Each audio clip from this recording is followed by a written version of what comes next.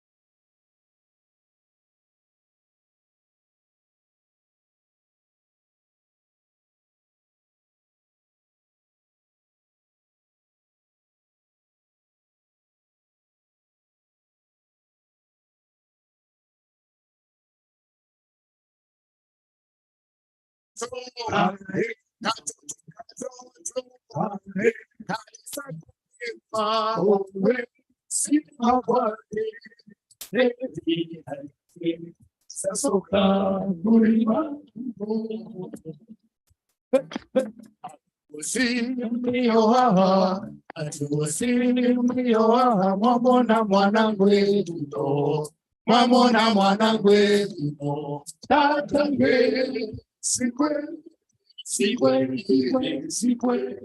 mwanao wereha wakwenda tatange kule tatange sikwe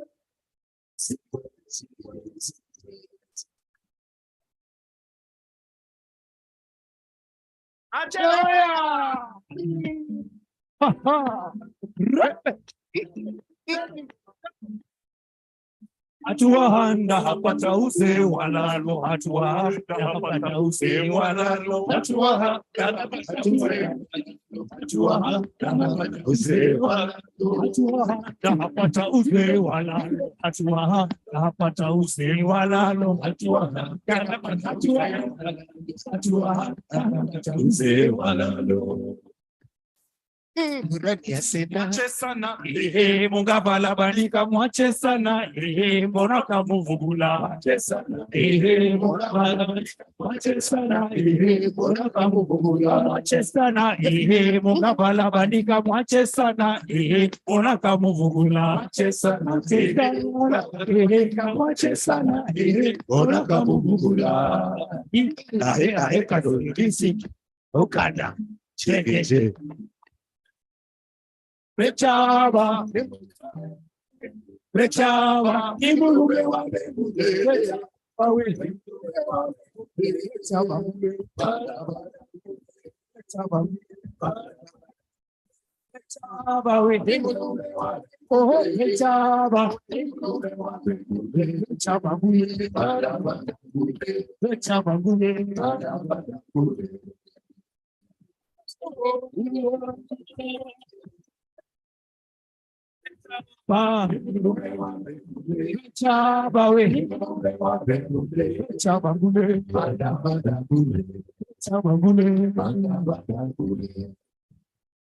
Kuhalo, divikajogo, sensi kuhalo, divikajogo, sensi kuhalo, divikajogo, sensi kuhalo, divikajogo, sensi kuhalo, divikajogo, sensi kuhalo, divikajogo,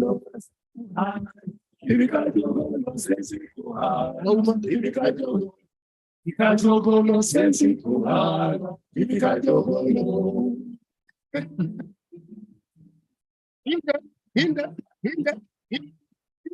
Hinda.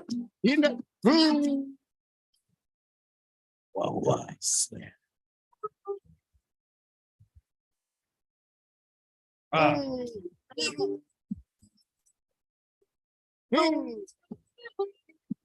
Ya tumlingane ya komino ne benye mabe mana umba sande nya konyango nyar pompomo ya ngodiang ni welo on beach for dog agoko for children choose for teacher on for women tomoto for everybody why are ye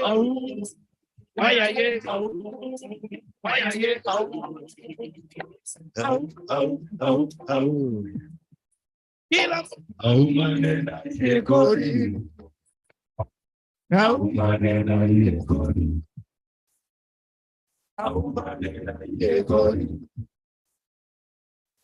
manena ye kori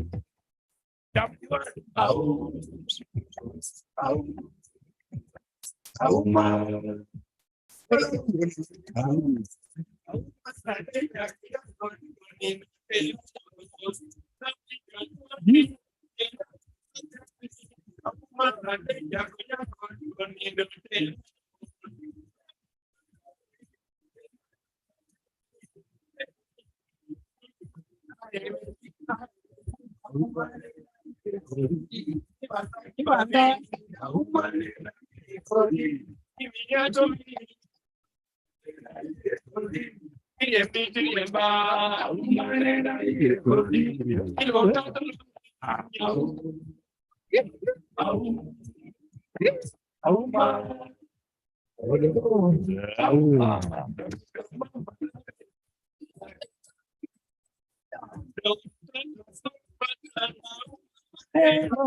Mama, aweri la guitar kapamba,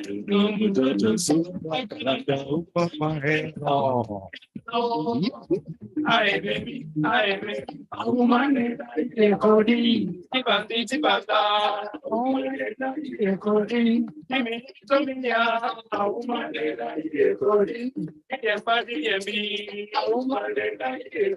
yes,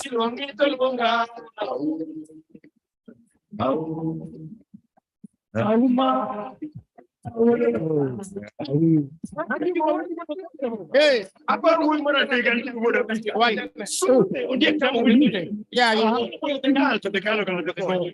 Mulia, iya.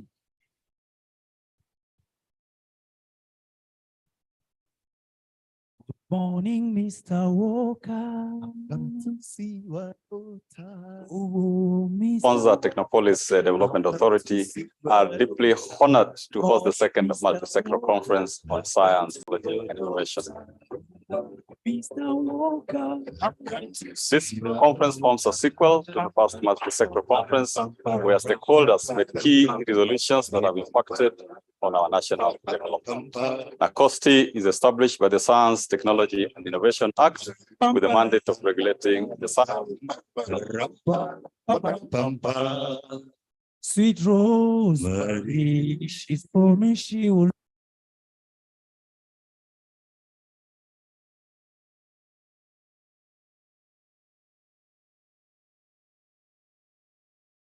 marry me. Now I'm tired waiting. I've come to fix the waiting.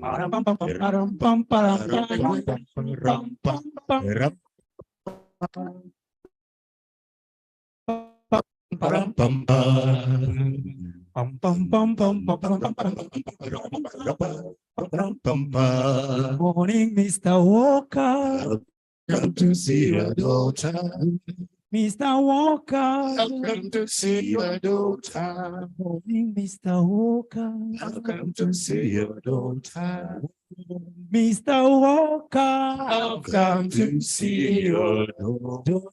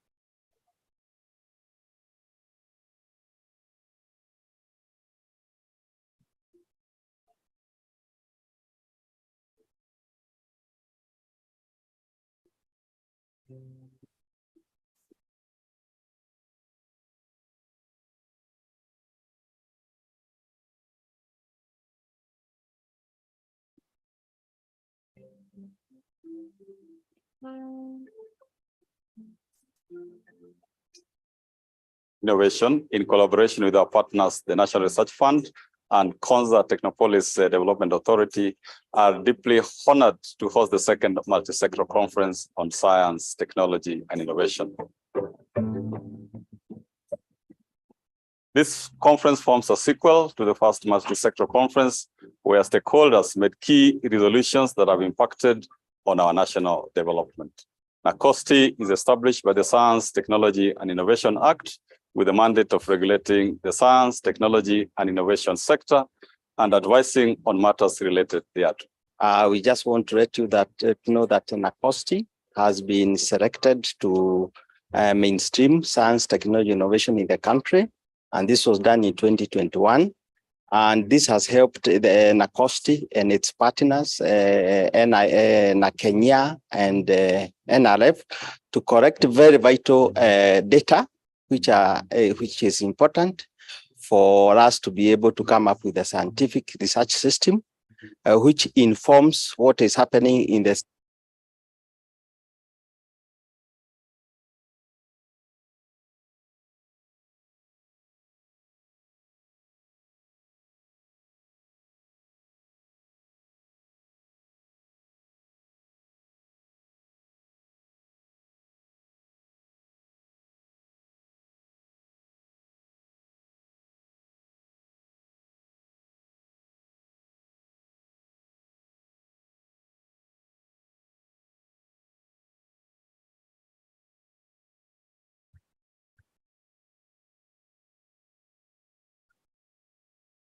With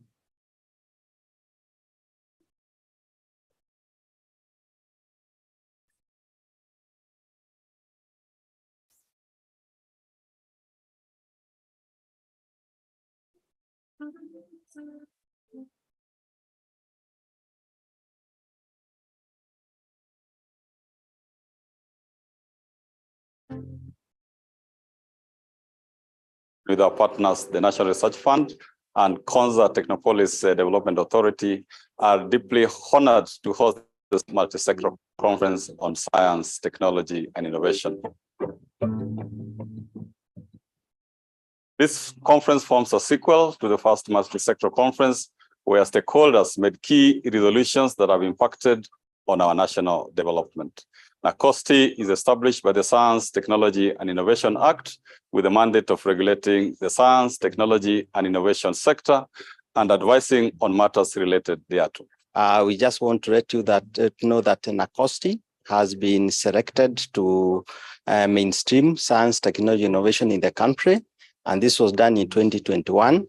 And this has helped the NACOSTI and its partners, Kenya and NRF, to collect very vital data, which is important for us to be able to come up with a scientific research system, which informs what is happening in the science, technology, and innovation ecosystem, so that it is able to let the CS, where we normally report this status report, to inform the country on what we have been able to do as a country and what we need to take further in the ecosystem of research, science, technology, innovation. One of the unique functions of National Commission for Science and Technology is to license research in the country. The main reason for licensing research in the country is to ensure that the research and research outputs are not detrimental to the public safety, national security, and also to ensure that the research is not detrimental to the communities and their IP rights. So to ensure that the research is in conformity, it's not detrimental to the environment and nature. And so this is one of the key elements that we really welcome each and every Kenyan, each and every researchers to abide to these for the greater good for this country. Further, NACOSTI is the national focal point to a number of Kenya's international obligations, such as the Biological Weapons Convention, the International Center for Genetic Engineering and Biotechnology, the Comprehensive Test Ban Treaty Organization, among others. And indeed, many Kenyans have benefited significantly from programs hosted by this international institute. Some of the priorities include strengthening of the and financing of the infrastructure in R&D, the STI for food security, and harnessing of the indigenous knowledge and technologies, and the fifth industrial revolution with the emerging technologies. The National Commission for Science, Technology, and Innovation was rated the best government institution in advancing gender equity. The commission was also recognized as the best statutory commission on diversity, equity, inclusion, and belonging. We are working with about 400 MDAs in the country, and we are hoping we are going to enrich the document which we have started working on. The first time we have been able to report on this report was 2022. We have the first volume. And since the STI Act of 2013, this is the first time we are making this report. We are hoping in the next series of the volume, we are going to improve both the quality and in terms of quantity to help the country move forward in terms of science, technology, innovation. We are therefore most grateful to our stakeholders for their untiring support that has culminated in this momentous and historic multi-sectoral conference.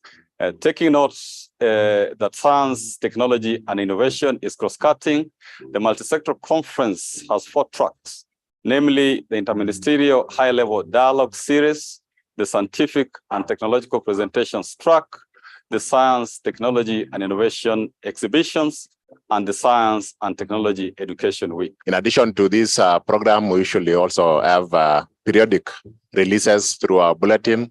We also have periodic meetings with our stakeholders. through which we encourage interactions between scientists, students, and our staff in the matters of science, technology, and innovation. And we look forward to also synthesizing the discussions that we'll have in this conference into a bulletin at the end of this workshop. We therefore request all our stakeholders to make maximum use of this opportunity to dialogue amongst themselves, to network, to share experiences, and come up with the resolutions that will benefit our people and also the entire world. I take this opportunity to thank the Cabinet Secretary, Honorable Ezekiel Machogu, for accepting to grace the occasion as the chief guest despite his very busy schedule. We also extend our deepest gratitude to Cabinet Secretaries who will be part of the interministerial dialogue. We thank our Principal Secretary, Dr. Beatrice Inyangala. We thank our distinguished NACOSTI board members who have been very supportive and giving the right direction all the times. We thank also the board members from several agencies who are here. I thank my fellow CEOs, especially my co-chairs, Professor Andala, the CEO of NRF, and Mr. John Paul Okwiri, the CEO of Konza Technopolis Development Authority. I also thank the staff of NACOSTI for all the support they have given up to this point in time. Distinguished participants, ladies and gentlemen, I welcome you to this mega fest of science, technology, and innovation. The National Commission for Science, Technology, and Innovation, in collaboration with our partners, the National Research Fund and Konza Technopolis Development Authority, are deeply honored to host the second multi-sectoral conference on science, technology, and innovation. This conference forms a sequel to the first multi-sectoral conference, where stakeholders made key resolutions that have impacted on our national development. NACOSTI is established by the Science, Technology, and Innovation Act with the mandate of regulating the science, technology, and innovation sector and advising on matters related thereto. We just want to let you know that NACOSTI has been selected to mainstream science, technology, innovation in the country, and this was done in 2021.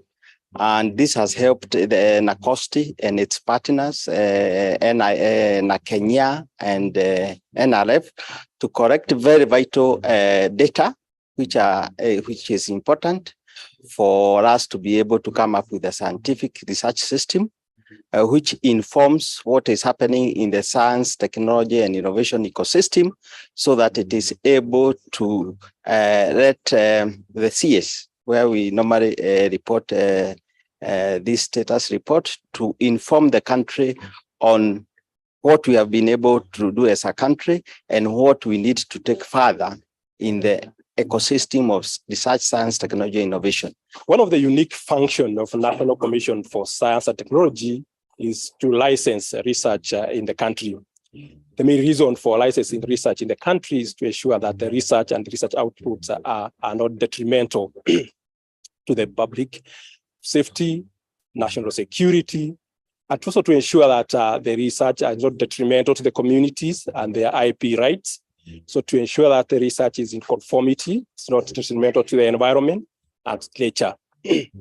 And so this is one of the key elements that we really welcome each and every Kenyan, each and every researchers to abide to these for the greater good for this country. Further, NACOSTI is the national focal point to a number of Kenya's international obligations, such as the Biological Weapons Convention, the International Center for Genetic Engineering and Biotechnology, the Comprehensive Test Ban Treaty Organization, among others. And indeed, many Kenyans have benefited significantly from programs hosted by this international institute. Some of the priorities include strengthening of the and financing of the infrastructure in R&D, the STI for food security, and harnessing of the indigenous knowledge and technologies, and the fifth industrial revolution with the emerging technologies. The National Commission for Science, Technology, and Innovation was rated the best government institution in advancing gender equity. The commission was also recognized as the best statutory commission on diversity, equity, inclusion, and belonging. We are working with about 400 MDAs in the country, and we are hoping we are going to enrich the document which we have started working on. The first time we have been able to report on this report was 2022. We have the first volume. And since the STI Act of 2013, this is the first time we are making this report. We are hoping in the next series of the volume, we are going to improve both the quality and in terms of quantity to help the country move forward in terms of science, technology, innovation. We are therefore most grateful to our stakeholders for their untiring support that has culminated in this momentous and historic multi-sectoral conference. Taking note that science, technology, and innovation is cross-cutting, the multi-sectoral conference has 4 tracks, namely the interministerial high-level dialogue series, the scientific and technological presentations track, the science, technology, and innovation exhibitions, and the Science and Technology Education Week. In addition to this program, we usually also have periodic releases through our bulletin. We also have periodic meetings with our stakeholders, through which we encourage interactions between scientists, students, and our staff in the matters of science, technology, and innovation. And we look forward to also synthesizing the discussions that we'll have in this conference into a bulletin at the end of this workshop. We therefore request all our stakeholders to make maximum use of this opportunity to dialogue amongst themselves, to network, to share experiences, and come up with the resolutions that will benefit our people and also the entire world. I take this opportunity to thank the Cabinet Secretary, Honorable Ezekiel Machogu, for accepting to grace the occasion as the chief guest despite his very busy schedule. We also extend our deepest gratitude to Cabinet Secretaries who will be part of the interministerial dialogue. We thank our Principal Secretary, Dr. Beatrice Inyangala.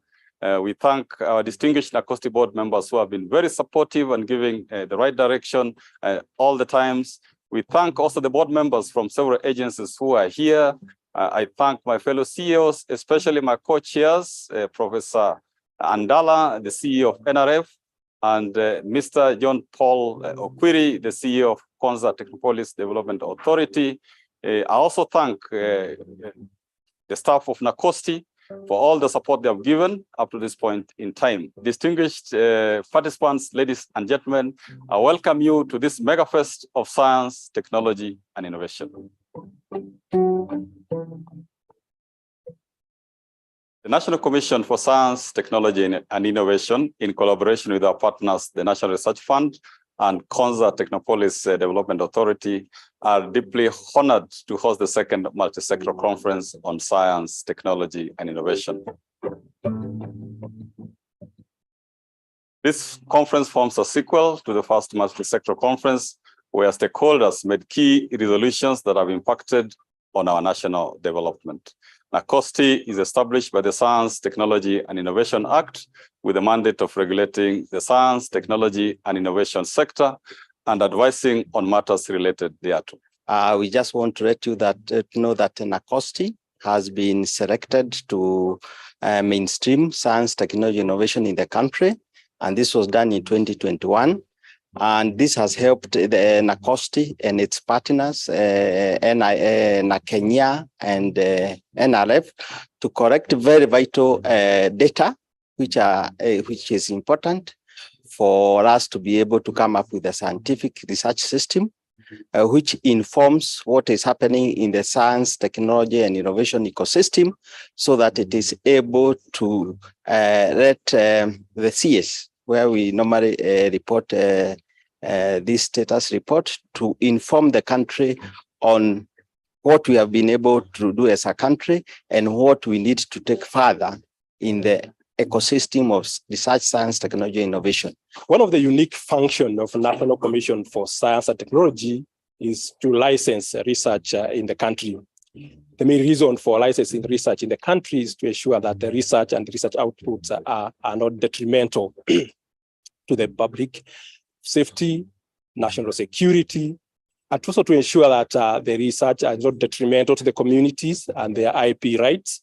So to ensure that the research is in conformity, it's not detrimental to the environment and nature. And so this is one of the key elements that we really welcome each and every Kenyan, each and every researchers to abide to these for the greater good for this country. Further, NACOSTI is the national focal point to a number of Kenya's international obligations, such as the Biological Weapons Convention, the International Center for Genetic Engineering and Biotechnology, the Comprehensive Test Ban Treaty Organization, among others. And indeed, many Kenyans have benefited significantly from programs hosted by this international institute. Some of the priorities include strengthening of the and financing of the infrastructure in R&D, the STI for food security and harnessing of the indigenous knowledge and technologies, and the fifth industrial revolution with the emerging technologies. The National Commission for Science, Technology and Innovation was rated the best government institution in advancing gender equity. The commission was also recognized as the best statutory commission on diversity, equity, inclusion, and belonging. We are working with about 400 MDAs in the country, and we are hoping we are going to enrich the document which we have started working on. And the first time we have been able to report on this report was 2022. We have the first volume. And since the STI Act of 2013, this is the first time we are making this report. We are hoping in the next series of the volume, we are going to improve both the quality and in terms of quantity to help the country move forward in terms of science, technology, innovation. We are therefore most grateful to our stakeholders for their untiring support that has culminated in this momentous and historic multi-sectoral conference. Taking note that science, technology, and innovation is cross-cutting, the multi-sectoral conference has 4 tracks, namely the interministerial high-level dialogue series, the scientific and technological presentations track, the science, technology, and innovation exhibitions, and the Science and Technology Education Week. In addition to this program, we usually also have periodic releases through our bulletin. We also have periodic meetings with our stakeholders, through which we encourage interactions between scientists, students, and our staff in the matters of science, technology, and innovation. And we look forward to also synthesizing the discussions that we'll have in this conference into a bulletin at the end of this workshop. We therefore request all our stakeholders to make maximum use of this opportunity to dialogue amongst themselves, to network, to share experiences, and come up with the resolutions that will benefit our people and also the entire world. I take this opportunity to thank the Cabinet Secretary, Honorable Ezekiel Machogu, for accepting to grace the occasion as the chief guest despite his very busy schedule. We also extend our deepest gratitude to cabinet secretaries who will be part of the interministerial dialogue. We thank our principal secretary, Dr. Beatrice Inyangala. We thank our distinguished NACOSTI board members who have been very supportive and giving the right direction all the times. We thank also the board members from several agencies who are here.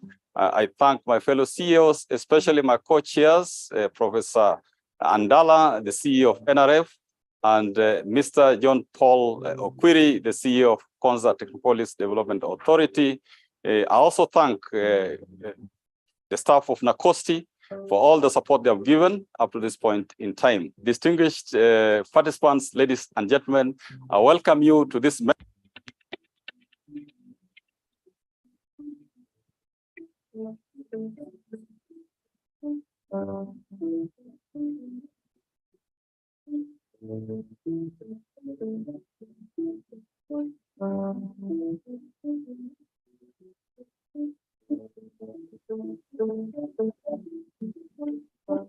This equipment is very, very important in that prior to its acquisition, we had ones that had a limit, like the atomic absorption spectrophotometer. So it will not really separate and go to a very minute level of separating substances that will be in a sample. So it limited our staff a lot. So we had to spend together with them a lot of money, giving them to ship those samples, like even outside Kenya. And that usually now ends up expending a lot of time. The researchers will not get the results quickly. Perhaps if they have to make now inferences and conclusions, and apply to solve a problem. Postgraduate students also who are studying, it will also delay them in terms of finishing to graduate because they have to wait for those results. There is also uncertainty in terms of who will handle that data, what will they do with it, post the generation of those results in their lab and things like that. So privacy issue, confidentiality issue was at stake. So now with the machine being with us, we have removed all those steps, intervening steps. We are just self-contained here in the country.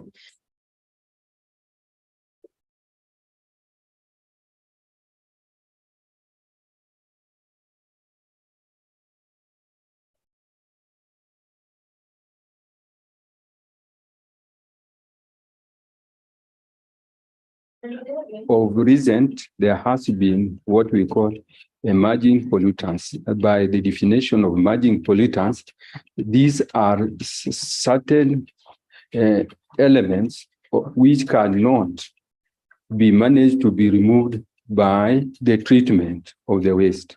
So some of them are too toxic. Since the university wants to be strong on issues of environment and renewable energy, there's a need to detect them. After detecting them, we can come up a low way of removing these emerging pollutants from water. Then now water can be used. And what we are going to do at the university, we come up with a prototype. And the prototype is something you make in a small scale in terms of steps. Then we invite those people in the industry to come and see if they can implement it.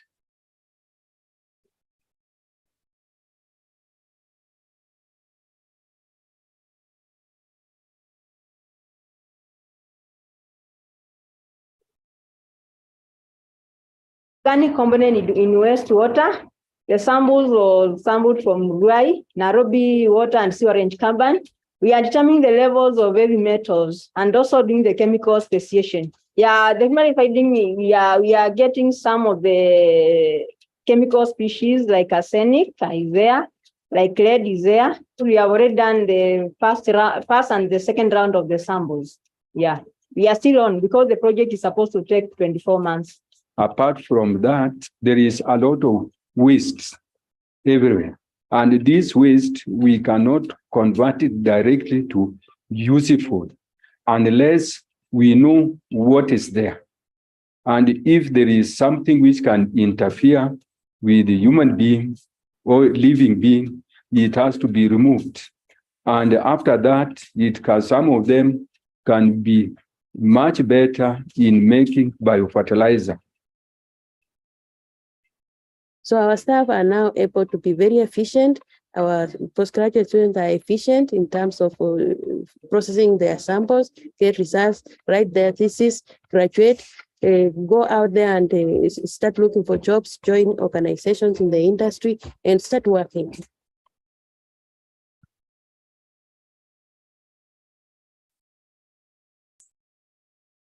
Community will be trained on the machines, and we need the community, and the community will be giving us information. Now it is available for sharing. We have published it on our website. Just the way any other lab you go to, you pay some fee, like per sample or a bench fee. So it's available on such terms. So without the government standing with us, it will not have been possible. So we appreciate it, and we hope our research will be able to impress them, make an impact, and so that they can continue coming in. We partner together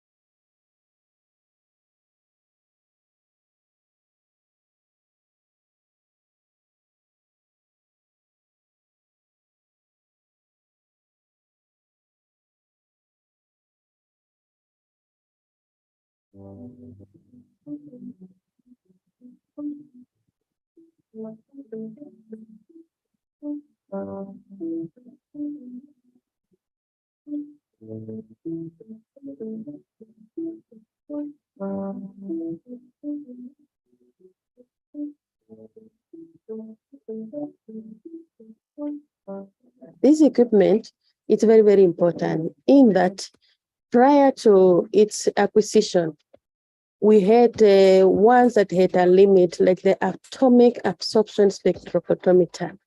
So it will not really separate and go to a very minute level of separating substances that could be in a sample. So it limited our staff a lot. So we had to spend together with them a lot of money, giving them to ship those samples, like even outside Kenya. And that usually now ends up expending a lot of time. The researchers will not get the results quickly. Perhaps if they have to make now inferences and conclusions and apply to solve a problem. Postgraduate students also who are studying, it will also delay them in terms of finishing to graduate because they have to wait for those results. There is also uncertainty in terms of who will handle that data, what will they do with it, post the generation of those results in their lab and things like that. So privacy issue, confidentiality issue was at stake. So now with the machine being with us, we have removed all those steps, intervening steps. We are just self-contained here in the country.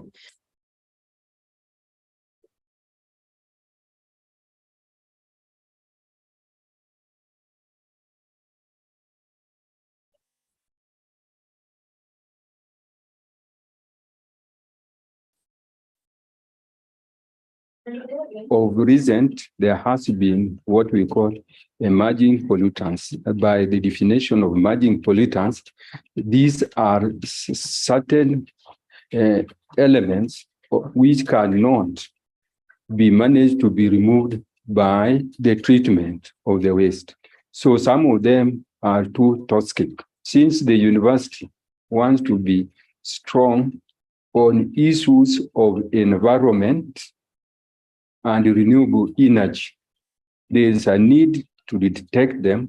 After detecting them, we can come up a low way of removing these emerging pollutants from water. Then now water can be used. And what we are going to do at the university, we come up with a prototype. And the prototype is something you make in a small scale in terms of steps.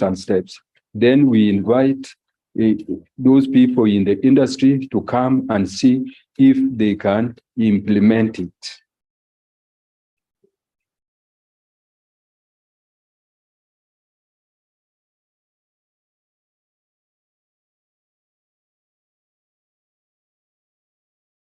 We are determining the inorganic component in wastewater. The samples were sampled from Ruai, Nairobi Water and Sewerage Carbon.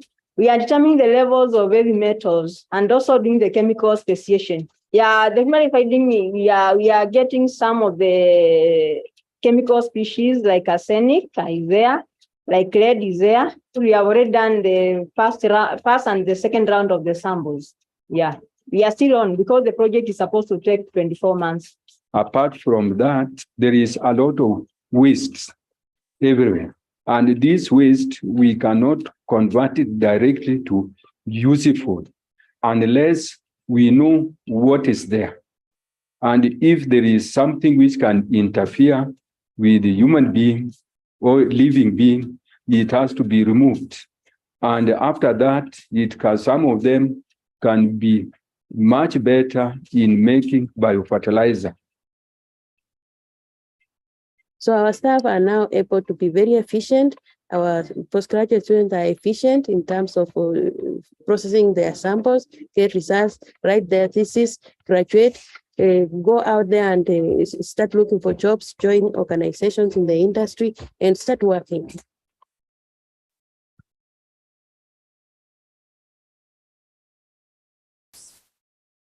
Community will be trained on the machines, and we need the community. and the community will be giving us information.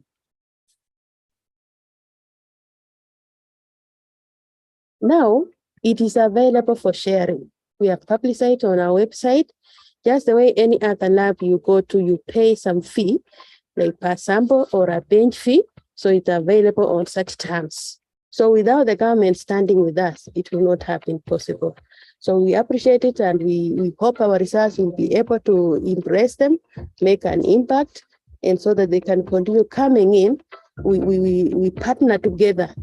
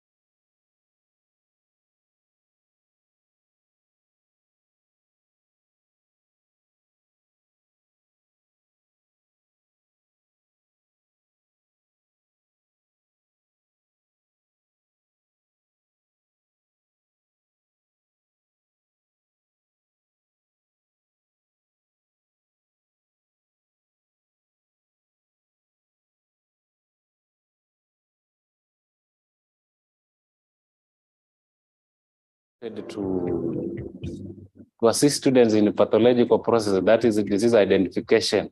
With this lab and the equipment that we have procured through NRF, we are able to make students be able to identify the diseases through those various biotechnological processes. For the tissue culture lab, before we started and operational in the lab, we had a serious problem with the Panama disease, which had cleared almost all the banana plantation in western region of Kenya. Now, with the operationalizing of the lab, with the modern equipment, we are able to screen, to remove those diseases before now we release the clean planting bananas seedlings to the farmers. for the last person to close the door. This particular facility, when we produce these tissue culture bananas, then we are assuring our farmers that yes, these materials are disease-free. Two, we want our farmers to have confidence that what they are buying is what they desire. Thirdly, when they utilize this particular tissue culture bananas, they can be able to plan and say that I want my produce to harvest during a certain period. So you know the duration that this particular crop will take, and therefore you can plan having in mind the time that you want to do your harvesting. We made a proposal for establishment of a biotechnology and tissue culture laboratories within the institution. Got the funding about 12.7 million or so, which really have helped us to buy most of the equipment that we required for the biotechnology lab. But we were also able to get the equipment which enabled us to establish the tissue culture lab, which is already now operational, with staff already recruited to run that particular facility. And currently, as we speak, we have rolled out that particular process of generating clean materials for planting by our farmers. Currently, we have about 43,000 planters within the tissue culture lab. And already we have markets. Demand is already there within the market. Now, how many suckers have you used to produce what we are seeing here now? This facility can assist us to produce to the tune of about 100,000 tissue culture banana seedlings every year. What we are thinking is that we want to develop a concrete business plan that can assist us by telling us where we want to go and how we want to go there. We look at it as a facility that is going to assist the people in Western Kenya here and Kenya at large. We are doing partnerships and collaborations also with our local universities. And we look into partnerships with even international universities abroad. And we look forward to more training, more research, and solving problems facing our country, especially food security.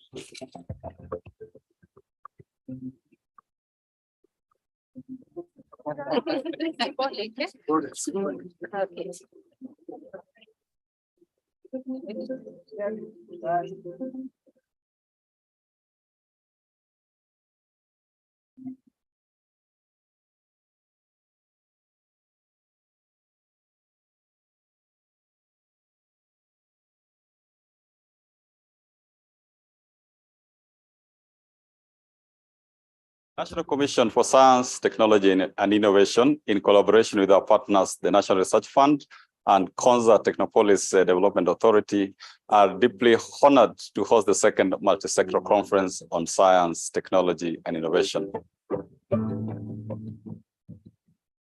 This conference forms a sequel to the first multisectoral conference, where stakeholders made key resolutions that have impacted on our national development. NACOSTI is established by the Science, Technology and Innovation Act with the mandate of regulating the science, technology and innovation sector and advising on matters related thereto. We just want to let you know that NACOSTI has been selected to mainstream science, technology, innovation in the country. And this was done in 2021.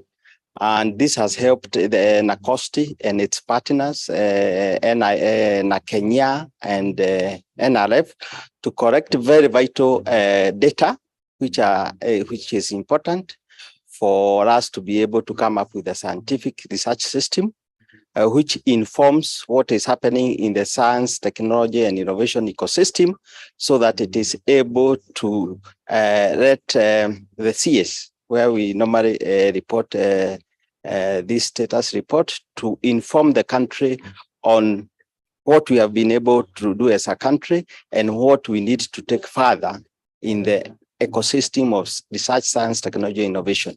One of the unique functions of National Commission for Science and Technology is to license research in the country. The main reason for licensing research in the country is to ensure that the research and research outputs are not detrimental to the public safety, national security, and also to ensure that the research is not detrimental to the communities and their IP rights. So to ensure that the research is in conformity, it's not detrimental to the environment and nature.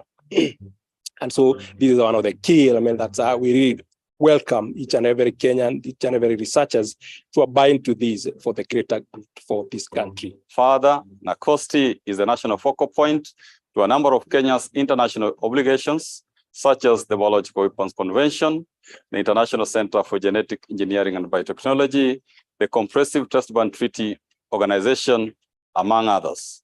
And indeed, many Kenyans have benefited significantly from programs hosted by this international institute. Some of the priorities include strengthening of the and financing of the infrastructure in R&D, the STI for food security and harnessing of the indigenous knowledge and technologies, and the fifth industrial revolution with the emerging technologies. The National Commission for Science, Technology and Innovation was rated the best government institution in advancing gender equity. The Commission was also recognized as the best statutory commission on diversity, equity, inclusion, and belonging. We are working with about 400 MDAs in the country, and we are hoping we are going to enrich the document which we have started working on.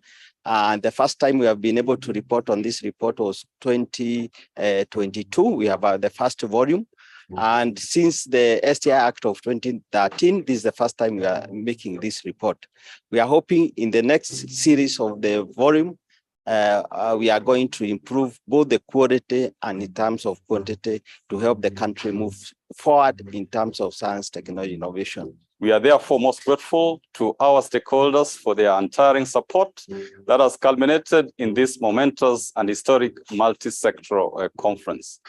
Taking note that science, technology, and innovation is cross-cutting, the multisectoral conference has 4 tracks, namely the interministerial high-level dialogue series, the scientific and technological presentations track, the science, technology, and innovation exhibitions, and the Science and Technology Education Week. In addition to this program, we usually also have periodic releases through our bulletin.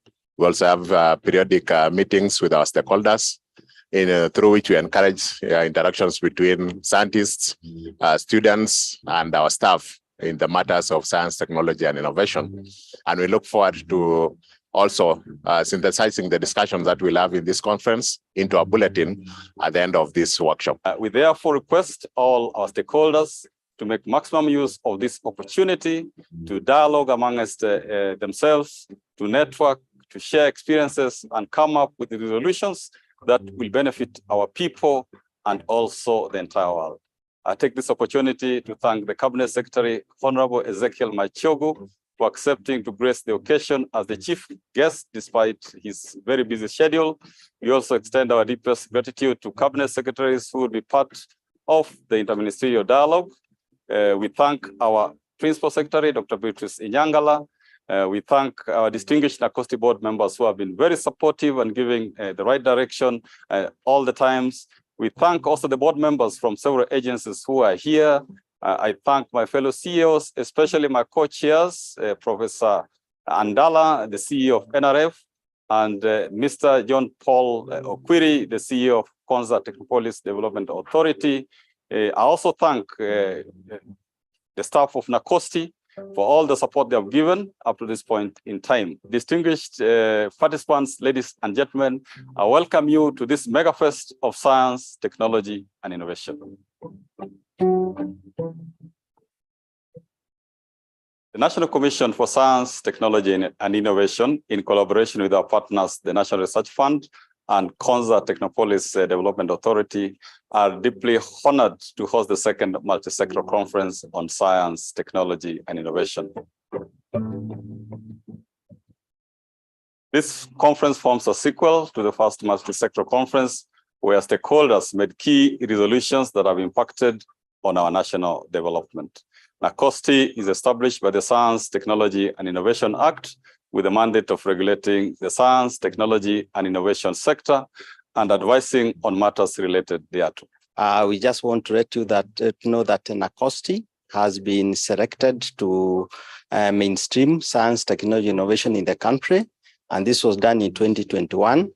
And this has helped the NACOSTI and its partners, Kenya and NRF, to correct very vital data, which is important for us to be able to come up with a scientific research system, which informs what is happening in the science, technology, and innovation ecosystem, so that it is able to let the CS, where we normally report this status report, to inform the country on what we have been able to do as a country and what we need to take further in the ecosystem of research, science, technology, innovation.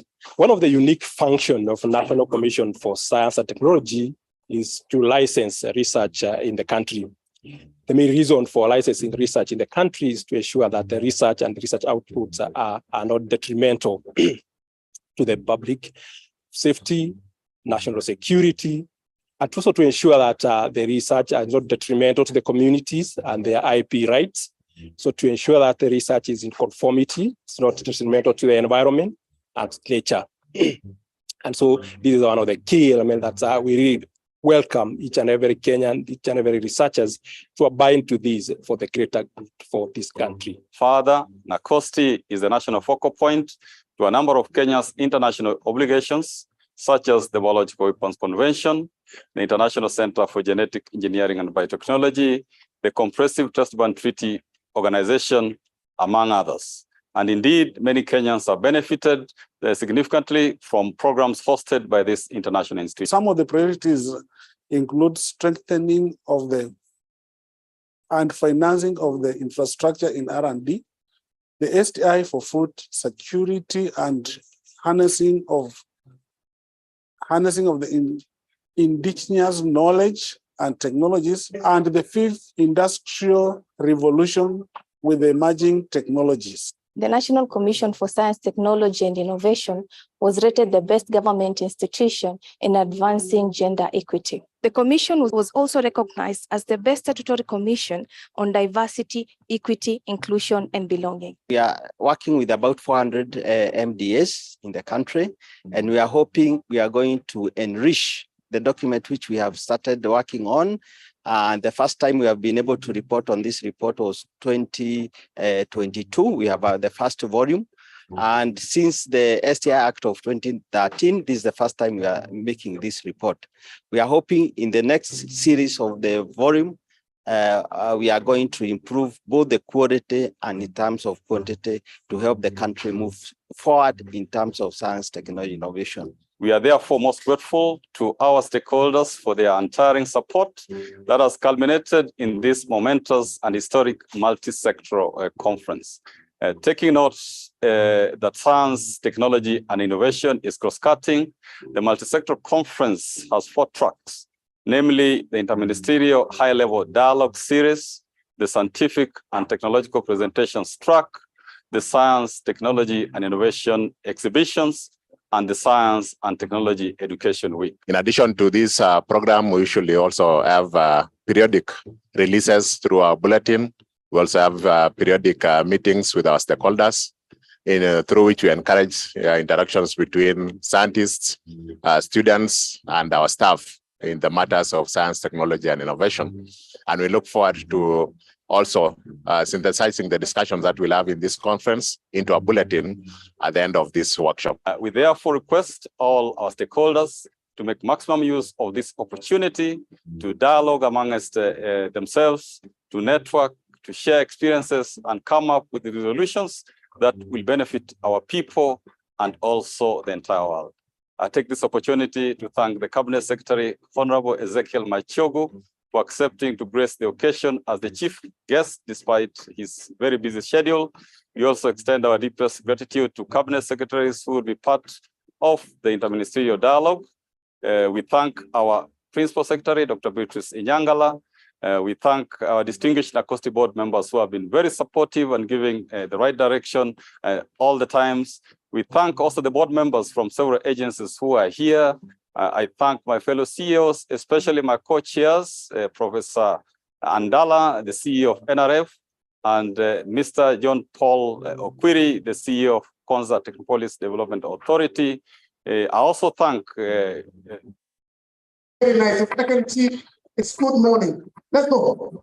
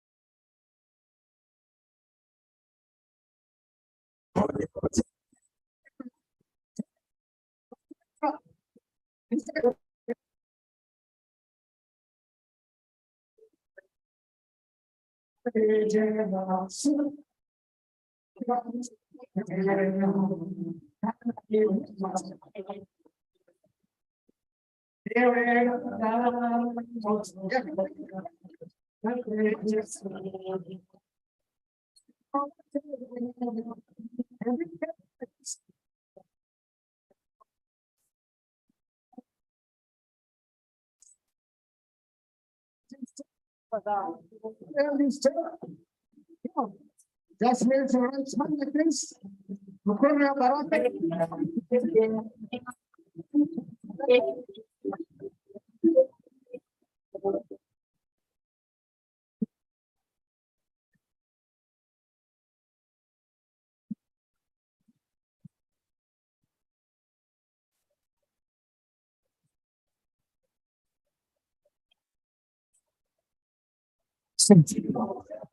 Yeah, keep going. Against. Looking a new one. Let's try this. Okay.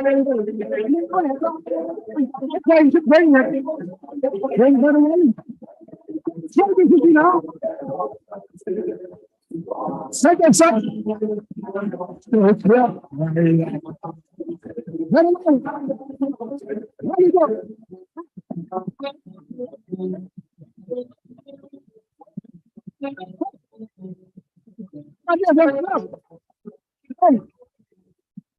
better. That is now. Other side. Other side. The other side. The other side. And the other side. There we go. And the left side. And there we go. Quick one like this.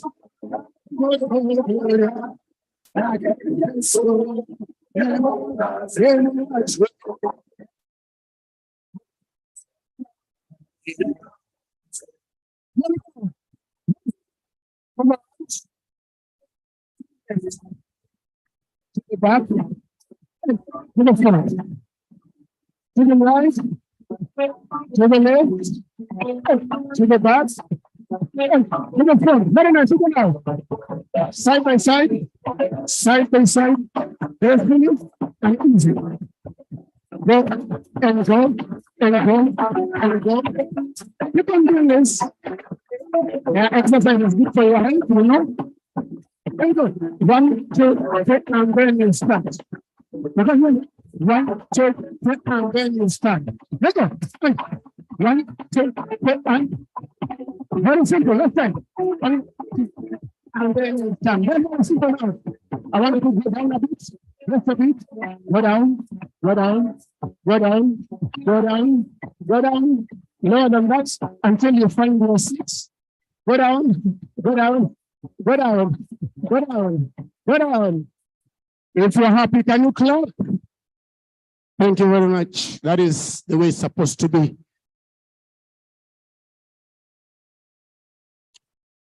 Mangondo.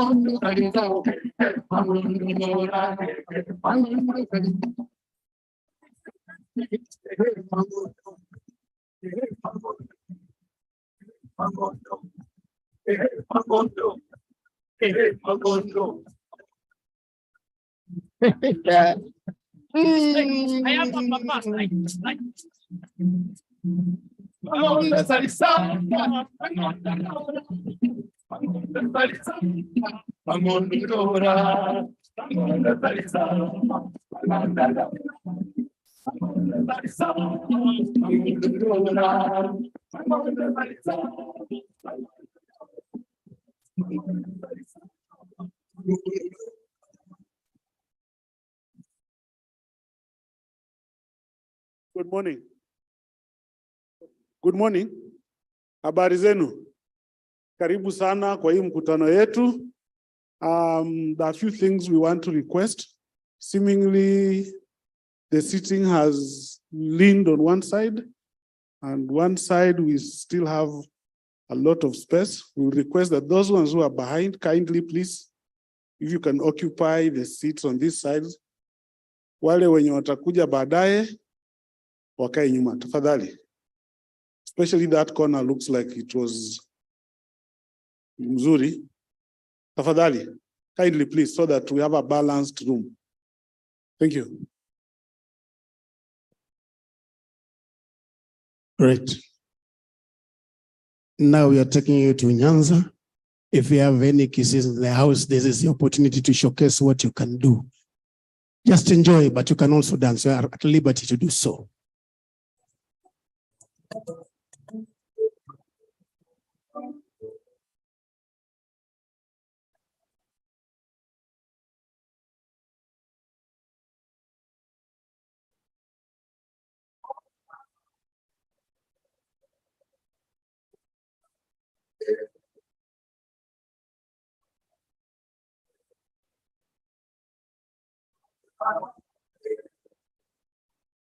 Nakina chinkorore mwango babae, nakina chinkorore mwango babae, nakina chingo kwani mwango babae, nakina chingo kwani mwango babae, nakina chinkorore mwango babae, nakina chinkorore mwango babae, obe babae, obe babae.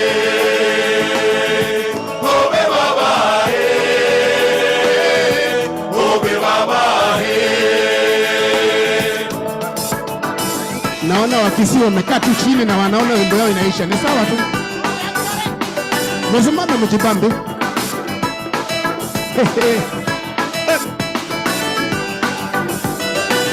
Kisii, simameni muonyeshe watu vile kunaendaga. Obe baba obe baba obe baba obe baba nakina chinkorore mwango baba nakina chinkorore mwango baba nakina chingo kwani mwango baba nakina chingo kwani mwango baba obe baba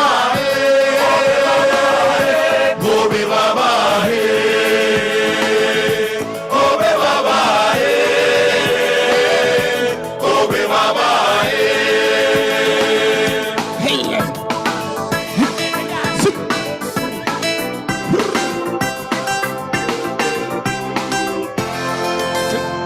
sindikisa mwana bomoyo esiri abagaka baetaro ebananga sindikisa mwana bomoyo esiri abagaka baetaro ebananga na batara ebananga bataro mora ebananga ninki bakora ebananga babogete ebananga na egoka ebananga sindikiza mwana bomoyo esiri abagaka baetaro ebananga sindikiza mwana bomoyo esiri abagaka baetaro ebananga banto baito buyabare namogaka chombe cheito narero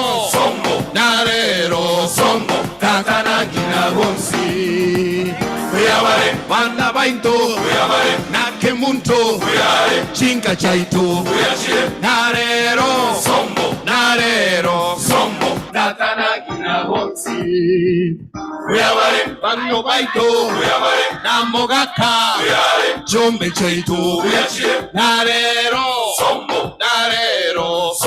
takana gina gonsi buyabare. Take me slowly, my dear. Beniwaya, amachenkayari, erobiro, Beniwaya, amachenkayari, erobiro, Beniwaya, amachenkayari, erobiro, Beniwaya, amachenkayari.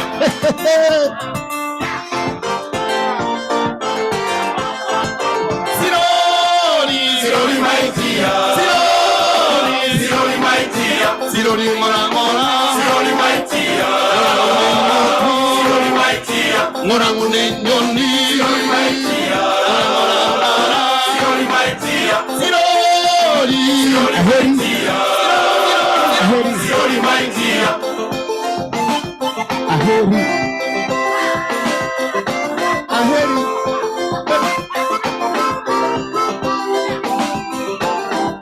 Siroli maitia, siroli, siroli maitia, siroli, siroli maitia, siroli, siroli maitia, siroli, siroli maitia, siroli, siroli maitia, siroli maitia, siroli, siroli maitia, siroli, siroli maitia, siroli, siroli. Slowly, slowly, slowly, mighty, slowly, slowly, slowly, slowly, mighty, slowly, slowly, mighty. Kindly, let's clap for the few kisses who were dancing while seated. Thank you.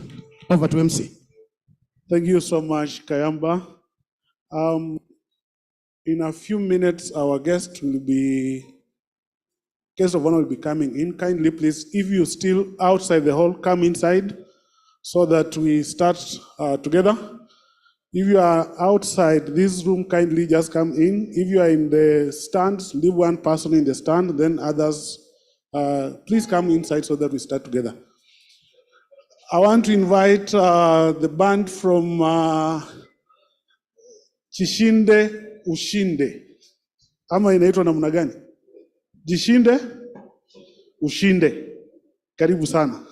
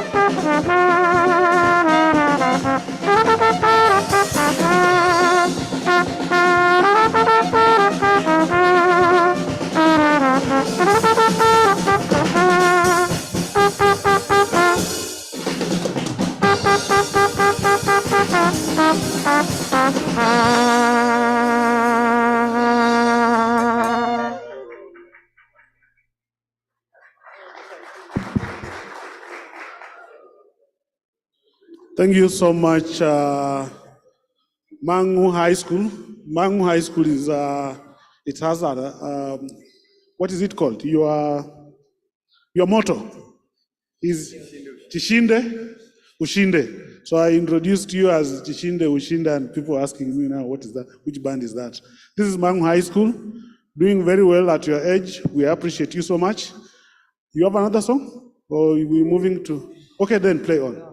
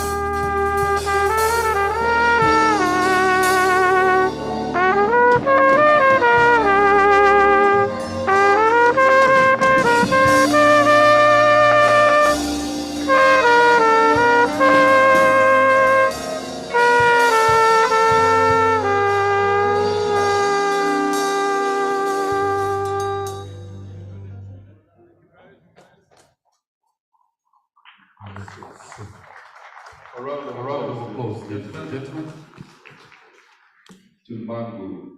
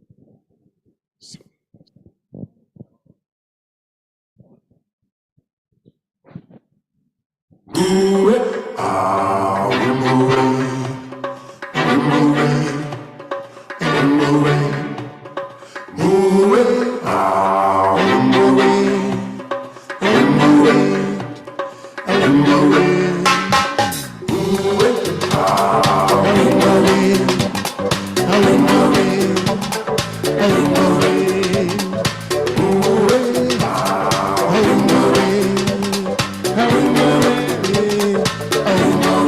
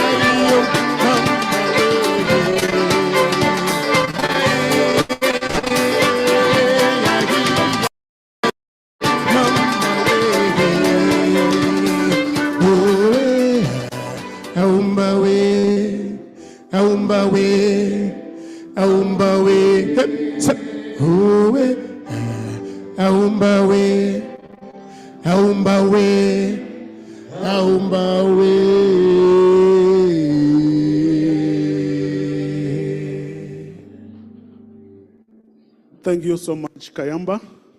Good morning, everyone. Good morning, all. Welcome to our second multisectoral conference. I want to invite my colleague, Dr. Benson Buru, to lead us in prayer. I believe we will all rise up for the prayer.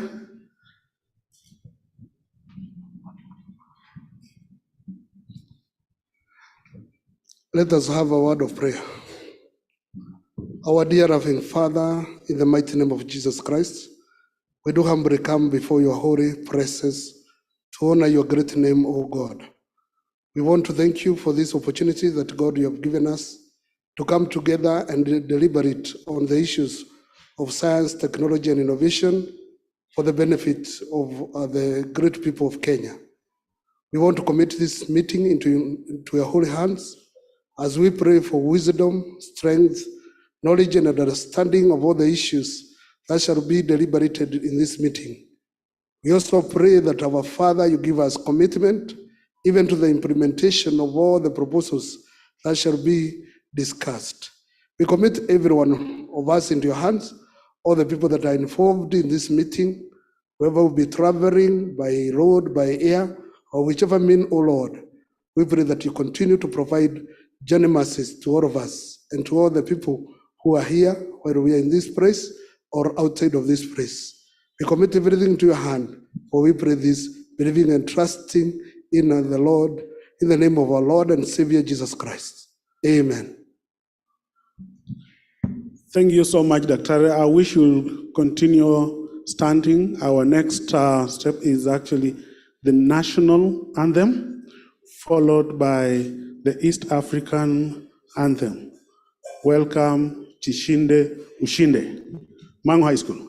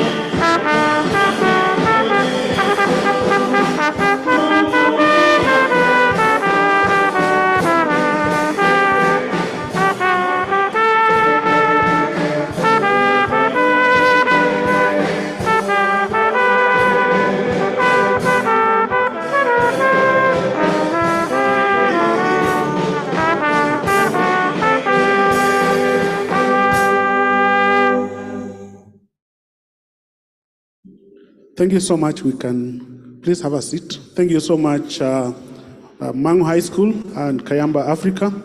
Now, at this time, I want to welcome our Director General, Professor Oyawa. Thank you.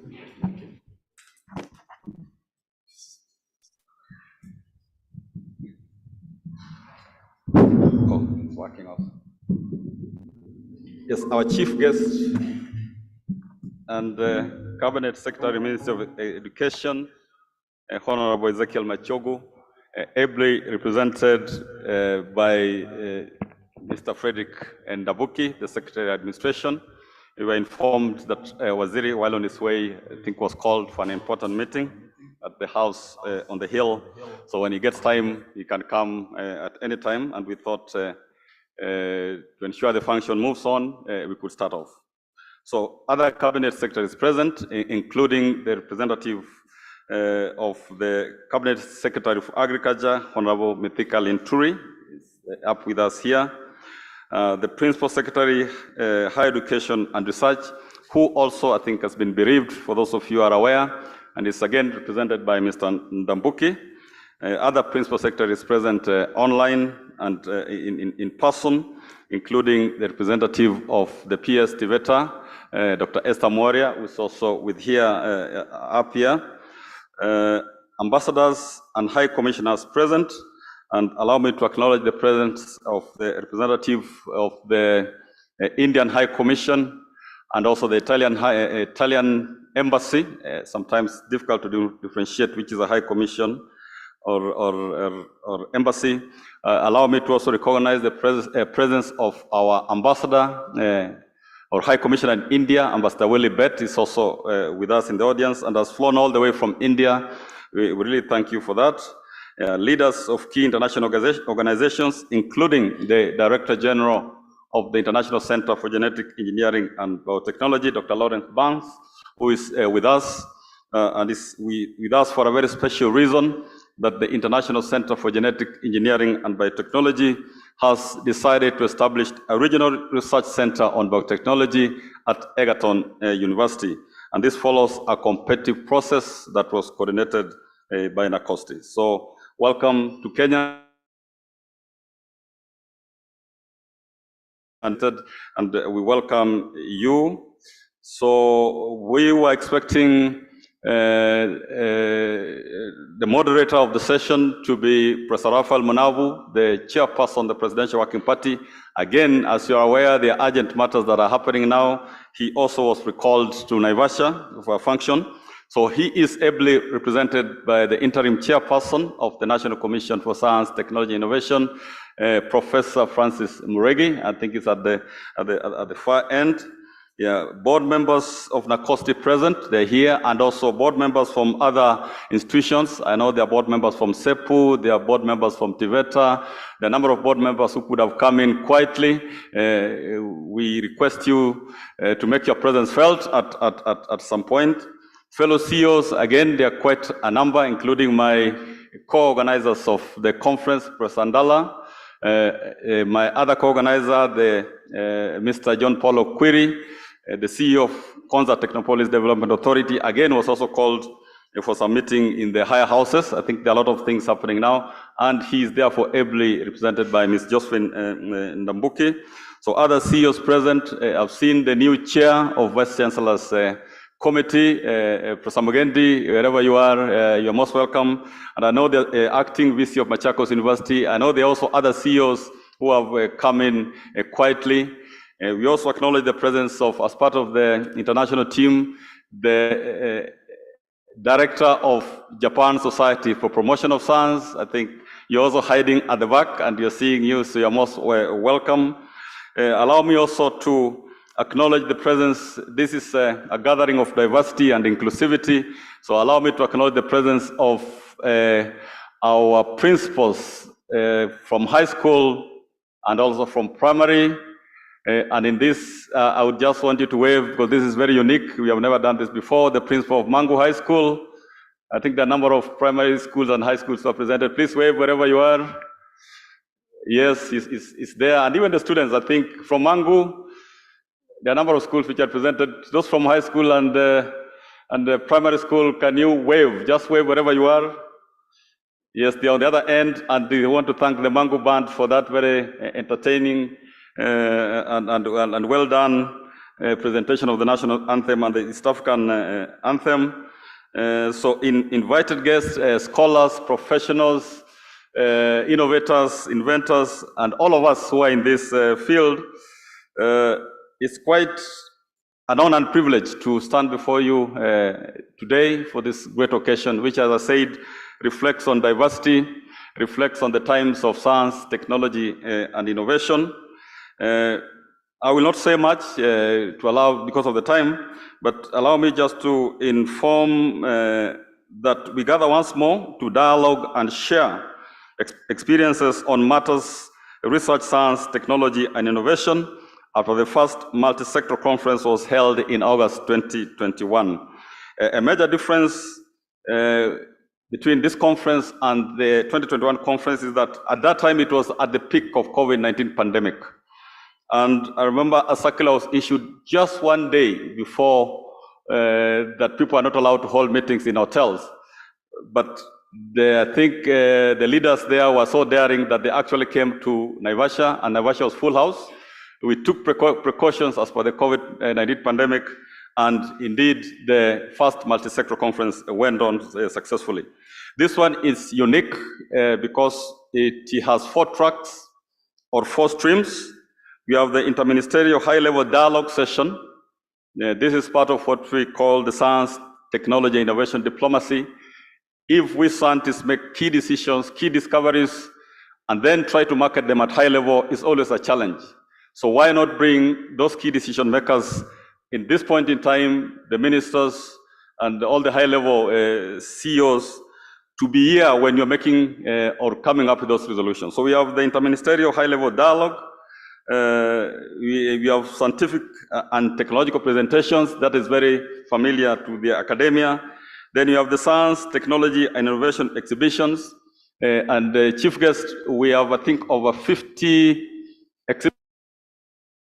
And therefore, we are calling it a mega fest of science, technology, innovation, just to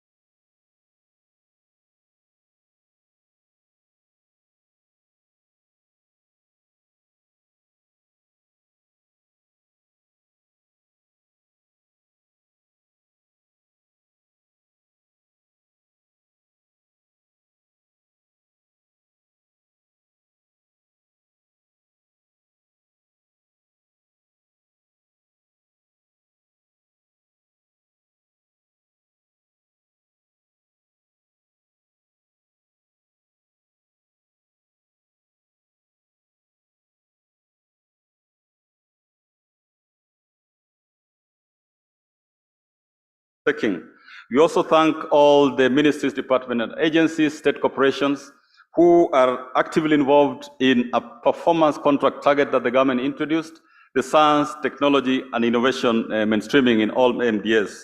We want to humbly convey that in the wake of COVID-19 pandemic, it is turning out that science, technology, and innovation has direct impact, not only on the economic front, but also on national security, on public safety, and of course now on inclusive sustainable development. There are those 3 arms, 3 aspects of science, technology, and innovation, particularly the national security angle that has never come out very strongly in the past. And therefore, as NACOSTI, one of our key functions is on research licensing. And the reason we do it, because that this question has been asked severally, is actually to have teams, not our staff per se, but to have peers out there who are able to check, will your research or undertaking impact on national security? Even the movement of material. You move a material, you know, of the Madenge weed, which has now is spreading countrywide. So even a slight product, a slight seed that might drop somewhere can really exterminate part of the population. So national security becomes very important. Public safety, as the COVID has indicated, becomes very important. And then inclusive, sustainable development.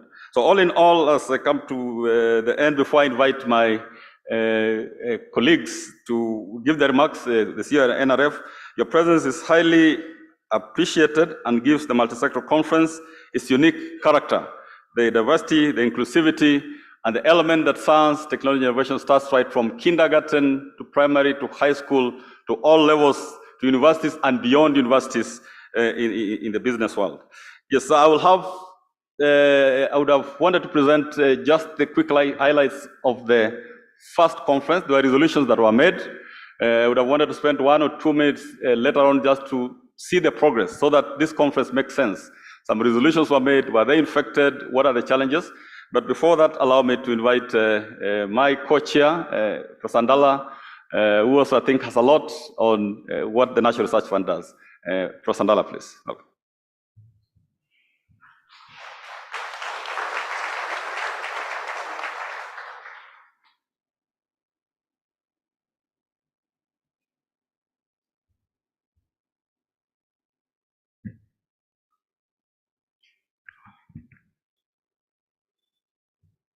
Our CS, Minister of Education, Honorable Ezekiel Manchogu, ably represented by Mr. Ndambuki, all the CS and the representatives present, the PSS present,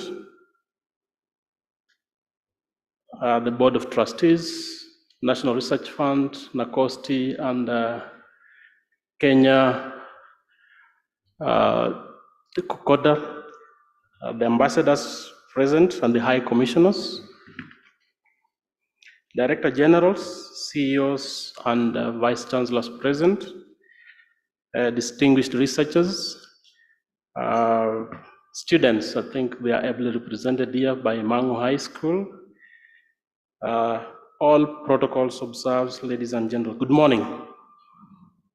It is my pleasure to welcome you to the second Multisectoral Conference on Science, Technology, and Innovation, themed Harnessing Science, Technology, and Innovation, that is STI, for food security and public good in a transformational digitized economy. I'll start by indicating that the crafters of the STI Act, which established NACOSTI, NRF, and Kenya, envisaged a multisectoral approach in entrenching national innovation systems in Kenya through research and development. This pipeline would see Kenya eventually graduate into a knowledge-driven economy, and the diversity of the participants at this conference truly reflects the need for multisectoral approach.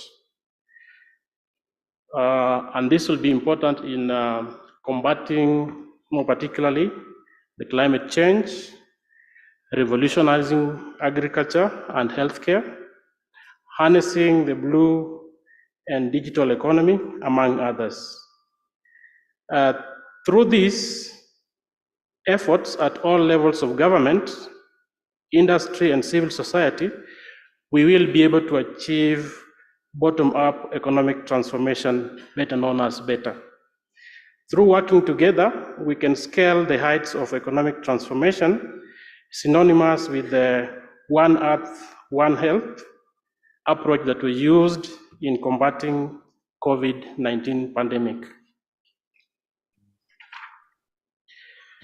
In order to achieve this economic transformation, which is through BETTER, it's important to recognize the role of STI in unlocking the country's potential in order to become industrialized.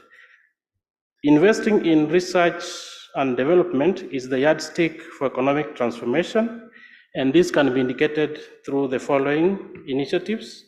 One, it will allow us to better understand the most pressing challenges faced by Kenya and the continent at large. These include poverty, hunger, disease, and many more. Secondly, through research and development, we could build more resilient and sustainable economy. Kenya has abundance of natural resources, and by investing in research and development, we can create new industries and improve productivity. Then thirdly, through STI, research can help us spur innovation and create new employment opportunities for the youth. Therefore, investing in education and training programs, we can equip our young people with the skills they need to succeed in a knowledge-based economy. And through this, we can be able to create new startups and attract direct foreign investment. Fourthly, it is crucial for sustainable development. Most of the transboundary challenges facing the continent, such as climate change and environmental degradation, require innovative solutions that can only be developed through research and development. Therefore, it's imperative that as a country, we increase funding levels that are currently at 0.8% to the 2% that is envisaged in the STI Act. In conclusion, the intersection of science, technology, and innovation calls for multisectoral approach, building strong partnerships, and a commitment to social and environmental sustainability by various actors who are represented here today. I encourage the participants to visit the STI booths, more specifically, these are researchers who we've funded over the years, over the last 6 years, and there are so many outputs that I would wish that especially the county governments, you should be able to uptake. For instance, we've got a special breed of cattle, which is now dominant within the Narok County. And for information, we know that the Maasai community was resisting AI, but now they've actually entrenched it. So I won't repeat what my colleague has said, but have that, especially the young scientists and those students from high school, through science, technology, and innovation, we could transform our country, and I'll encourage you to be able to pursue STEM subjects as you progress to joining universities. I wish you all success in your deliberations, and more so for those who are visiting Kenya, take your time to visit our flora and fauna so that when you leave Kenya, you've got some context and of course, something to take back with you, back to your countries. Thank you. Let's give him a better clap than that.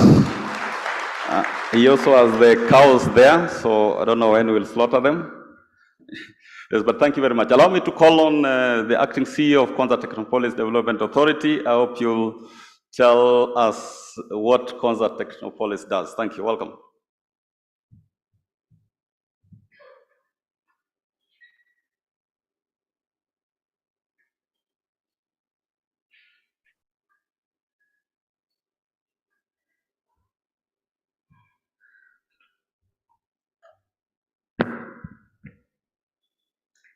Thank you very much, DG, and good morning.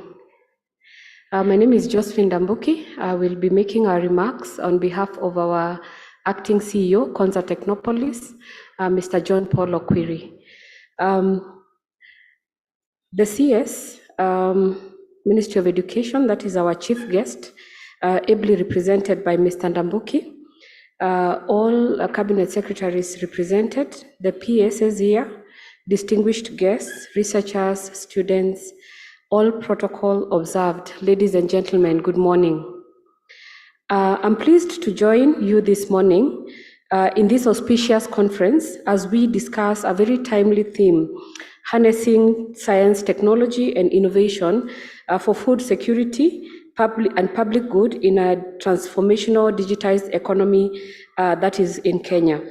Kenya, like many other countries, faces the dual challenge of ensuring food security for its growing population, and advancing economic development in an era of rapid digital transformation in this decade of action as per the SDGs. We are just coming out of a very prolonged season of drought, whose effect continue to be felt in many parts of our country even today. This confluence of factors present unique opportunities and responsibilities. It is crucial, therefore, that we explore how we can leverage STI to address these challenges and create a better future for the nation. Ladies and gentlemen, as a fast developing digital economy, the role of technology and innovation cannot be overstated. We are witnessing the transformative impact of technologies such as the precision agriculture, remote sensing, data analytics, artificial intelligence, and many others in improving and optimizing resource utilization. These innovations have the potential to address critical challenges such as climate change, water scarcity, land degradation, among others, which directly impact food production in Kenya.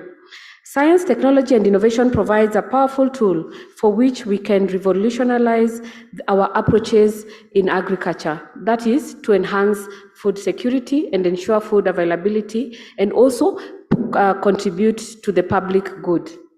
And you will note that in Kenya, we have a very robust mobile system that has allowed us to meet some of the needs and adopt innovative approaches of disbursing support when needed in the remote parts of the country. Now, to achieve food security and the public good, we must foster a culture of innovation and collaboration. This entails building strong partnerships between government, the private sector players, research institutions, and farmers.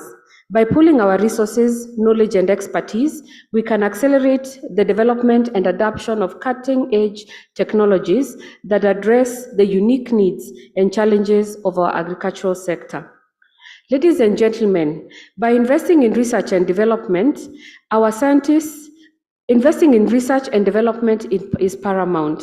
Our scientists and researchers must be supported in their quest to develop innovative solutions that can transform our agricultural sector. Government's initiatives such as funding for research, establishing research centers, and fostering collaboration between academia and industry are crucial in this endeavor. Through research, we can unlock new heights, insights, and resilient crop varieties, and improve our farming and technologies and create sustainable agricultural-based models. But perhaps more importantly, in this engagement is the move towards commercialization of research and innovation. Now, this is where the true value lies, and as a country, we must be intentional about this shift. Konza Technopolis was established for this purpose, to develop a sustainable, smart city and a vibrant, thriving innovation ecosystem that will advance the Kenya's knowledge-based economy. In this regard, the Technopolis is establishing key infrastructure to enable the shift towards commercialization of research and innovation. And this infrastructure includes a postgraduate research university, the Kenya Advanced Institute of Science and Technology, that is aimed to attract its first students next year, 2024. We have the Digital Media City, a space that is curated to support the creative economy, to bring to life world-class output that can compete at international level. We also have the Konza Innovation Ecosystem Initiative that allows us to work with the startups and innovations across the country, leveraging both in presence and the technology. The Technopolis has in place the National Data Center that is playing a crucial role in the digitalization of the government's agenda for both the public sector and the private sector. And in the area of skills and capacity building, the Technopolis is championing a program called Jitume that seeks to position Kenya as a technology talent hub, providing our young people an opportunity to work in the digital space. whereby we are actively promoting innovation and entrepreneurship in the sectors such as the agricultural space, and fostering collaboration between researchers, startups, and industry experts, and facilitating the development and scaling of innovative solutions in agriculture, among other key players. We appreciate that digital skills literacy is playing a pivotal role in the digitized economy. It is therefore imperative that we equip our farmers, our agricultural workers, and rural communities with the necessary digital skills to effectively harness the power of technology in the agriculture sector. This includes basic literacy skills to enable them access the pool of resources available online, including modern farming methods, markets, and other enabling resources like access to financing that enables small-scale farmers, who are a majority in Kenya, to thrive. Furthermore, we must not overlook the importance of creating an enabling policy and regulatory environment that will encourage the innovation and entrepreneurship in agriculture. Regulatory frameworks should be flexible, adaptive, responsive, and adaptive to the changing landscape of technology in the agricultural space. Additionally, there should be mechanisms to protect the intellectual property rights, incentivize innovation, and facilitate the technology transfer and adoption. And therefore, we believe that this conference provides an enabling platform to engage with researchers' works, identify areas of action, both in the immediate short term and in the long term, and forge collaborations for action that will move the country forward in a significant way to impact, especially on the key focus area for this conference. We therefore urge you to think of Konza Technopolis as a partner in the realization of this goal.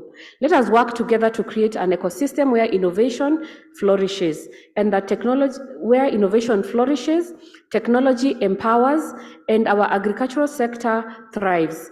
Together, we can forge a future where Kenya is a leader in sustainable food production, driving economic growth and improving the lives of our people. Thank you very much, and we hope this conference provides rich, actionable insights to all of us. Thank you.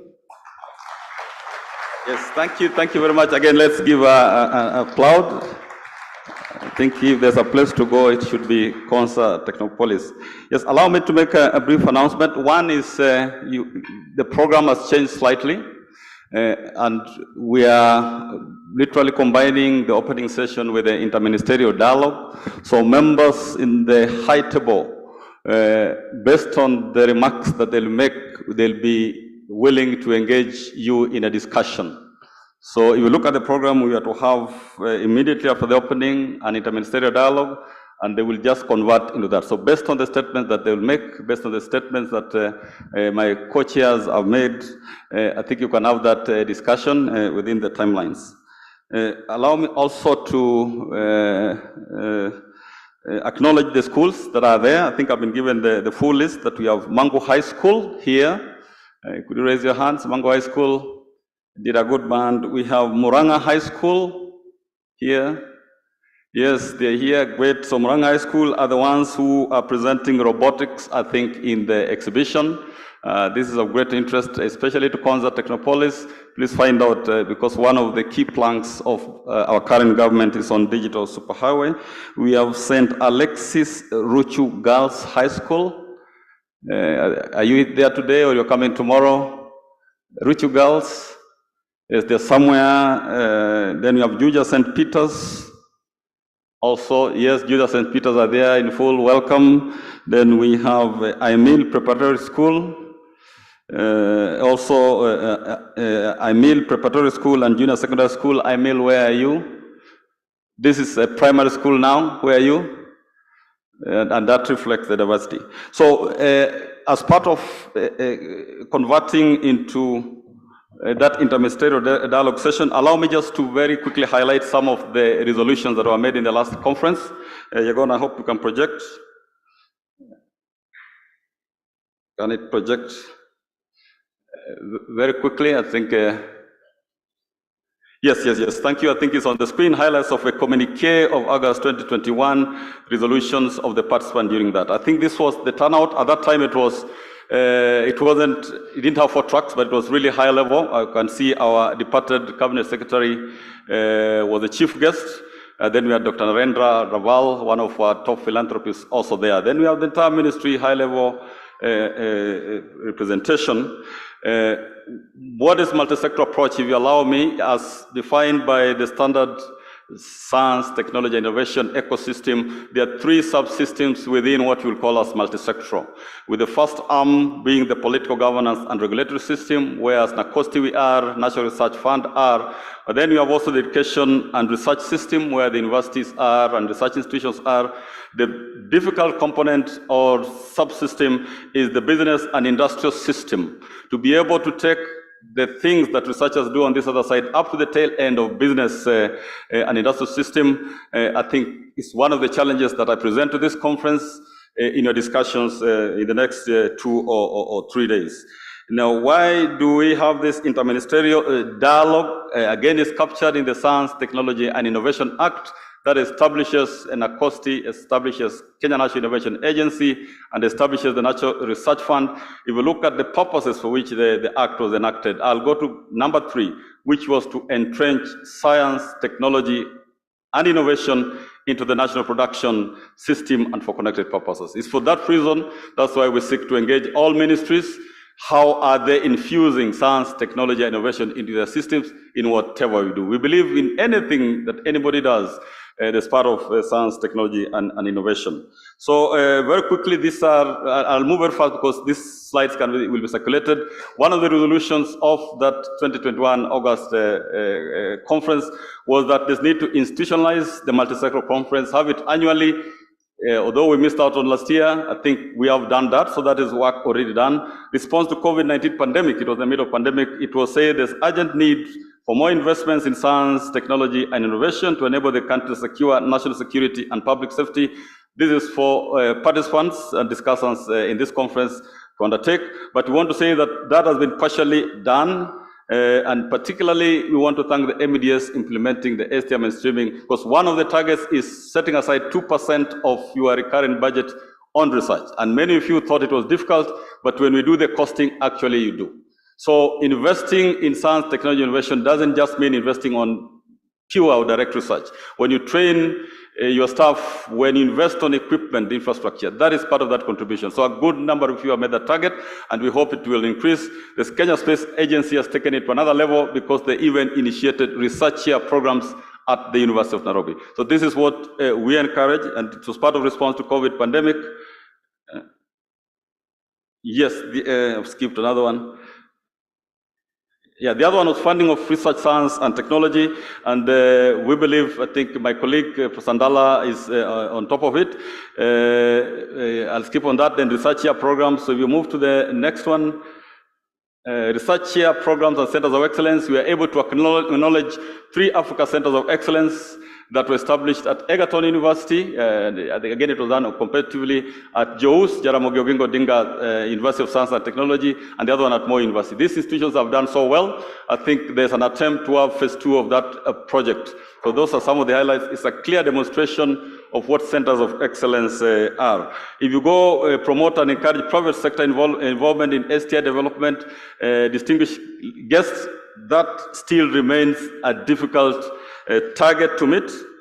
Still remains quite a difficult target. How I think private sector needs a language, and this is what we could learn from some of our international teams, like from ICGEB. How do you bring in? Because in countries like Switzerland, which is the #1 ranked in the Global Innovation Index, they say that about 70% of their funds for research comes from the private sector. Then about 10, 13 from the publics, and then another 10 from the philanthropists. So part of the discussion, collaborations and partnerships. That's why we are here, but we want to thank the Minister, Cabinet Secretary for recently establishing a committee or consortium, the National Research Technology Innovation Committee or Consortium. This is meant to bring us again together. It's just a coordinating team being chaired from our state corporation. So far, we have started on high ground, but we hope that we can bring all of us together rather than working on silos. Also, allow me to mention that the National Commission for Science, Technology, and Innovation is Kenya's national focal point to a number of Kenya's international obligations. Some of them are very key, a good number of them are key security related, like the Biological Weapons Convention, which had a very strong bearing with COVID-19 pandemic. We have been able to host through their support, I think, workshops, training, and so forth. We have the other one affiliated to International Atomic Energy Agency, AFRA. Those of you in the universities and institutions have benefited greatly on this one. We have the International Center for Genetic Engineering and Biotechnology. As I mentioned, literally annually, a number of Kenyans get awards, either scholarships for postgraduate programs or funding, whether for workshops. Like there's a parallel workshop which has commenced and will continue in a different room in this, organized by the International Center for Genetic Engineering and Biotechnology. We are also the focal point for Comprehensive Test Ban Treaty Organization. I know a number of you are not aware, but that function has been fully delegated to the University of Nairobi. It's one of the unique centers for assessing seismic tremors based at Karura. Probably the only unique one, and I'm happy to see Professor Baki is behind there. These are the people maybe who know much about it, but there's a lot coming through Kenya's international obligations that you need to exploit on that. There were other issues on recognition of scientists and researchers. We can discuss on that. Strengthen the mechanisms for performance management. I think I'll just skip because of time. Quite a number. There was technology transfer, innovation, and commercialization. We have our agency, Kenya National Innovation Agency, which I think leads on this. And the CEO, I think, was to be part of this conference, but I think got caught up somewhere. So again, let's consult on that. There was another one, number 12, on drug abuse, substance abuse. And this is an urgent one, where I think NACOSTI, it was resolved that NACOSTI seeks immediate collaboration with NACADA. And we are pleased that the Attorney General has finally approved the MOU between NACOSTI and NACADA. And one sign, I think this is an area of great interest to the public on how do we mitigate what is happening to our youth countrywide. So the others, again, I'll skip. And I'll skip on that one. And therefore present, yes, this is the conference now. You can see it is 4 tracks. This is what is in your booklet. We have the interministerial high-level dialogue on each of the days. So ministries will be represented either by the CS. We know CS Owalo is coming. We know also we were expecting the Chief of Defense Forces.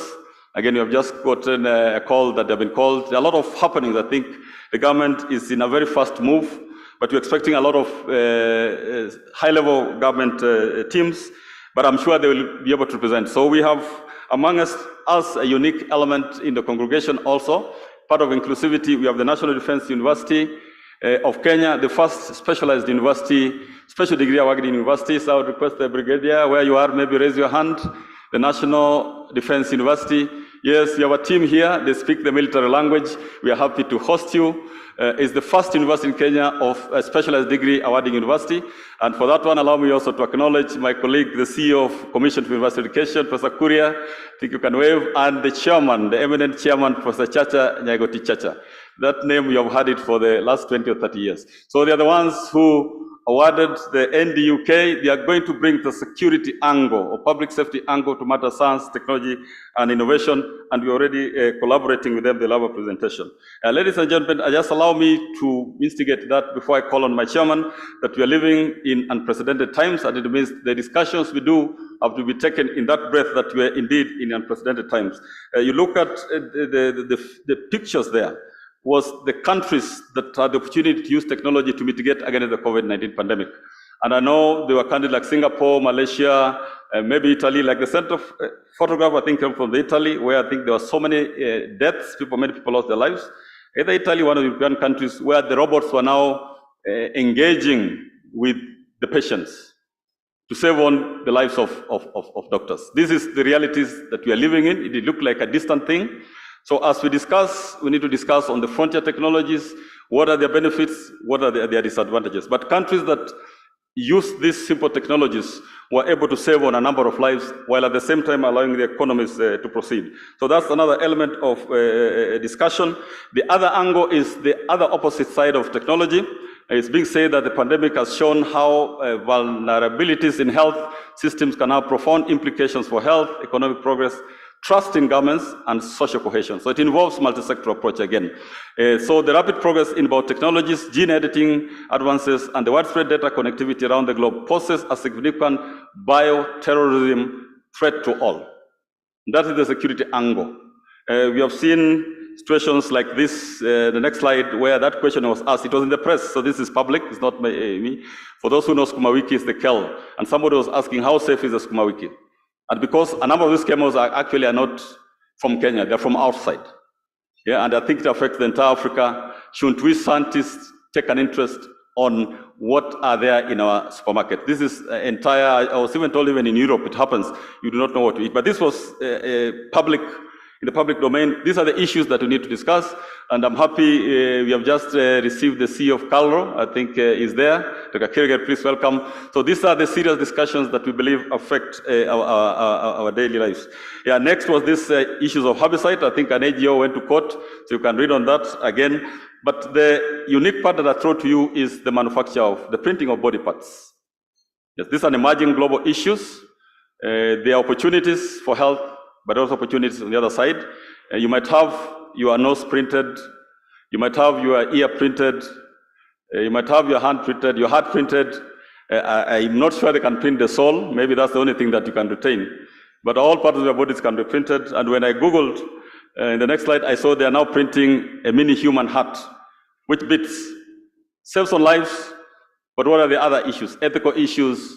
We believe such a conference needs to discuss on the serious issues, the positives, and the likely effects of that. So they're printing the heart. So you can ask, how do you print the heart? It's a printer. You can see it's a printing machine just like the printer for paper, and it prints your heart using some tissue. So I'll maybe standing one time here and all my body parts have been printed.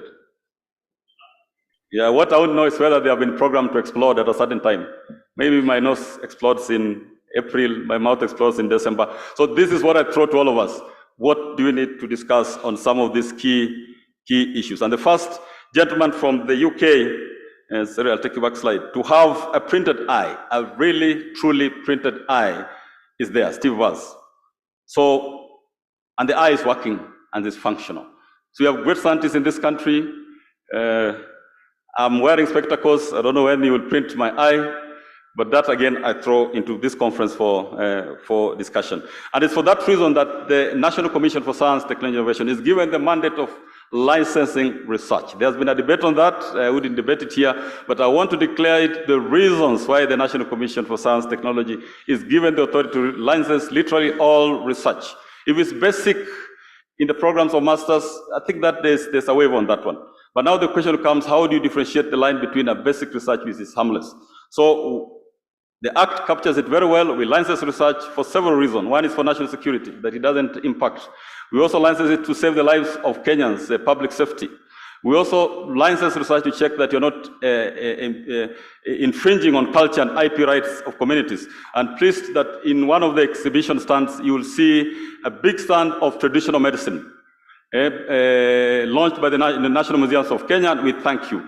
The question is, as a scientist, can I take some of the traditional things, patent them, and convert them to myself? That is one of the reasons that we license research. Then affecting nature, environment, research ethics, and all that, is it beneficial to a country? And then lastly, Kenya is a signatory to a number of international obligations, including the Biological Weapon Convention, the UN Resolution 5040, and a number of them. Are we within those resolutions? So that is the reason why that research needs to be considered by your peers in other sector. So as I conclude, I just want to say that distinguished participants will review the state of implementation of previous resolutions in relation to STA priorities, and also dialogue on emerging opportunities and threats. But please remember that there are those three dimensions that need to they're not independent: the national security aspect, the public safety, and inclusive sustainable development. Allow me just to quote what His Excellency the President said some years back, and I was able to Google his tweets, that probably for the first time we have a very, very good friend. We have had good friends, but we could be having a very, very good friend for the science, technology, and innovation sector, and how we take advantage of it depends on us. In 2015, he made a very powerful statement. He said, we are living in a new age, an age of science, technology, and innovation. And he said the children under your care must compete in this world. So the children we have from Mangu, from Muranga, they will compete. They will no longer be just competing with Kenyans. So what are we going to do? That's the question I think we throw. By then, I think he was not aware he was going to be the president. In 2019, he made a similar powerful statement in a tweet also, that we have to scale up our engagement with the science, technology, and innovation space, especially among our young generation. Science is going to rule the future, and we have to be ready. At that time, we never knew COVID pandemic will come. So we do not know whether science is ruling the future. So I just want to thank you, and allow me now to invite the chairman of NACOSTI board to take over the session. I was just a precursor to take over the session and invite the remaining guests. Thank you very much, Professor Francis Muregi.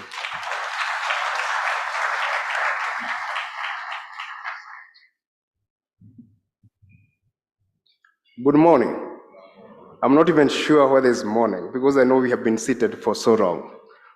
And there is a sense in which we scientists, even when we shun bad habits like smoking and the rest, we perpetually cut short our lives by living life so seriously.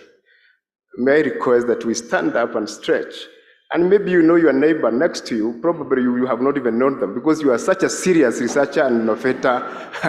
You know, please.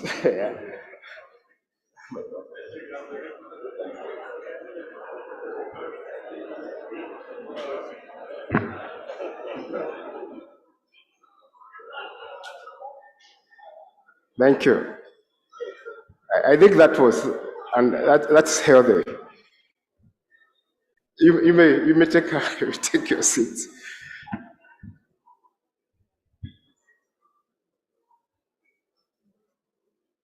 Thank you.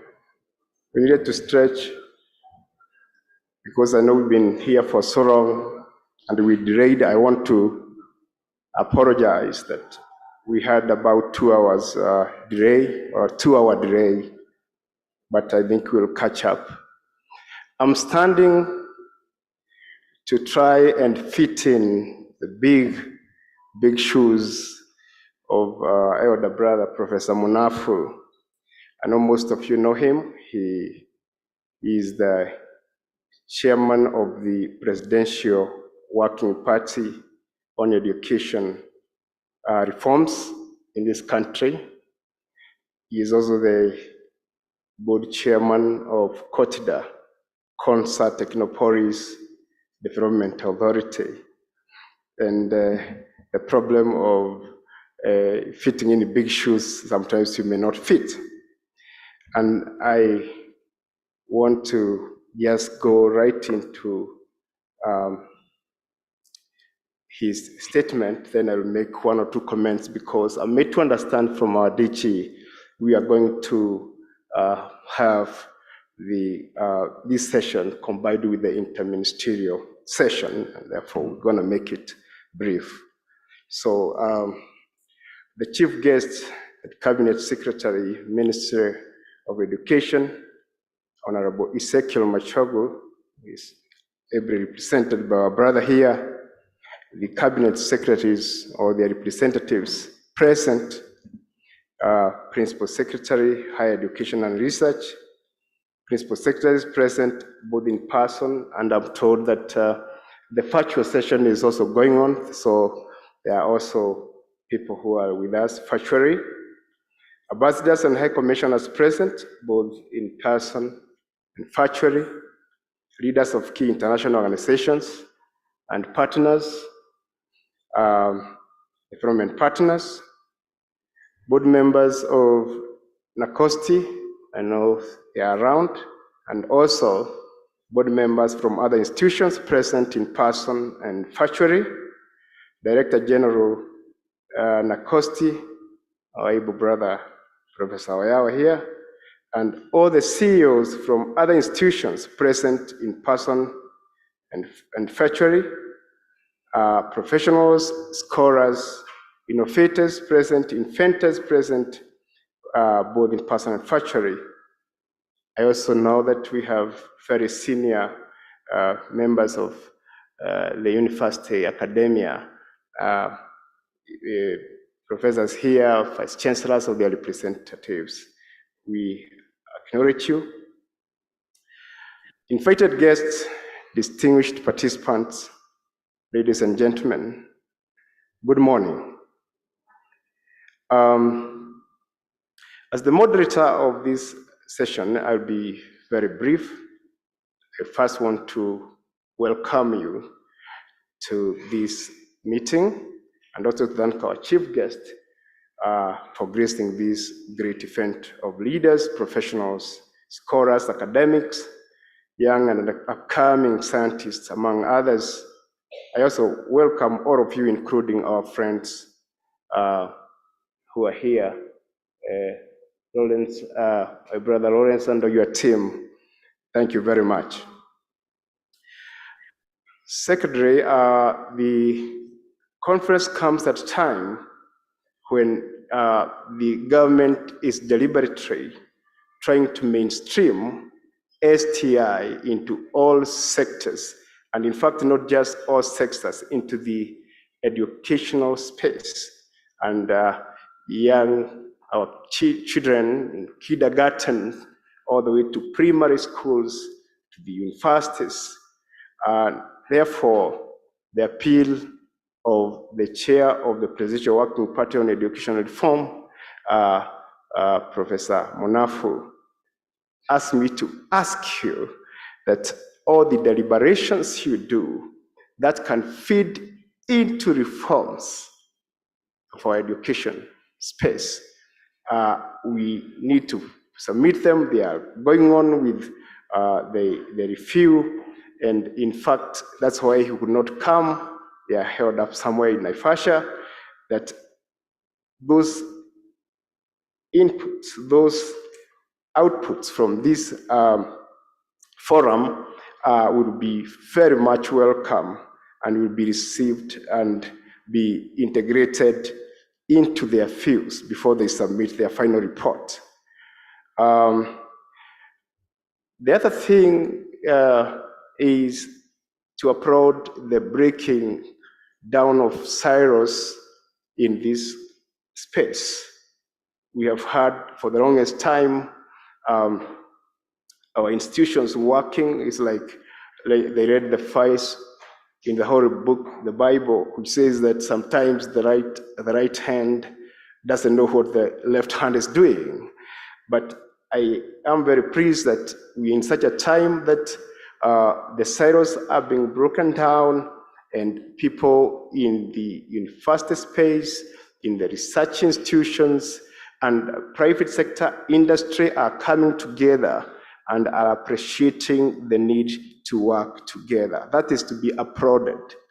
And I think we need to really applaud the current government, because they are taking the lead in promoting STI as an enabler to economic and social transformation of our people. The other thing is that sometimes we may be sipped in the issue of just the modern technologies as we know them, what I would say the Western world perspective of STI.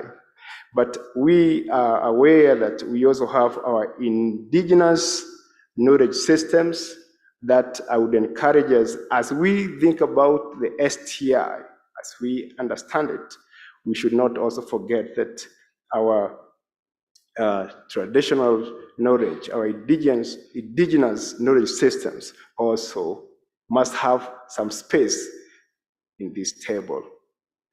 I want to also add my own comments and say that in such a time when we are thinking of human flourishing and prosperity, we must remember that in our part of the world, we are contending with basic things.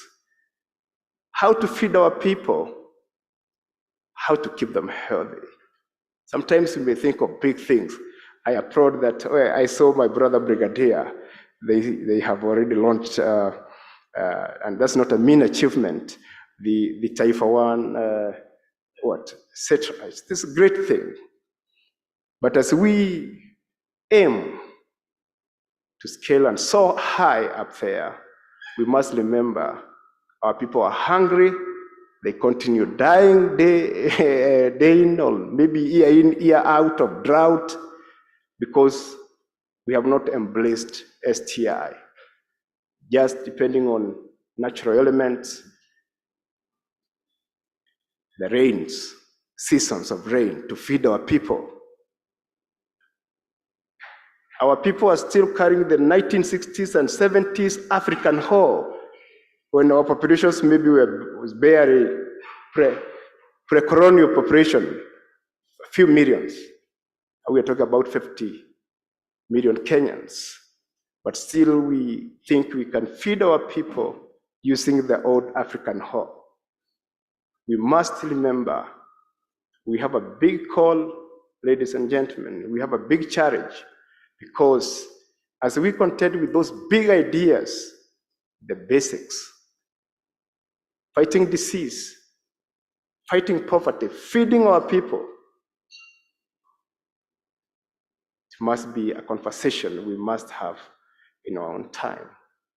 I think to us, to Africans, that is what true prosperity will be when we can feed and keep our people healthy. So I want to thank you very much for your audience and thank you for your patience, even when we delayed in terms of time. I appreciate you.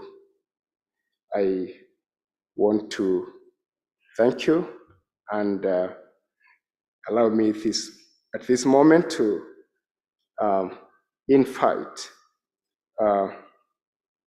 call our brother, the PS Tifeta, to come and make his few remarks. Godspeed. Thank you.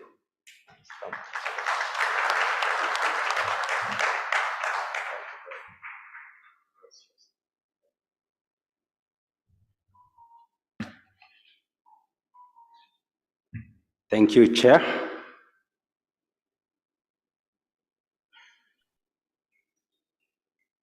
My name is John Tuwei, the director for TVET. And before I read the speech for my PS, Dr. Esther Moria, I just want to make a few personal remarks. In government space, if you're representing your PS or your CS, you read their speech as it is. And therefore, first and foremost, one of the pillars in education and training sector is TVET. And TVET is the technical vocational education and training. And this is the main anchor because it provides skills for all the growth sectors of the economy.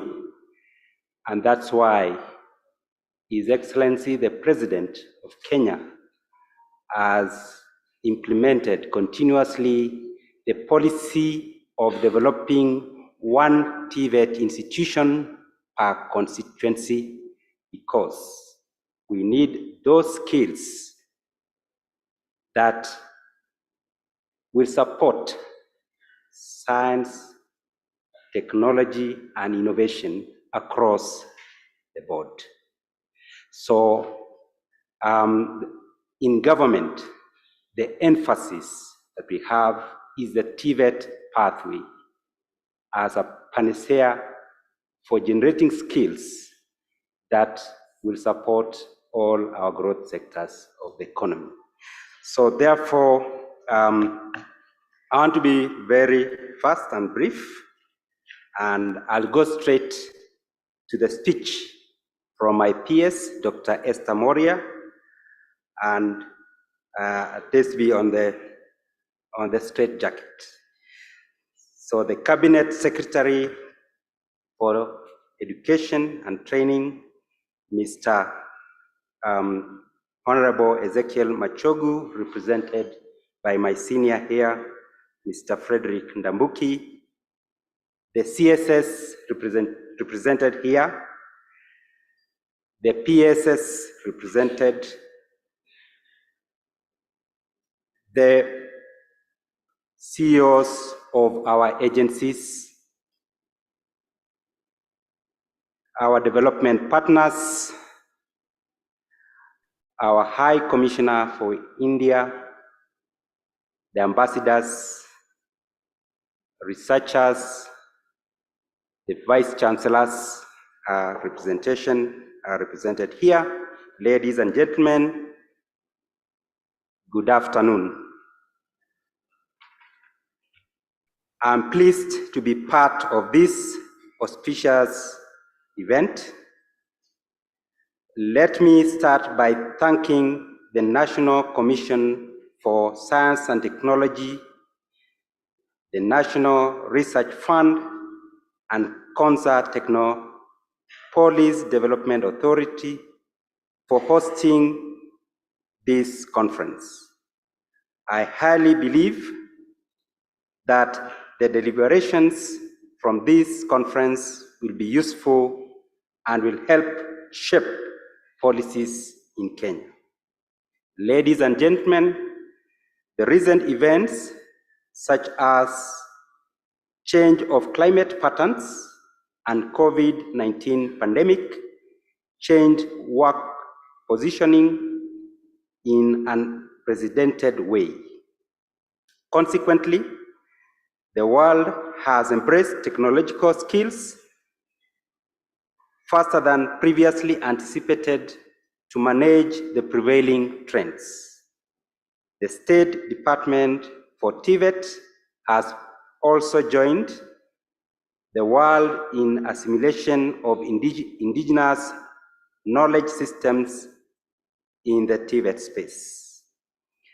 This conversation themed harnessing science, technology, and innovation for food security and public good in a transformational digitized economy is happening at a time when the government, through the State Department for TVET, has put in place a number of reforms, which include reviewing the curriculum to be competency-based education and training, developing and implementing the dual training curricula with industry, and equipping youth in the TVET institutions with digital skills for digital jobs.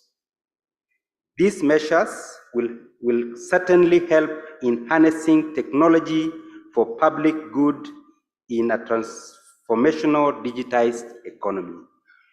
Ladies and gentlemen, the State Department for TVET has embarked on a program we call Greening of TVETs that aims to support the President's call to plant 5 billion trees by the year 2032.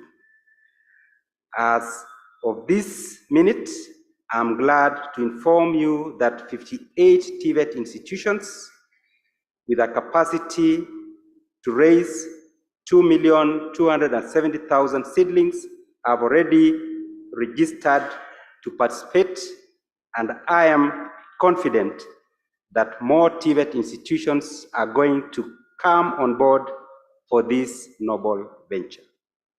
According to NACOSTI statistics, 828 million people in the world still go hungry. This has been caused by food shortage, which is occasioned by climate change, and you will agree with me that greening of TVETs will lead to in the long term to food security. Trees help to improve air circulation, prevent global warming, reduce soil erosion, and boost soil fertility. They are They also act as significant water catchment areas since they hold more moisture, thus attracting rainfall. Increase in rainfall means an increase in water supply, which supports plant and animal life. An increase in rainfall implies that farmers will be able to carry out farming effectively, which in turn will lead to increase in the food supply across the board. Ladies and gentlemen, the State Department for TVET has been in the front line of ensuring that students who graduate in science, technology, engineering, agriculture, and mathematics courses are competitive not only locally, but also internationally. The TVET Authority, an agency of the State Department, is mandated to ensure high quality products and a competent TVET graduate.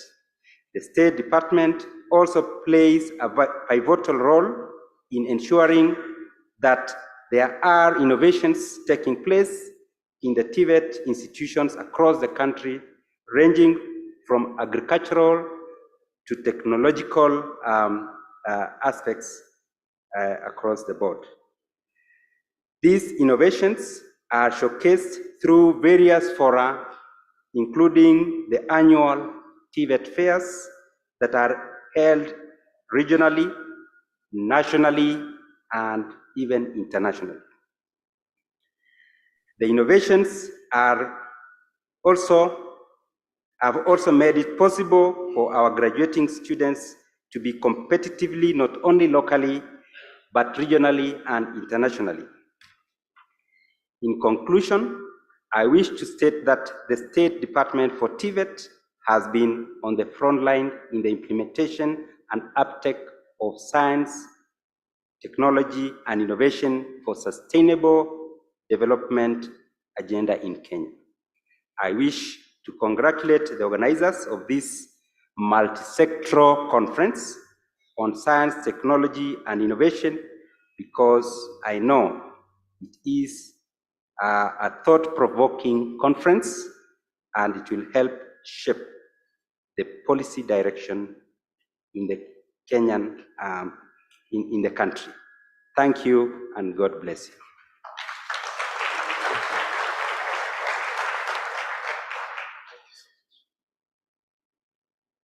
Thank you. Allow me to invite our brother, Dr. Lawrence Banks, to make a few comments.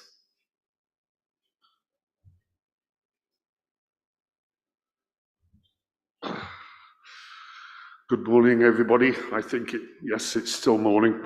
Honourable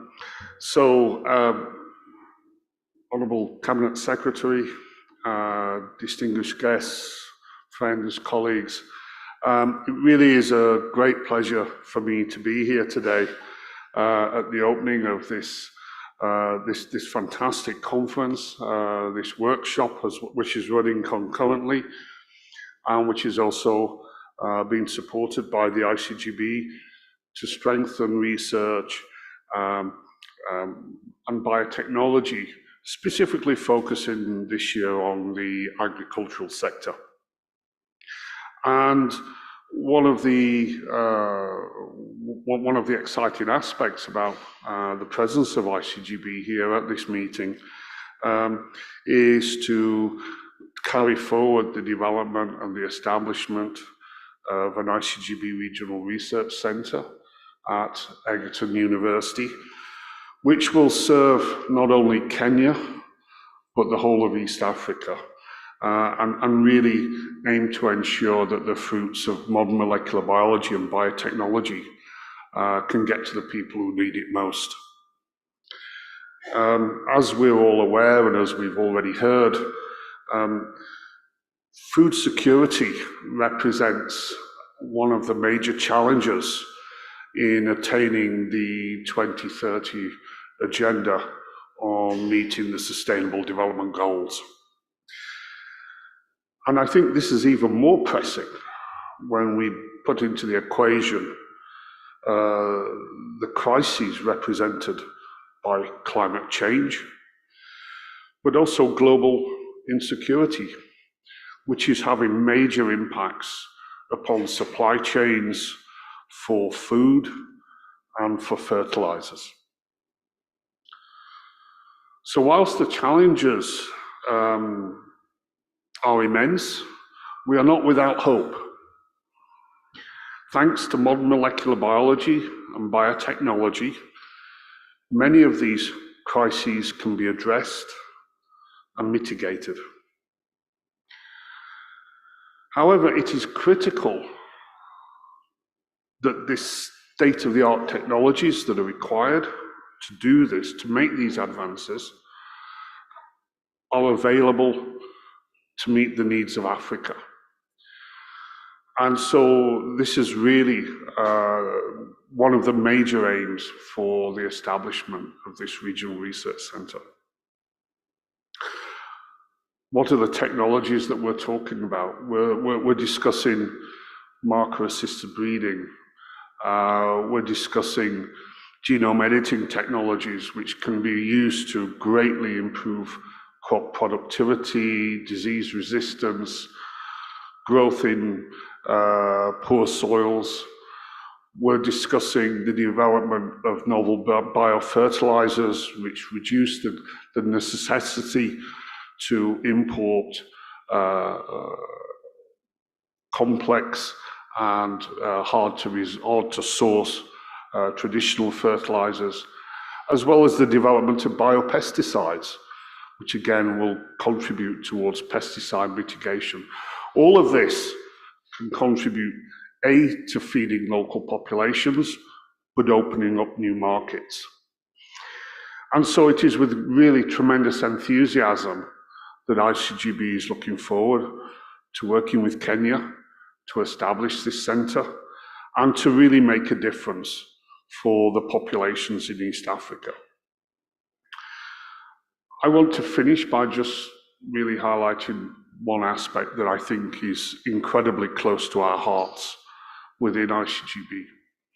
And this relates to whether it's agricultural and being able to feed local populations, or whether it's biomedical, aiming to bring medicines at an affordable price to populations through Africa. And that is to build local capacity, so you have individuals trained and capable in working in the relevant technologies, but more importantly, developing local production capabilities, because at the end of the day, that's the only way it's really going to make a major impact. And that is where ICGB is really keen to partner across the African continent with governments, agencies, philanthropists, and obviously companies to ensure such capabilities can become a reality. So with that, I'd like to finish and say I'm really looking forward to a very productive 2 to 3 days and mapping the way forward for the establishment of this centre. And I'd really like to extend a huge heartfelt thank you to Nkosti for bringing us all together and really doing a wonderful job for the development of science and technology, not only for Kenya, but for the whole of Africa. Thank you very much.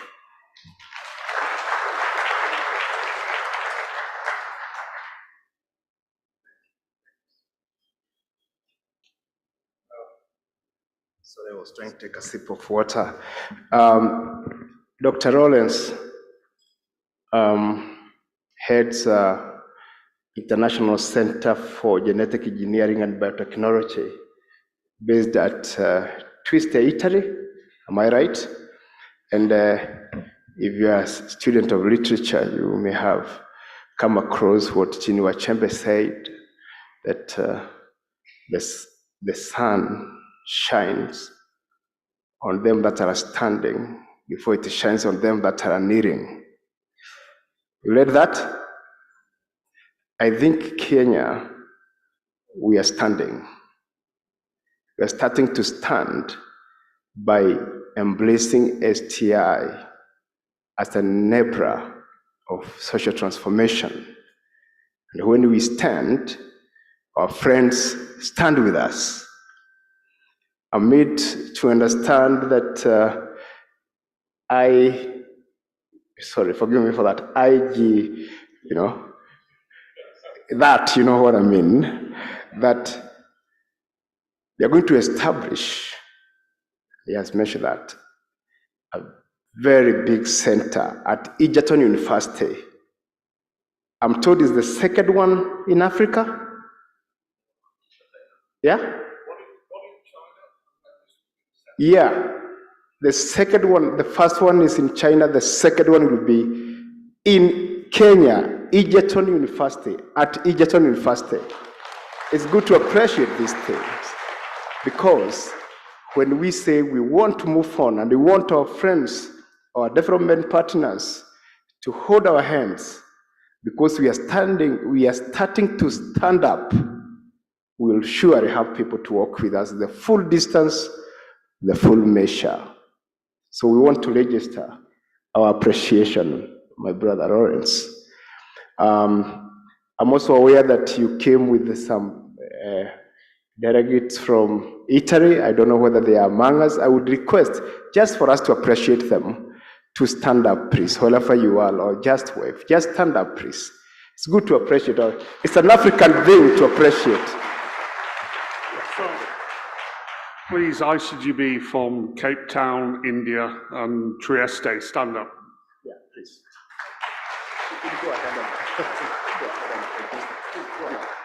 Okay, so we have Vittorio Venturi, who is the scientific coordinator of ICGB. He's based in Trieste, in Italy. We have Luis Zabini, who is the head of the Cape Town component in South Africa.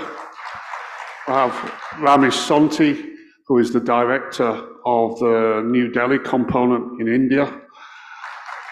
And then we have Claudia Russo, who's also coming from Cape Town in South Africa. Thanks very much.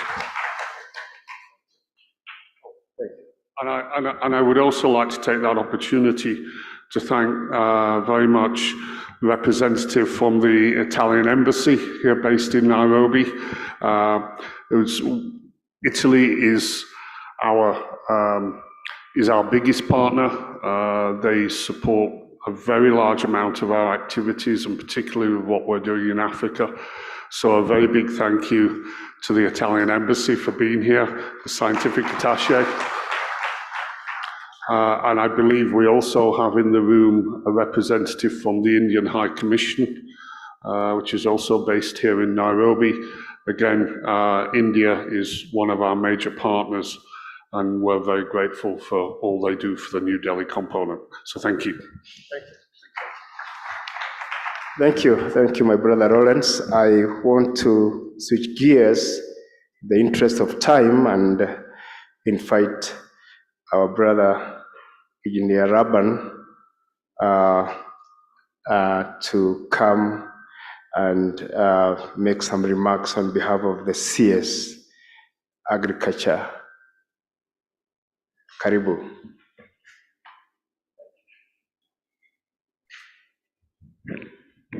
Thank you, everyone. Good morning. My name is Engineer Laban Kiblagat. I'm here representing the CS, Minister of Agriculture and Livestock Development, the Honorable Mithika Lenduri, who would have wished to be here, but because of so many other commitments, he has told me to represent him. And so I believe that I'm ably going to represent him. I want to, before I read his speech, I want to say that every agricultural revolution has been preceded by science, technology, and innovation. And I think the discussion here today, from the much I've heard, is majorly centering on science, technology, and innovation, targeting food security. And I want to think that it is cooking a revolution for agriculture. I know some of us who are religious, we say that we are going to prophesy agricultural revolution in Kenya. But scientists sometimes who don't believe so much in that area, they say we are going to predict agricultural revolution in Kenya. So whichever comes or whichever you take, I think time is ripe for us because of what we are doing, and we are here today because of that particular thing. So somebody has said that I think the chairman was saying that he was not able to fit into the shoes of the chairman of the NACOSTI.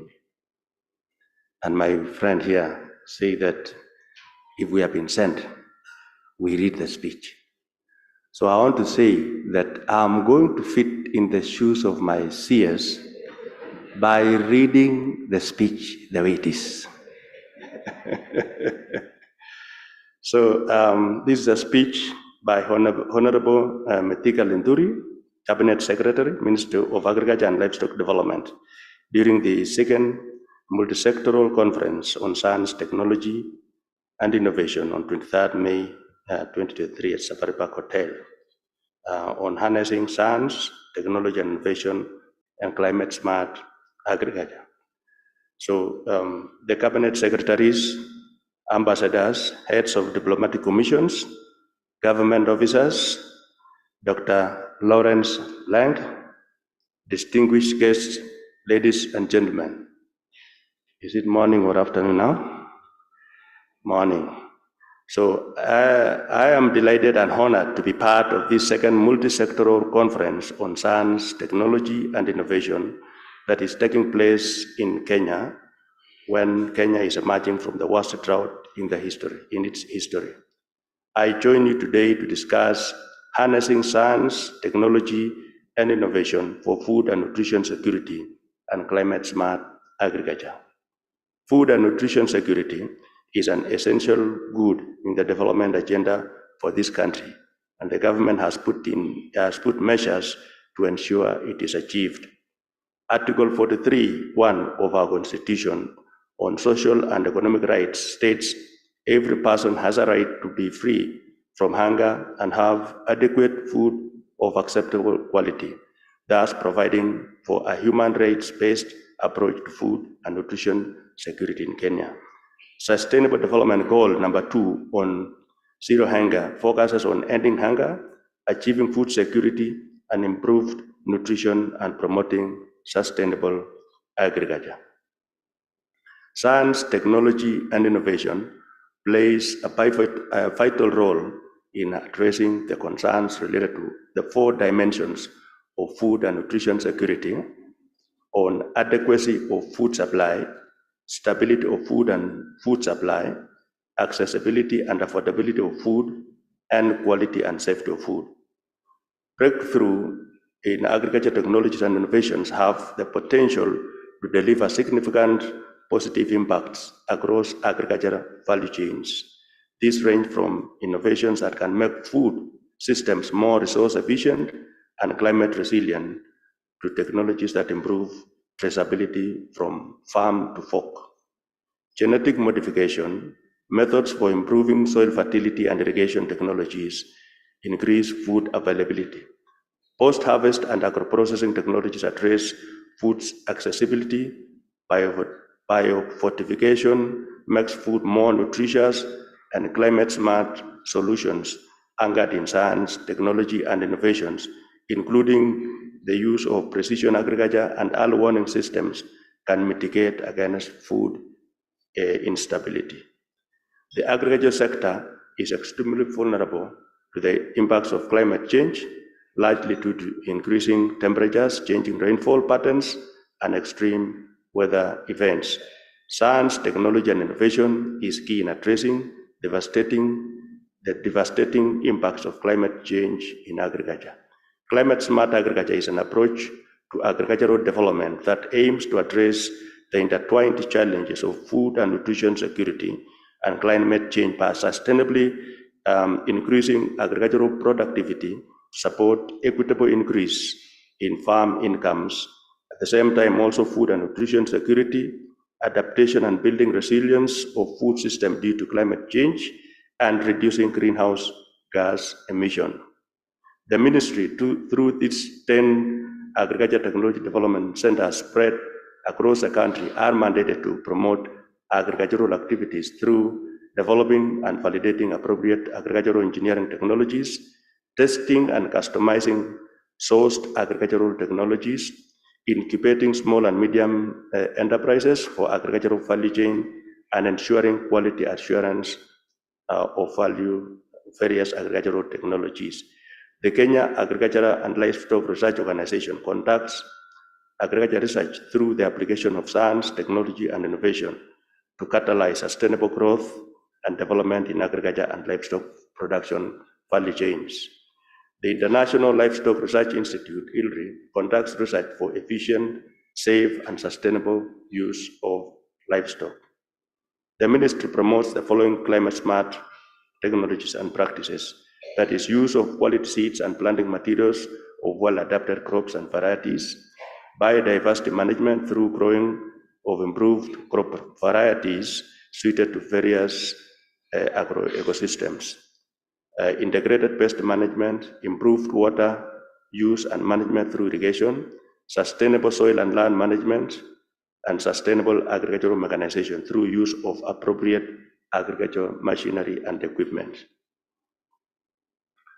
And at the same time, also appropriate decision-making tools and technologies relating to weather forecasting and early warning system. Indeed, science and technology can transform low return on livelihood to profitable and respectable occupation for smallholder farmers. It can also motivate, attract, and empower youth and women in agriculture and accelerate the transformation of agri-food system so that they can become more efficient, inclusive, resilient, and sustainable towards achieving 100% food and nutrition security. Thank you. God bless you. That is a speech. Thank you very much. I hope I fitted in the shoes. Very well. Thank you. Thank you. God bless you. Ladies and gentlemen, allow me to now invite our chief guest,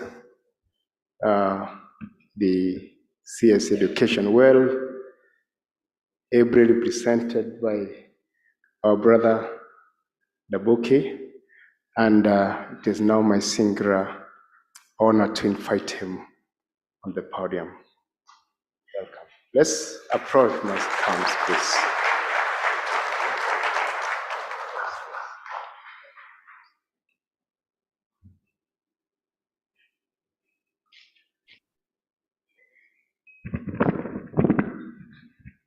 Thank you very much, the chairman of NACOST, for the warm welcome. I'm here to represent the chief guest, the CS in the Ministry of Education, the Honorable Ezekiel Machogu, who was scheduled to be the one gracing this occasion. And he was prepared to be able to be with us today here, but he was called for an urgent meeting at the State House, and therefore he could not make it here. And through his wisdom, he chose me to come and represent him in this very, very eminent conference taking place in Safari Park. I bring you greetings from the CS,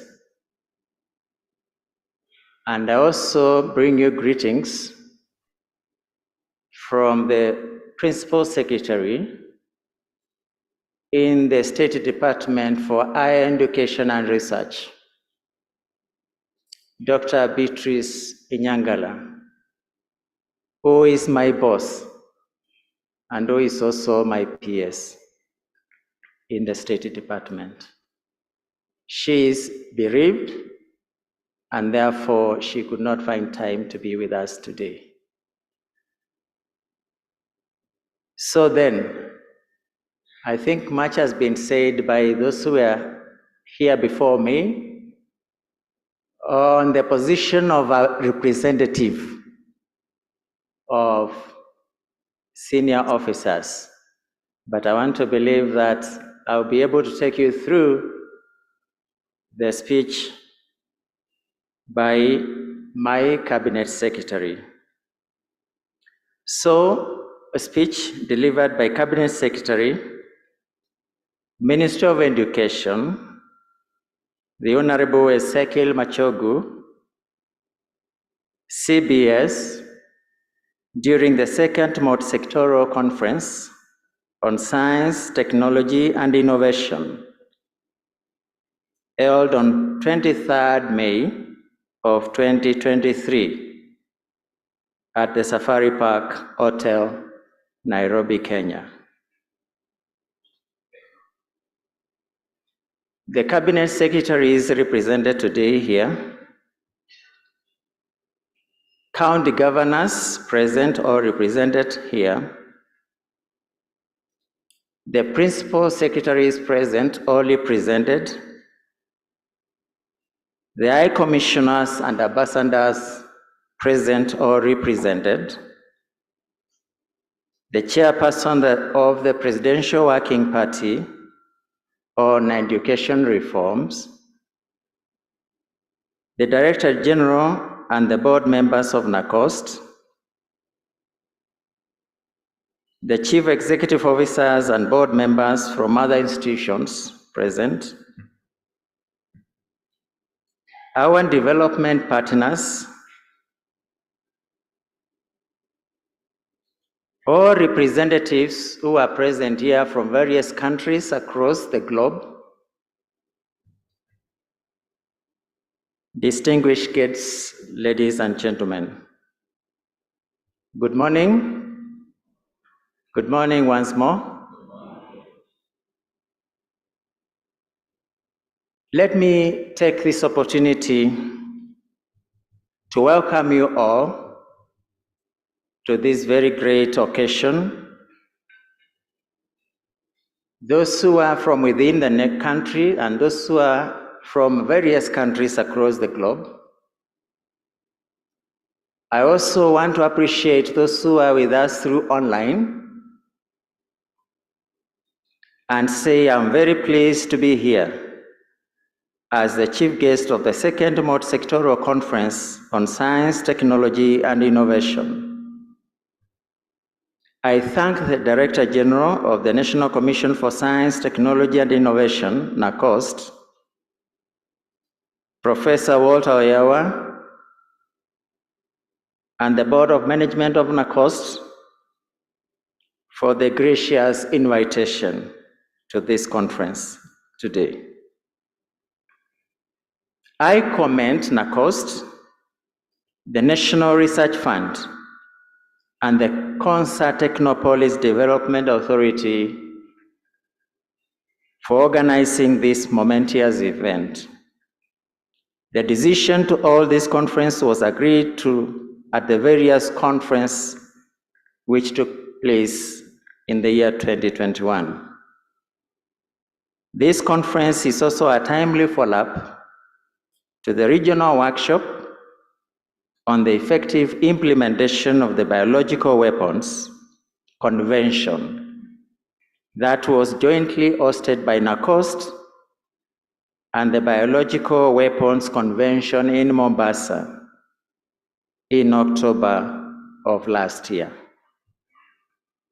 The theme of the current conference is not only timely, but also relevant. It is high time that we focused our minds on how we can harness science, technology, and innovation for food security and for public good in a digital economy. As we gather here, as many as 828 million people in the world still go hungry or are malnourished. A good number of these people are in Africa. The ongoing conflict in Europe has served to compound the problem, given that the countries in conflict are major global producers of stable foods and farm inputs. The conflict in Europe is not just a threat to food and nutrition security, it also demonstrates to us the threat posed by the deliberate use of bioweapons by states and non-state actors. The other present concern is the unintended abuse of technologies, such as the use of pesticides, chemicals, and poisonous products in food production systems. These are a threat to global health. And I want to believe this is also an issue which I feel you as participants in this conference, you need also to address yourselves to it. Because we are talking of the health of the people of this earth. And many times, we have always been able to say, a healthy person creates wealth. And therefore, there is every reason for us to be able to ensure that the food we are going to produce in our farms shall be health for every one of us, so that we can remain healthy and very productive. The conflict in Europe, the other present concern is the unintended abuse of technologies, such as the misuse of pesticides, chemicals, and poisonous products in food production systems, as I've been able to say, which are a threat to the global health. Ladies and gentlemen, this conference provides us with the opportunity to deliberate on these live issues and challenges. It is a forum for a multi-stakeholder international engagement to share experiences and knowledge on how we can harness science, technology, and innovation for the good of humanity. It is also an opportunity to network, strengthen existing partnerships, and forge new ones as we progress a technology-driven and innovation-led and inclusive sustainable development agenda. This is why I'm pleased and grateful that you have traveled from far and wide and from different institutions to participate in this conference. I thank you all for sparing your time. I am also sure that with your presence and contributions, this event will be worthy the while. Indeed, I am guided that various stakeholders will have the platform to make presentations and to discuss topical issues in line with the theme of the conference. At the ministerial level, there will be a high-level dialogue on the infusion of science, technology, and innovation into the national production and security systems. There will also be keynote presentations by renowned personalities and other presentations on matters of national and global interest that fall within identified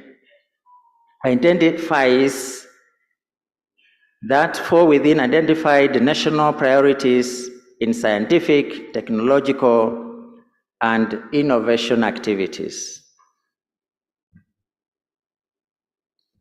On their part, innovators, scholars, universities, research institutions, TVET institutions, and the county governments will have the chance to exhibit their technological and innovative products and services.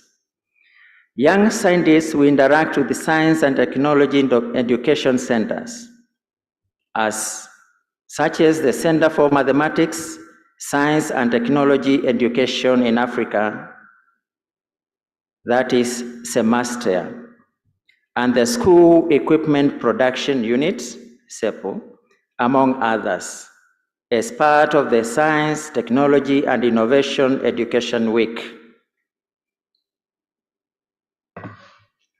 On the sidelines of the conference, NACOSTI and the International Center for Genetic Engineering and Biotechnology will also be hosting the regional workshop on strengthening advanced biotechnologies in agricultural research in East and Central Africa through regional research centers. Ladies and gentlemen, we are living through unprecedented difficulties in human history. These difficulties have been occasioned by the COVID-19 pandemic, global and regional conflicts, economic recession, and the adverse effects of climate change. It is thus apparent that investments in research, science, technology, and innovation are critical now more than ever before. It is incumbent upon key actors in the science, technology, and innovation ecosystem to foster a common front and to create productive and constructive synergies. The government of Kenya is committed to bolstering the science, technology, and innovation sector as a key sector in the bottom-up economic transformation agenda. The government fully appreciates the consummate importance of science, technology, and innovation for the achievement of the Vision 2030 and the Agenda 2063.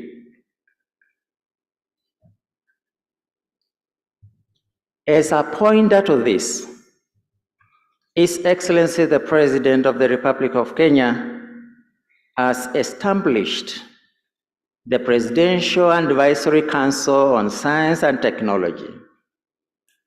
Once fully operational, this Advisory Council will take the lead in efforts to harness and redirect the relevance of science, technology, and innovation in various areas, such as national security, public safety, public health, food and nutrition security, climate change mitigation, and an inclusive sustainable development. This will contribute towards transforming our country into a globally competitive and prosperous digital nation. As a ministry, we recently constituted the National Research, Technology and Innovation Committee, which the CEO NACOS alluded to help build synergies in the sector. The purpose of this committee is to create full partnerships, both within and without our borders. And I need to say that a lot of ground has been covered by this committee, which was initiated by none other than the Cabinet Secretary in the Ministry of Education. And through this committee, we have been able to identify all the stakeholders on matters of science, technology, and innovation, and in addition, research for that matter. And we have also been able to identify all the available potential where we can be able to tap and enhance on the matters we are going to be discussing today. And therefore, very good progress has been able to be made, and to be able to network And we shall also be able to form a framework of engagement with all our partners, both within the nation and also out there globally. And this is a very good initiative from the Cabinet Secretary in the Ministry of Education. While research and technology development and innovation become increasingly open, collaborative and international access to the resulting benefits is unequal both within and among countries. The technological gap between developing and developed countries is also widening. A major task before us, therefore, is to endeavor to bridge this gap. We must also optimize on our natural resources and transform our youth into technology patriots for national prosperity. And I need not even emphasize on the new administration agenda through their better development program and the priorities which are there in that blueprint. That we also, as a ministry, we are laying a lot of emphasis on matters of developing our youth to be able to engage fully and participate in this area of digital economy. And I'm happy to say that we have been able to appreciate what the youth of this nation can be able to do in helping us resolve on all issues which are there and even all the emerging issues through the good use of science and technology. And to be able to provide the necessary leadership to our youth so that they can be fully engaged in this area of nation building. The population of our youth, of our young people in Africa is growing exponentially. The reverse is the case in many developed countries. This is an opportunity we can innovatively use technology to strategize for to our mutual benefit. One of the flagship initiatives of the Kenya Kwanza administration is the establishment of the Open University of Kenya, which is going to be located in Konza Technopolis, where Kotida are the ones hosting that facility.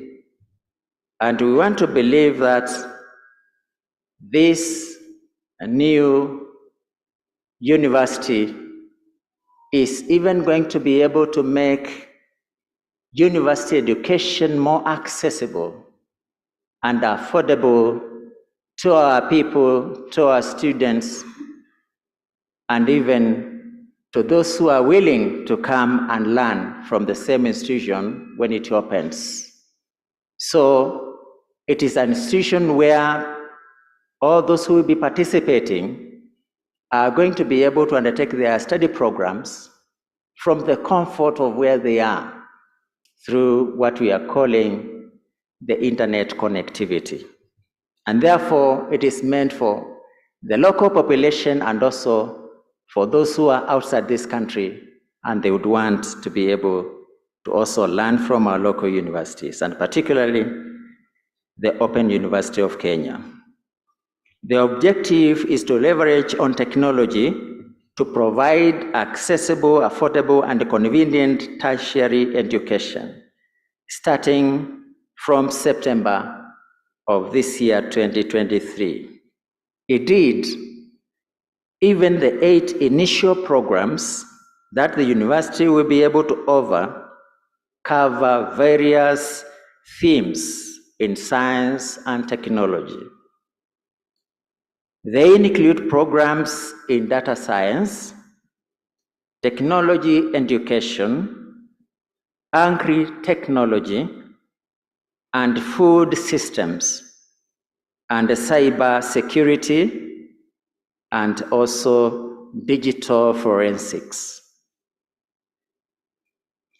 In addition to this, we are also setting up virtual digital infrastructure in our technical and vocational colleges.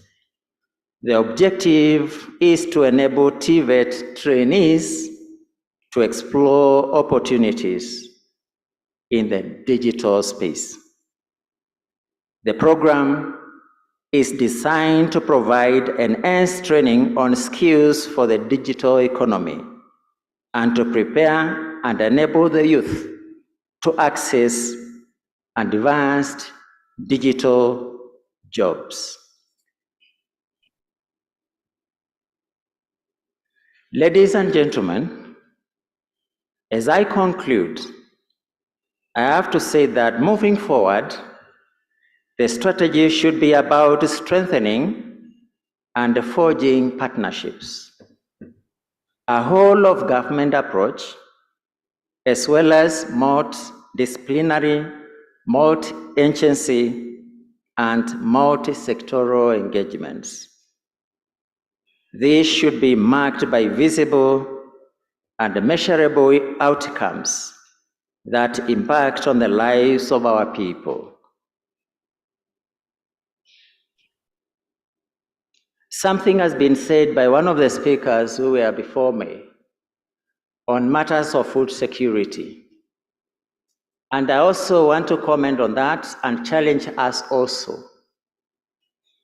With the climate change agenda, we need, as researchers, to be able to go out of our way and develop good planting materials and the crops which are going to be resilient and disease resistant, so that we can be able to have good planting materials and which will be able to enable us overcome the challenge on food shortages. And therefore, it's an issue we need to think through. It's an issue we need to be able to focus so that we can have food security nationally, regionally, and globally. It will be able to add value in as far as the issue we are dealing with here is concerned. How do we use science technology to transform our lives? It has been said by other speakers on how important the government has been able to attach on matters of science, technology, and innovation. And I only need to say that science and technology has been given prominence in our government. And that science and technology is going to be enhanced in all our sectors and in all our government ministries, departments, and agencies.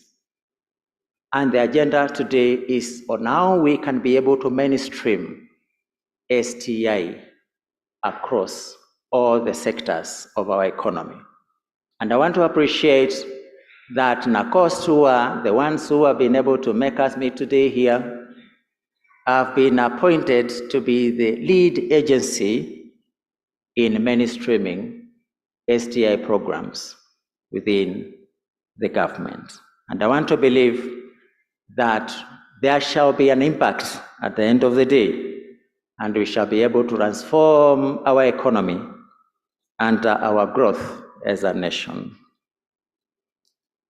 Before I can be able to also declare this workshop open, it has also been said, and I want to repeat, that you shall be here for about 4 days on a very serious engagement. But I want also to invite those who have come from outside Kenya, kindly don't be in a hurry. Spend some little more time in Kenya. Enjoy our scenery, enjoy making networks within ourselves, and you can also be able to visit some of the non-tourist destinations in Kenya, because Kenya is known for its hospitality. Kindly find time to know something new about Kenya by visiting and getting yourself more knowledgeable on what we can be able to offer and what we are offering as a nation. So kindly, we invite you to sample all these good things and also enjoy your stay in Kenya. We want to say this is your second home. Feel free, and you'll be able to enjoy your stay.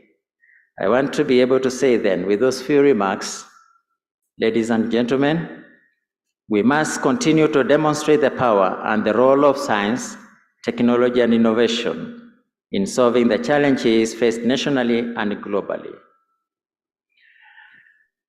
With these remarks, ladies and gentlemen, it is now my humble pleasure on behalf of the Minister in charge of Education in Kenya to now declare this conference and the regional workshop taking place officially open. Thank you very much.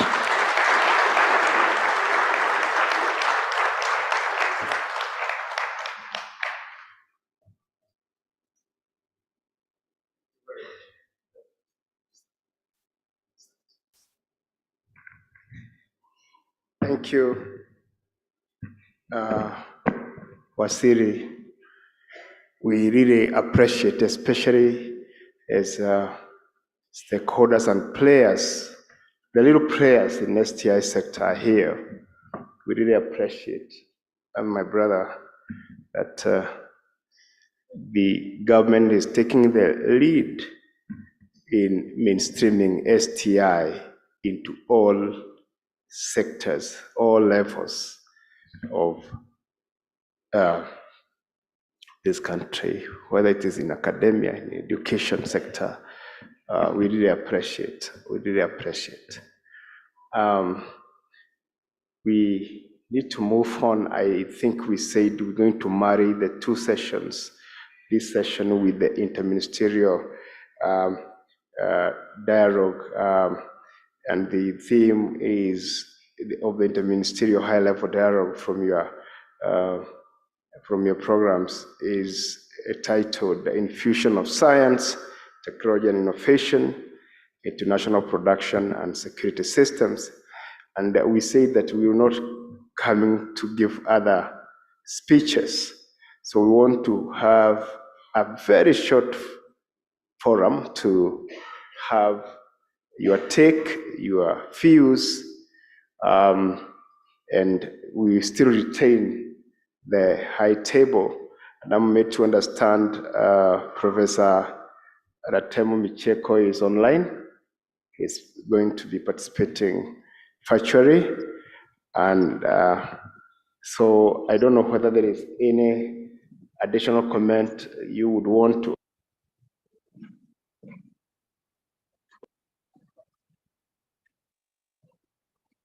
But the high table pass so that we take a few comments. You could have a comment, you could have a question, you could have something you want to say. So we spend the next 10 minutes or so. I hope we talked about demolishing of silos, and I hope, because most of the times, STI has been perceived as an elitist pursuit. Elitist pursuit. For them that have PhDs in this and that. But I'll tell you, my brothers and my sisters, our true impact is when the Wanjiko, the Atieno, down there feels our impact. That is when this country and this region will truly be transformed. I know DG tells me he had invited one of the governors to be here. Unfortunately, they are not here. I'm using that word because I don't say he or she. Okay. But I want to say this.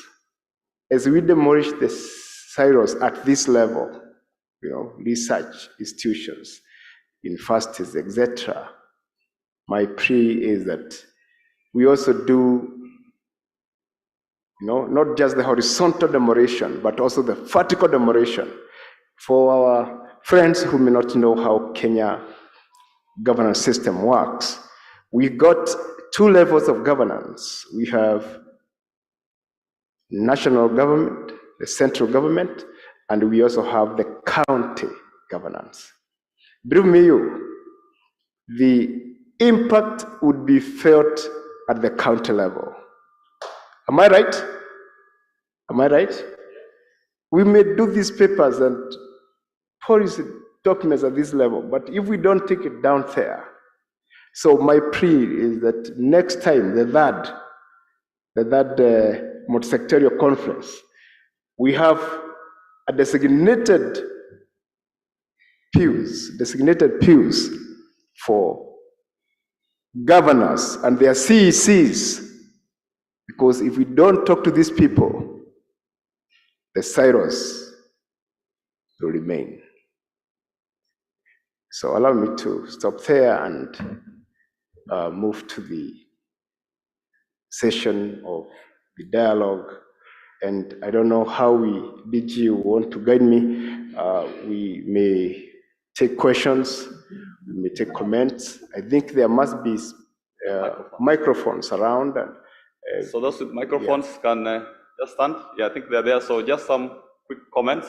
Yes, could be comments, could be questions, and we don't claim to have the preserve of knowledge. I know we have experienced scholars here, people who have so much to offer.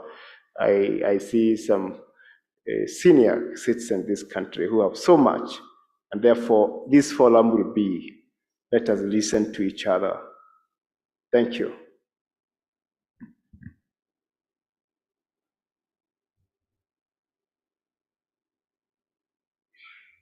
Somebody? Yeah. Some comments, some questions, Feel free. Yeah, my sister, your hand is up. We're going to take a few, so you better be among the people lifting up their hands. Yes. Thank you. Thank you. My name is Dr. Grace Kamodo from Karatina University. I'm asking this question acknowledging the presence of Dr. Lawrence, whom I've heard, if I'm not wrong, that is in genetic engineering and biotechnology. I know in Kenya we've had a debate that elicits a lot of emotions, that is biotechnology and GMOs. And I've always asked myself, as we talk positively or negatively about biotechnology and GMOs, I've not had any major research that has been done in Kenya, in East Africa, or even Africa. And my question has been, what happens that even after all the debate, we researchers, we are not coming out. We are not coming out to take up the challenge. I know it requires of a lot of funds, but I'm sure we can do it. So I'm challenging us scientists who are here and also Nakosti. Can we pick up that challenge so that even as we see debaters in the television debating against or for, at least we can have the facts at hand. Thank you. Okay. Very well. I want to ask Professor Boga, you around? You would very be able to comment on that. Do you have the mic with?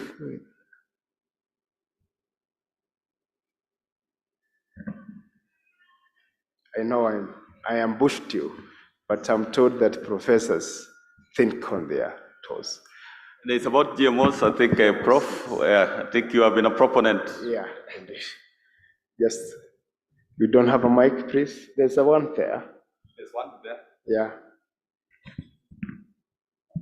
Thank you very much. I think most of the approach to assessment of genetically modified products, I don't think you can do a generic research about all of them.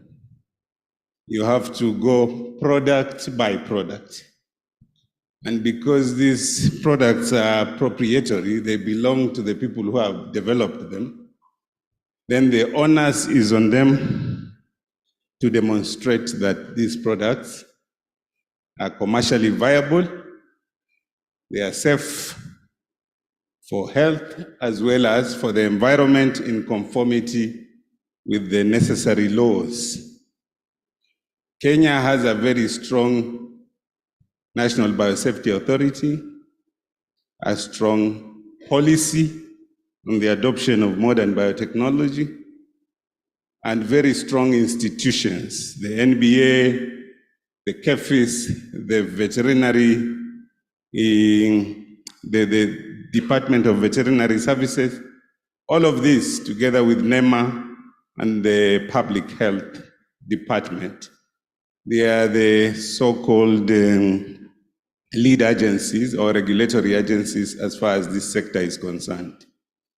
So, because there are so many products and they are so diverse, every time there is an approval process, the agencies go product by product, and there is no day you will say you have approved everything or rejected everything. You have to reject or approve a product based on the science and based on the knowledge that is there for that particular product. And there is a lot of information about these products out there, and for those who have concerns, they should just take time, read, understand, and participate in the conversation. But because I met Professor Miano of the University of Nairobi, who is working on the cassava mosaic virus disease, which is very relevant to Kenya, and the cassava streak virus. He started his work in 2008. And it's very, very expensive to track this and push them through the regulatory system up to the level where he is now at the level of commercialization. And I hope as we engage in these discussions, we will talk very much about the funding of some of these activities because they require a lot of resources. Thank you very much. Thank you, Prof. Thank you so very much. Thank you. I see a hand there. I have another. So I wish we can have 2 or more mics so that, because we are going to wide this session very soon. My brother, I saw your hand up there. I saw it. So we have 2 people there. Do you have a question? Yeah, that one. Do you have somebody on this side? Okay. We have 3 people. After that, I think we will conclude on that. Please start there and you move laterally to the other side. Thank you so much. My name is Professor Muleke from Egerton University. One quick question to the CS Education. Research funding, please. Too low. We have so many researchers with so many projects, with so many bright ideas, and yet the allocation is not yet 2% of the budget. Is it possible to increase this so that at least many researchers can get support? Number 2, I was watching a TV program yesterday in a kindergarten where the training facilities were better than what we have in Kenyan universities. Is it possible to assist, support the infrastructure in universities? Because our students are doing research in the universities under very, very poor, deplorable infrastructure and facilities. Thank you so much. Thank you. Maybe we take the questions, then we can have the responses. Yes. Yeah. Thank you. After him, then. Thank you, Chair. Mine is not a question, but let me identify myself. My name is Dr. Martin Mwirigi from Kenya Agriculture and Livestock Research Organization and leading the biotech program. And we have a biotechnology research institute. I'm responding, basically, I had the comment that there's a lot of genetic engineering going on, but there are no major projects within the country. The truth is, we have quite a number of projects dealing with very specific issues, as said by Professor Boga, and they cut across from livestock to crops. In livestock, we have a lot of work going on in development of vaccines.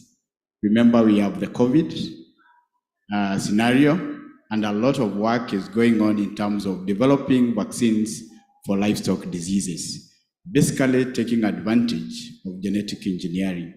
And then we have quite a number of crops that are being engineered based on two main methods. I think the GMO is the one that has been on the table, where you're able to carry genetic material from one organism to the other, and basically it's taking advantage of what we already know in nature happens. And we know the value of genetic makeup, what it does. So the science is being utilized. The other aspect is what you call gene editing, and I think is more or less the new kid on the block in terms of the technology. And this is where you don't bring in a new gene, but you can be able to manipulate the existing genetic makeup, either by removing or adding just a few components of genes. And I can tell you, like currently, within the country, we have around 15 projects on genetic engineering. The ones for where you are using what you call recombinant technology, where you are carrying one gene to another, we have the maize, which has been engineered to take care of our stem borer and the armyworm. And just because of the way we have been communicating, and some people have gone ahead of us and created what you call fear. And remember, fear basically to humans means you hold, or you don't make any movement, or you run away. That's what fear does. So those who have gone ahead of us have created a fear, which now we are struggling to come out of, because the fear that was created in 2010 led to Kenya banning the use of genetic modification, importation and cultivation of genetically engineered crops. And that has had a significant impact in terms of slowing down support for research and in terms of availing the product that we need to have availed. Like we have the BT cotton, which is now in the market. It has taken us over 16 years since the product was supposed to have joined the market. But because of our way of doing business, due to the fear that has been created, we have not been able to. So we have BT maize, which is ready for the market. Actually, it was almost in the last stage before things were stopped. I'm sure you understand the situation we are in the country. So we have a product already in the market, the BT cotton, and we have an array of others that are coming. We only need to be able to understand what this technology can do and basically do the right investment. And I'm sure this country will be able to move forward as long as we allay the fears, which Professor Boga has just said. We have the right infrastructure in terms of regulatory and in terms of capacity as a country to carry out that research. Thank you very much. Thank you very much. Thank you very much. You want to comment on that or add something or something new? Yeah. If it's something different, let someone there talk. Then you'll be the last one to say. Please keep it brief.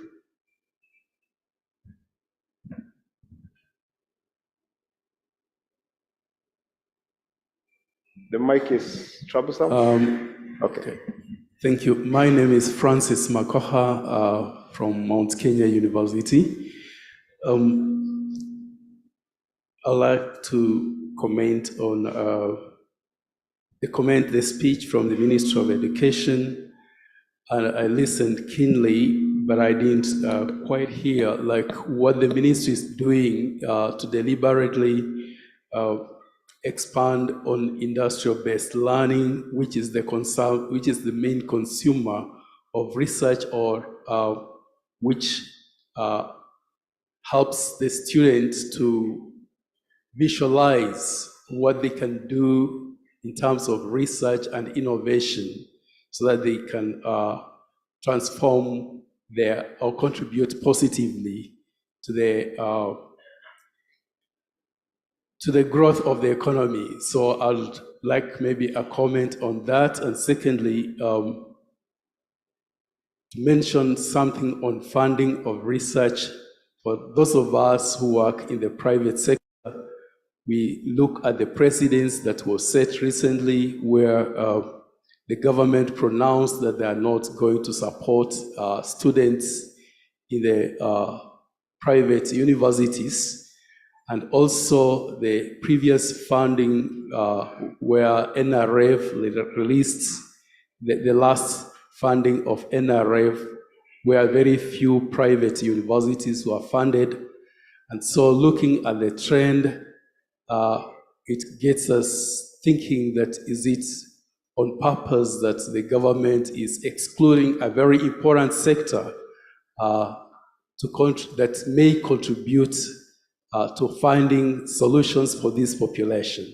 Because we are doing research in this country and we are all serving the same people. We believe there's nobody private or public, and when we find a solution, it's for this nation.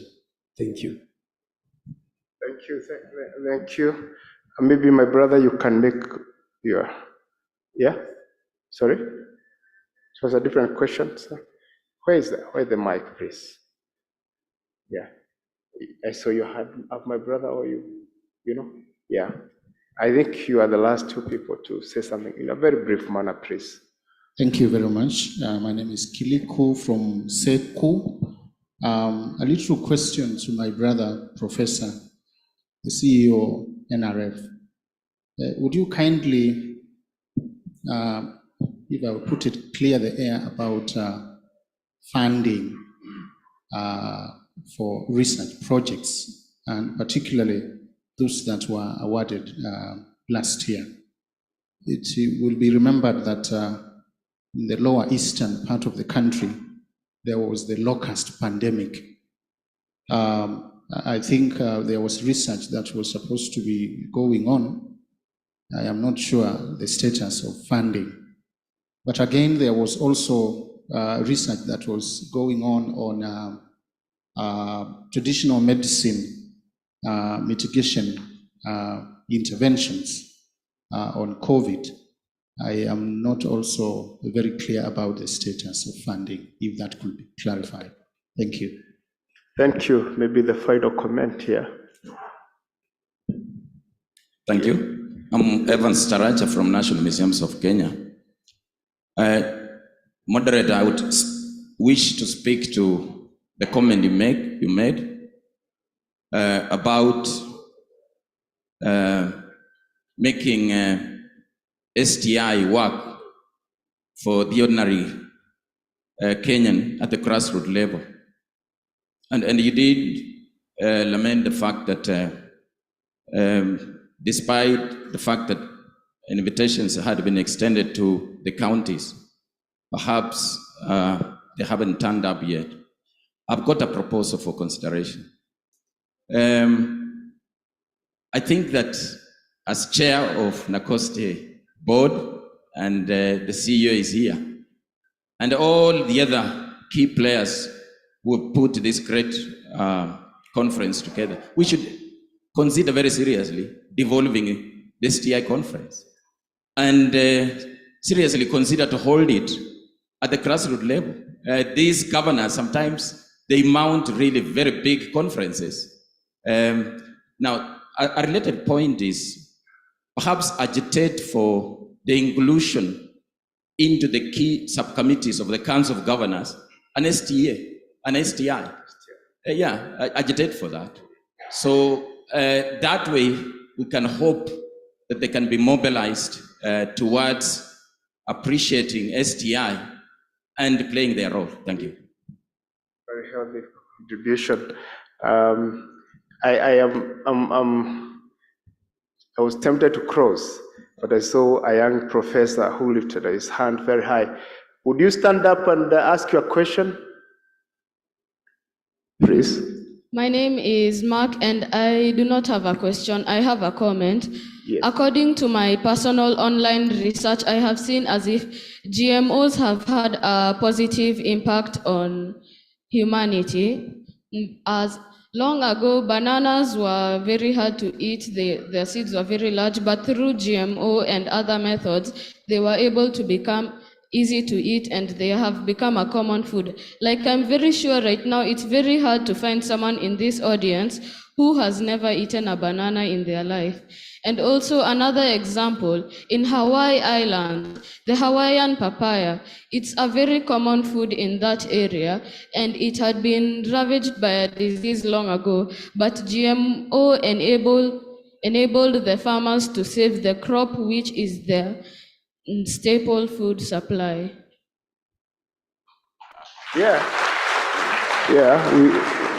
This is why we need to have young men. We are talking of mainstreaming. We're already doing it, Prof.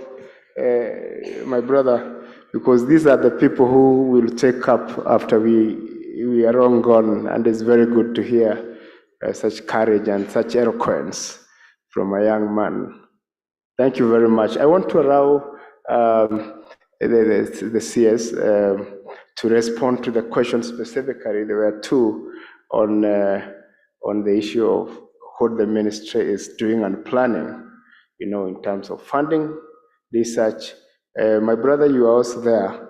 You're on the spotlight. You can't hide. In fact, I'm tempted to tell you to sit there, so that they can see the CEO and RIF. I know he's coming. By the way, brother, come over to the platform, because I know you are coming after me to end down this session. So the two of you, please, you can respond in a very brief way, then we move forward. And as they do that, as I allow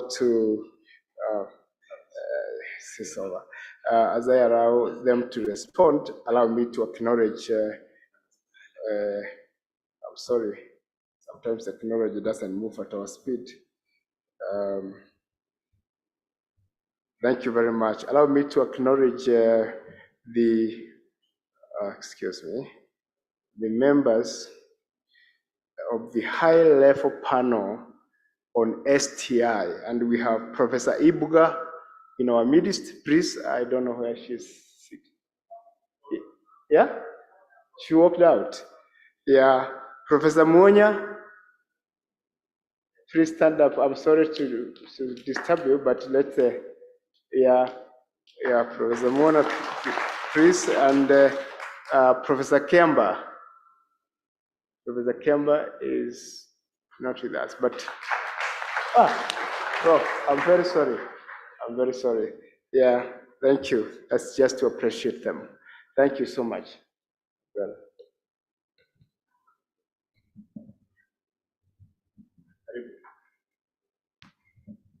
Thank you very much.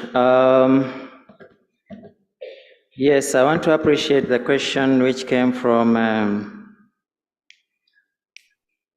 touching on matters of law funding.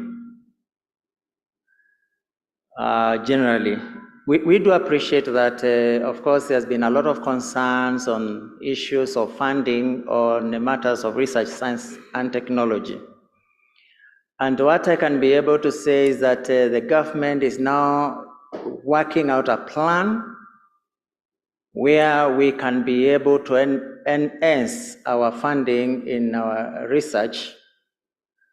And we are working out progressively to be able to say that through our budget making process, we can be able to mobilize resources to be able to have at least 2% of our GDP meant to be able to support all programs and research, science, and technology.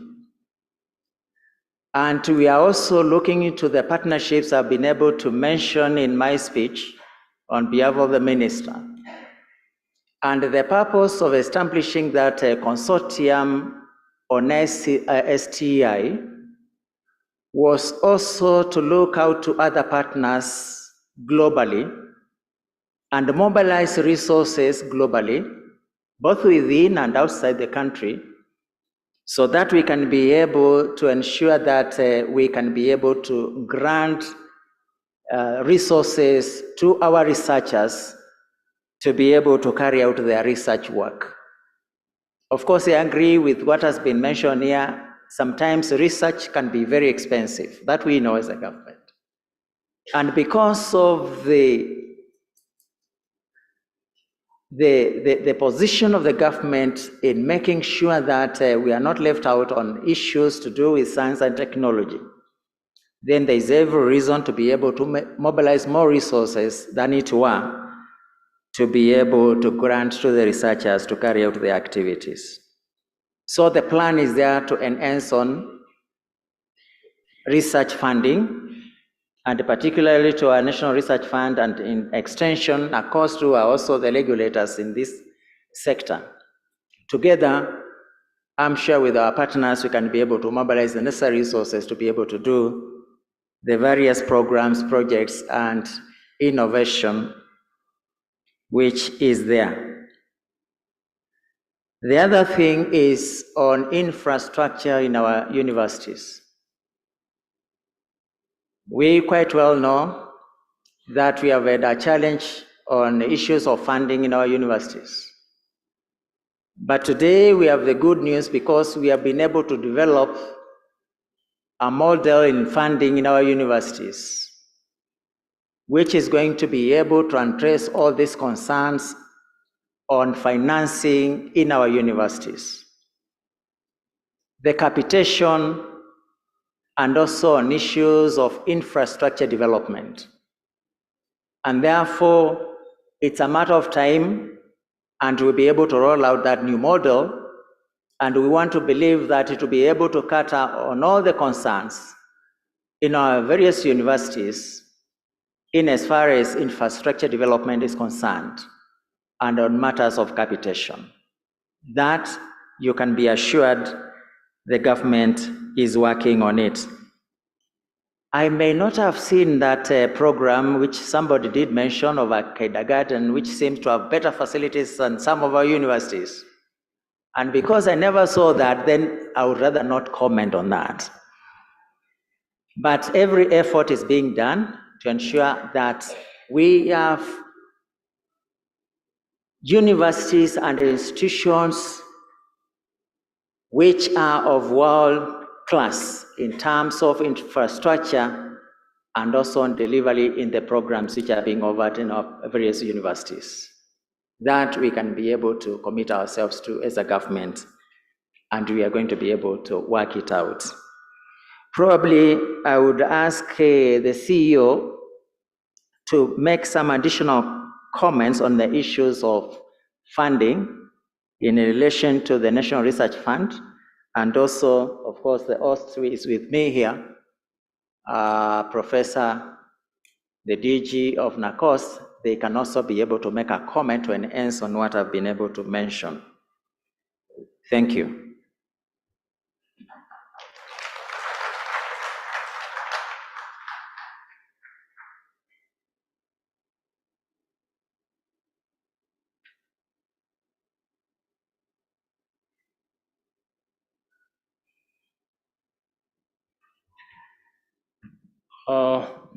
There are three questions that have been posed to NRF. And the first one was on funding private universities to undertake research. I would wish to reiterate that private universities will continue receiving funds for research. Yes. And we've got several examples that which we funded. USIU, that is, has received funds from NRF. We've got Mount Kenya University. we've got Nazarene University. So funding of private university shall continue. And more specifically, we are also encouraging public-private partnership, whereby we need to see commercialization of research outputs. We've got 4 calls now. The one is on today's newspaper on research to commercialization. Now, if you're going to commercialize, you must bring in an industrial partner. So also funding of the private sector is also covered. Thank you. The other question was on funding of COVID-19 and the locust. These were strategic calls that were issued by NRF. I'm sorry to inform you that we did not proceed further to fund those particular projects, even though grant awards had been given, for the sole reason you remember how COVID was devastating, and much of the funds that were meant to be geared towards funding the same COVID research was diverted to other national programs.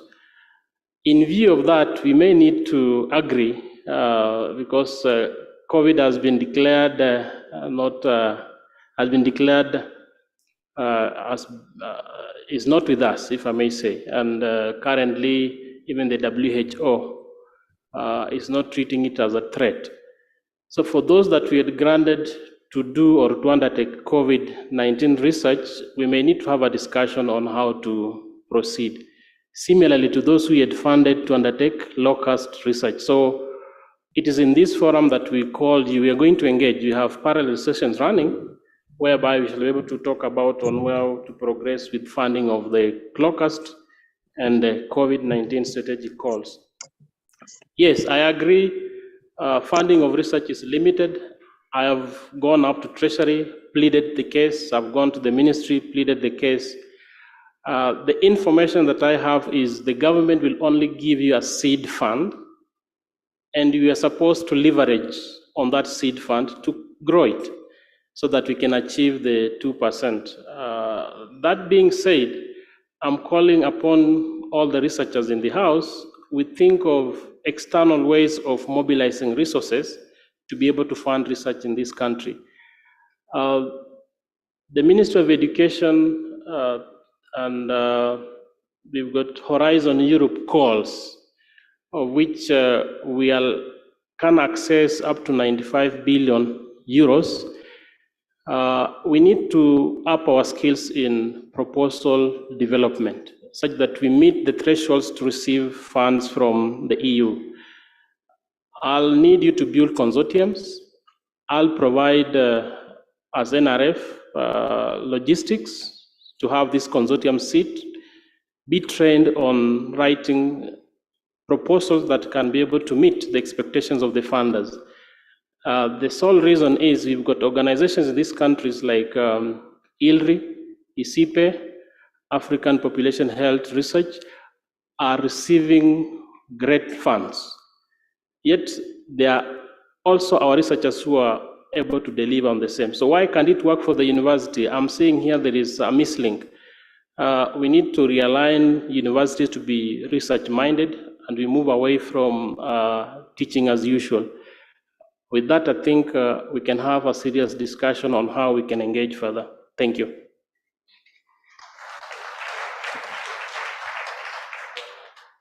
Now, I want to thank you, Bonasias, thank you, CEO, and Alive.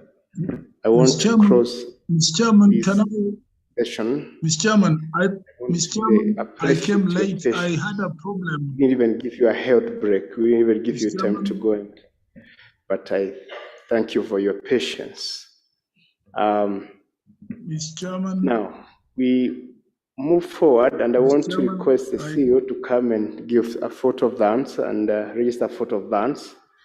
And also, I'm told DG, there is a small token of appreciation for the main speakers here. I think you can see that with the DG. And also, I have a request that was given to me by our brother Lawrence. is it a hero or a heroine? I don't know whether it was a young man or a young lady who talked there. The student who asked the question. After this, Professor Banks Lawrence will be here and will be waiting to shake your hands. He was very happy, to hear the courage of a young girl, young man or young woman. So it's very good. So I want to allow you to come over. Thank you. Can I make a statement, a comment? Yes, and before, sorry for that. Let DG take over. Yeah, just some housekeeping issues before my colleague and friend gives a vote of thanks. We will have to reorganize the program in the afternoon. I think we have exceeded time, but I strongly believe it was worth it because of the things that came. The showstopper was the question from the youngster. So after I think he gives his vote of thanks, we'll have a quick session here to give some gifts to our top guest. And then we'll request the high table plus I think the first row and the youngsters for a photograph session. I think the space is not enough to contain all of us. I think it's over 200 or 300. So we just ask the front and then the front row, we take a photo session and then we quickly, or I think we have the time now, see the exhibitions. And it will seem now we'll move into lunch, not breakfast. Back to you. Yeah, thank you. Thank you. Sorry for that. I am told that Professor Micheka wanted to say one or two things. I'm sorry, Prof, this factual thing sometimes is a little factual, and therefore we almost forgot you. But I want to, if you can hear me, proceed, please. We really appreciate your wisdom. You are senior person in this country and done so much for this country. Prof. Yeah, I can hear. Can you hear me? Can you hear me, Chair? Are you there, Prof? Yes, I'm there. Can you hear me? I'm there. Yeah, we can hear you. Go ahead. You can, yes. Sorry, Mr. Chairman, there was a small break, but I really thank to endorse the works you are doing on NACOSTI and national research being part of the organizers. Let me extend really my thanks on behalf of the Board of Trustees to everybody who came in, plus the international participants and our local embassies and high commissioners. We wish to really appeal again and again. One of the colleagues, professor from, I think, another university said emphatically that the amount of money allocated for research in this nation will not push us really anywhere far. And let us be very clear on that. Everything you have talked and the minister's speech, which was very eloquently read, talks about research, way forward, life improvement. It is only research that can make our country become at least a near first world as we provide finances for research. I don't want to belabor on that. All I can say is that look around the world and find out statistics of the GDP put into research. I thank you all, and I'm glad that this meeting goes on. I'm sorry I'm missing it, but I have a similar meeting under the African Union FESTAC in Arusha. I would have loved to contribute, but please, my CEO has ably put it. We fund, and can we go out also and look for other funding? Thank you so much for the time you gave me, and I'm sorry the virtual participation has been slightly limited. Thank you all, and thank you all. Prof, thank you. Let's approach him. Thank you, Prof. Thank you so much. My brother, praise yours. Thank you.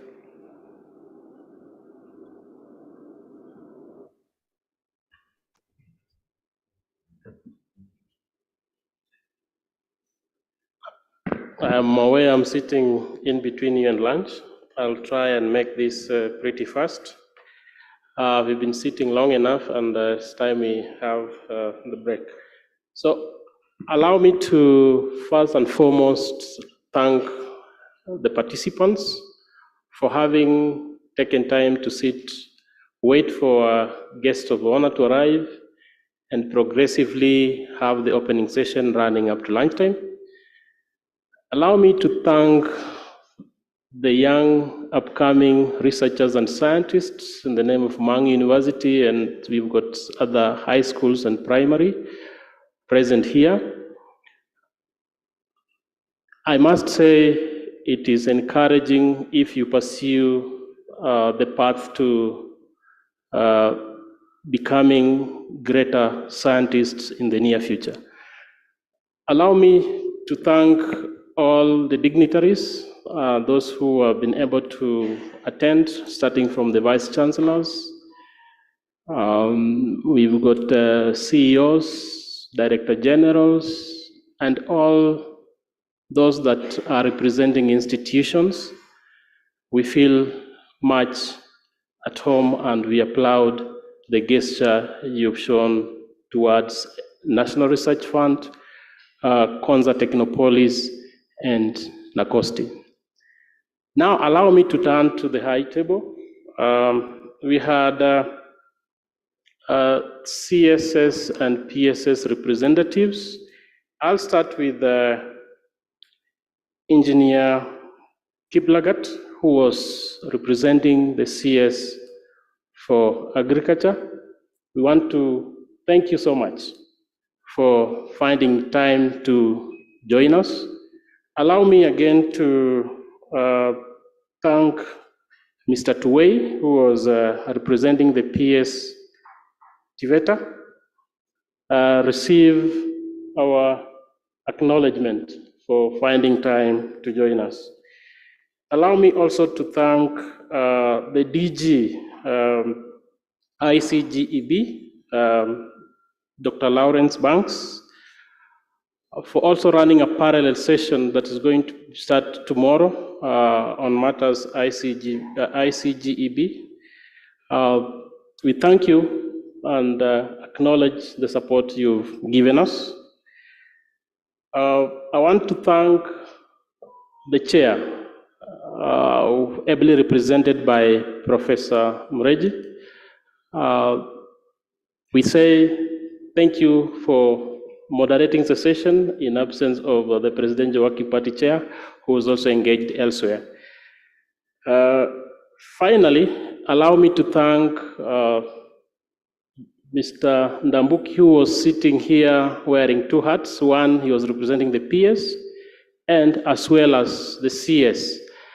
I want to wrap it up by clapping for everybody. I didn't want to clap for every individual person I've been acknowledging, but I'll need 5 factorial clap for all of us who are here, then we proceed into giving out gifts.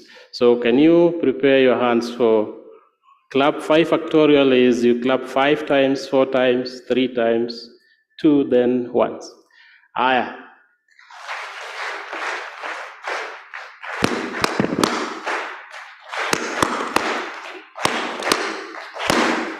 Thank you so much, and I welcome DG to come and issue gifts.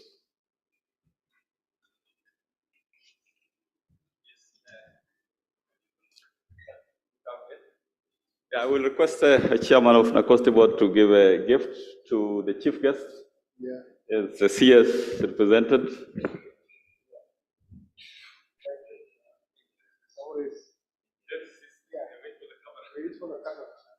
Smile. Okay, thank you.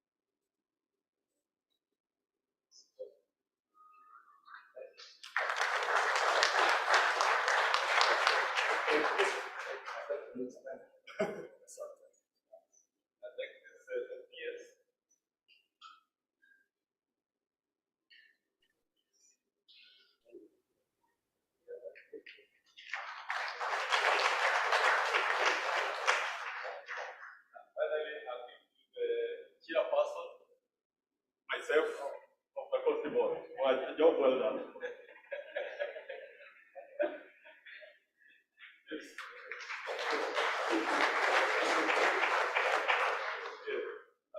The young man is being given the one to do that. And now the Director General,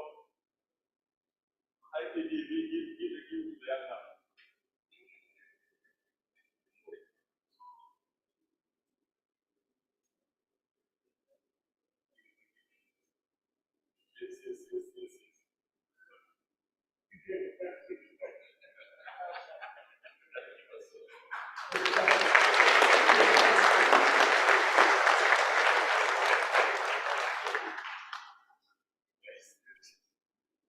Yes. So I think that brings us to the end of this long and intense session. So I just request the high table and the front row, maybe the second row. We try to squeeze in for a photograph session. Yes, but just to quickly add, I'm going to leave a whole load of flyers about the ICGB just on the front tables here, particularly for the young people in the building. If you're interested in any of the ICGB programs, I really encourage you to take one of these. Thanks again. Yeah, so I'll request my colleagues, Dr. Ngigi and Evelyn and Jasmine to organize us, and Mildred, please, so that we now try and save on time. So we just move outside here and try and squeeze for a photograph for those who will be able to squeeze in the space. There are seats for the high table there, so we can move. Thank you very much.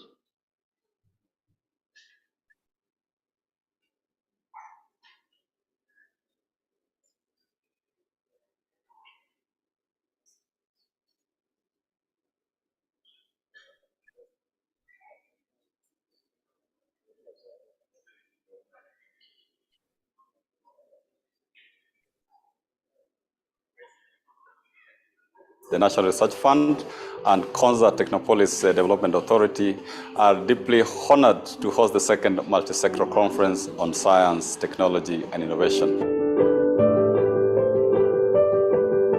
This conference forms a sequel to the first Multisectoral Conference, where stakeholders made key resolutions that have impacted on our national development.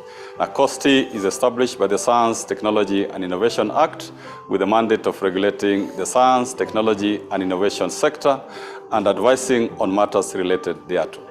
We just want to let you know that NACOSTI has been selected to mainstream science, technology, innovation in the country, and this was done in 2021.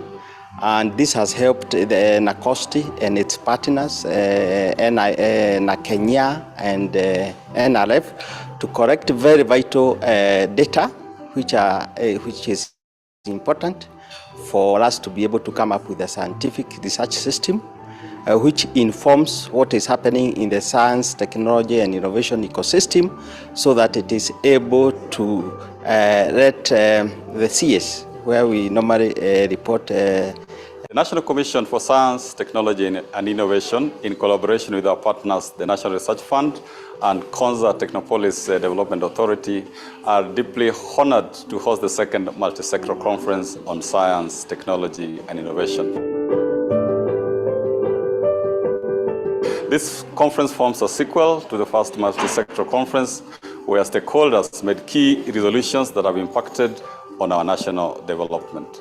NACOSTI is established by the Science, Technology, and Innovation Act with the mandate of regulating the science, technology, and innovation sector and advising on matters related thereto. We just want to let you know that NACOSTI has been selected to mainstream science, technology, innovation in the country, and this was done in 2021. And this has helped the NACOSTI and its partners, Kenya. In collaboration with our partners, the National Research Fund and Konza Technopolis Development Authority, are deeply honored to host the second Multisectoral Conference on Science, Technology, and Innovation. This conference forms a sequel to the first Multisectoral Conference, where stakeholders made key resolutions that have impacted on our national development. NACOSTI is established by the Science, Technology, and Innovation Act with the mandate of regulating the science, technology, and innovation sector and advising on matters related thereto. We just want to let you know that NACOSTI has been selected to mainstream science, technology, innovation in the country, and this was done in 2021.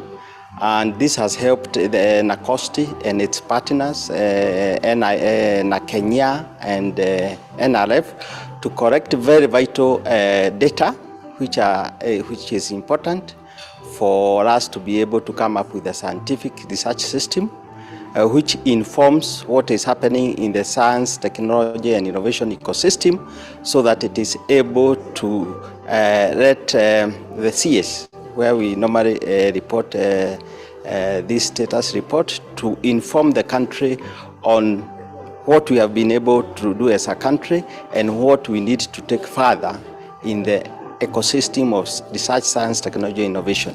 One of the unique functions of National Commission for Science and Technology is to license research in the country.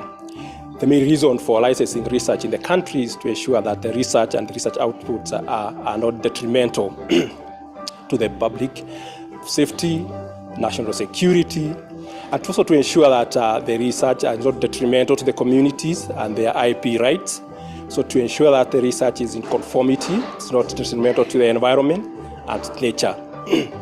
And so this is one of the key elements that we really welcome each and every Kenyan, each and every researchers to abide to these for the greater good for this country. Further, NACOSTI is the national focal point to a number of Kenya's international obligations, such as the Biological Weapons Convention, the International Center for Genetic Engineering and Biotechnology, the Comprehensive Trust Ban Treaty Organization, among others. And indeed, many Kenyans have benefited significantly from programs hosted by this international institute. Some of the priorities include strengthening of and financing of the infrastructure in R&D, the STI for food security, and harnessing of the indigenous knowledge and technologies, and the fifth industrial revolution with emerging technologies. The National Commission for Science, Technology and Innovation was rated the best government institution in advancing gender equity. The Commission was also recognized as the best statutory commission on diversity, equity, inclusion, and belonging. We are working with about 400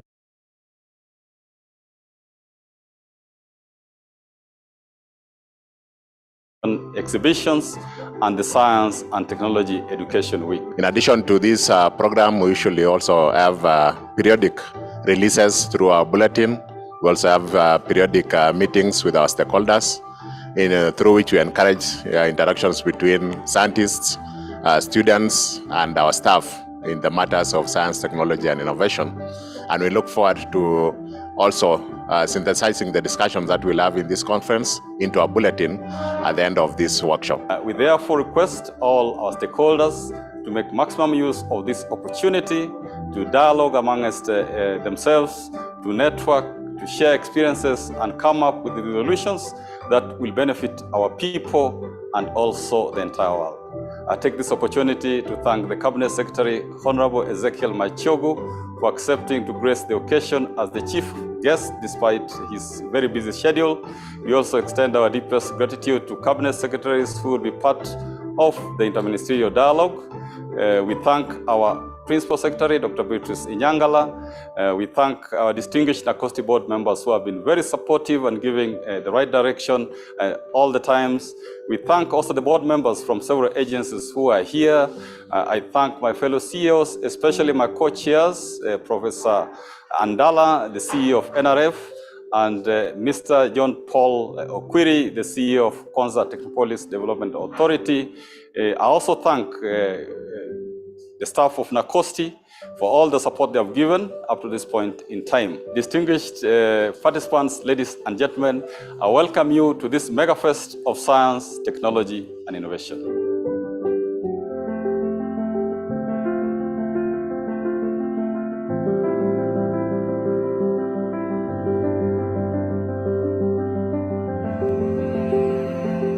Jomo Kenyatta University of Agriculture and Technology, JKUAT, is very proud to host the National Manufacturing Research Chair in Kenya on technology, innovations, to offer solutions to the coconut value chain. Now, since the launch of the research chair in 2017, JKUAT has benefited from the program in terms of capacity building and training of postgraduate students, acquisition of key research equipment in horticulture, food science, laboratories, and engineering workshops. Under this research chair program, a number of innovations have also been rolled out and deployed in Kilifi, Mombasa, and Kwale counties.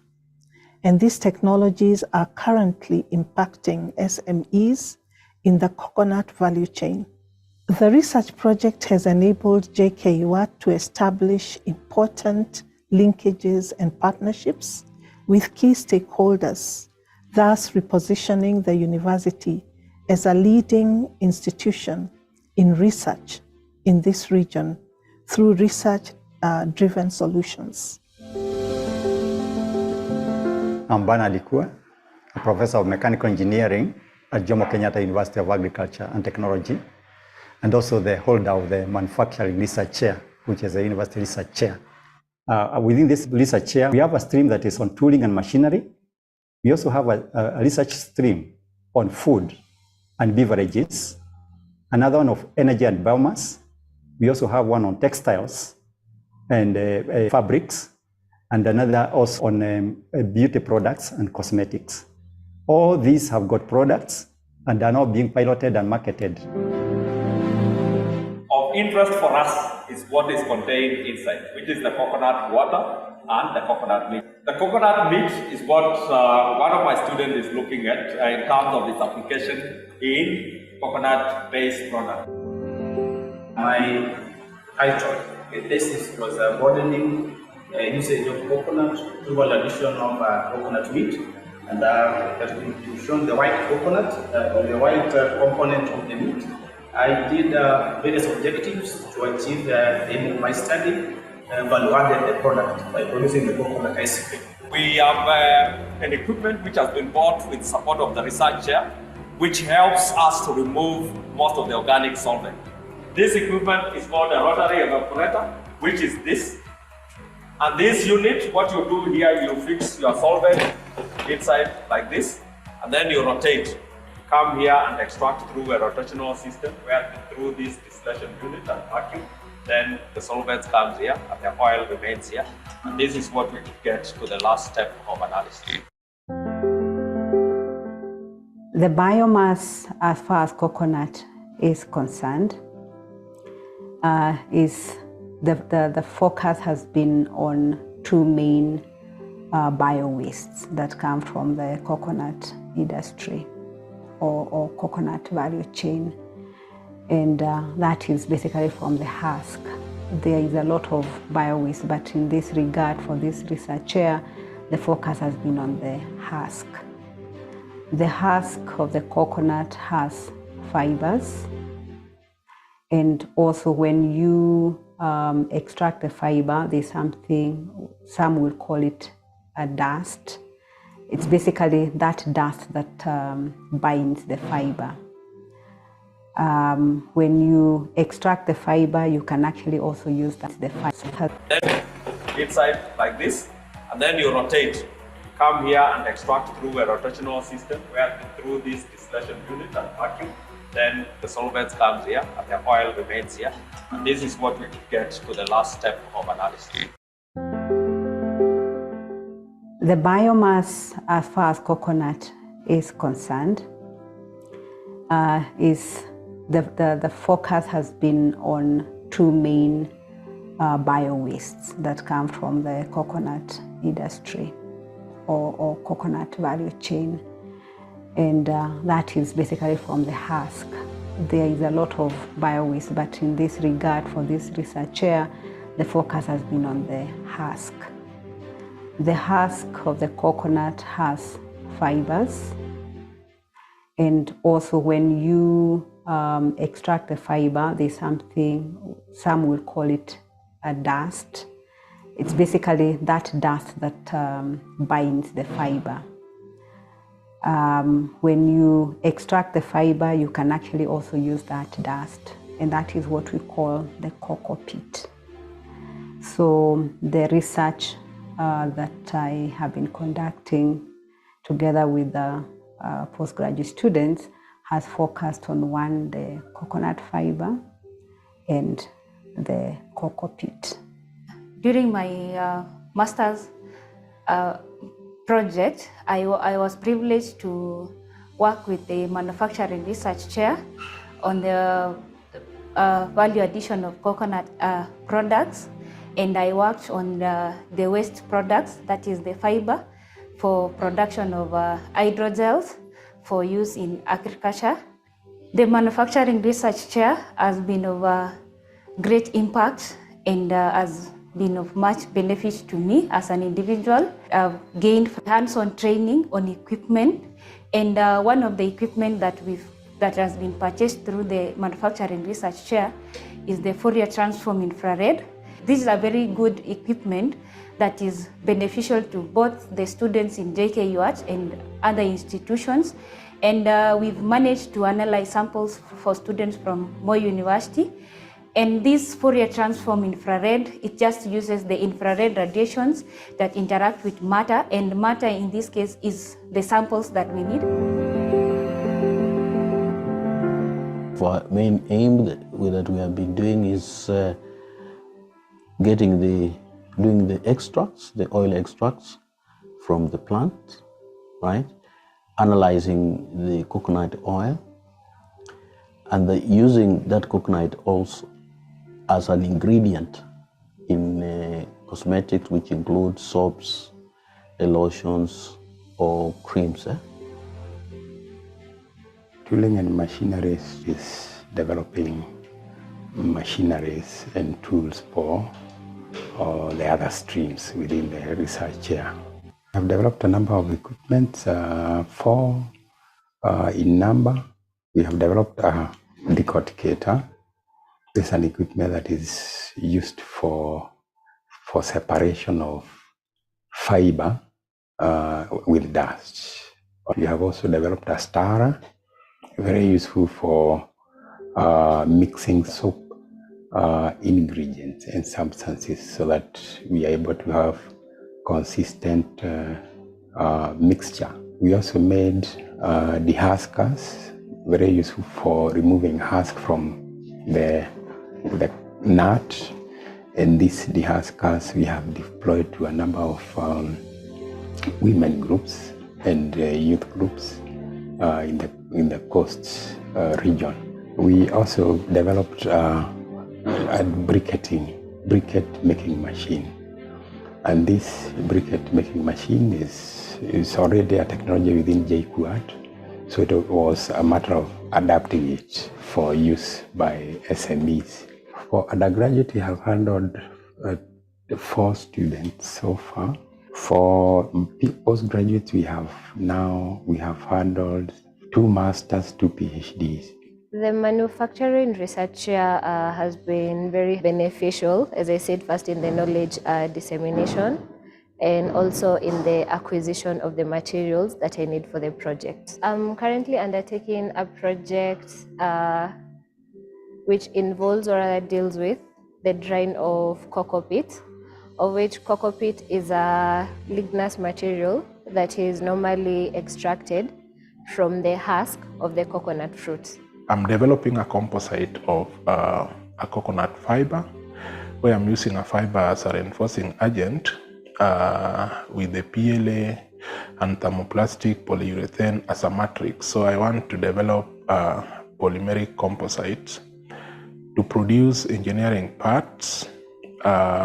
In that way, I believe that we are going to have a value-added engineering products which will, in the long run, improve the earnings by the farmers. We are training the people there on how to add value. We have, for example, conducted some training on marketing of the products, branding of the products, sourcing of finance, how to register business, how to do bookkeeping, and so forth. I acknowledge and we appreciate so much the various managements of the various organizations that are involved.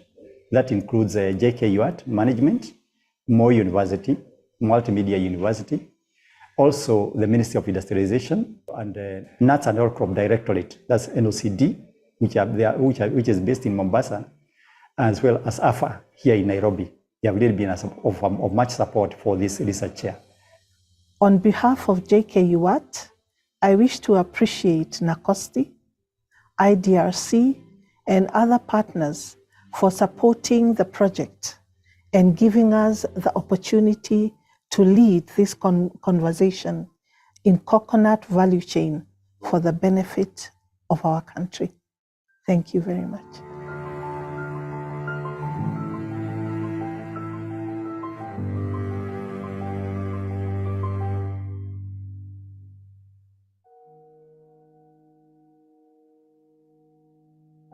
The world is currently facing a hunger crisis. According to World Health Organization in 2022, 828 million people, about 10% of the world population, regularly goes to bed hungry. This leads to about 16 deaths every minute as a result of acute hunger. In Africa, 478 million people are living below the poverty line, earning less than $1.90 per day. And we're seeing that rising food prices isn't making it easier for them, as billions are running out of reach for healthy food worldwide. An example in Kenya is the price of maize flour in the year 2021. It used to retail for about 40 to 55 Kenyan shillings per kilogram. Currently, it's going for about 80 to 140 Kenyan shillings. This is about 100% price increase. This problem is what provoked us as innovators to come up with a solution. A solution entails converting grass and agricultural waste into edible starch. The reason why humans cannot eat grass is because it contains a substance called cellulose, which us as human beings will lack the necessary enzymes to digest it. That enzyme is found in animals which have a complex digestive system, such as a cow. We therefore developed a soup of enzymes that are going to digest the indigestible cellulose into edible starch. Our end product can be used as a perfect alternative to maize flour, and when modified, can be used as an alternative to wheat flour. Food such as ugali and porridge can be made from our end product. We can use any type of grass species as long as it is non-toxic, but we decided to specialize on two types, which is Bermuda and ryegrass. This is because of the following characteristics. 1, they are flood resistant. 2, drought resistant. 3, takes only 2 months till harvest time. 4, does not require fertilizer application. The process of production of our product is as follows. Grass is harvested, washed, and then dried. It is then ground into a powder. We call that powder cellulose powder. We then add enzymes to the powder, which converts it into starch, and later it is put in a fortification mixture to improve its nutrition. Voila! It is ready for packaging and for sale. Nutritional value. Our product helps control cholesterol levels and blood sugar. You might wonder, why grass? This is because grass and maize are from the same family, Graminae, hence their starch is identical. It is not GMO, it is simply a transformed polymer from one form to another. Financials. The cost of production of 1 kilogram of our flour is 23 Kenyan shillings, and we hope to sell 1 kg at 39 Kenyan shillings. In 1 acre, 6,500 kilograms of grass is harvested, and in order to make 1 kilogram of our flour, we require 1.5 kilogram of grass. We will therefore produce 4,333 kilograms of our flour in 1 acre. Our profit per kilogram is 16 Kenyan shilling. Therefore, in an acre, we are going to make a profit of 69,000. With a capital of 10 million and 4 seasons, In the first year, a profit of 3.4 million will be realized per season, making a total of 13.8 million Kenyan shillings profit per year. We will be able to break even in the 9th month. The successful implementation of these projects will assist the United Nations in achieving the following goals. 1. Zero hunger. We hope to reduce deaths associated with hunger by 50% by 2030. 2. Decent work and economic growth. We hope to create over 100,000 jobs by 2030. 3. Climate action. Our product has no negative effects to the environment. We believe that without innovation, there will be no progress. As a team, we want to make the world a better place. We therefore used our skills and research, and we came up with this idea, which we prototyped. But we lack the necessary funds to further it. We are therefore calling for your support. Thank you.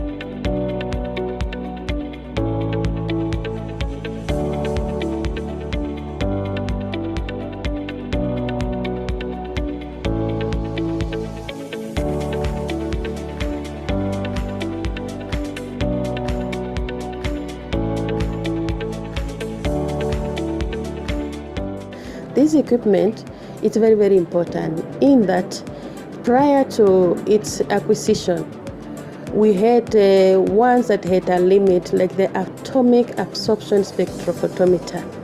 So it will not really separate and go to a very minute level of separating substances that could be in a sample. So it limited our staff a lot. So we had to spend together with them a lot of money giving them to ship those samples, like even outside Kenya. And that usually now ends up expending a lot of time. The researchers will not get the results quickly, perhaps if they have to make now inferences and conclusions and apply to solve a problem. Postgraduate students also who are studying, it will also delay them in terms of finishing to graduate because they have to wait for those results. There is also uncertainty in terms of who will handle that data, what will they do with it, post the generation of those results in their lab and things like that. So privacy issue, confidentiality issue was at stake. So now with the machine being with us, we have removed all those steps, intervening steps. We are just self-contained here in the country.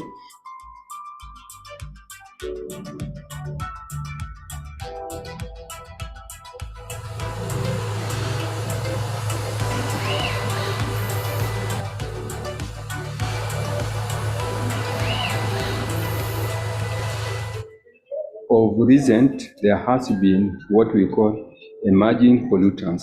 By the definition of emerging pollutants, these are certain elements which cannot be managed to be removed by the treatment of the waste.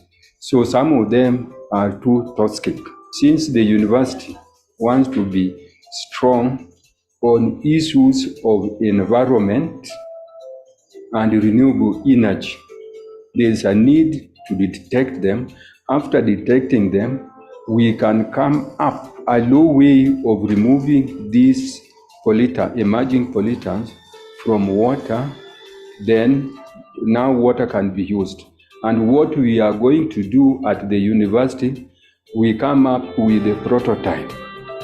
And a prototype is something you make in a small scale in terms of steps.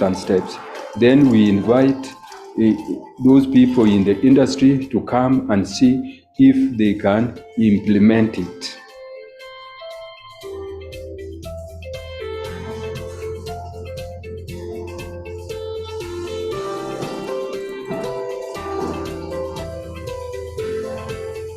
We are determining the inorganic component in wastewater. The samples were sampled from Ruai, Nairobi Water and Sewerage Carbon. We are determining the levels of heavy metals and also doing the chemical speciation. Yeah, the chemical finding, we are getting some of the chemical species like arsenic is there, like lead is there. We have already done the first and the second round of the samples. Yeah, we are still on because the project is supposed to take 24 months. Apart from that, there is a lot of waste everywhere. And this waste, we cannot convert it directly to useful unless we know what is there. And if there is something which can interfere with the human being or living being, it has to be removed. And after that, some of them can be much better in making biofertilizer. So our staff are now able to be very efficient. Our postgraduate students are efficient in terms of processing their samples, get results, write their thesis, graduate, go out there and start looking for jobs, join organizations in the industry, and start working.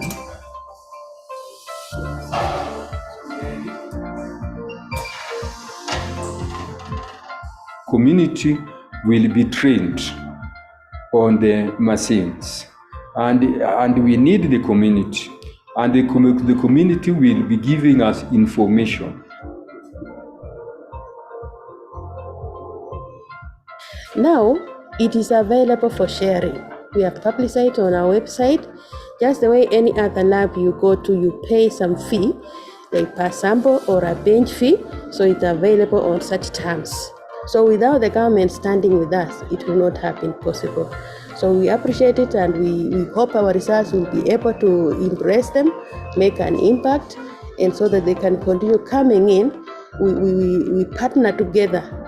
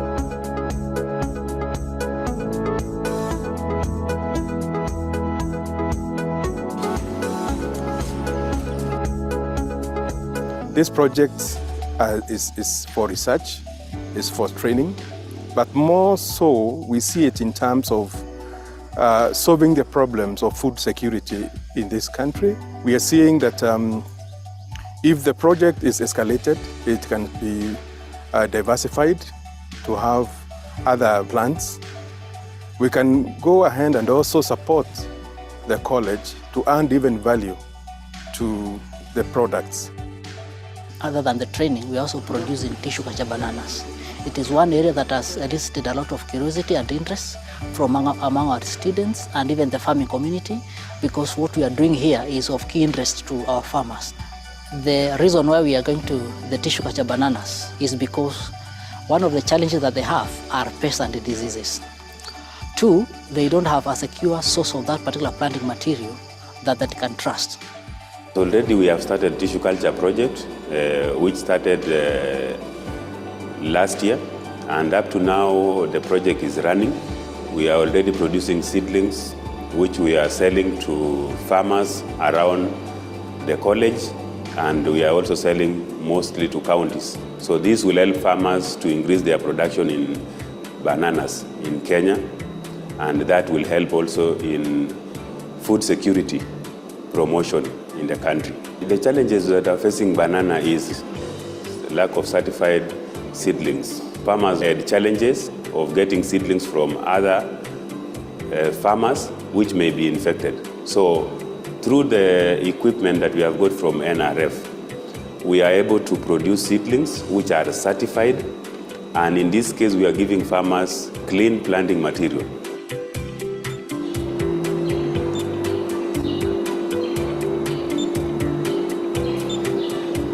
This lab was started to assist students in pathological process, that is disease identification. With this lab and the equipment that we have procured through NRF, we are able to make students be able to identify the diseases through those various biotechnological processes. For the tissue culture lab, before we started and operational the lab, we had a serious problem with the Panama disease, which had cleared almost all the banana plantation in western region of Kenya. Now with the operationalizing of the lab, with the modern equipment, we are able to screen, to remove those diseases before now we release the clean planting bananas seedlings to the farmers. So the last person to close the door. This particular facility, when we produce these tissue culture bananas, then we are assuring our farmers that yes, these materials are disease-free. Two, we want our farmers to have confidence that what they are buying is what they desire. Thirdly, when they utilize these particular tissue culture bananas, they can be able to plan and say that I want my produce to harvest during a certain period. So you know the duration that this particular crop will take, and therefore you can plant having in mind the time that you want to do your harvesting. We made a proposal for establishment of a biotechnology and tissue culture laboratories within the institution. We got the funding, about 12.7 million or so, which really have helped us to buy most of the equipment that we required for the biotechnology lab. But we were also able to get equipment which enabled us to establish the tissue culture lab, which is already now operational, with staff already recruited to run that particular facility. And currently, as we speak, we have rolled out that particular process of generating clean materials for planting by our farmers. Currently, we have about 43,000 planters within the tissue culture lab, and already we have markets. Demand is already there within the market. Now, how many suckers have you used to produce what we are seeing here now? This facility can assist us to produce to the tune of about 100,000 tissue culture banana seedlings every year.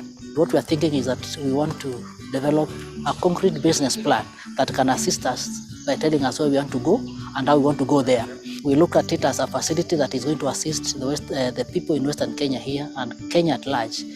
We are doing partnerships and collaborations also with our local universities, and we look into partnerships with even international universities abroad. And we look forward to more training, more research, and solving problems facing our country, especially food security.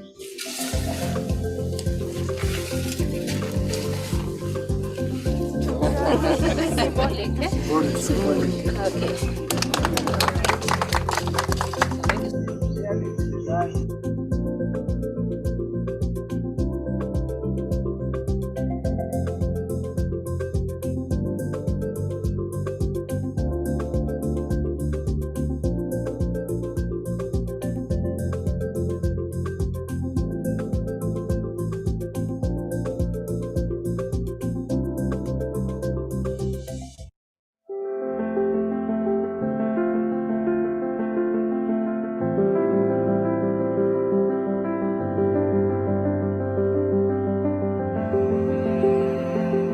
Jomo Kenyatta University of Agriculture and Technology, JKUAT, is very proud to host the National Manufacturing Research Chair in Kenya on technology innovations to offer solutions to the coconut value chain.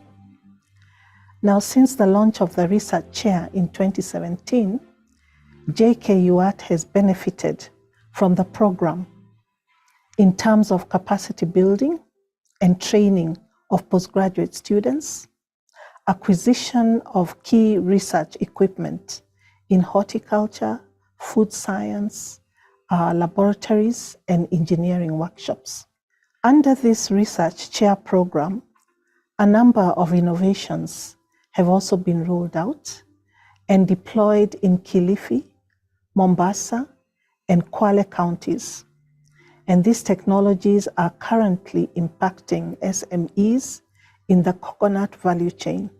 The research project has enabled JKUAT to establish important linkages and partnerships with key stakeholders, thus repositioning the university as a leading institution in research in this region through research-driven solutions. I'm Bernard Likua, a professor of mechanical engineering at Jomo Kenyatta University of Agriculture and Technology, and also the holder of the manufacturing research chair, which is a university research chair. Within this research chair, we have a stream that is on tooling and machinery. We also have a research stream on food and beverages, another one of energy and biomass. We also have one on textiles and fabrics, and another also on beauty products and cosmetics. All these have got products and are now being piloted and marketed. Of interest for us is what is contained inside, which is the coconut water and the coconut meat. The coconut meat is what one of my students is looking at in terms of its application in coconut-based products. My title, the thesis was broadening usage of coconut through addition of coconut meat, and we've shown the white coconut, or the white component of the meat. I did various objectives to achieve the aim of my study, value-added the product by producing the coconut ice cream. We have an equipment which has been bought with support of the research chair, which helps us to remove most of the organic solvent. This equipment is called a rotary evaporator, which is this. And this unit, what you do here, you fix your solvent inside like this, and then you rotate. Come here and extract through a rotational system where through this distillation unit and vacuum, then the solvent comes here and the oil remains here. And this is what we get to the last step of analysis.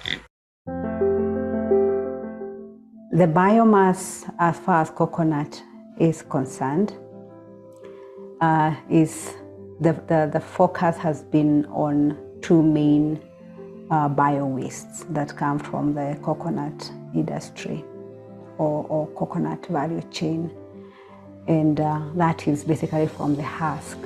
There is a lot of bio-waste, but in this regard, for this research chair, the focus has been on the husk. The husk of the coconut has fibers, and also when you extract the fiber, there's something, some will call it a dust, It's basically that dust that binds the fiber. When you extract the fiber, you can actually also use that dust, and that is what we call the cocoa pit. So the research that I have been conducting together with the postgraduate students has focused on one, the coconut fiber and the cocoa pit. During my master's project, I was privileged to work with the manufacturing research chair on the value addition of coconut products, and I worked on the waste products, that is the fiber, for production of hydrogels for use in agriculture. The manufacturing research chair has been of great impact and has been of much benefit to me as an individual. I've gained hands-on training on equipment, and one of the equipment that has been purchased through the manufacturing research chair is the Fourier transform infrared. This is a very good equipment that is beneficial to both the students in JKUH and other institutions, and we've managed to analyze samples for students from Moi University. And this Fourier transform infrared, it just uses the infrared radiations that interact with matter, and matter in this case is the samples that we need. Our main aim that we have been doing is doing the extracts, the oil extracts from the plant, right? Analyzing the coconut oil, and using that coconut also as an ingredient in cosmetics, which include soaps, lotions, or creams.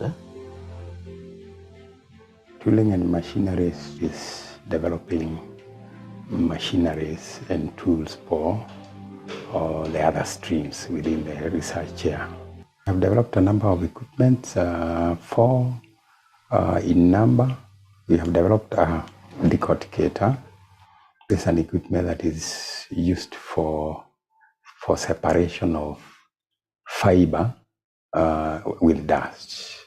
We have also developed a stirrer, very useful for mixing soap ingredients and substances so that we are able to have consistent mixture. We also made dehuskers, very useful for removing husk from the nut, and these dehuskers we have deployed to a number of women groups and youth groups in the coast region. We also developed a briquette making machine, and this briquette making machine is already a technology within JKUAT, so it was a matter of adapting it for use by SMEs. For undergraduate, we have handled 4 students so far. For postgraduate, we have handled 2 masters, 2 PhDs. The manufacturing research chair has been very beneficial, as I said, first in the knowledge dissemination and also in the acquisition of the materials that I need for the project. I'm currently undertaking a project which involves or deals with the drying of cocoa peat, of which cocoa peat is a ligneous material that is normally extracted from the husk of the coconut fruit. I'm developing a composite of a coconut fiber, where I'm using a fiber as a reinforcing agent with the PLA and thermoplastic polyurethane as a matrix. So I want to develop polymeric composites to produce engineering parts. In that way, I believe that we are going to have a value-added engineering products which will, in the long run, improve the earnings by the farmers. We are training the people there on how to add value. We have, for example, conducted some training on marketing of the products, branding of the products, sourcing of finance, how to register business, how to do bookkeeping, and so forth. I acknowledge and we appreciate so much the various managements of the various organizations that are involved. That includes JKUAT Management, Moi University, Multimedia University, also the Ministry of Industrialization, and Nuts and Oil Crop Directorate, that's NOCD, which is based in Mombasa, as well as AFA here in Nairobi. They have really been of much support for this research chair. On behalf of JKUAT, I wish to appreciate NACOSTI, IDRC, and other partners for supporting the project and giving us the opportunity to lead this conversation in coconut value chain for the benefit of our country. Thank you very much.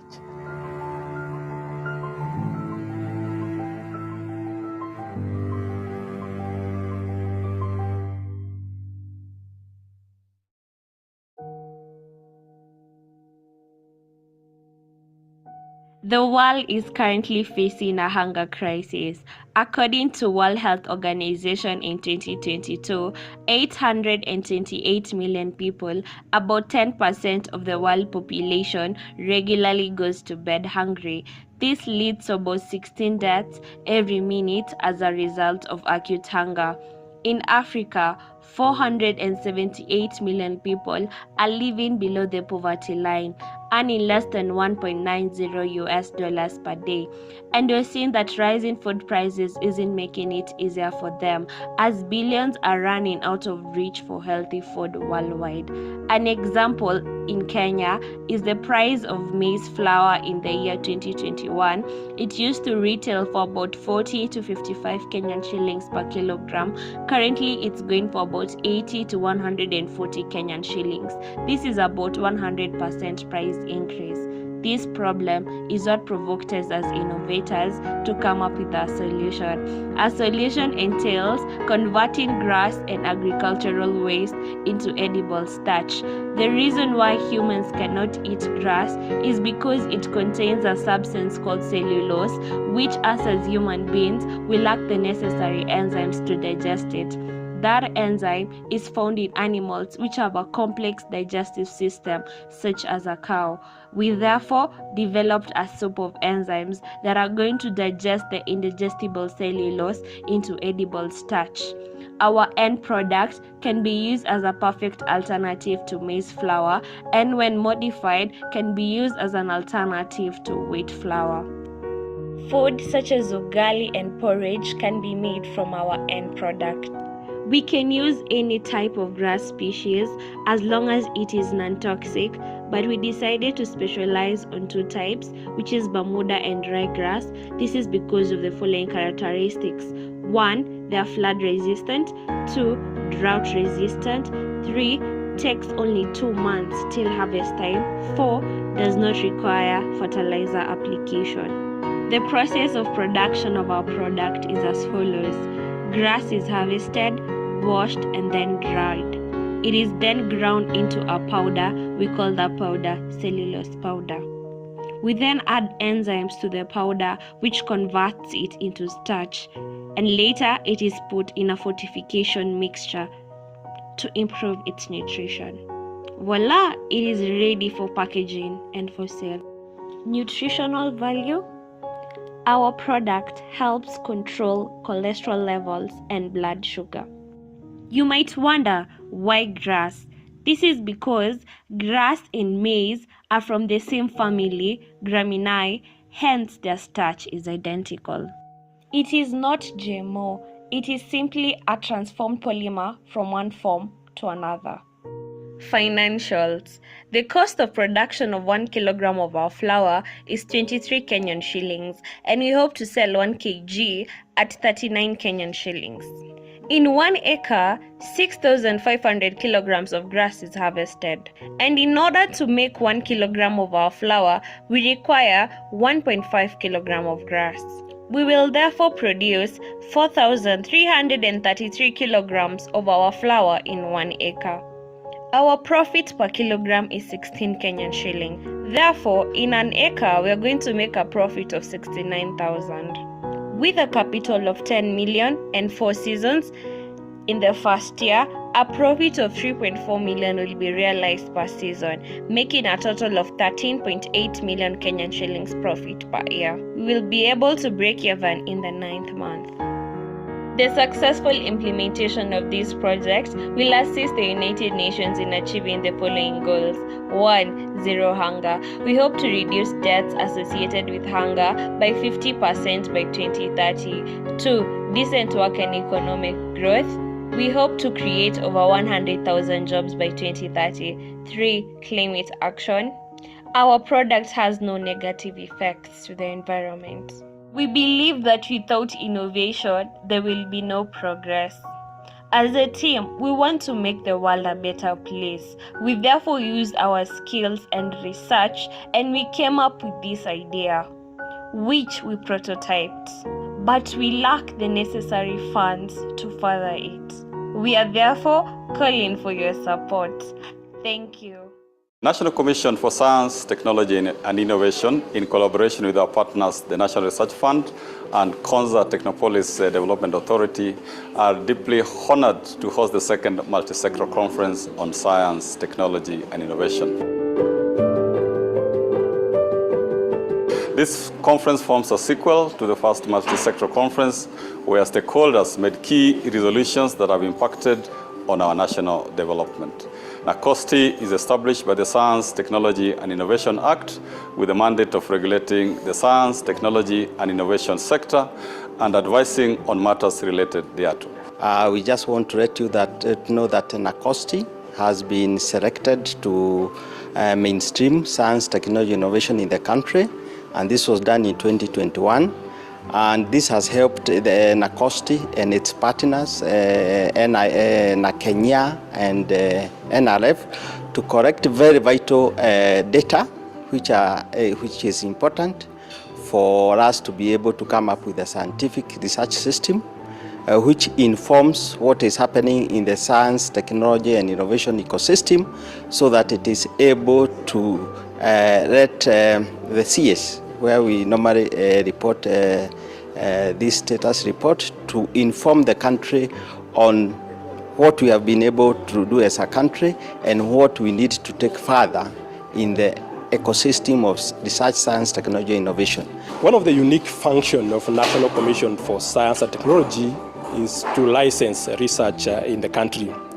The main reason for licensing research in the country is to ensure that the research and research outputs are not detrimental to the public safety, national security, and also to ensure that the research is not detrimental to the communities and their IP rights.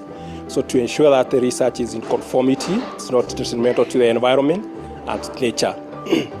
And so this is one of the key elements that we really welcome each and every Kenyan, each and every researchers to abide to these for the greater good for this country. Further, NACOSTI is the national focal point to a number of Kenya's international obligations, such as the Biological Weapons Convention, the International Center for Genetic Engineering and Biotechnology, the Comprehensive Trust Ban Treaty Organization, among others.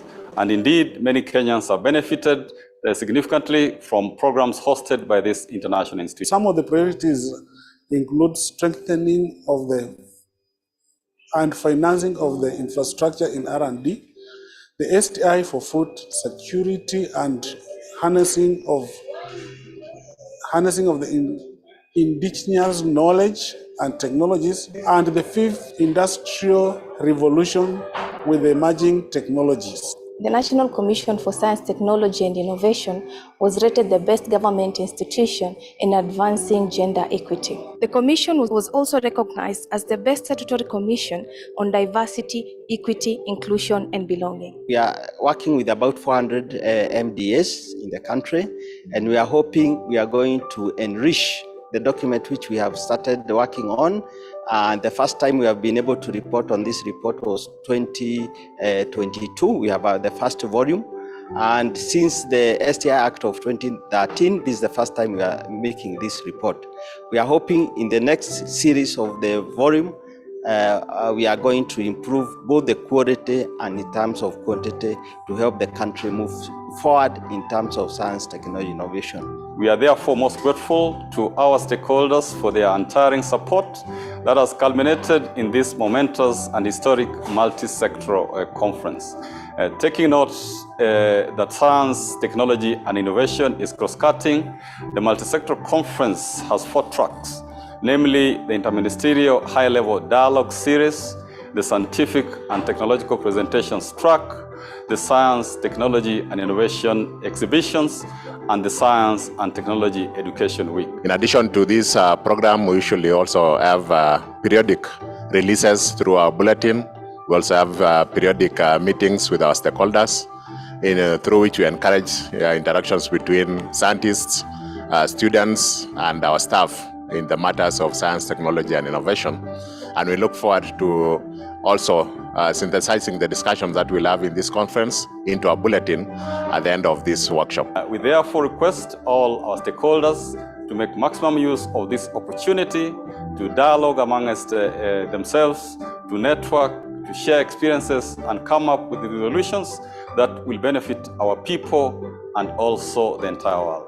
I take this opportunity to thank the Cabinet Secretary, Honorable Ezekiel Machogu, for accepting to grace the occasion as the chief guest despite his very busy schedule. We also extend our deepest gratitude to Cabinet Secretaries who will be part of the interministerial dialogue. We thank our Principal Secretary, Dr. Beatrice Inyangala. We thank our distinguished NACOSTI board members who have been very supportive and giving the right direction all the times. We thank also the board members from several agencies who are here. I thank my fellow CEOs, especially my co-chairs, Professor Andala, the CEO of NRF, and Mr. John Paul Okwiri, the CEO of Konza Technopolis Development Authority. I also thank the staff of NACOSTI for all the support they have given up to this point in time. Distinguished participants, ladies and gentlemen, I welcome you to this mega fest of science, technology, and innovation.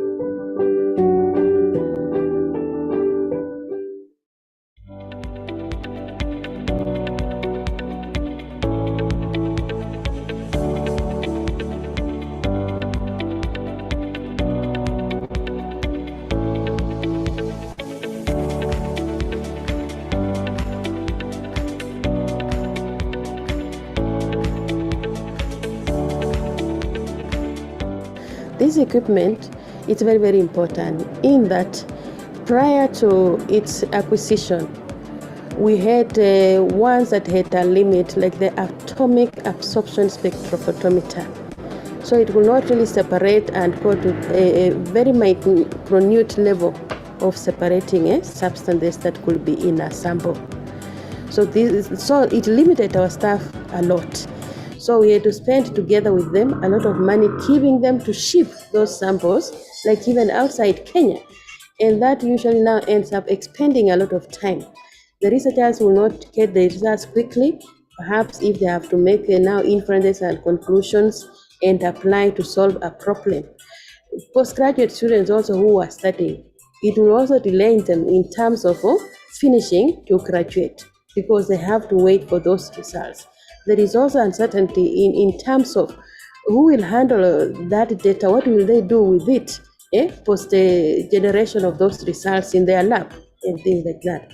So privacy issue, confidentiality issue was at stake. So now with the machine being with us, we have removed all those steps, intervening steps. We are just self-contained here in the country.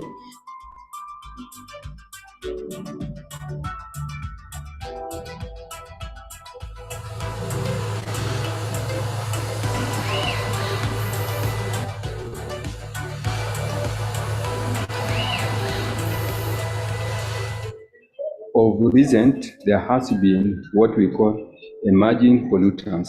By the definition of emerging pollutants, these are certain elements which cannot be managed to be removed by the treatment of the waste. So some of them are too toxic. Since the university wants to be strong on issues of environment, and renewable energy. There is a need to detect them. After detecting them, we can come up a low way of removing these emerging pollutants from water. Then now water can be used. And what we are going to do at the university, we come up with a prototype. And a prototype is something you make in a small scale in terms of steps. Then we invite those people in the industry to come and see if they can implement it.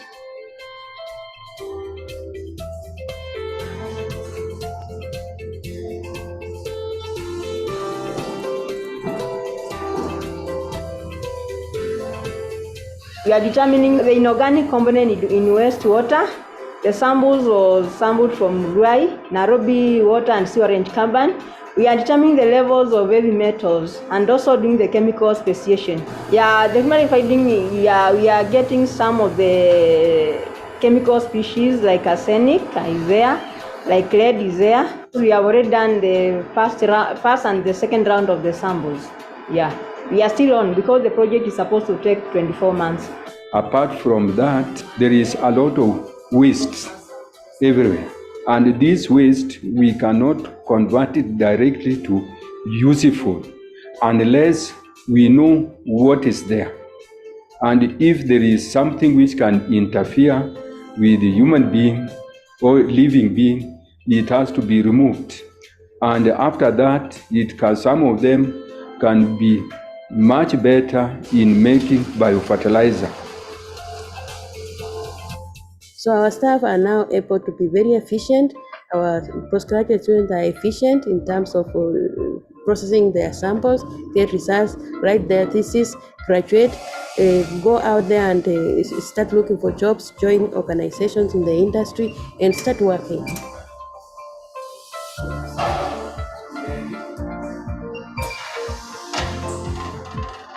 Community will be trained on the machines, and we need the community, and the community will be giving us information. Now it is available for sharing. We have published it on our website. Just the way any other lab you go to, you pay some fee, like per sample or a bench fee, so it's available on such terms. So without the government standing with us, it will not have been possible. So we appreciate it, and we hope our results will be able to impress them, make an impact, and so that they can continue coming in. We partner together.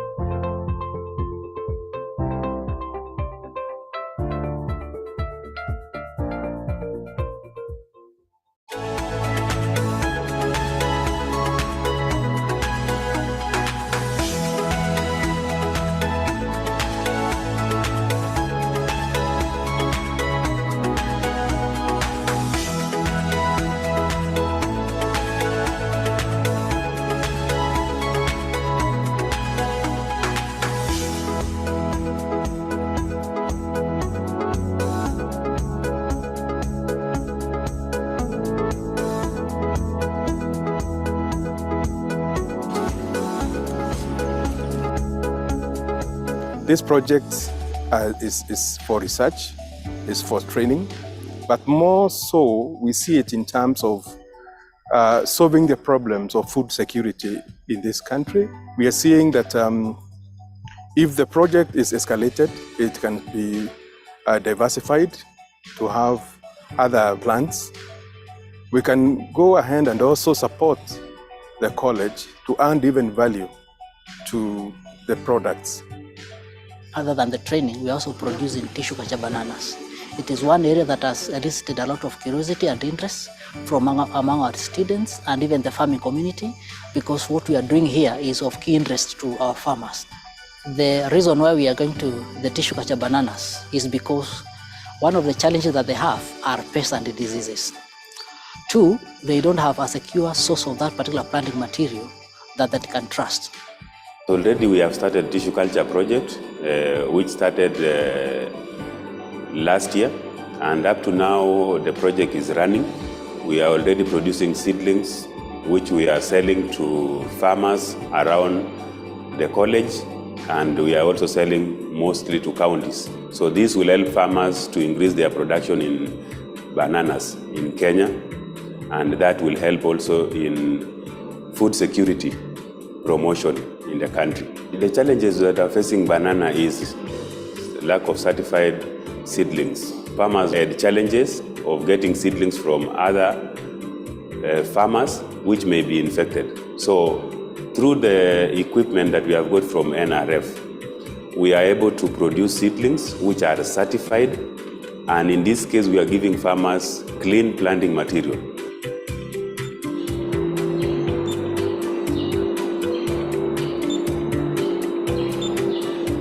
This lab was started to assist students in pathological process, that is disease identification. With this lab and the equipment that we have procured through NRF, we are able to make students be able to identify the diseases through those various biotechnological processes.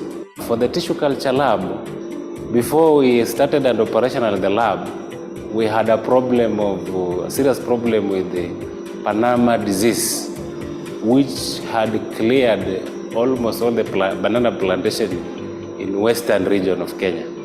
Now with the operationalizing of the lab with the modern equipment, we are able to screen, to remove those diseases before now we release the clean planting bananas seedlings to the farmers.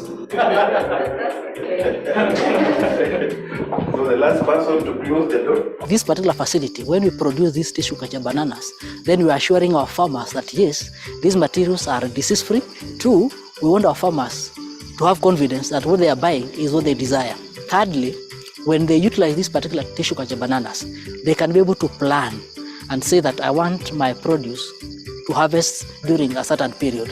So you know the duration that this particular crop will take, and therefore you can plant having in mind the time that you want to do your harvesting. We made a proposal for establishment of a biotechnology and tissue culture laboratories within the institution. We got the funding of about 12.7 million or so, which really have helped us to buy most of the equipment that we required for the biotechnology lab. But we were also able to get the equipment which enabled us to establish the tissue culture lab, which is already now operational, with staff already recruited to run that particular facility. And currently, as we speak, we have rolled out that particular process of generating clean materials for planting by our farmers. Currently, we have about 43,000 planters within the tissue culture lab, and already we have markets. Demand is already there within the market.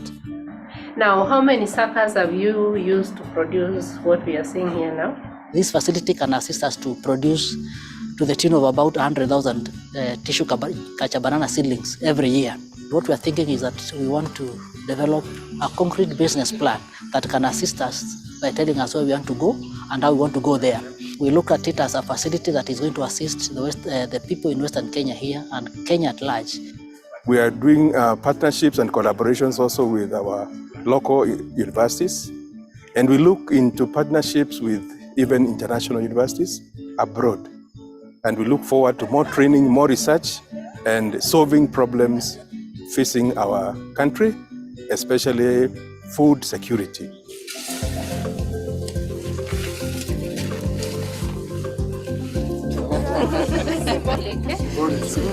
Okay.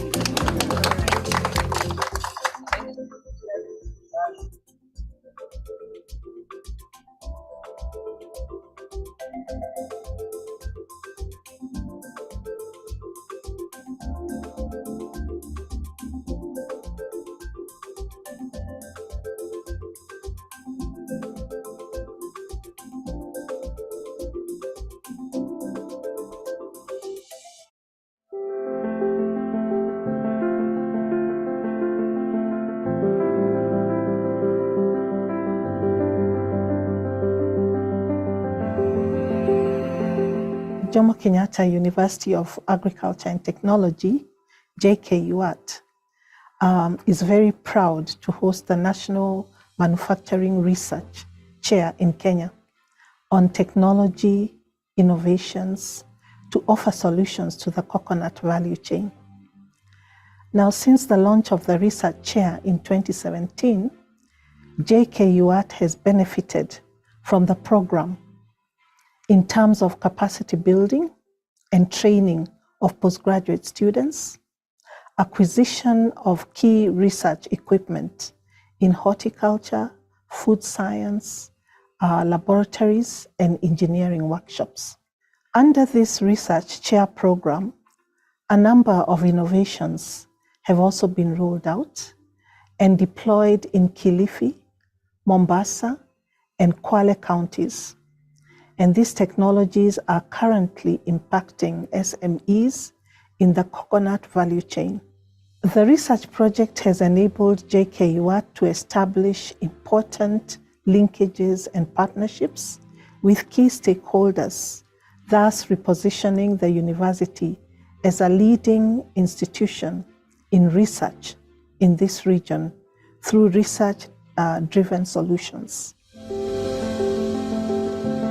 I'm Bana Likua, a professor of mechanical engineering at Jomo Kenyatta University of Agriculture and Technology, and also the holder of the manufacturing research chair, which is a university research chair. Within this research chair, we have a stream that is on tooling and machinery. We also have a research stream on food and beverages, another one of energy and biomass. We also have one on textiles and fabrics, and another also on beauty products and cosmetics. All these have got products and are now being piloted and marketed. Of interest for us is what is contained inside, which is the coconut water and the coconut milk. The coconut milk is what one of my students is looking at in terms of its application in coconut-based products. My title, thesis was broadening usage of coconut through an addition of coconut meat, and we've shown the white coconut or the white component of the meat. I did various objectives to achieve the aim of my study, value-added the product by producing the coconut ice cream. We have an equipment which has been bought with support of the research chair, which helps us to remove most of the organic solvent. This equipment is called a rotary evaporator, which is this. And this unit, what you do here, you fix your solvent inside like this, and then you rotate. Come here and extract through a rotational system where through this distillation unit and vacuum, then the solvent comes here and the oil remains here. And this is what we get to the last step of analysis. The biomass, as far as coconut is concerned, the focus has been on two main bio-wastes that come from the coconut industry or coconut value chain, and that is basically from the husk. There is a lot of bio-waste, but in this regard, for this research chair, the focus has been on the husk. The husk of the coconut has fibers, and also when you extract the fiber, there's something, some will call it a dust.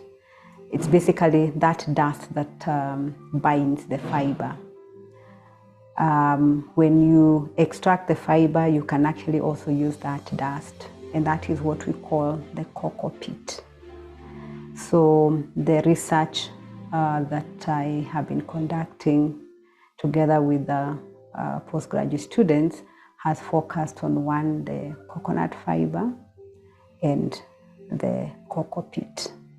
During my master's project, I was privileged to work with the manufacturing research chair on the value addition of coconut products, and I worked on the waste products, that is the fiber, for production of hydrogels for use in agriculture. The manufacturing research chair has been of great impact and has been of much benefit to me as an individual. I've gained hands-on training on equipment, and one of the equipment that has been purchased through the Manufacturing Research Chair is the Fourier Transform Infrared. This is a very good equipment that is beneficial to both the students in JKUAT and other institutions. And we've managed to analyze samples for students from Moi University. And this Fourier Transform Infrared, it just uses the infrared radiations that interact with matter, and matter in this case is the samples that we need. Our main aim that we have been doing is doing the extracts, the oil extracts from the plant, right? Analyzing the coconut oil, and using that coconut also as an ingredient in cosmetics, which include soaps, lotions, or creams. Tooling and machineries is developing machineries and tools for the other streams within the research chair. I've developed a number of equipment, 4 in number. We have developed a decorticator. It's an equipment that is used for separation of fiber with dust. We have also developed a stirrer, very useful for mixing soap ingredients and substances so that we are able to have consistent mixture. We also made dehuskers, very useful for removing husk from the nut. And these dehuskers we have deployed to a number of women groups and youth groups in the coast region. We also developed a briquette making machine, and this briquette making machine is already a technology within JKUAT, so it was a matter of adapting it for use by SMEs. For undergraduate, we have handled 4 students so far. For postgraduates, we have handled 2 masters, 2 PhDs. The Manufacturing Research Chair has been very beneficial, as I said, first in the knowledge dissemination and also in the acquisition of the materials that I need for the project. I'm currently undertaking a project which involves or rather deals with the drying of cocoa peat, of which cocoa peat is a ligneous material that is normally extracted from the husk of the coconut fruit. I'm developing a composite of a coconut fiber, where I'm using a fiber as a reinforcing agent with the PLA and thermoplastic polyurethane as a matrix. So I want to develop polymeric composites to produce engineering parts. In that way, I believe that we are going to have a value-added engineering products which will, in the long run, improve the earnings by the farmers. We are training the people there on how to add value. We have, for example, conducted some training on marketing of the products, branding of the products, sourcing of finance, how to register business, how to do bookkeeping, and so forth. I acknowledge and we appreciate so much the various managements of the various organizations that are involved. That includes JKUAT management, Moi University, Multimedia University, also the Ministry of Industrialization, and Nuts and Oil Crop Directorate, that's NOCD, which is based in Mombasa, as well as AFA here in Nairobi. They have really been of much support for this research chair. On behalf of JKUAT, I wish to appreciate NACOSTI, IDRC, and other partners for supporting the project and giving us the opportunity to lead this conversation in coconut value chain for the benefit of our country. Thank you very much.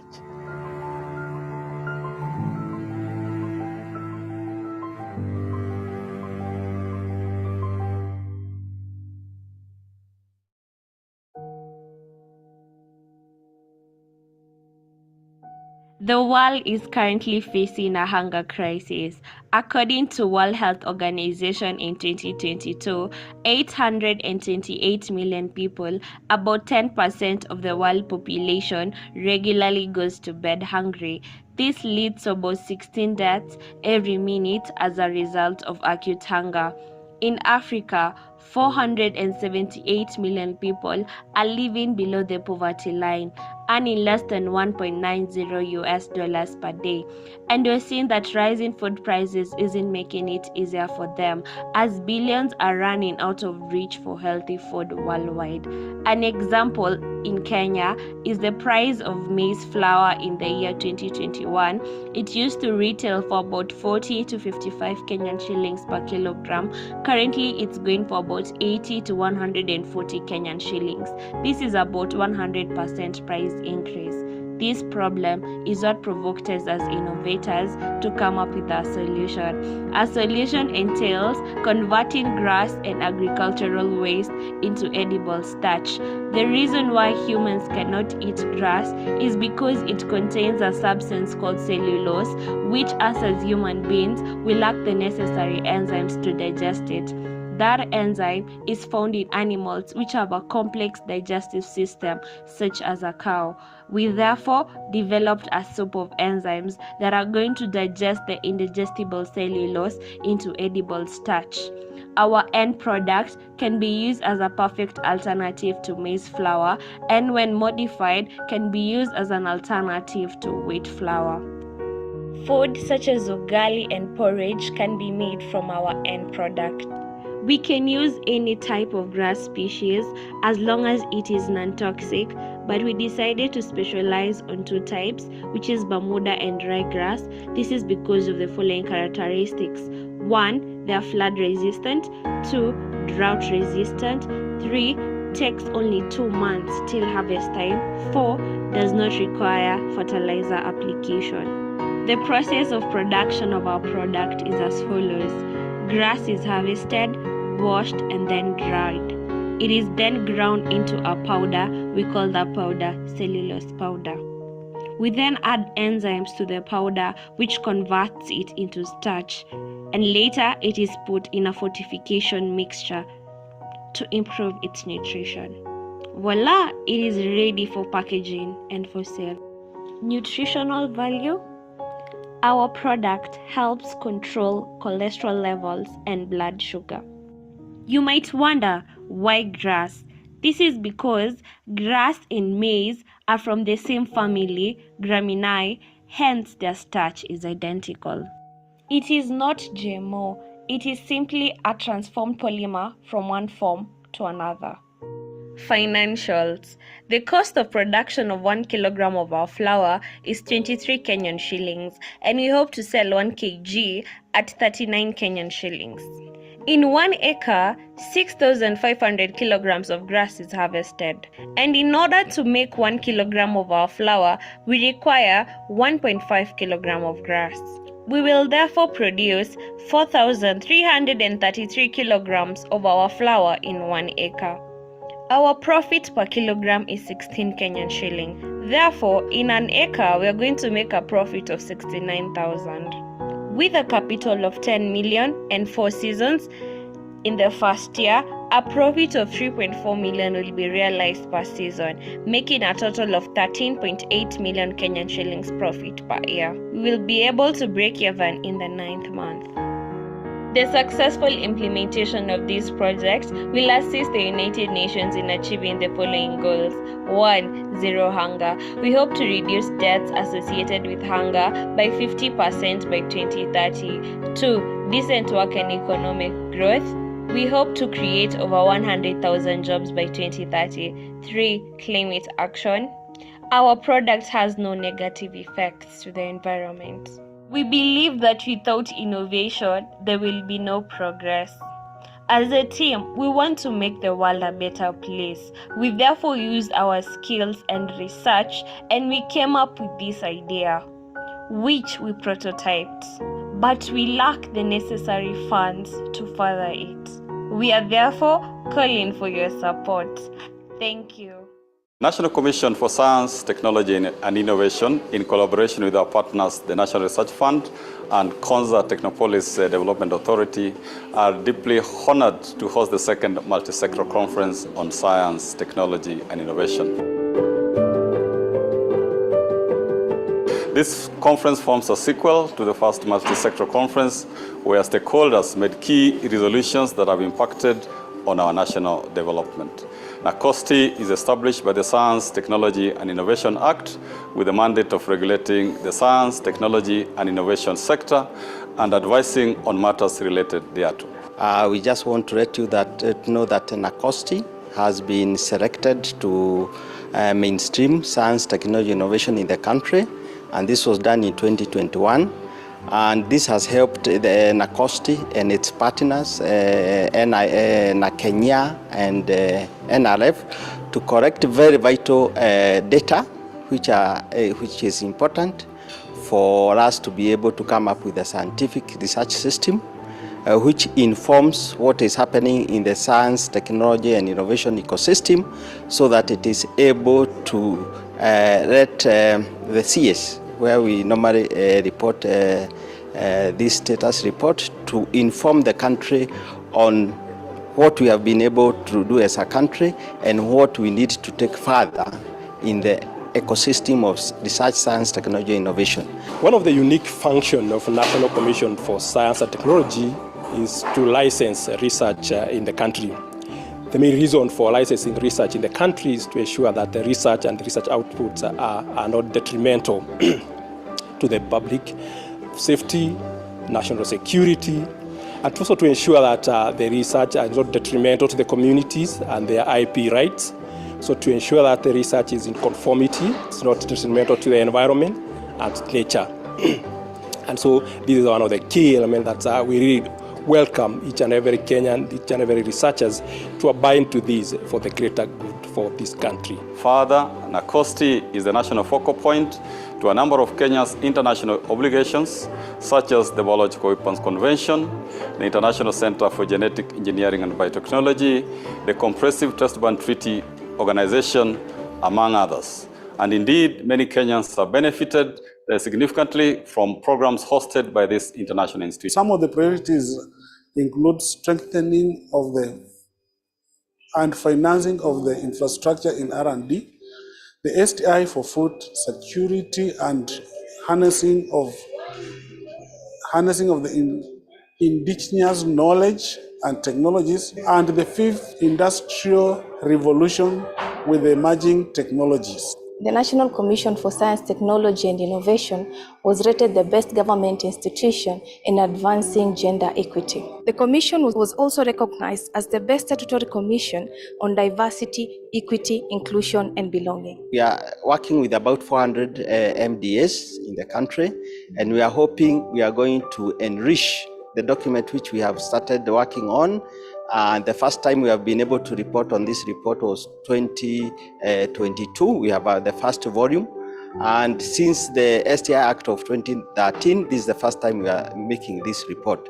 We are hoping in the next series of the volume, we are going to improve both the quality and in terms of quantity to help the country move forward in terms of science, technology, innovation. We are therefore most grateful to our stakeholders for their untiring support that has culminated in this momentous and historic multi-sectoral conference.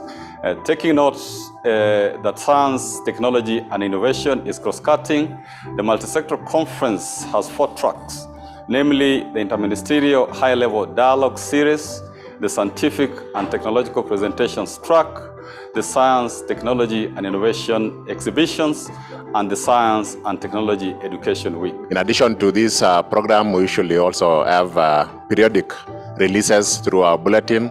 We also have periodic meetings with our stakeholders, through which we encourage interactions between scientists, students, and our staff in the matters of science, technology, and innovation. And we look forward to also synthesizing the discussions that we'll have in this conference into a bulletin at the end of this workshop. We therefore request all our stakeholders to make maximum use of this opportunity to dialogue amongst themselves, to network, to share experiences and come up with the resolutions that will benefit our people and also the entire world.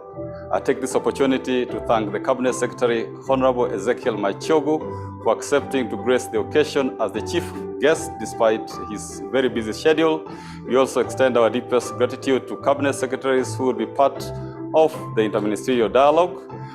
We thank our Principal Secretary, Dr. Beatrice Inyangala. We thank our distinguished Nacosti board members who have been very supportive and giving the right direction all the times.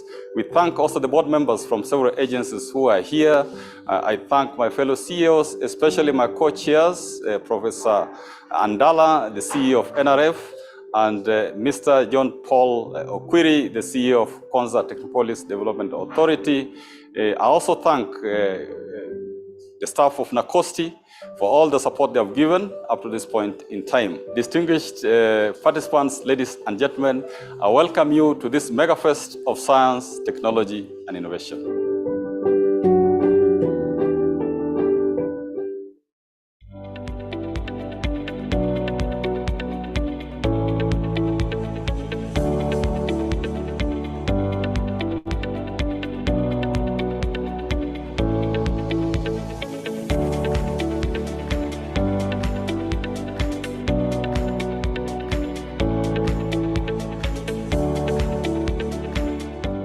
This equipment is very, very important in that prior to its acquisition, we had ones that had a limit, like the atomic absorption spectrophotometer. So it will not really separate and go to a very minute level of separating substances that could be in a sample. So it limited our staff a lot. So we had to spend together with them a lot of money keeping them to ship those samples, like even outside Kenya. And that usually now ends up expending a lot of time. The researchers will not get the results quickly, perhaps if they have to make now inferences and conclusions and apply to solve a problem. Postgraduate students also who are studying, it will also delay them in terms of finishing to graduate because they have to wait for those results. There is also uncertainty in terms of who will handle that data, what will they do with it, post the generation of those results in their lab and things like that. So privacy issue, confidentiality issue was at stake. So now with the machine being with us, we have removed all those steps, intervening steps. We are just self-contained here in the country.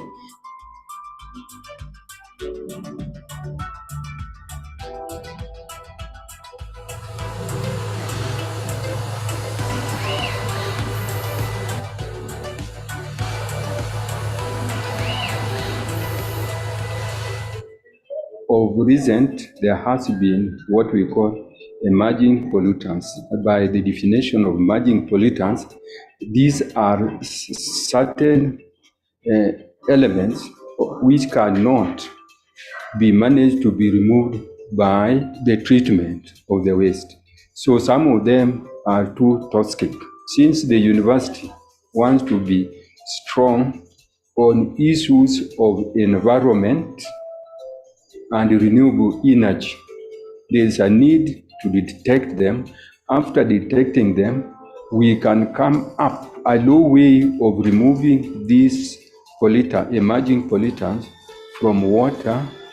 Then now water can be used. And what we are going to do at the university, we come up with a prototype. And a prototype is something you make in a small scale in terms of steps.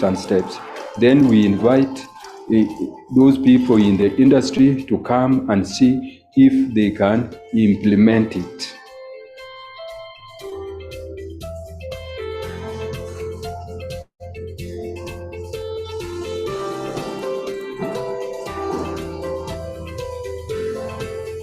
We are determining the inorganic component in wastewater. The samples were sampled from Ruai, Nairobi Water and Sewerage Company. We are determining the levels of heavy metals and also doing the chemical speciation. Yeah, definitely finding we are getting some of the chemical species like arsenic is there, like lead is there. We have already done the first and the second round of the samples. Yeah, we are still on because the project is supposed to take 24 months. Apart from that, there is a lot of waste everywhere. And this waste, we cannot convert it directly to useful unless we know what is there. And if there is something which can interfere with the human being or living being, it has to be removed. And after that, some of them can be much better in making biofertilizer. So our staff are now able to be very efficient.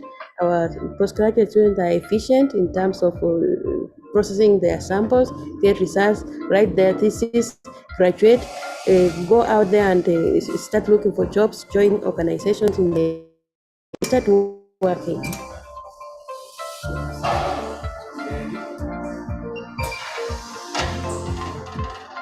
Community will be trained on the machines, and we need the community, and the community will be giving us information.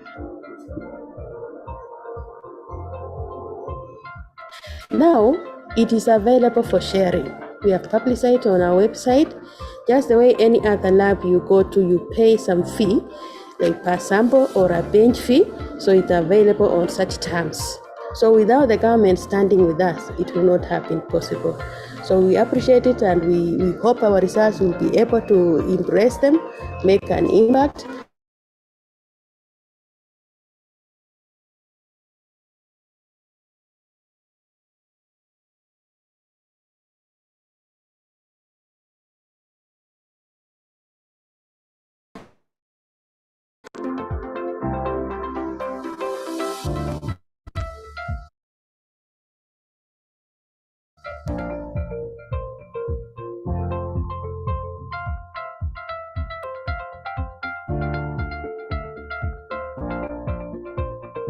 Going to give you a chance to continue.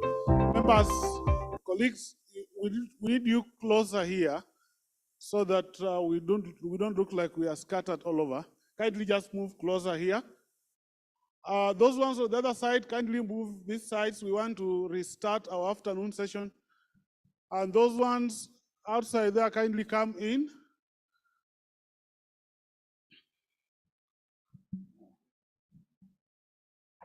Kayamba. Prof, we need to please come in.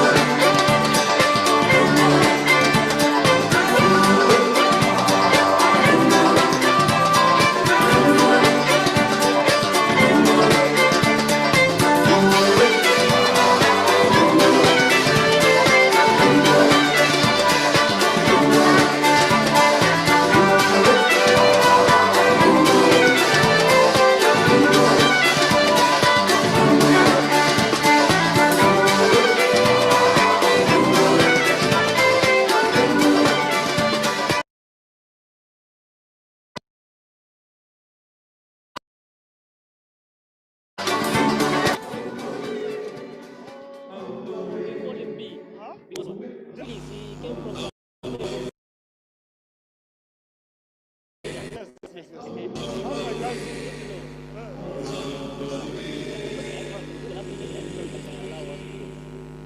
the team is not here. I want to start.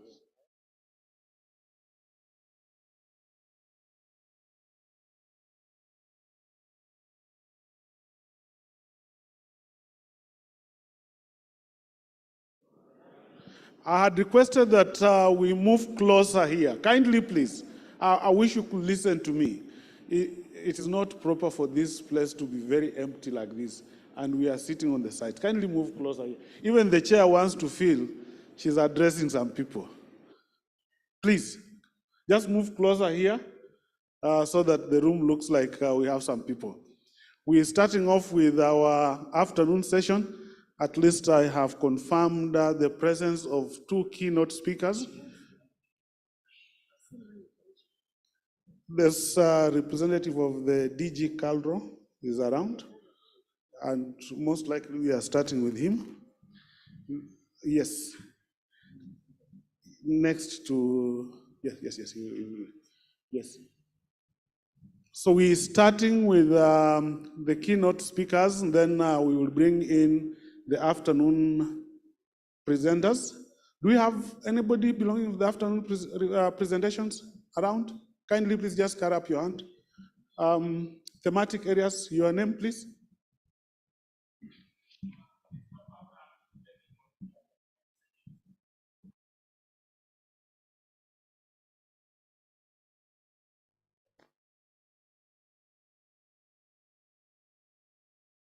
Talk to me, Daktari.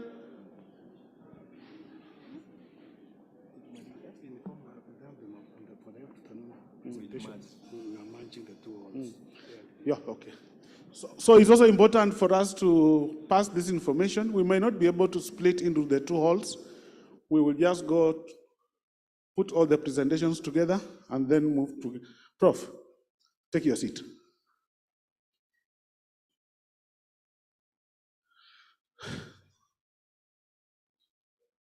Can I request the 2 keynote speakers to join the chair in front?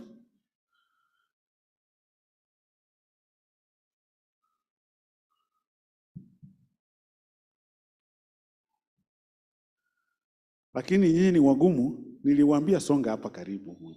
Nafasi. Shika hii nafasi. Hata kanisa nafikiria mnapenda kukaa mbele.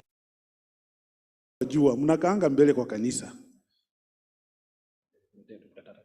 Okay. Yeah, please. Okay.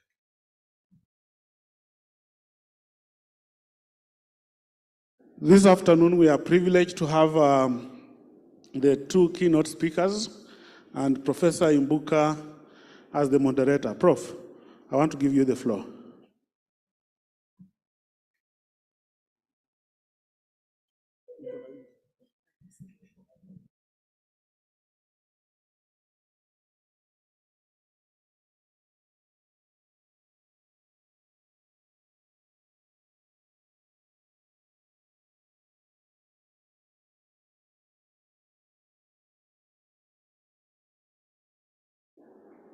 A professor of biochemistry, and in biochemistry we used to teach that the brain has a lot to play in what we do.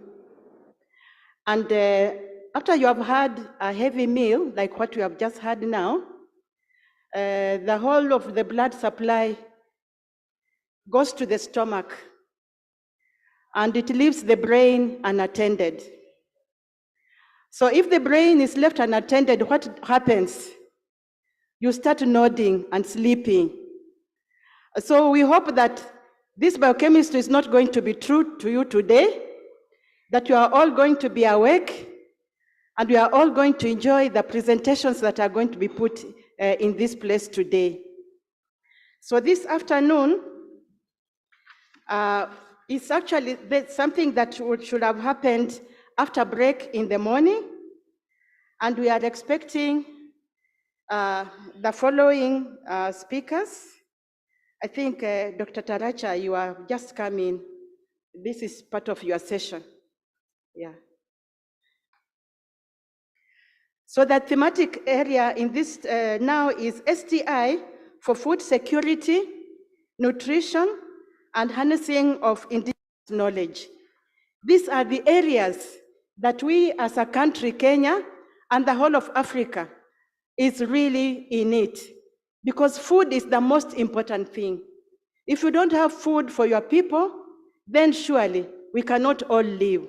So food comes first, then the security, food security. How are we doing? Are we harvesting and storing well?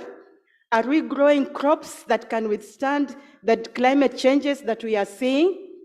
Yeah, also all those things are going to be told to us by the nearly 5 people who are going to talk this afternoon. And to start us off, as you can see, is Dr. Eliud Kireger, who is the CEO of Calro. But he's not here now. He's being well represented by Dr. Martin Mwinyi, who is the Institute Director and a specialist in biotechnology research in Calro. You know that Calro is a very important institution that we have in Kenya.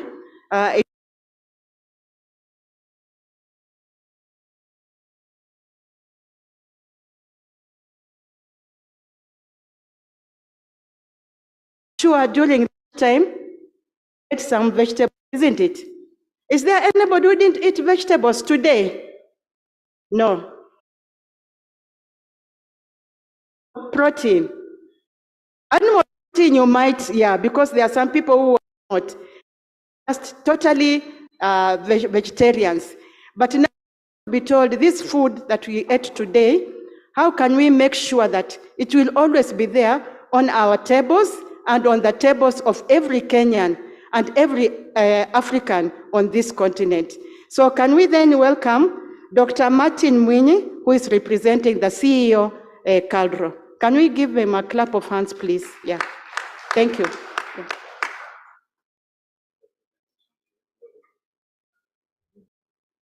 Who is uploading the presentation? I think he is. Hello, are you uploading? Yeah.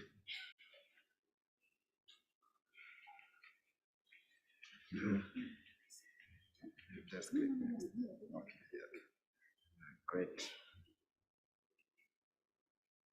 Thank you, Chair. I'm presenting on behalf of Dr. Eliud Kriger, the Director General of Kenya Agriculture and Livestock Research Organization. He was here in the morning. He has just been called by a team within the legislature, and he had no obligation other than to go and attend to the call. So I'm trying to fit in. I think in the morning we were told about fitting the shoes, but mine might be like a jacket. So I don't know how it will fit. But able to see what has been prepared by Dr. Eliud Kriger, because Calro is our premier research organization, quite huge, with 17 institutes with different mandates. And basically we cut across in most of the research, from coffee to tea to sugar, crops to livestock, that, and therefore was more suited to be able to give guidance on this topic. So just to start us off is just a background of where we are in terms of country or continent. We have been facing quite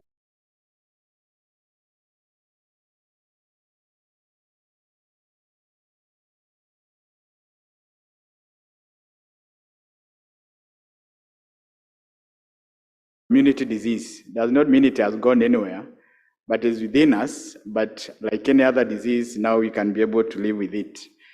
We have had the Ukraine-Russian war, which actually has created a lot of food supply interruptions, extreme weather conditions. That one you don't need to explain. As a country, we have had one of the recent long, prolonged drought. And this kind of interruption in terms of food supply basically means people are being forced to be able to move. There is loss of employment. There is climate stress, basically both even to our animals. We lost quite a number of our animals, and the low productivity in terms of food. So in Africa, we have around 1.5 million people whose these shocks basically go straight to them. There's another population which might not enjoy that, the privilege of being able to be well fed, but we have quite 1.5 billion people who are actually at risk. And 35 million of these people are in the Great Horns of Africa, and that's where we basically fall. And the climatic stress are more pronounced within this region. When you look at just the basics of agriculture, or where we are in terms of economics and productivity, is we have around 420 million people living in poverty, which accounts like 56%. And that means with 56% of the population being in poverty, it basically means they are at risk of not being able to purchase for the food, even if it is available. And therefore, availability of food cannot be equated to only the supply in the market, but can the customer be able to purchase that food? Then just to highlight, then we have 70% of food being produced by smallholder farmers. And this is where in Africa, more or less, we are in. When you look at more developed world, large scale is what drives the agricultural system. But for us in Africa, we are more smallholders. And that means when you look at the economics of doing farming, it means it's more costly for us to do actualize the farming, because you can't do some of mechanization with our small holding. Definitely adoption of other technologies becomes difficult because of access, and also the productivity becomes too low to the level where even taking some of the produce to the market actually is quite expensive. And just to finalize, I would say we have food import, which basically, like in Kenya, I think when you look at what we normally import, is almost entirely everything, from sugar to, which we don't want to talk about the sugar. We have all the foods you can imagine, including onions. Actually, if you are somebody who is now being thrown into the kitchen, anything that you will use in that kitchen actually can be imported, from the oil you'll use, to the onion, to the vegetables, to even the egg. And that means there's a lot to be done to be able to reconfigure as a continent and as a country where we should be. So we have reports which basically try to guide us on where we should be. And the first one is a Sustainable Development Goal by the UN, and it has one of the key goals, which is zero hunger. And the target is to ensure that we have access to safe food, nutritious, and available. And also we have the Africa Agricultural Status Report, which basically examines the continent progress towards food and nutritional security. And this report basically charts a roadmap to get to the goal faster while adapting to changing environment. The environment has been more or less the most constant change, apart from the population, which has also been quite significantly increasing, but the environment has quite been interfered with by basically the way of our economic activities.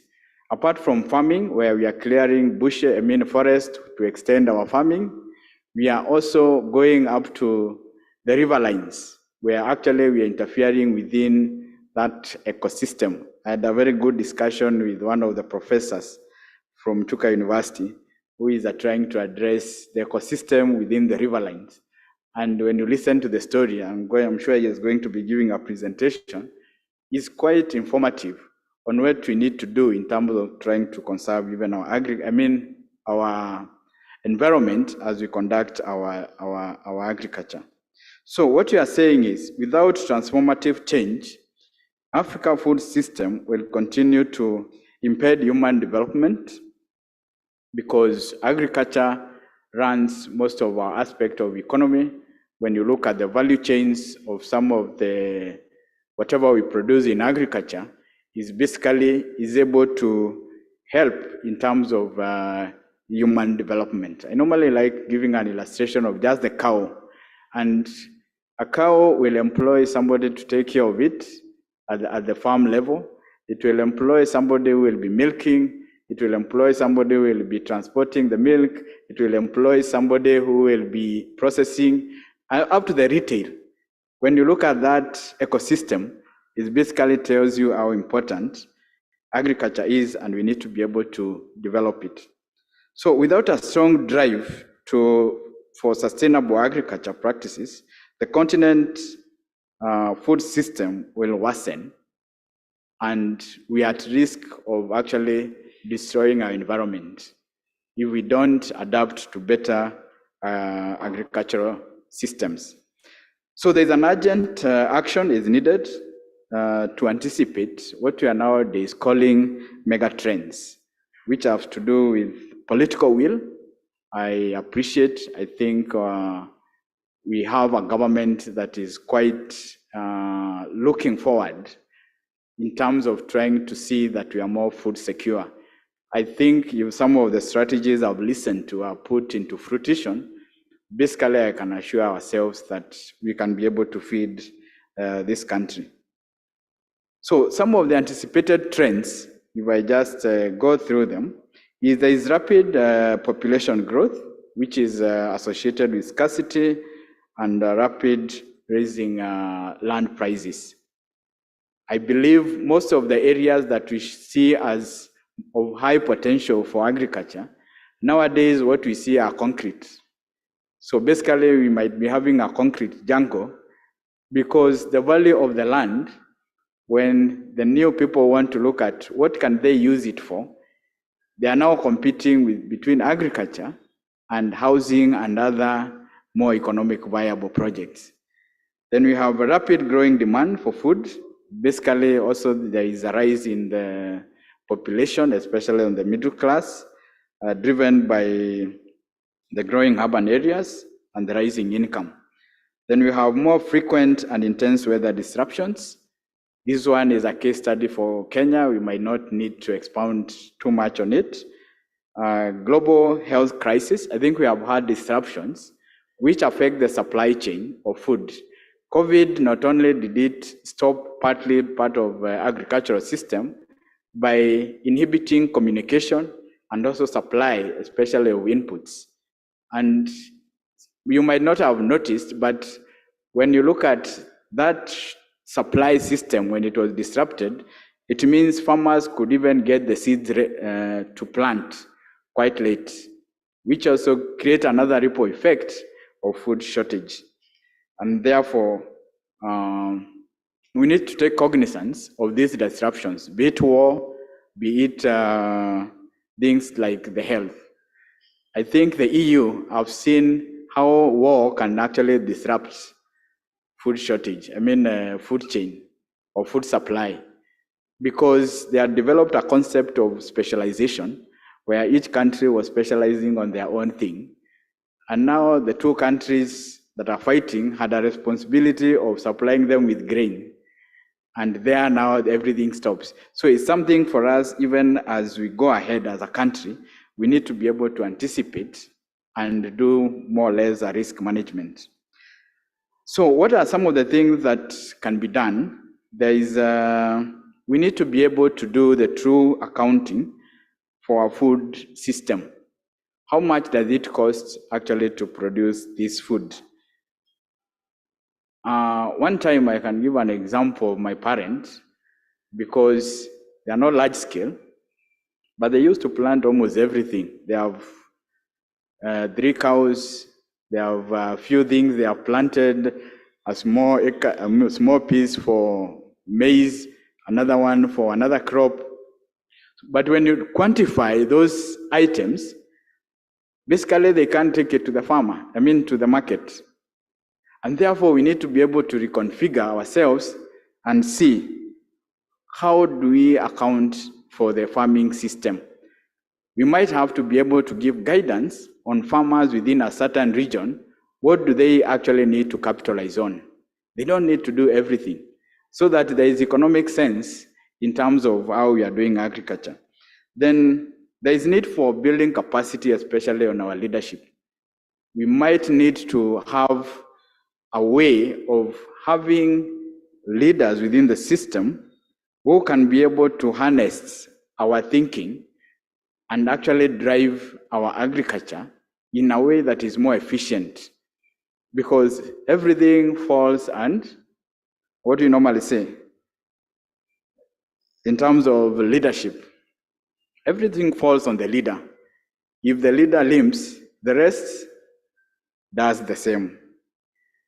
Then we need to build up capacity, and I think that's why we have this discussion and our capabilities, especially on our human capacity, our institutions. Are they able to deliver as per the objectives based on what the country expects? Are we pumping in some resources to ensure that the universities are well capacity built to be able to do, for the students to do experiments, which they are supposed to do before getting out of that institution? Is Caro able to do the research, which is more cutting edge? And I think that's where we have been blamed, that we normally do most of the research out, but remember we are using the same human manpower to go out and do the same research. If you go to ILRI, a number of scientists from Kenya are working there. And I think Dr. Taracha here came from there. He's an example. He's worked in an international organization, and he's a Kenyan with the same capacity, and he came from Kari. And that tells you, when we have good capacity in terms of infrastructure, then we are able to retain our scientists. We are able to make them work within the Kenyan setup and not necessarily be able to go out to achieve the objectives. Then investment map, I think there's a lot of discussion regarding how do we fund this research. But that research should be well defined in terms of our priorities, because depending especially on the donors from outside, there are things which will never be funded because of interests of the donors. There are some diseases, even in livestock, which might never find funding because they are more inherent within the continent. And basically, when you look at the investment from outside, they don't see the value of investing, whereas for us it's an internal problem. So that's why we need to be able to set our priorities right, and then commit to financing it and enhancing coordination. And finally, ensure there is good governance and accountability. Then we just have a few call for action. There is an urgency to transform Africa and global food system to make them more resilient and sustainable. And failure in this case is not an option. And transformation will require a coordinated approach from governments, development partners, the private sector, and civil society. And finally, it is time to put into action carefully designed strategies, policy reforms, and strategic plans using modern science, technologies, and innovation. So what we must do to be able to be food and to achieve food and nutritional security. There are a few points. I'm just going to go through them. I'm sure we have a concept, we know these things, but we have to keep on repeating to ourselves so that probably there are a generation which will be able to achieve, even if we don't achieve during our time. There is the use of improved varieties. And I think we all know, appreciate something like hybrid gives you high productivity. We are developing drought and pest tolerant resistant crops, varieties, both even in resistant to diseases, even for livestock. Precision agriculture, which is basically tailored to be more into environment and therefore increase our resilience and to climate change, and also lower our cost of doing business. Precision agriculture helps you save a lot of water, which water is also a cost, is a resource, which you should be able to account even in terms of money economics. So that when we see if we are saving water, what does it mean? When we are able to avail water when it is needed, because we have floods that we have just experienced, but when you look at the crop of maize, some of the people who are planted, they are at the critical edge where they need just 2 weeks of rain, but the rain can disappear. You can imagine the loss that comes with it. But if you had preserved just a bit of that water, then you'd be able to utilize for the farming. Then biotechnology, which I think is also driving an agenda in this meeting, where biotechnology offers is not the way probably it has been sold. It does not solve all the problems. Biotechnology comes to solve very specific problems based on our challenges we are facing. If we are facing drought, it means there are crops which are out there, which are growing in more drought stressful environment, and we can borrow genes from that and bring it to what we are currently having. And I think that is already going on with gene editing. If it is crops that are to be tolerant to diseases, how can we modify and enhance the genetic potential of that crop or animal to be able to resist, be it the disease or even pests, and then expand our area of production. I think in Kenya, our arsals are yet to be fully exploited, and they give a good area where we can be able to go and do our investment. Post-harvest management is also key. It has said we lose a big percentage at the store, and also we lose a big percentage on the table. When you looked at how much food was wasted, it's quite huge. Actually, it's almost a quarter of the food we waste as we eat. So we need to be able to enhance our storage to secure the future of what we have harvested, and basically even as we take in the food. Then we have digital agriculture, artificial intelligence. We have quite a technology which we can be able to utilize and actually enhance our farming activities. And digital agriculture is quite informative in terms of those who want to go into farming. They might not even need to attend a school. If you upload, we have a Calro app, you can be able to learn a lot because it gives you most of what you need to understand in terms of a crop, even the region. It has been mapped. Even if you want to know what you can plant in your ward, the information is there. It is digitally tailor-made to that level. So we have information. We need to just see how we can be able to utilize. Extension service is one of the key areas, probably which requires more development because of coordination. I think we have moved from one level of the central government to what we are calling the county government. But it brings a challenge, probably something we have never been able to discuss, because previous arrangement, you have CARO, which is within the national government, and which need to speak to the county government. So there must be some well-structured way of engagement so that whatever technology we have can be able to reach the farmer directly. And I think we have many models we can be able to borrow from, including what I normally say, the ICAR of India. ICAR is like CARO, and it has a very good structure where you can be able from research to the farm. So we have models which we can be able to borrow from. So with that, I say thank you very much for the opportunity. God bless.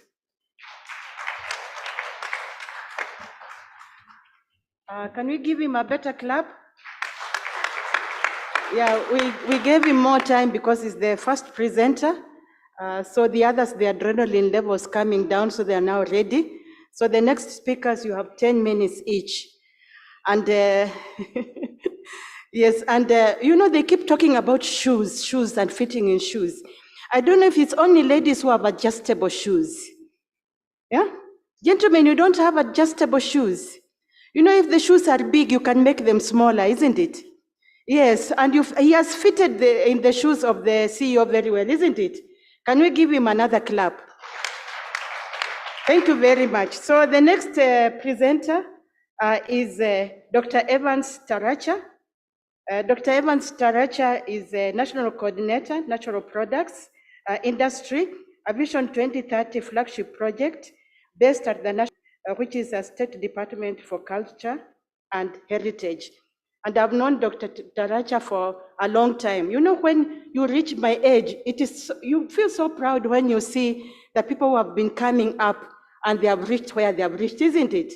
Yeah, so I'm very happy with Dr. Taracha. I know you are in ILRI and used to help us a lot in supervision of students. So wherever you are, always do a good job. Thank you very much. Taracha, can we give him a clap of hands? Can you see? Thank you, Prof. I'm Evans Taracha, based at National Museums of Kenya. I wish to speak to you about a subject that is sometimes not treated very fashionably. But the good news is that that mindset is really changing very fast. So, Prof, I have heard you've said we talk to our subjects for 10 minutes. I will try my best. I will condense what I talk about in 30 minutes, in 10 minutes. I'll try very much. So it's about natural products industry. But the first take-home message is that this agenda is tightly premised on recognizing indigenous knowledge, intellectual assets, and is actually the centerpiece of the NPI program. And that's really what is going to occupy my presentation quite a lot. Now, this slide is just giving you some sense of the basic concept behind natural products. The idea that it seeks to harness a new growth area of the economy through tapping into the indigenous knowledge, intellectual assets, and by creating that a synergy with science and business for national development. I haven't said anything new really, because this is being done. What is new here is that we're bringing very sharp context, putting these matters in sharp context, but also very powerfully defining what the end game is to open up a new growth area of the economy.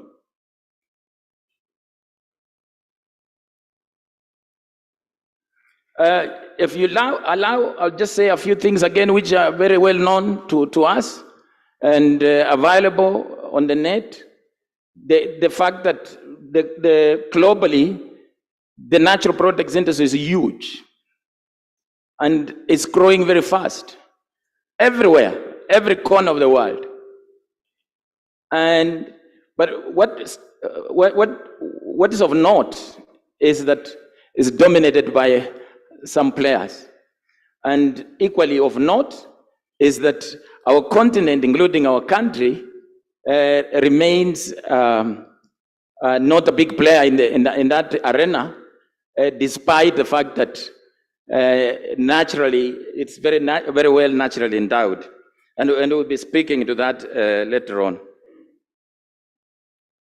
Again, just to bring out the point that those of us who have been out there, Brazil, China, are countries that have taken very seriously matters of indigenous knowledge. I was in Brazil several years back. I kept meeting professors with PhDs in indigenous knowledge, and that struck me very much.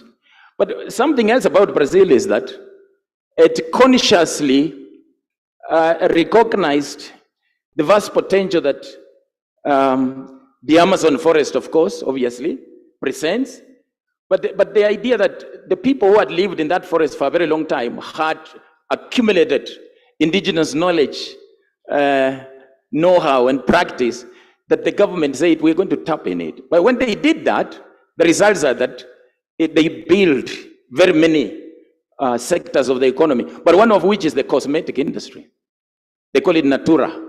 Huge, huge. I don't have to talk about China. China now, it's commonplace. You go to the big capitals of this world, and you'll find TCM there, traditional Chinese medicine.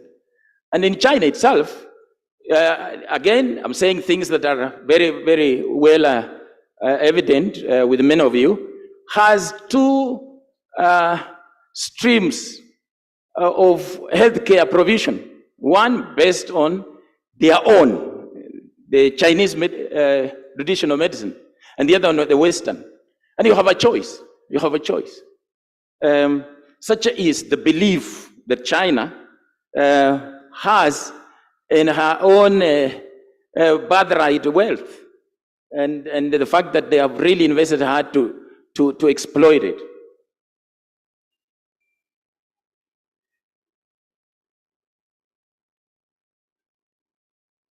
I don't know what's happening. Okay. Just to share with you some data from KRA, Kenya Revenue Authority. Now you might see that it's 2015. We have actually, now it's not easy to get data from KRA.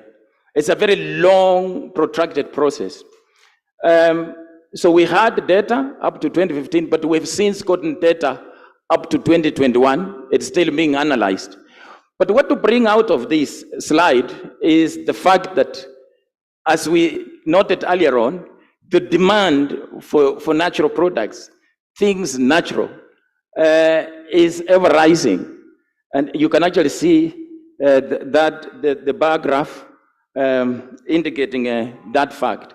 But what also to bring out from this slide is that that demand, that rising demand, is made by exports, okay? So there is an opportunity there. There's an opportunity. Now, allow me to talk about indigenous knowledge as a key resource for socioeconomic growth.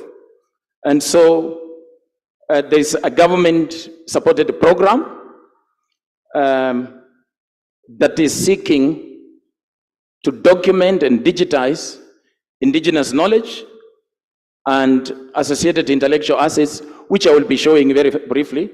But it's all about working towards an indigenous knowledge innovation bank of our country.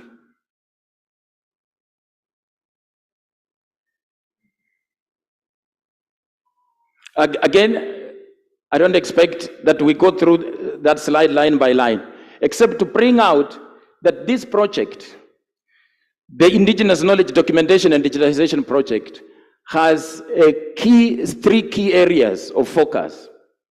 One is a recognition of the fact that culture is devolved, largely devolved, and so it becomes the purview of the counties and the local residents.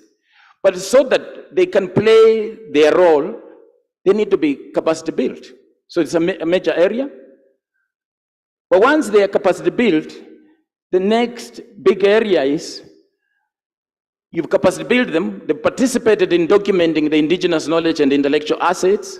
So the next big question you ask is, how do we get to add value to these assets and walk them to the market? Again, nothing new. It's the context and the fact that government is consciously and deliberately pushing this as a potential area of growth of our economy. The third area is that the moment you tap into indigenous knowledge and intellectual assets, you start to add value and take them to the market. Serious issues of how you protect the intellectual property so that they can gain from it arise. So there are three key areas there to take note of. Again, this is not to read every word there, except to bring out the fact that were this project to be fully realized, the benefits that accrue, okay, is the first one is that you will have succeeded in mainstreaming indigenous knowledge that is otherwise just left, or otherwise even frowned upon. You have mainstreamed it to become part of the knowledge economy. And India, China, Brazil, that I mentioned earlier on, a few other countries, South Africa on this continent is doing a lot of that, and with amazing results. The other one, again, is just to emphasize what I had alluded to earlier on, that documented indigenous knowledge becomes a key enabler to help innovate and start developing a number of different sectors as outlined there. So if you're going to open up a whole new growth area of the economy, you need to do that. The third one is that as we speak, and anybody who has had the occasion to connect and work with people at the grassroots level, the counties and all that, there's an outcry that people from within the country or from outside the country are actually accessing the indigenous knowledge, intellectual assets, and putting them to use without any benefits returning to the owners. And so, by documenting and digitizing, what you do is that you grant formal recognition of ownership to the people holding that indigenous knowledge. And then it becomes a basis or a ground for which the communities or the counties or anybody can actually sue anybody who may access that knowledge and use it without any benefits accruing to them. So that's also another big gain. Again, number 4, I've alluded to it. I'll not mention except just to emphasize one thing, that the documented and digitized data that you then add value, then you develop services or products that are marketable, the communities will have entered into contract agreements with whoever they're partnering with. And therefore, they stand to gain and benefit from royalties from that. And we have some examples we will show. And of course, you do that, you are speaking and implementing some international instruments that Kenya has signed, some local legislation, national legislations that we have in place. This, I will not go through it, except the point that indigenous knowledge is held very dear by communities, by the owners. And it comes with a lot of sensibilities. And therefore, we had to sit down and come up with some principles that would guide the entire process of how you engage with the owners of the indigenous knowledge. Okay, so I won't go through all of that. This talk will be made available. You can have a look at it. So when we talk about indigenous knowledge, and the idea that it will be documented, just to take note of the fact that this whole exercise, I'm speaking to bullet number 2, this whole exercise is actually putting effect to an act of parliament called Protection of Traditional Knowledge and Cultural Expressions Act 2016. That's the law that gives the legal framework for undertaking this project. Now, again, we will not read every word there. So when we talk about indigenous knowledge, intellectual assets, indigenous knowledge, associated assets, what do we mean? I invite you to just look at what is in bold, okay? Very quickly, in the interest of time. So there will be verbal and non-verbal expressions, and there's a whole lot of it. It's a whole lot of it. That really, those of us who have had the occasion to engage with the community so far on this project, you will be amazed and you'll be spoiled for choice for what those communities hold. So there will be also musical expressions, expression by movement, and all that. Song and dance, that's what I mean. So that's under the cultural expressions docket. Then the tangible expressions, a whole lot of it. Again, these are things we know and we've taken for granted. And in the next 3 or 4 slides, you'll see what it just all means to pay attention to these assets that we're talking about. Okay? You flip the coin. So those were cultural expressions under that legal framework, under the Act of Parliament, and now the genetic resources. And again, in this room, this is the area that we're very familiar with. You've heard mentioned since morning about human medicine, traditional medicine, the practitioners doing it. The stories are told of certain communities in this country that have done head surgery.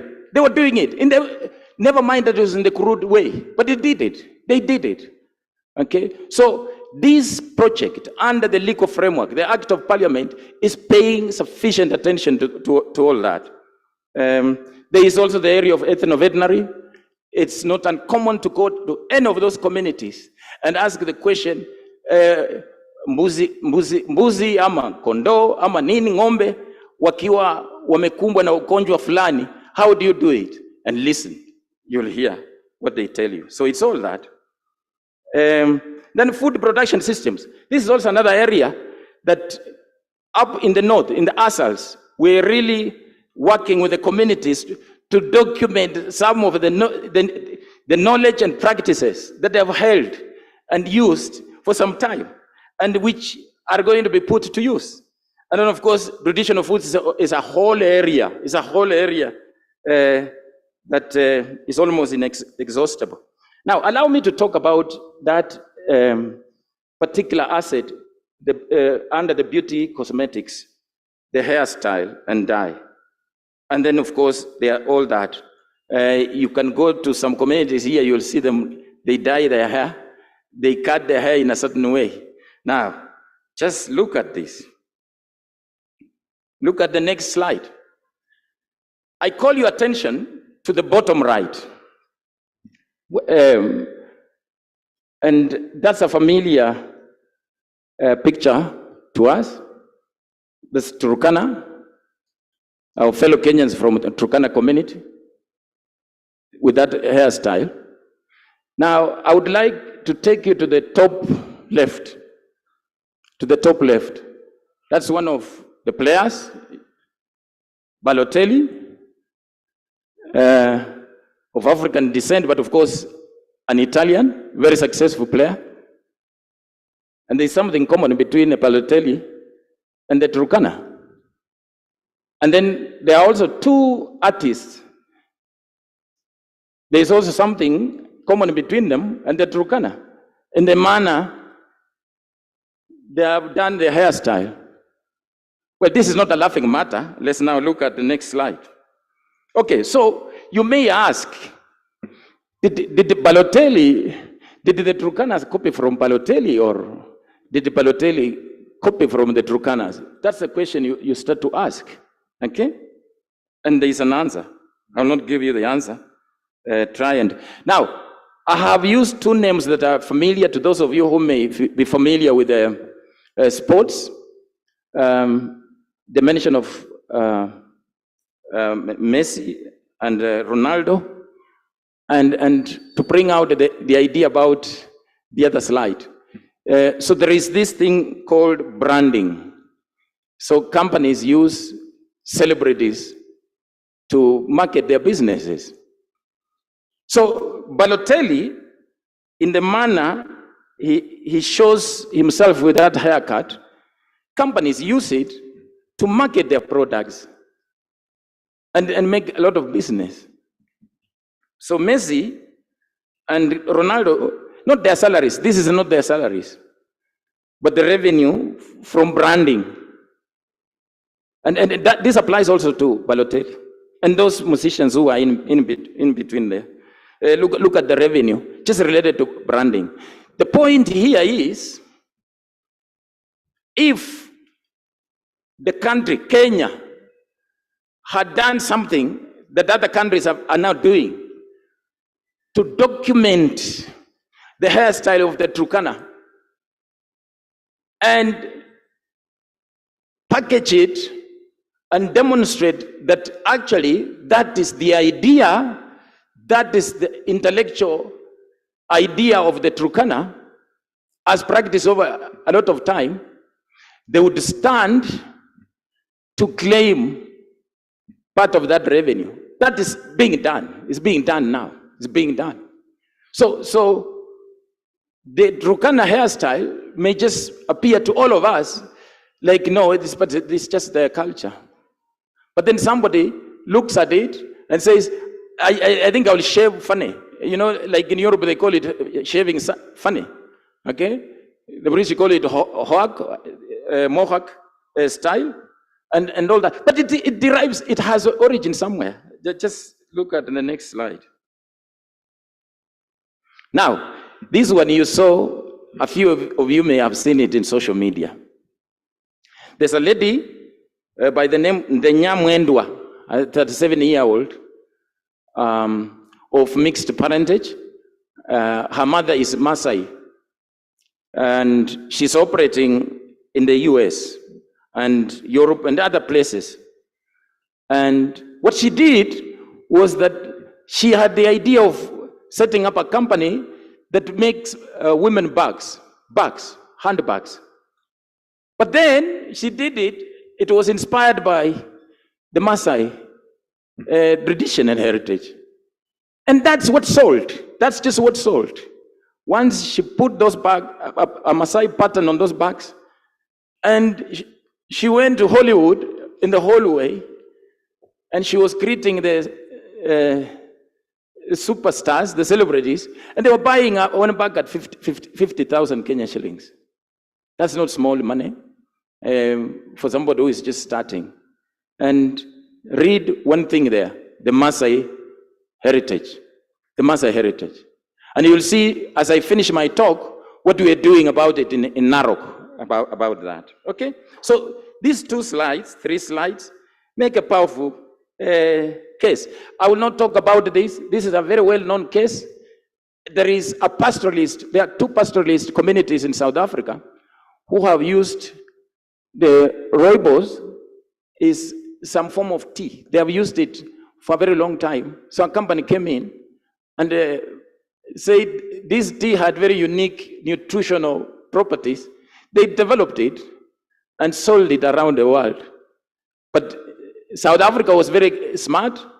They could show prior art that was the indigenous intellectual asset of those 2 communities. And so they earn revenue, they earn royalties whenever that tea is sold around the world. That's what we're talking about. Okay, again, this is the last example. That hat is just made from straw.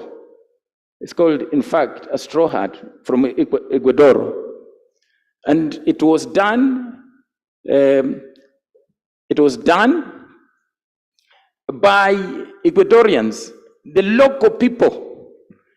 They handcrafted it, painfully handcrafted it, in a manner that it was appealing. And one former president of the US won it, and the celebrities picked it up, and it became a huge brand. And this was just something from the local communities who had handcrafted it. Okay, so we learned something there also. Finishing.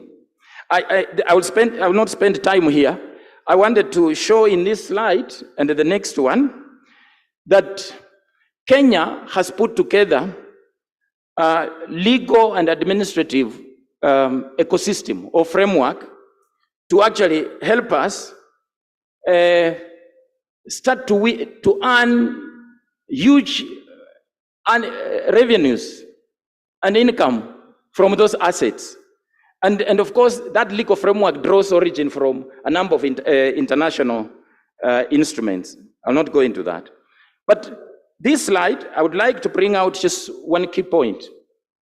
That as the government, working with county governments and local communities, goes about the business of documenting those intellectual assets, the whole idea is that we want to protect them for posterity, one. Two, promote them as a source of income.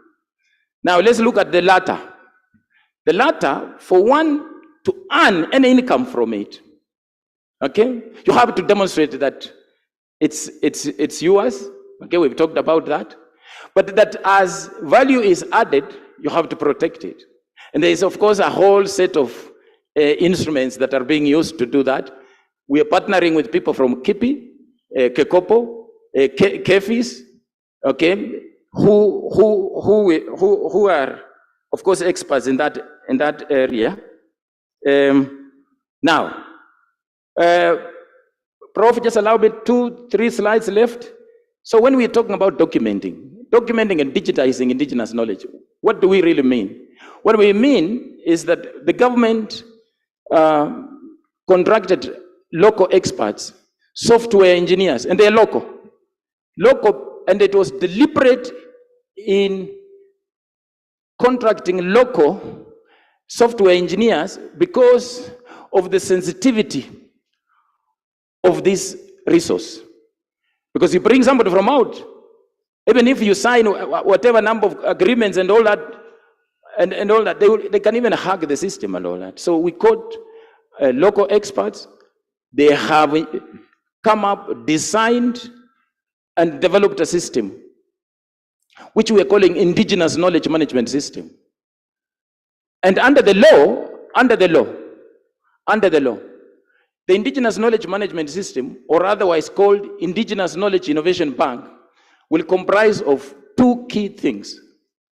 One is that there will be one such a repository at the county, and then it's interlinked to the national one, which is at the National Museums of Kenya. And this system has 3 key features. So the experts will tell you. One is to allow data collection and storing it into a database. 2, it has a second key one, protection. How you protect that has been documented. 3, how you access it. Those are 3 key features of the system, and all innovated by local software engineers. And in fact, some of them pretty young, but very switched on and understand that subject very much. So the system, of course, will have a biodata, who is giving the information, aptly captured to demonstrate ownership. It will have CE, cultural expressions, that I walked you through. It will have GR, genetic resources, that we also mentioned about. Then, of course, the admin component. Finishing. Now, so this program has been rolled out into 13, is being rolled out into 13 counties under phase 1. And we'll be naming the counties. So one of them is Narok. In that picture, what is happening is that when you roll out the project in a county, under the law, the community, the local community, who are the owners of the knowledge, must give consent through a process they call prior informed consent agreement. That's critical. In that agreement, it's very well spelled out who the owner of that knowledge is, whether it's an individual, it's a family, it's a clan, or a community. Okay, very, very well defined. But it is, the law also says like the Maa community. The Maa community must have a well-recognized and legally binding governance structure. So the leadership of that structure are the ones that append the signature to provide that consent. And under the law, again, the Department of Culture, the county, Waziri wa Culture, Waziri wa Environment have also to sign on behalf of the county. And then, of course, the national government. The national, in this picture, you can actually see the bottom, bottom left. That is our principal secretary, Madam Umi Bashir Mohammed, and the person sitting next to her is the county secretary, who is also a lawyer. They were signing the prior informed consent to provide that consent. And in that agreement, again, benefits are well spelled out. Should that knowledge be harnessed and taken to the market? The other thing to note out in terms of rolling out is the middle plane. You can see Madam PS handing over something in a box to the Honorable Governor of Narok. That is actually part of the capacity building, the ICT equipment that is going to be used for documentation or being used for documentation and digitization, bought by the national government grant. Now, to the right, part of the capacity building, there is a card of young Kenyans called Young Champions for Culture. And this will be young Kenyans under 35 years of age who must speak the local language, of course, Kiswahili as well. Good if they can also speak English, and most of them do. But there are 30 in each county. Those ones are the ones who are drilled by the national experts to get skills on how to operate that complicated equipment and use it for documentation and digitizing. And we're happy to report that when this project was rolled out in Murang'a, then Narok and Kisii, that the program has gone on very well. The Young Champions for Culture picked up these skills very well. And of course, it's being done under the supervision of the county government officers and the national government. So now, just one thing, to the right, you can see an animal has been slaughtered. An animal is being skinned. That's a goat. Now, the Maasais have prioritized one of their intellectual assets, which is very interesting. And of course, I know the secret because I was part of the people who signed that. But I cannot share that secret with you. The fact that Maasais consume red meat in a manner that no human being can possibly do without consequences. The fact that they consume red meat. In fact, we learned that part of their culture, the Wazes who are friends and neighbors, they can eat meat in the morning, in the afternoon, at lunchtime, and in the evening for a week or 2 weeks. And red meat, if you and I tried that, it's not without serious consequences. So we learned they do something. And you know, they have just been saying, oh, we add herbs. Yes, they do. But there are a lot other secrets that go with that, which is now documented and digitized. So if anybody, any one of us here, anybody who is out there may express interest to want to develop that method of red meat preparation, I'm sure it would sell very, very well around the world. So that's just an example. So they did that. They demonstrated. They said Maasai meat starts with how you identify the goat, how you slaughter it, how you skin it, how you, all the entire process until the meat is cooked and consumed with all those secrets. So that's just an example. I'm finishing. Kisii.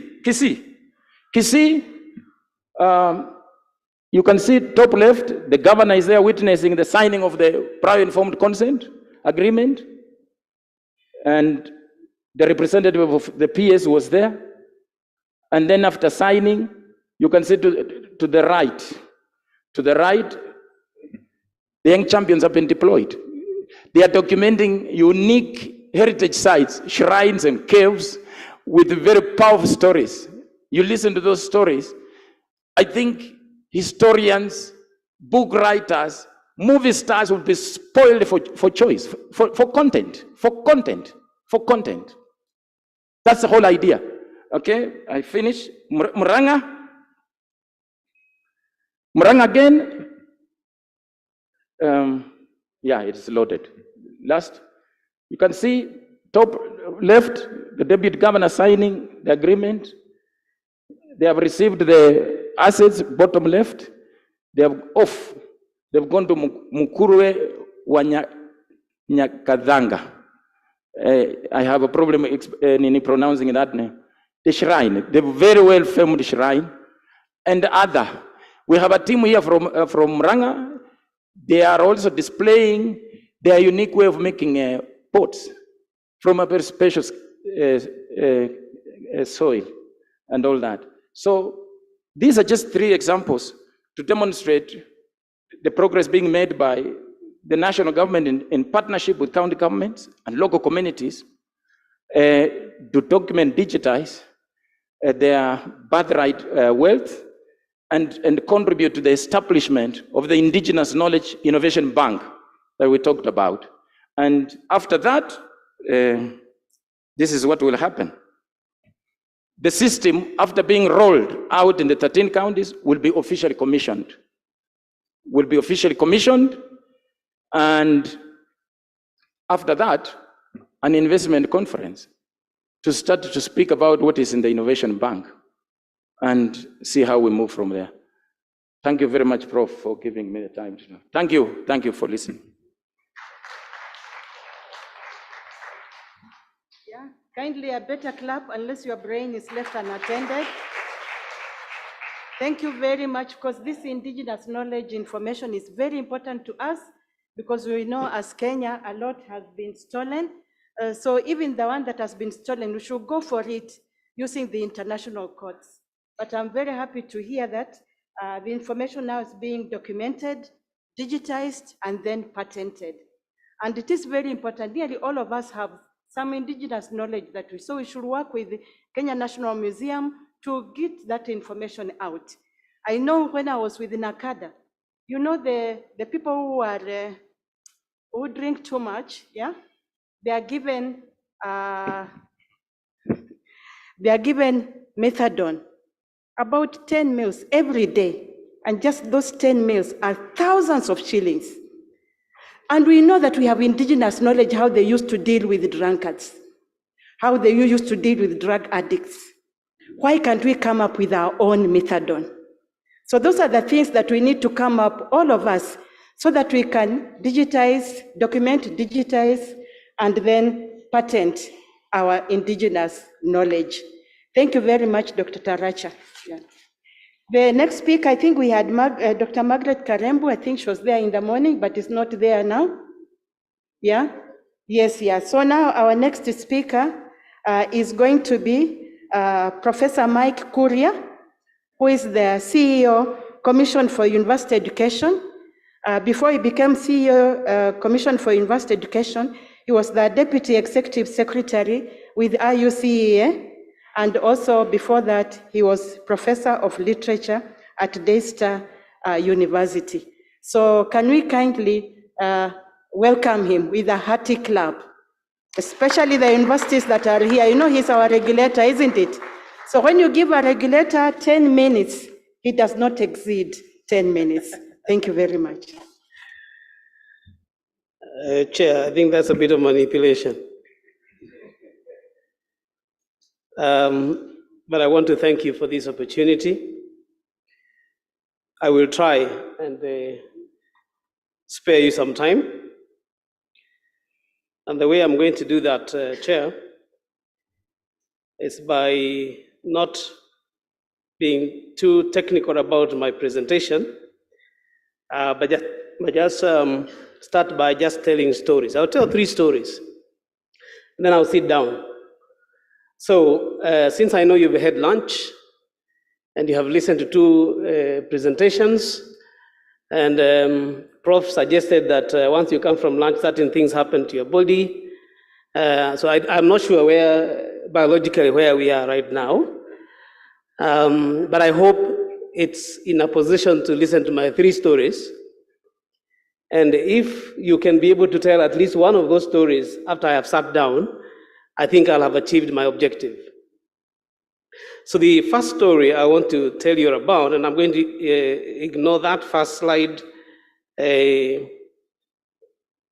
first story I'm going to tell you about, let me take you to the UK in the 1990s, late 1990s. The Prime Minister at that time was Tony Blair. And Tony Blair had in his cabinet one gentleman called Charles Clark. If you look at the screen, you'll see that there's a book there by Charles Clark. Charles Clark was the cabinet secretary in charge of education. And in 2020, he wrote a book. And this is the book that I want to just tell you 1 or 2 things about, see whether we can borrow some ideas. Because of time, I will tell you the ideas that I've got from that particular book, then you can find it and read it in detail. And I hope that that can benefit you. And as I believe it has benefited me. So in this particular book that Charles, is very interesting changing of the slide. But in this particular book by Charles Clark, just to take you back again, I think the title is there already, you can see it. It says it's called the University Challenge, Changing Universities in a Changing World. I am told that the only thing that we can be sure of now is change. And Charles Clark was basically asking us, what role should we as universities play? Now, the topic I was given today is about research and how to strengthen research systems in the university. So the ideas I have picked from Charles have something to do with research. But before we get there, he did mention about the role of universities with reference to the question of change.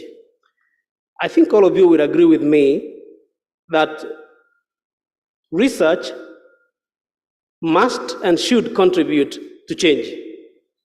The transformation of society needs to be enhanced by research. And I know that I can't tell you all the things that are in this book, that's why I've just picked a few ideas. But I know that in that book, he also says that universities should not just be victims of change. They should also be contributors to change. So they shouldn't just react to what happens in the environment. So we don't just react to what ChatGPT does, but also we contribute to what happens in ChatGPT. Something like that, something to that effect. But anyway, with reference to change, Charles Clark says that universities should contribute to understanding and interpreting the process of change. I think you can see research there. He also says that we should contribute to harnessing change for general benefits. I have highlighted the last 2 because most likely I'm going to pay attention to those 2 a little bit more. And he says we should educate and train to high quality the specialist worker whose skills are necessary to address change. And finally, he says universities should create a general intellectually engaging climate and culture that promotes the virtues of understanding and science. And I think that probably is more relevant to the question of research than any one of the others. The question of promoting virtues of understanding and science. I promise not to give you facts and figures. There are some figures down there, those they slipped somehow there. But you can see they're just telling us that by 2025, there will be probably 85 million new jobs created, but 50% of those don't exist today. My thinking is that research should be predicting what jobs will come during that time. And then they help us to train for that period when it comes. Because otherwise, we are going to be training for people to be employed in 2025, and when it gets to 2025, they'll get to the labor market and there will be no jobs because we train them for things that don't exist. But if we do research and we do it well and we predict well, then we can train them for those particular jobs, or at least give them skills that will enable them to survive that particular time when those changes have taken place. That even the 50% that remains of the jobs that we have today, they will have been so transformed by technology that they will be unrecognizable. Again, I believe it's our responsibility to make sure that we think how we train our graduates so that by that particular time, they will have the skills to survive in that kind of an environment. But look at the 2 points that he makes about research, and these are the ones I would like to draw your attention to. Because I was told to talk about how to strengthen research systems in universities, I picked these 2 ideas. The first idea, he says, there are 2 main requirements that are generally thought most likely to lead to research success. The first one is bringing together in one place the most successful researchers and focusing resources upon them. So you bring the best brains together, focus resources on them, they will be productive. And the second thing he says is the need to co-associate researchers in different academic disciplines. I think someone in the morning mentioned the problem of working in silos. And I think what Charles is saying, bring these people together so that they work together. So it's not just bringing top researchers in one field, but see how they can work with researchers in other fields. And I believe that even at university level, we should be trying to do that, to encourage our academics to work together and not to work alone. So that is my first story. Second story, I hope you can tell that one. Remember that particular book and probably read it in your own spare time. I'll tell you my second story, which is the one from this particular book by someone called Walter Isaacson, but it is actually on someone called Jennifer Doudna. I'm not a scientist, so I'm glad, Prof, when you introduced me, you mentioned that I used to teach literature. That's why I'm telling you stories. So that's my field. So I'll tell you this story about this lady called Jennifer Doudna. I really like this book. If you are not a scientist, but you would like to have a feel of what this code breaking or gene editing and the future of the human race, and you want to understand that from a very simple storyline, read this book. It's quite easy to understand, and yet it tells you very complex things. But this lady, if you don't know, those of us who may not know, I know the scientist here, and I saw Richard come in, thank you very much. He will tell you that this lady won a Nobel Prize in 2020 in chemistry. But as you can see, she is here in this field here, which is about genetic engineering. I read this book, and when I read this book, I took out a few ideas. So her story is relating to the research around COVID-19, research on DNA. And one of the things I really found confounding there is that they had found this idea of isolating your DNA so that one Chinese guy was able to remove what made a child susceptible to HIV and AIDS. So that although they were born by mothers who had HIV and AIDS, they were born without. And that's because they edited that material that would have made them susceptible to HIV and AIDS. So that's the kind of groundbreaking work that she did. But when you read this story, there are some lessons in my view that I pick with reference to the question of research and strengthening research in universities. Number one is that you realize that a lot of the work that was done by that lady and other people, the donkey work was done by postgraduate students. So postgraduate students were not seen as a bother to the researchers, they were seen as co-creators. They worked together.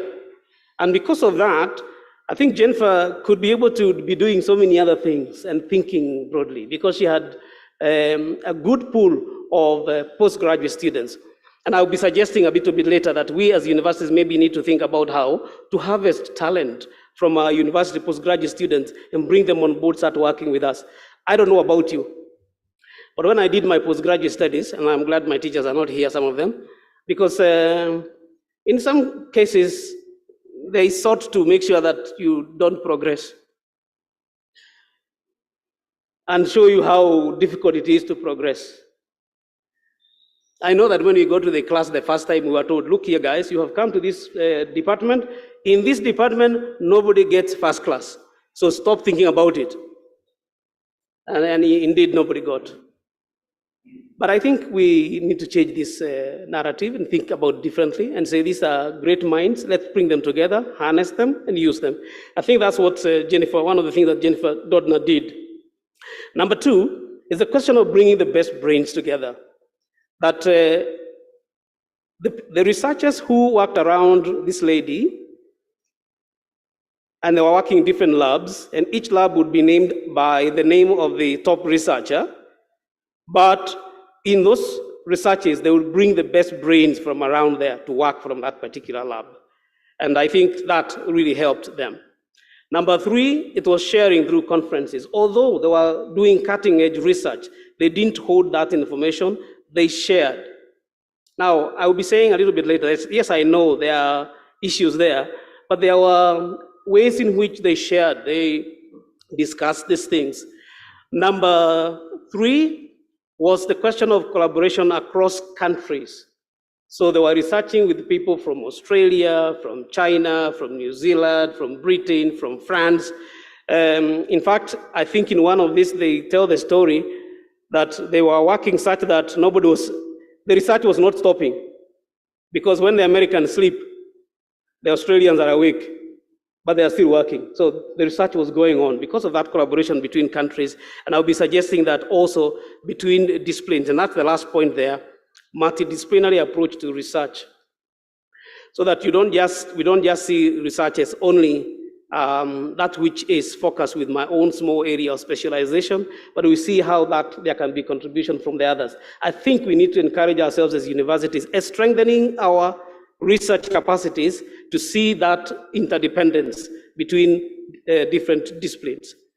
That, ladies and gentlemen, is my second story. So now I'm going to my last story, and I'm going to skip this one. This was just for my own information. I'm going to the last story. This last story, actually, there are people here who can tell this story better than myself. And so when I finish, if you have any question, we agreed. I met some of them outside here, and I told them, when I tell this story, and people ask questions, remember you're the ones going to answer the questions because you know this story better than I do. But this is the story of the African Centers of Excellence. And you're aware that the World Bank invested about $148 million. They invested this in about 5 priority areas, in industry, in health, in agriculture, in education, applied statistics. This was invested in 8 countries.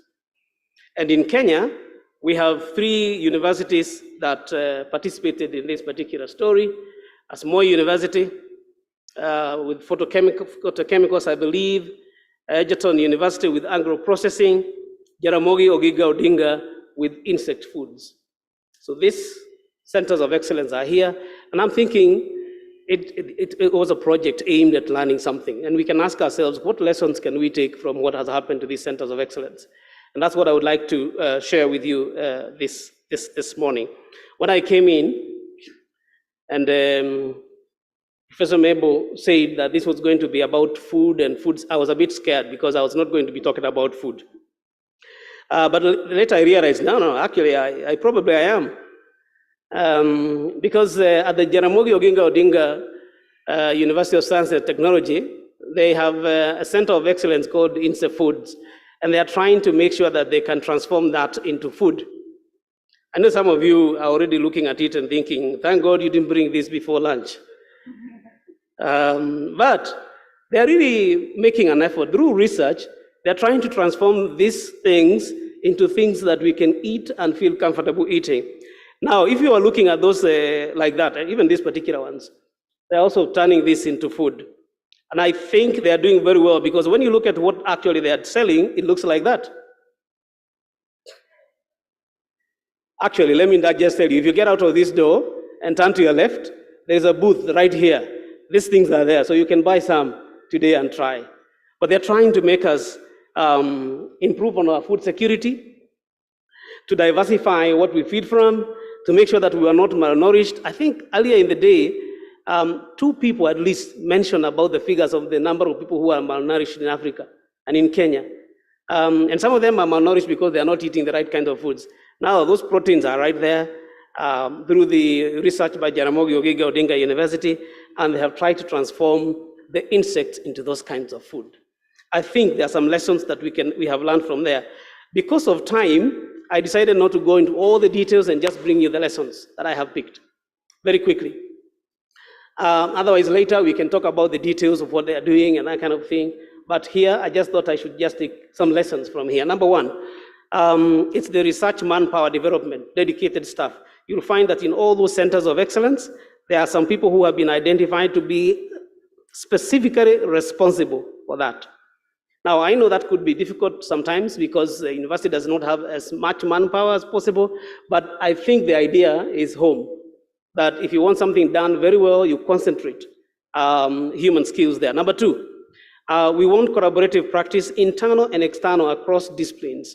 When we visited the Jaramogi Oginga Odinga, one of the challenges I gave them, and I think they said they were already trying to do it, is that some of you reacted. I was watching your faces when I showed you the insects. I saw your faces.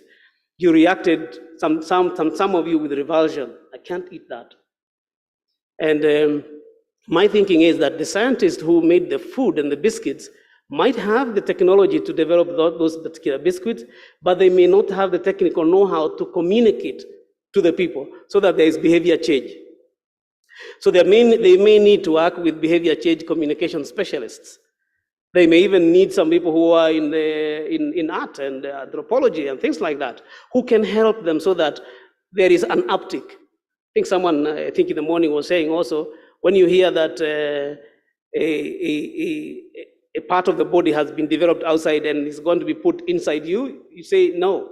But the education, that can be done by other specialists in that area. And we found that that is a good thing to do. Number three is the question of establishing linkage with industry. I have had the opportunity to visit most of those 8 centers of excellence, even those in Tanzania, in Rwanda, in Malawi, in Zambia. And this particular idea is a difficult one, the linkage with industry. They develop them up to what we have seen on the screen, but that is not commercialized, so it doesn't go beyond that. So we need to develop a linkage with industry, and that will help, in my view, transform or strengthen our research systems in the universities. One of the centers of excellence in Uganda, they developed, during the COVID-19, they developed something called COVIDEX. Some of you might have read about it in the papers. And the process of translating that from research to commercialization into the streets was bedeviled with a lot of difficulties. And I think that was caused by the fact that there hasn't been a strong link between the university and industry. We need to establish those ones in order to strengthen our research system. Number three, the question of performance-based financing. You will realize that these universities were given results, so there was something called disbursement-linked indicators. You meet that particular indicator, you are given money. You meet that indicator, you are given money. And all the centers that I have visited, at least the ones in Kenya, they have met all those indicators. So if you develop some indicators, even at the university level, set them, and then give the people, and then they know when they hit them, they get something. I think that would be one way of strengthening research. Number 4 or 5 is the need to carve out a niche in research areas or field of specialization. You will notice all those universities I mentioned, they have a very specific area of specialization. I know there is a need for diversity for purposes of attracting more students and things like that, but it's important that there is a specialization somewhere that you are focused on, and I think that helps a lot. And of course, the physical infrastructure. And ladies and gentlemen, if you don't mind, I'll just make a quick look at the others. These were the main lessons that I thought, but there's some quick lessons on the number 2 there. Focus on the size of the idea instead of the size of the budget. The reason why I say that, these guys began with the idea that they presented the World Bank. One of the disbursement link indicators was to raise funds, and they have hit that indicator. That means as a result of the idea they wrote to the World Bank, they raised more money into that center. And I think that can also be something that we can do. I mentioned talent harvesting a little bit earlier, that let's make sure that we target our best brains in our universities and bring them back. I am saddened. The other day I saw a graduate who actually scored a first class in one of the universities, and I think was either riding a border or something. Now, let me tell you, I'm not one of those people who say that if you find an unemployed graduate, that means the universities are doing a bad job. I don't agree with that idea. Not necessarily true. But the point is also that I think we can be targeting some of these best brains and bring them back to the universities somehow so that they can help transform the research infrastructure in our systems. We should find ways of doing that. Number three, research policies and governance that make sure that there is no theft of ideas, that make sure that researchers are rewarded for what they do. I think that was the problem at Mbarara University because the researcher was concerned that if that idea was taken to the industry by the university, he would lose what is accrued to him. But if there is a good policy that indicates if you have this innovation and it is commercialized, this is your take, then I think it is easier to do that. I know many universities that I have seen, they have research policies in that direction, and I would like to encourage more of us to do the same thing so that we have an infrastructure in the system that supports innovation, commercialization, and people are not afraid to share those ideas. And finally, ladies and gentlemen, is that we need a research and innovation dissemination network for ourselves. I think even at Commission for University Education, we should try and create such an environment for our universities to have an opportunity to disseminate research findings. I believe there are great research outputs in the universities that are not known. And the reason why they are not known is that there hasn't been a forum for them to get known. I have visited some of these centers of excellence. I have listened to some of the students there. They have really nice, brilliant ideas. But I only got to know about them because I visited those universities. I think there should be a way to make sure that those ideas can be shared outside that university with the rest of the world. And I think we should mediate that, and that would help us to strengthen our research systems in our universities. Thank you, ladies and gentlemen.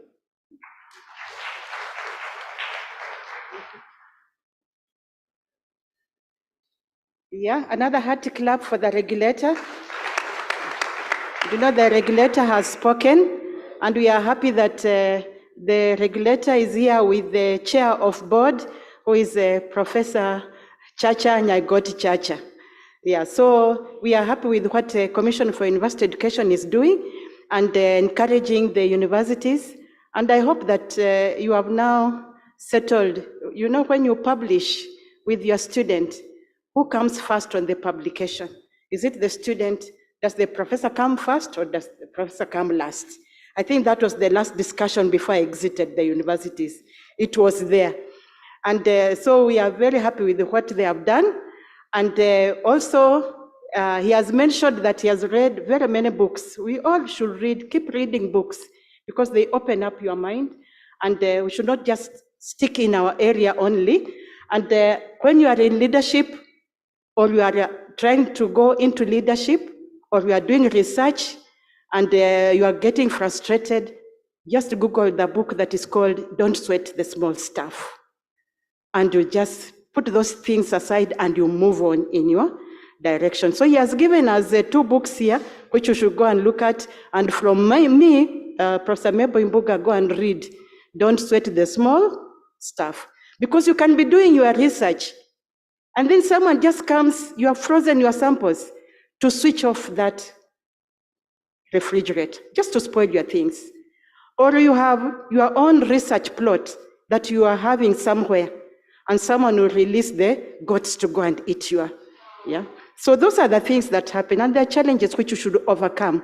And he has told us that we should all network. So Carlo has given us very good lessons from the presentation they made. So we should go and interact. And Carlo opened the doors for universities and TVET institutions also to use your facilities.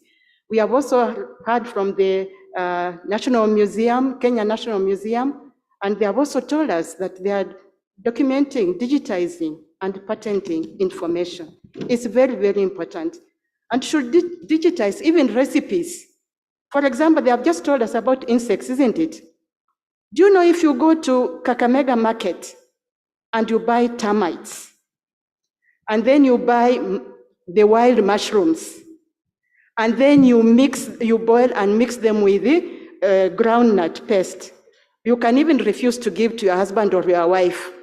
It is so tasty. So those are the things that it is indigenous knowledge that should now be kept.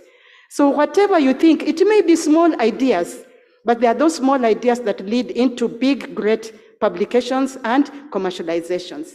And on the side of the linkage with the industry, I think universities also need big brothers there, like Commission for University Education, like NACOSTI, because some of the industry people can become really like camels. You know, they enter with a small head, then now they take off with the whole thing. So those are the things that we need to open up and then discuss, especially funding. Funding is important for any of the things that we have talked about today. So can we give a hearty clap to the three presenters? So now I don't know how many minutes we have, 0 minutes or we have 5?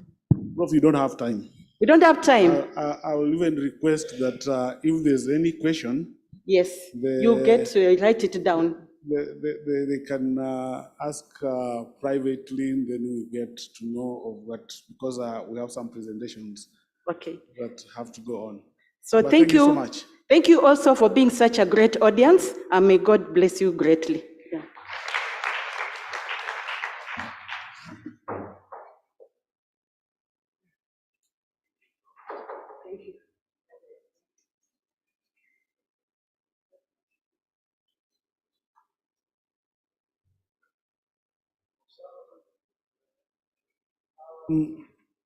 I've just talked to Dr. Thank you so much, Prof. Dr.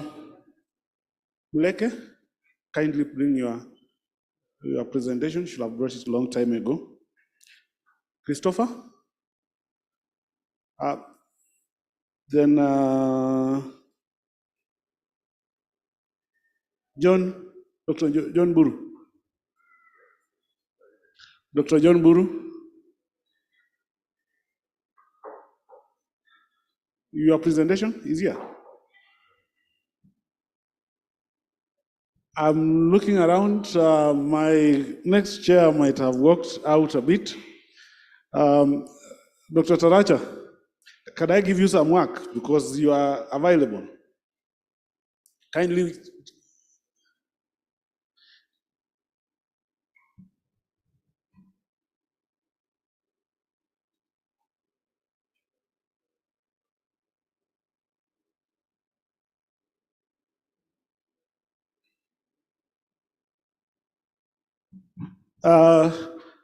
Dr. Taracha is going to chair for us the next session. The three gentlemen have just kindly don't walk out. Maybe as Dr. Taracha is coming, kindly everybody just stand up first. Don't walk out, my brother. You've not seen anything. Just stand up and stretch a bit. Just stretch a bit. Meanwhile, I thought I will have some, what is it called? The Tishinde Ushinde, Wamenda? Huh? They could play for you something, but meanwhile, the three gentlemen kindly take your seats in front. Then there's nobody stretching. Must it be? So there's a bit of stretching, then kindly have a seat. I realize all of you were so quiet. I've cut you off from asking questions. Please, we are trying to manage time.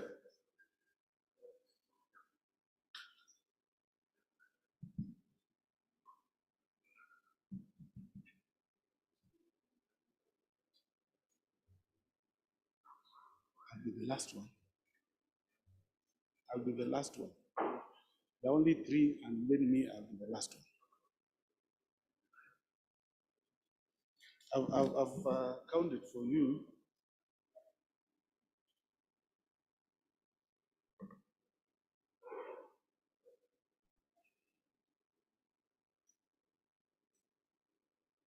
I've counted for you.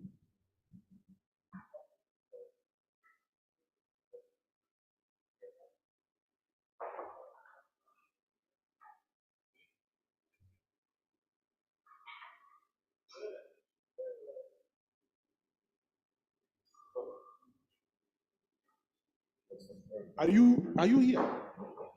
Kindly please, if you're on this program for presentation, come here. This is very serious because I've been asking if the presenters are here. Please come here. So just mark your name here. Just mark with your pen. The band can weka wimbo bwana. You also a presenter? I have been looking for you until I was offering to make a presentation on my own. Yes.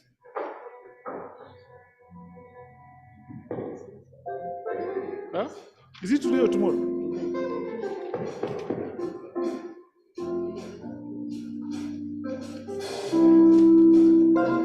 Today.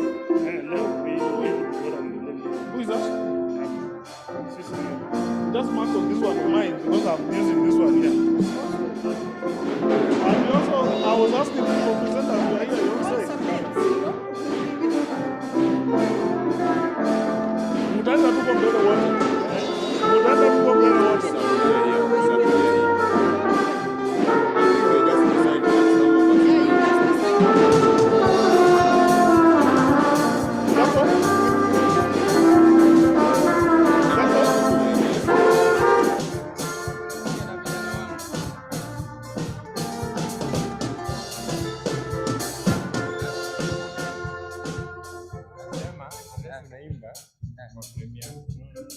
Yes. Have you all given?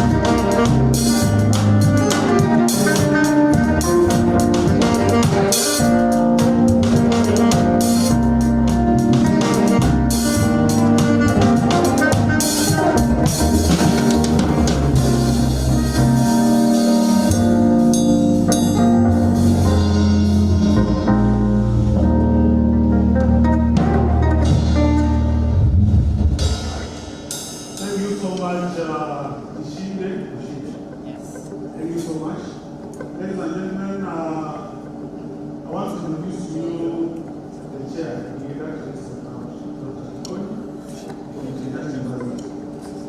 has a list of all the presenters. Now, let's be very fair. Extremely fair. I need to try to summarize your presentation because we have more than 9 presentations. And if we give each one of you 30 minutes, we will go up to around 11 p.m. So kindly, let's try and bring out what you have found out that is very critical to this meeting. Maswali tutaulizana baadaye. Prof. We are going to divide you into 2. So the first group will come, finish, then the second one. Yes, thank you so much. And this particular session is coming a bit late because of what happened in the morning. My name is Professor Nicholas Gikonyo from Kenyatta University, and also the director of the National Phytotherapeutics Research Center. And we have a booth outside there if you want to know much about what we are doing. However, this particular session is about those projects that have been funded by the National Research Fund, and therefore we're pleased to listen to what they have done, and please emphasize on the outputs. The first presenter,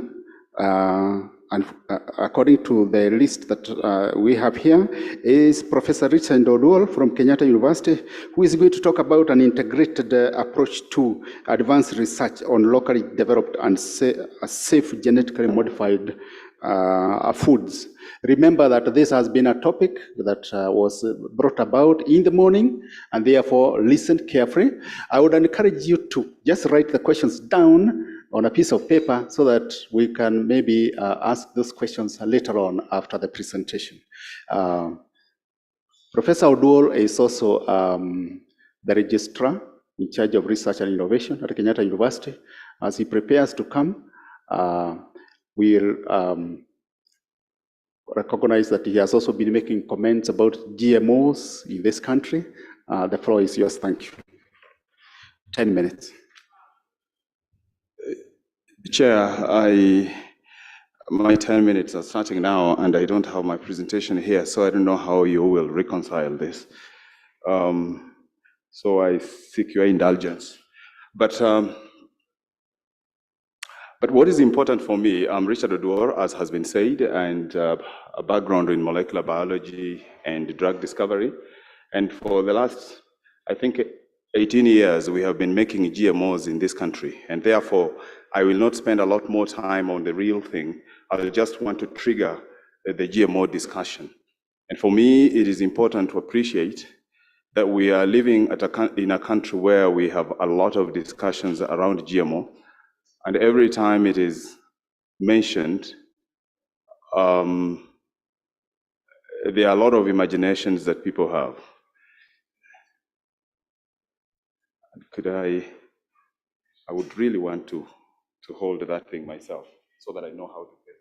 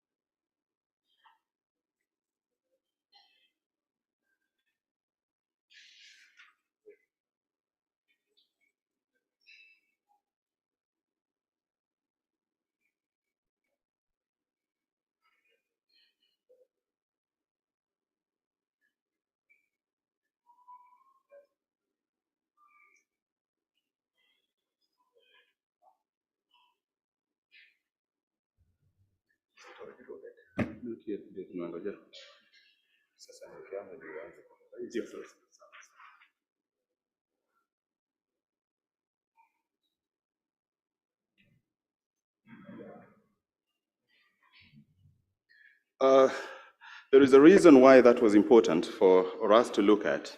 When you listen to a discussion around GMO, that is the situation you see.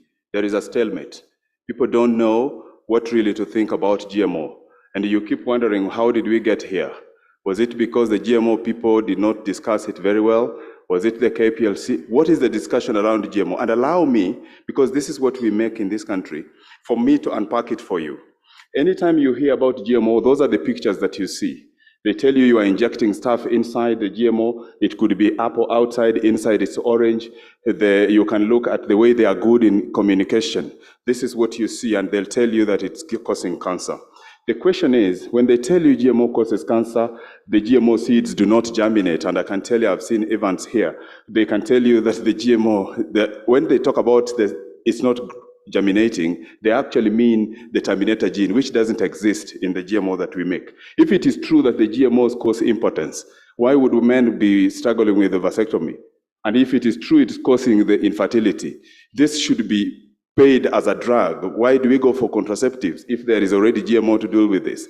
And if it is true that it destroys biodiversity, how can that be true if by putting a GM gene, for instance, a BT maize, you reduce the insecticide, the number of spray? How can it be true that GMO equals to mass national? At Kenyatta University, from 2005 up to now, the first GM lab was commissioned that time. That's 18 years. We have GMO here and we are making it. Who funds GMO? This particular research is funded by an NRF. And therefore, when people talk about this GMO, I really get worried. When they say so, they're not telling you that ZMapp, which helped during Ebola, was GMO. Gusha's disease is a GMO made in transgenic carrots. Nobody in the world over, there is no non-GMO insulin. Every person who is diabetic is using GMO, which is insulin that is GMO. COVID recently, we were here when we were using RNA for vaccines, GMO related. There are all these other GMO related drugs, but nobody talks about that. When you talk about that, they tell you, please make it go organic. Anytime you talk GMO in foods, they tell you go organic. Going organic means that we become hunters and gatherers. And this is the way we need to go. But over the years, for almost 100 and so years, when we started domesticating animals, we started biotechnology. And how can we agree that we go organic while at 4:30, just a few minutes ago, I checked the world population, and this is the number of population that is in there. Today alone, we have 2,020 people born. And from midnight to now, we have already 110 dead. And these are not including people in my village who have not gone to give birth in the hospital. So exactly what I'm trying to say is that if the world population is increasing, the climate change is happening, and at the same time, we are having an Africa that depends on 65% in agriculture. People who want to do farming are aged. The youth, they want to tag and TikTok fertilizers because they don't want to make their nails dirty. We must think as scientists in this country to start thinking, how do we make, agriculture more trendy and swaggy?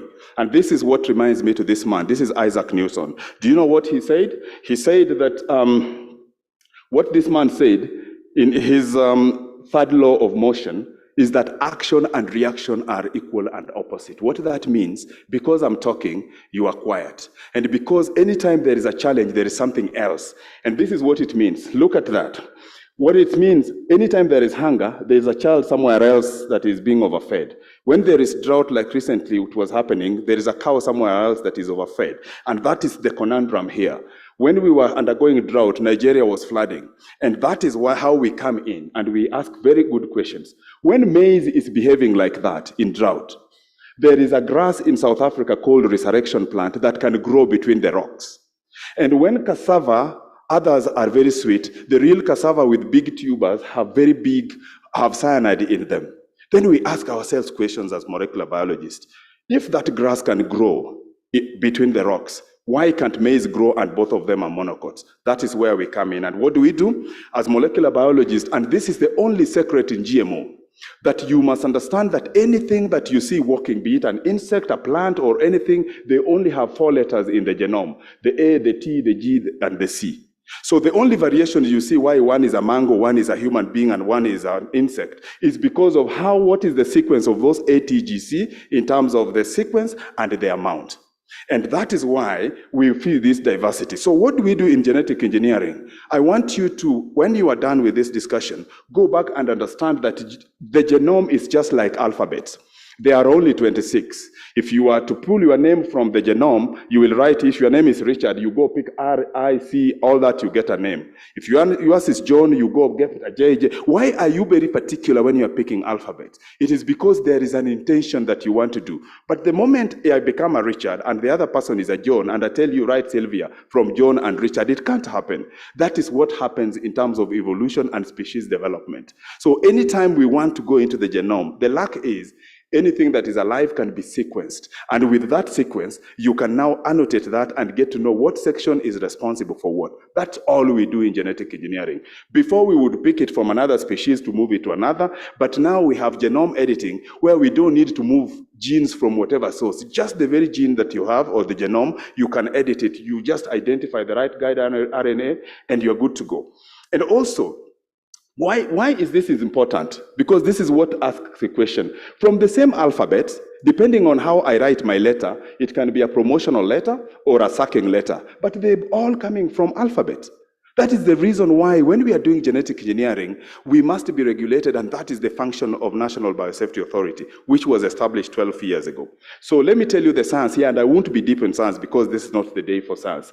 Just for what was funded by NRF was, over the years, you have been doing genetic engineering. Why can't you move it to the next layer? That is why the first student there from Tanzania came and we developed GMOs that are drought tolerant. The second one, maize that is drought tolerant. The third one is actually a lecturer at Pwani University, is maize, sweet potato that is drought tolerant. The fourth one is Ngugi, who is the chair of my department, made the cyanide, removed the cyanide through RNA silencing from cassava. The whole idea is this. Do you know why cyanide gives that bitterness? Why cassava gives that bitterness? Is because it doesn't want to be eaten. So what have we done? We've gone into the pathway that leads to the production of that bitter thing that kills children when they eat it, and RNA silenced it through RNA silencing, a mechanism that we all have. So what did we do? The function and what I was supposed to do during that funding, and the funding ended 2 years ago, was these transgenics that you have, how do they look in the genome? How do they perform vis-a-vis the non-transformed? And how are they, the cyanide for cassava, behaving in comparison to the ones that are not transformed? And are they testing the same? That is the proximate analysis. And therefore, we did a lot of research that is just starting the whole thing, checked the genome using the PCR, and you went in to check the different, you can check that the gene is there, either target a promoter, target the gene, or a terminator itself. And once you've done all that, the next thing is to try and now subject it to the performance. How is it performing under the drought test, for instance? The results were very interesting. How is cassava behaving over a period of time and over generation was very interesting as well. And how do they test? So we submitted that to KEBS for proximate or composition analysis. The results were very nice. We have publications that are a lot around this particular area. We published a lot. We have been in newspapers discussing these matters. We have been in televisions talking about this matter. But what is important for you to know is that I have never understood how GMO is misunderstood. Every other person has their own way of I don't understand. We have never said that GMO is a silver bullet. We have never said that. We are only saying it's a complementary system that joins to the rest. But what are we told? That this is the silver bullet. I know I have 2 minutes. I will be done by that time. And this is exactly what we are suffering from. People are not getting us. And also, all they see are just rubble. On the left, you would imagine that there's a big stone coming to kill everybody. But when you look at the right, this is the real actual thing. It's just superimposition. That is how people who hate this technology think. They actually never see anything positive in it. And what I keep telling people, the fact that it is new does not mean that it is bad. This is an innovation. This guy has just decided he doesn't want to buy caps anymore, and he has done his hair nicely. I can tell you this innovation won't fly in my village because the hair is superstitious. You don't touch people's hair. And for that reason alone, this innovation is going to be killed. And I'm saying it is not bad just because it is new. And I keep saying we must learn as a country to accept that we must allow the GMO technology, which has already developed in health, to also in the food security area. Just like this, there must be coexistence. Any person who makes a move, they will both die anyway. And if you allow us as molecular biologists, we will surpass your imagination. And now, all I am saying is that in 1 minute, I'll be done by saying we must stop the noise that we are hearing. One person must step back and stop this burning and make sure that those who believe in this technology, and I can see many of them here, must stand up and say, we believe in this technology. This is the only technology where every other person wakes up and can talk about GMO. I don't know how they learned the genome editing. It is so sad, and all I am saying is that those people who are against this technology, may they be confused.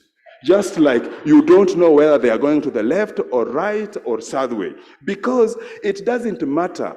Those who are against this technology, you know, if a lie is said many times, you might think that it is true. Just like they will tell you, you know, that one is the same shadow from this guy. It's not true. However much they want to say, they will tell you that is a shadow of this guy, you know, this thing causes cancer, and they repeat it and all that. I can tell you, we are looking for wrong places. Allow me to thank these organizations, and this is my university, and we are happy that you gave us the opportunity to talk. Good evening.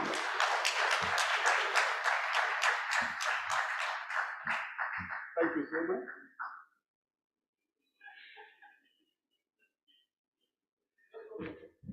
Thank you so much, and I thank you for having clapped and also having also forgotten your laptop.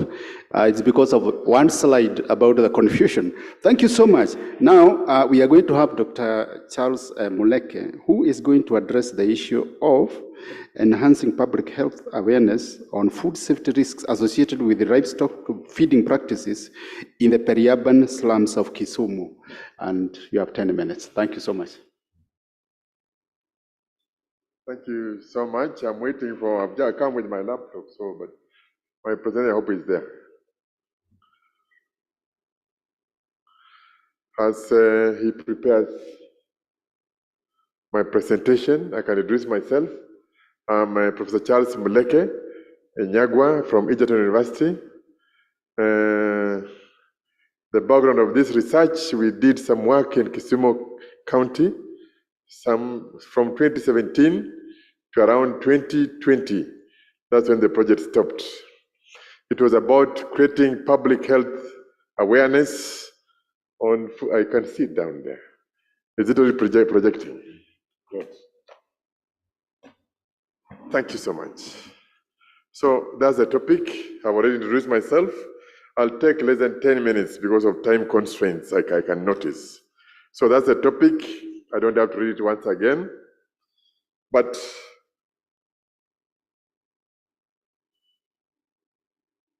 so the background of this work was that livestock kept in peri-urban slums, so urban slums of this country, do feed on waste, dump material, and drink water that is contaminated heavily.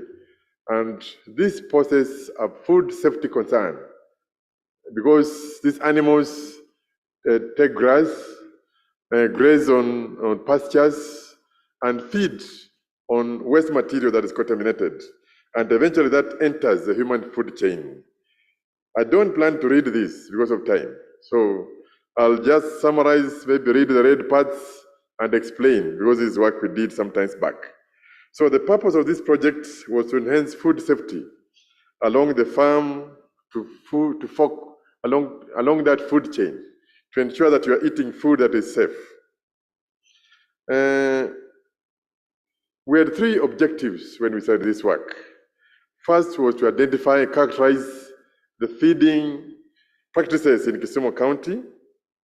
Two was to determine and quantify the levels of toxic heavy metals from the soils to the drinking water, to the forage, and then to the animal tissues, including milk and blood, and the adipose tissues, which tend to accumulate these heavy metals. Then feedback, stakeholder awareness, to communicate back the results. That was the area in general. If you have been in Kisumu, those who come from there, site one was around Nyalenda, and there was even a dump site there called Kachok, where there was a lot of dump site waste being dumped there. Then on the periphery of Kisumu town, Kisumu city nowadays, this Nyamasaria area, which is also peri-urban. And then towards the Otunga area is where the airport is. So we are comparing the samples from animals from those three sites. So I don't have to go through that. I've said that once again. Now, so we looked at the feeding practices in Kisumu peri-urban area. We, of course, administered a semi-structured questionnaire to collect this data, which was entered in a computer program. We then analyzed this data normally using the computer software, which I don't have to go through those details. That was objective 1. Objective 2, which was critical and important to this work, we collected blood, where of course we collected samples from the soil, blood tissues, and analyzed them for heavy metals using an ICP MMS. We had 3 collaborators in this research work. It was Egerton University, then CALRO, the Biotechnology Center, and the DVS, the Ministry of Livestock, who collaborated with us. So we also looked at the helminths, the samples collected from the fecal samples, and the fecal egg counts. I want to go straight to so we took all these samples from the 2 areas over time. We went the first time around April, which is normally the rain season. Then we went the second time around July, August, which is not as wet as the first time. The main reason for this, you'll notice, is that seasonal variation in the heavy metals in those samples we took. Now, this is typical. You will see animals feeding around Nyalenda in the dump sites. And these are typical animals. They look fat, they look healthy, but when you look at the samples of these animals, they'll scare you, especially the meat, the milk, and the serum. This is Kachok dump site. When we were there, 2019, 2020, the dump site was still there. And partly you'll notice it is because of the recommendations from this project that that dump site was removed. If you go there now, it is not there. Now, I'm going quickly, the results. What are the results? Out of this work, we have been able to publish 2 scientific papers, as you'll notice briefly. We have been able to produce 2 policy briefs, which have been published and shared to the relevant stakeholders, 2 extension posters which have been disseminated, evidence of heavy metals contamination in Kisumu peri-urban areas have been generated and disseminated. The risk factors which we found out in the study have also been disseminated to the various stakeholders. Our first dissemination was in an acoustic conference in 2019, where we disseminated this work to various stakeholders. Now, a few characteristics about what we found in Kisumu sub-county. The major production constraints, you notice, are diseases, you can see there. But top on the list is foot and mouth and tick-borne diseases. I don't have to go to those details. But the rest, you can see them all found in the peri-urban slums. Maybe this table is the most important finding that we found in Kisumu peri-urban areas. You look at the heavy metal concentrations as compared to the WHO recommended values and even the European Commission recommended values. And you notice where we are, around Mamboleo area, around Nyalenda area. In fact, all the 3 areas of study, the heavy metal concentrations and the 3 metals of focus in this area was copper, lead, and mercury. You all know the side effects of those 3 metals, copper, lead, and mercury. Their concentrations are far above the FAO and WHO permissible concentrations. You can see clearly from that table. That tells you what we are eating, the meat, the milk, and even other products from animals that are kept in the peri-urban slum areas around Kisumu. I don't have to go to the details, but you notice there was a seasonal variation, which I said. We took samples in the rainy season. We also took samples in the fairly dry season.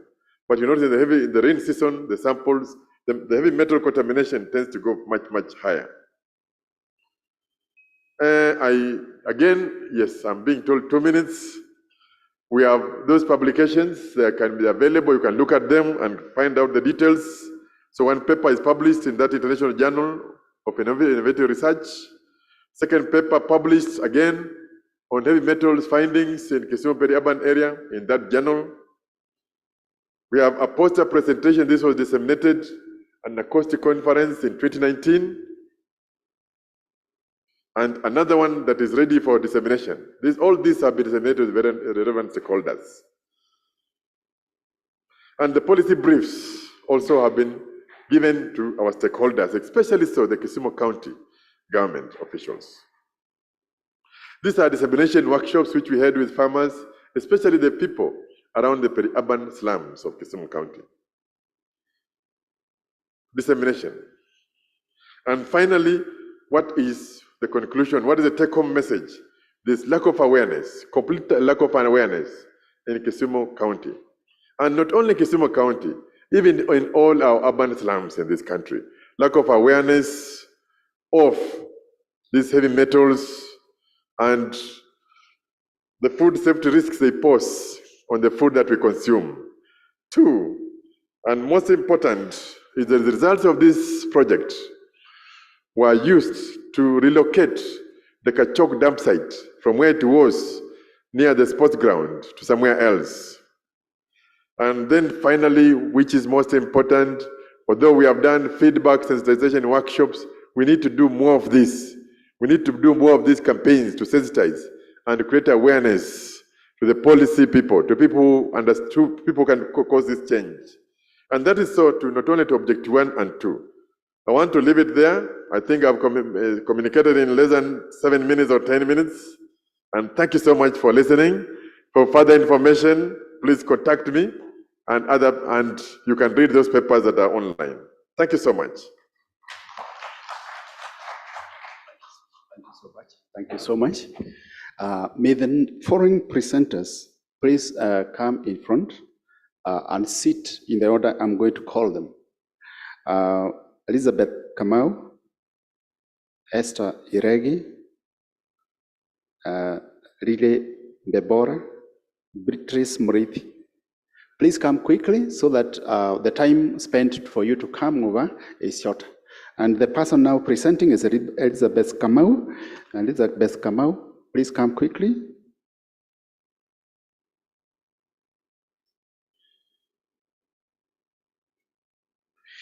Is from Mount Kenya University, Biological Control of Post-Harvest Diseases of Avocado Fruits in Kenya. Oh, you are, okay, yeah. Please come and introduce yourself.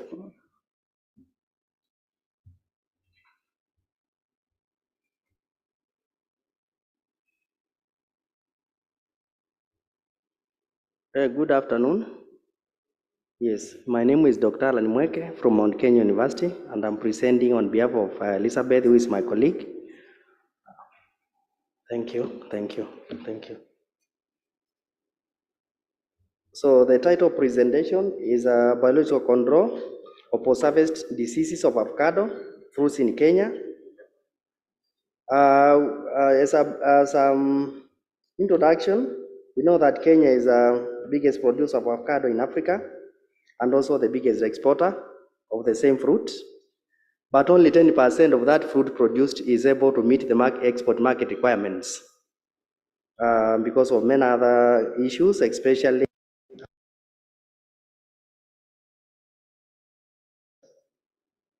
stem end rot and anthracnose are the major post-harvest diseases affecting avocado, which normally make the avocado not fit for export, but also spoils the avocado that we are not able to consume them locally. So objective of the study was to assess the in vitro efficiency of trichoderma species listed there against avocado stem rot fungal pathogens also listed there. The trichoderma species were also assessed singly against the pathogens unharvested as avocados.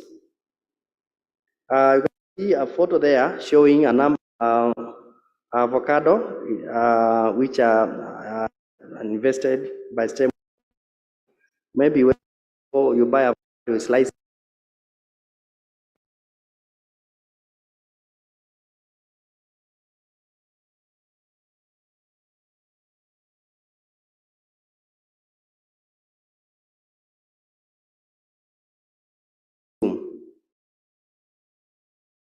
Methodology dual culture technique was applied, where antagonists was added on post-harvest as avocado, and the stem end rot at the end of every 3 points. It was incubated for 3 hours, 24 hours, sorry. And at the same time, the fungal pathogens were inoculated, and after 24 hours. From the results, we were able to see that all the strains of trichoderma inhibited the mycelial growth of the pathogens. They were agonistic against the pathogens, and therefore they have an opportunity and a good challenge, opportunity for them to be used for biological control. The highest mycelial growth inhibition was around by Trichoderma asianum at 54%, followed by Atrophiridae at 36%. Trichoderma asperellum and the virens were found to give the least growth inhibition at 29%. The Trichoderma Atrophiridae had the highest mycelial growth against those pathogens.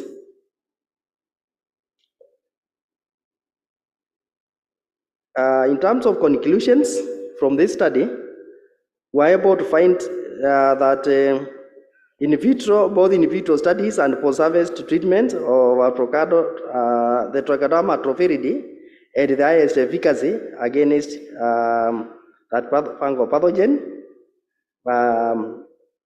while the asianum had the highest efficacy against that fungal pathogen.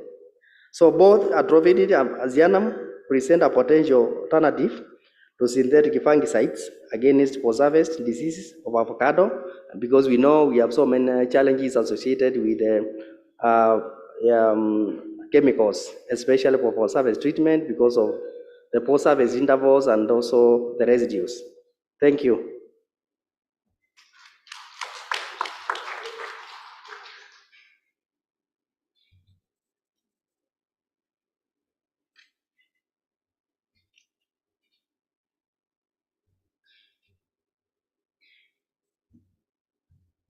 Thank you so much. The next presenter is Lily Bebora. She is presenting something that she is going to show us.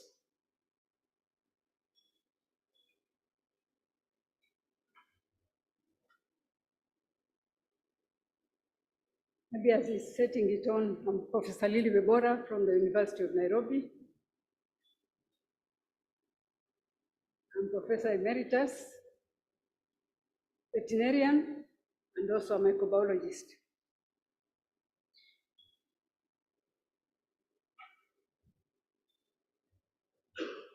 Control with this, Okay, just as it shows there, our title is Seroprevalence and Spatial Distribution of Brucellosis in Narok and Kajiado counties. I did it together with other 2 co-researchers, which are projected there. Our motivation was to contribute towards control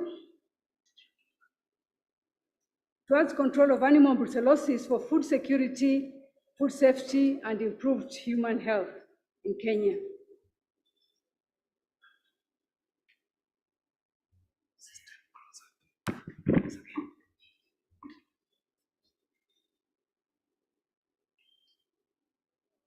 Now, our research objectives were 2, at least for this presentation.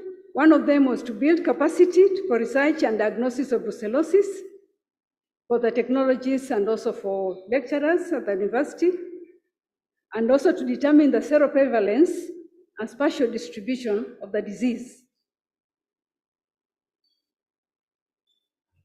Now, I wanted to say a little bit about the disease.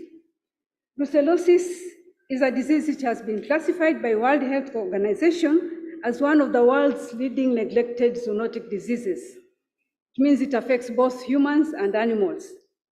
And the disease is endemic in many developing countries, particularly those of sub-Saharan Africa.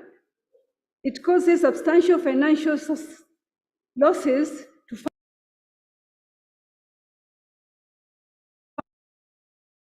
farmers through culling and also through, what we call, they tend to produce weak neonates, sterility, and also we have losses through treatment, veterinary services that are involved.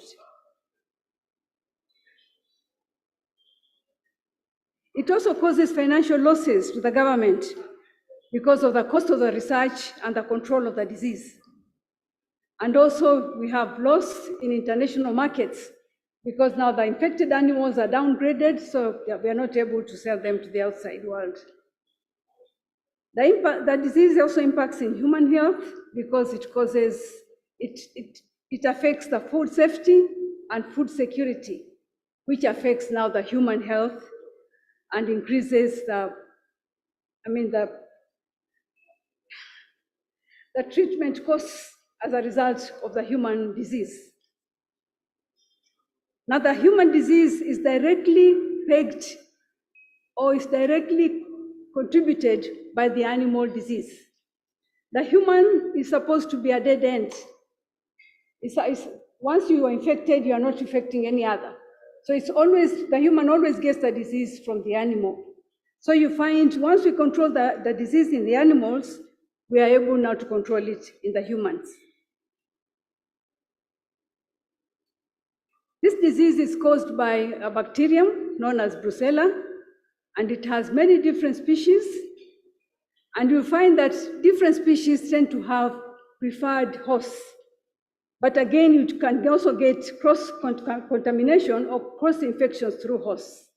So those are what we have listed there, the preferred hosts for each of the particular species.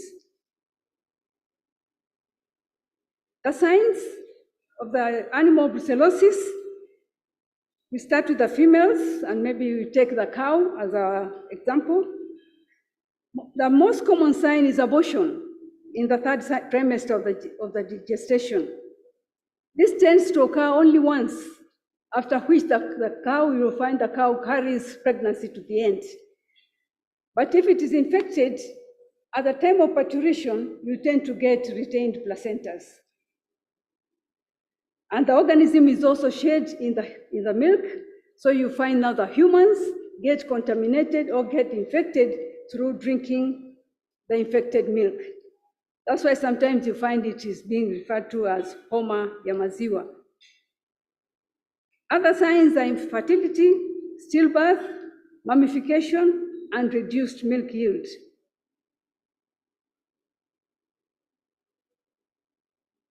In males, we tend to get what we call lochitis.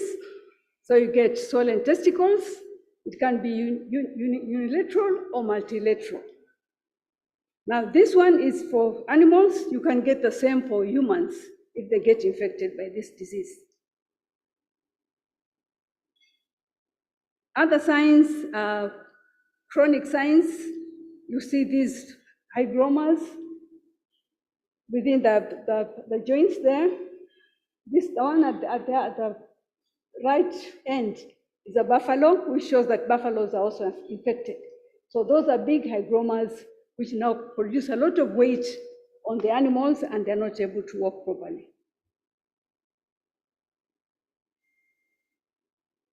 Now in humans, it causes what we call ambulant fever, fever that is on and off. You get high fever, you get body aches, and it tends to be confused most of the time with malaria.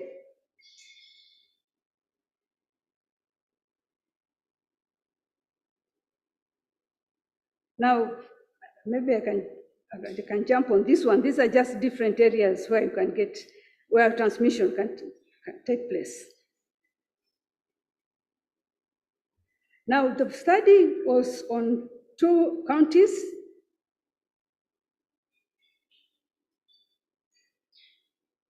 They are there, Narok and Kajiado. And we chose these counties because we have the Maasais there, which are they live very closely with the animals. They normally help the animals in their calving. They handle newborns and afterbirths. They share water with these animals, and most of them drink raw milk. And they also normally keep different animals, all of them mixed together, different kinds of animals and also at different ages. And most of the times you may find they have a similar water point where most of the animals drink. So you find their cross-infection is very easy. Now I'm told I have very few, maybe I'll just jump this. So the study design was mainly serological, and we tried as much as possible to cover the county, different areas of the counties, different wards. So as you can see for Kajiado and for Narok. The number that we did, the total number was 1597 animals, and we used 3 serological tests, the one called Rose Bengal place test, indirect ELISA, and competitive ELISA, just to increase the chances of picking the positive reactions. So now what we found was that there was more of the disease in Narok, the blue, and very little in Kajiado, almost half the amount. And we could pick the disease more in the cattle and not in the small animals, the goats and the sheep, even though the 3 were moving together. But the goats and the sheep were negative, where the cattle were giving positive reaction. So as you can see, even when you do per county, you also get variation in these positive reactions. This for Kajiado, the earlier one was for Narok. Then this one is per herd. You can see again for different herds, you have different percentages of positivity. Now here we try to relate it with abortion, but we found sometimes abortion does not correlate with the positivity, because there were cases where the animals were not aborting, or the herd had no history of abortion, but you could get positive results. So there was not direct correlation between the two. Now this is the spatial distribution. You can see the darker areas are areas where there is high seropositivity. That means there is high of that disease. And then as it goes lighter and lighter, it means that concentration of the disease is, what it shows is the distribution of the disease across the whole county per ward.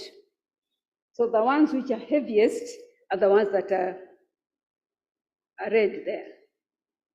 So this is for Narok, and this is for Kajiado. And this is similar. They're all there are many of them, so let me just skip. So the conclusions is what I had said, that there is the high positivity or high incidence of the disease in the area. Cattle are more affected than the small animals, and there is no correlation between abortion and the seropositivity. The impact of this, the technologies have gained capacity in sample collection and also doing serological testing. We are in the process of writing 2 papers which will inform policy, and we are also in the process of doing 2 policy briefs. Maybe I should stop there. I'm assuming this one will be circulated for people to read. Otherwise, I'm acknowledging all those people. Thank you.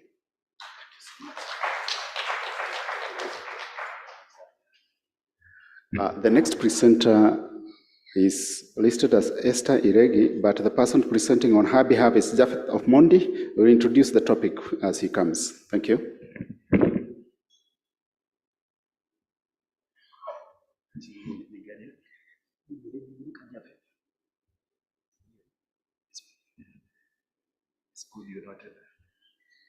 Okay, thank you, Japheth Omondi, presenting on behalf of Aberdare Teachers Training College, on behalf of Madam Esther Iregi, the Chief Principal of the college.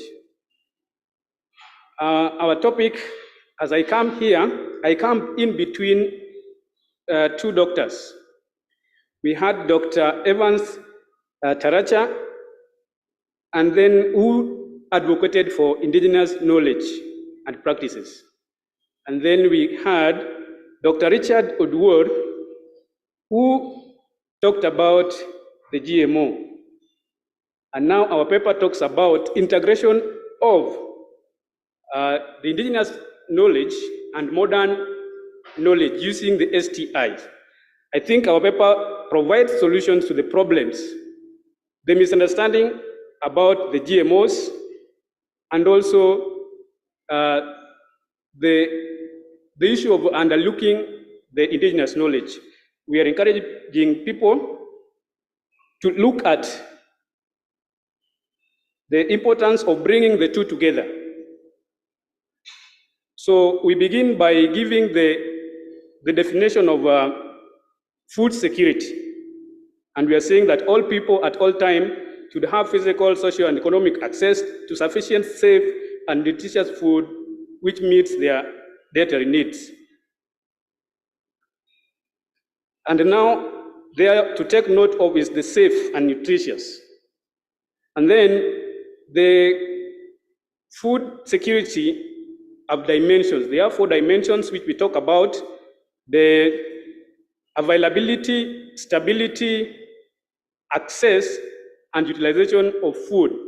Now that this must be fulfilled concurrently for the food security objectives to be achieved. You cannot leave any one of them out. And we are saying that food insecurity has a lot of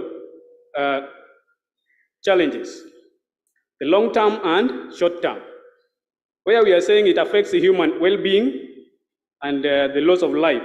And we are also saying that a hungry child will get little or no education, and this will later influence what that person becomes in future, even after the issue of hunger is already overcome. So as a teacher, educator, I believe in a child that can be taught in class and understand what is being taught. And that's why we believe that this child who is hungry in class will get almost nothing or very little. The data about those people, the people going hungry and undernutrized, we have had since morning here. And it is true that we also learned that over about 828 million people, including 90 million children at the age of 5, are undernutrized. And we are also seeing that Africa is giving the highest number, about 33% of the population undernutrized. And we are also giving, and this number in Kenya is it is said to be increasing day by day. And then we also talk about nutrition security, which really affect Kenyans. When the prices of unga goes high, people start crying. When we can have variety of food that can substitute the unga, so that we have nutrition security. Now, earlier today we heard about the indigenous knowledge, which is the experience and knowledge of a given ethnic group that forms the basis and for decision making in agricultural practices. We feel that this indigenous knowledge will help us. Ile sukuma wiki tuliambiwa which is not safe. Where does it come from? Most people who lived in Nairobi, even the spinach that we eat, we don't know where it comes from. And it is said it is the way it is grown. If you look at it the way it is grown, you will not believe. And therefore, that is modern indigenous knowledge. And therefore, we are also appreciating the modern knowledge and practices. And we are saying it is the one that has really helped to fight or to solve the problem of we have the pressure on population increase. And we were told that the hunters and gatherers cannot solve the problem. But we are saying these hunters and gatherers, if we bring their knowledge together with the modern knowledge, which of course it is the one that is providing solution with the fast growing and the maturing crops and animal species. They really contribute to the availability and accessibility of food. We have, our question is on, it is true they solve the problem, but then there is the issue of the chemical. The overuse of the chemical leads to some of the food products that we eat are not healthy enough to help us get the safety and nutritious food that we're supposed to get. And this therefore necessitates the need to harness indigenous knowledge and practices and integrate it with the modern knowledge and practices using science, technology and innovation to sustainably deal with food security. We talk much about sustainability. Indigenous practices, we are saying we can't rule it out because we were fed by those indigenous practices. During those days, of course, there were food, but we are saying the challenge came when the population is growing. So we are saying indigenous knowledge can provide food, but it is not enough. When we bring in the large-scale farming, where now we use the modern technology, together we want to infuse this together with the indigenous knowledge so that we control the excess use of chemicals so that we can still remain alive. Our objectives were three. We were looking at the role of indigenous knowledge and practices to promote food security, and also the role of modern knowledge and practices to promote food security. And then the third one is now to integrate the indigenous knowledge and practices with modern knowledge and practices using science, technology, and innovation for sustainable food security. This work was done, this research was desk research, of course, where various publications and statistical data with relevant information were used to help in making decisions and forming and drawing the conclusions and recommendations on this paper. We had the conceptual framework where we were saying that the indigenous knowledge alone, indigenous knowledge and the modern knowledge, when we bring them together and then we infuse ICT, we are likely to have sustainable food security. So I've talked about the indigenous knowledge, the modern knowledge, and the STI. And now we are saying there that A, which is indigenous knowledge and practices in agriculture alone, we believe cannot give us food security. If we go that way, we cannot get the food security depending on the population now. And then we are also saying that modern knowledge and practices alone will not give us healthy food and will not give us the sustainability. Now, when we bring them together and we add STI, the technology, we are able to use the technology to know and learn about the soils. We can use the technology to now bring in the issue of GMOs so that we are able to in our recommendations, we were recommending, and most of the recommendations, I feel happy now that Dr. Taracha talked about the issue of documenting the indigenous knowledge. We were talking about involving communities in indigenous knowledge, harnessing and conservation. So when there is documentation, I believe we will get, that is where we will go well. Then we have the policy regulation, and like you say, they are making policies. And also, the other one is about education system at all levels should foster education for sustainable development. In fact, this is what brings me. All the speakers who started speaking in the morning, they were talking about primary school children, secondary school, and then they are going to the university. But one thing they are forgetting that this primary school you are talking about here is being taught by a teacher who is being trained. they're not talking about the teacher educator. The teacher educator is not being talked about here, but the teacher educator is the one that now gives the information to the teachers who are going to teach the learners there on how to come up with sustainable development agendas.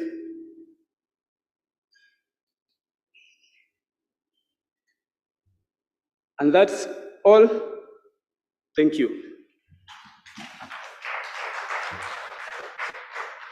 Thank you so much. And for this particular session, it will be closed by Dr. Beatrice Moreithi from the International Center of Insect Physiology and Ecology. Have I said it correctly? Sure. And you said what you are doing.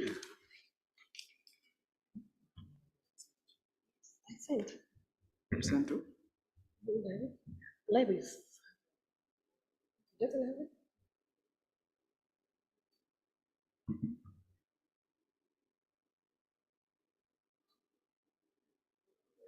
You don't have it? I have it in a crash.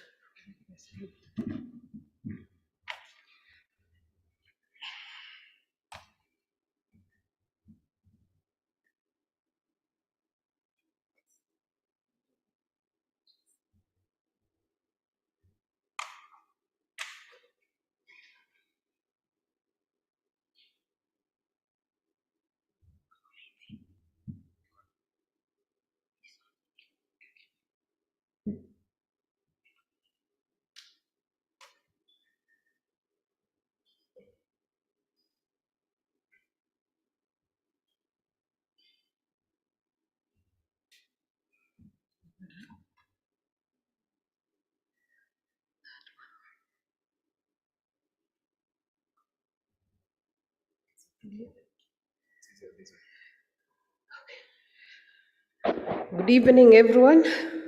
My name is Beatrice Moreithi. I'm from ECPE, as I have been introduced, and I'm going to present this project that we did for the last 3 years. I believe most of you know ECPE, International Center for Insect Physiology and Ecology. I'm not able to move the slides. Have they been frozen? No? Oh, this way. Okay, I'm going to be very quick. We all know the importance of fruit and vegetables in Africa, basically, but more so in Kenya, particularly in the rural areas. And majority of course, our vegetable and fruit farmers are women. But in the current times, we are challenged by high, insurgence of invasive insects. For instance, one that I'm going to talk about today, the invasive fruit fly, Bactrocera dosaris. And it has actually caused a lot of overuse and misuse of chemical pesticide. From the previous speakers, of course, we have heard about the maximum residue levels causing a lot of poisoning of the food that we are taking every day. So ECPE, this is the fruit fly challenge, and this is the much damage that the insect is actually causing per year in terms of direct damages and also indirect through quarantine to trade and all that in the international market. So over time, over the last 20 years, ECPE has invested heavily on an alternative method for addressing the same challenge. And this is what we call fruit fly IPM. IPM basically is integrating different strategies or targeting the pest at different stages of the life cycle as a way of reducing the post-harvest losses, as a way of increasing yield. And as you can see, we have these different components. As I said, or rather you can see the research that has been done over the last 20 years have shown very good, impressive results in terms of income, in terms of employment, in terms of improved health, reduced risk to the environment, and all that can be associated with the use of synthetic pesticide, as well as loss due to the pest. However, over time, we have also realized there's very the adoption rate is very, very minimal for the same, despite all those nice outcomes. So this project that was funded by NLF seek to understand these three objectives, or seek to address this objective. First of all, just like the previous speakers have said, we wanted to understand what do the farmers know and how do they perceive some of the grassroots innovations, the indigenous knowledge that we are talking about. Then we also wanted to understand what is exactly the barriers towards the adoption of those biological control methods that we are promoting.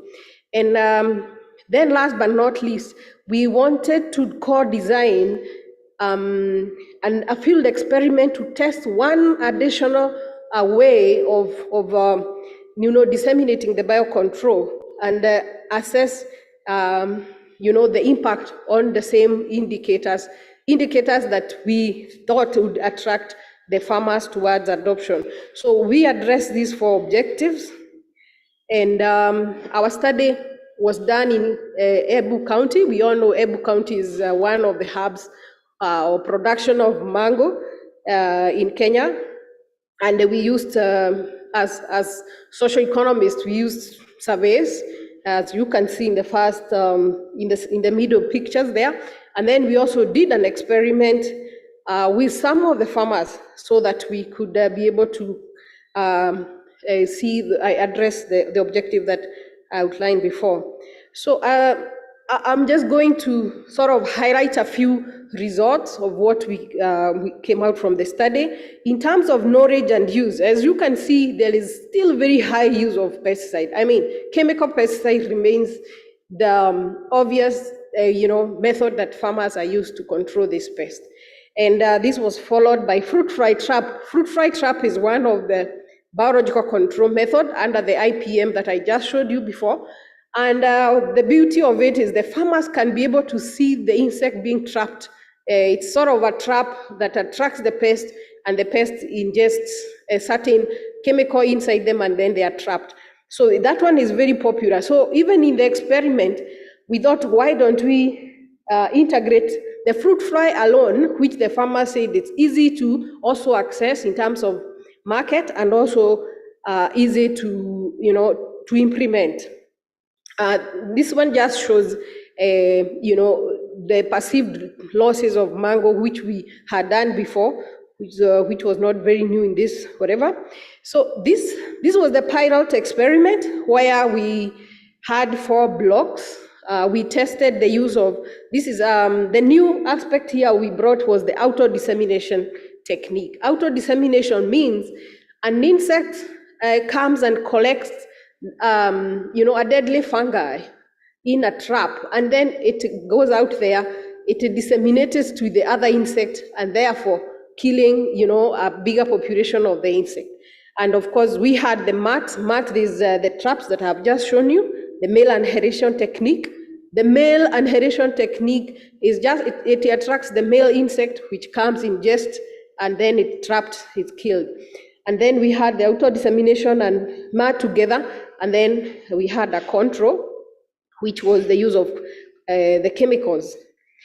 And these were the results, which in summary, if we integrate the auto-dissemination technique and the MAT alone, we saw a very huge impact, about 74% reduction in terms of infestation. And with that, we are even saying, if the farmers accept to add one more of the IPM strategies that I showed you, obviously the impacts will be very high. And we have shown, our previous studies have also shown a bit of combination, the impact of combination of the other different aspects. This was the economic aspect. I said we also did look at what was the impact on mango yield, net mango income, expenditure on synthetic chemicals, and then the proportion of mango losses due to fruit fly. And all of them were actually showing, if we combine those 2 methods, just those 2, we obviously going to get high impact than just using one single method. Finally, I just want to conclude with some of the observations that we have seen, what are the potential barriers to biocontrol adoption? This study highlighted, as I have shown here, those 6 major areas that we need to focus on when we are talking about biocontrol, even biotechnology, and all the other innovations that we are promoting among the farmers. I think these are barriers that we need to look at in terms of actually any innovation, any technology that we are promoting among the farmers. There are knowledge gaps, there are preference. Farmers have what they prefer and what they don't prefer. There is also the industry, the synthetic pesticide versus the biological industry. The technology itself, how user-friendly is it? What is the cost? Are the farmers able to see the benefit? The culture of the people, as well as, of course, the regulator, the policy and institutional constraints. And of course, let me just leave this one here. So what we also give some recommendation. What are the potential factors that could support the use of this fruit fly IPM, as also well as other technologies? First of all, is enhancing knowledge on the pest itself, but also on the technology. There is also very strong impact of social networks and social capital. The groupings that farmers have there. I think somebody mentioned about cooperatives. Cooperatives can be used to spread, this information and influence farmers amongst themselves to adopt technology. There's also the use of indigenous innovations, just like the previous presenters today have articulated. There's also the better marketing of IPM, as well as encouraging, area-wide IPM adoption, not just this. Because some of the farmers were telling us, once I do my nice orchards, I set up my traps, my neighbor doesn't set the traps. So all the insects from, his farm or my neighbor's farm, they come to my traps, and the farmers are not happy. There are also gender differences in terms of IPM adoption, which I don't want to talk about. But this project also did a lot of capacity building with farmers, these farmer trainings. These are just photos from farmers training. And we also did the project dissemination workshop and asking farmers, this is what we got from you. What are you doing to address these challenges? And we actually challenged them, and some of them promised, to build on some of the recommendations that we presented to them. These are some of the outputs, other outputs of the project. We have a student and some publications and book chapters. And of course, we have also presented this work in various forums. And we also have an upcoming policy brief on the adoption barriers. I think that's all. I want to acknowledge NRF for the funding, the RIPA Agri Consortium and the EU, and of course the farmers and all the county officers for all their support. These are also acknowledging ACP financial supporters, and I want to add there and say thank you very much for listening to me.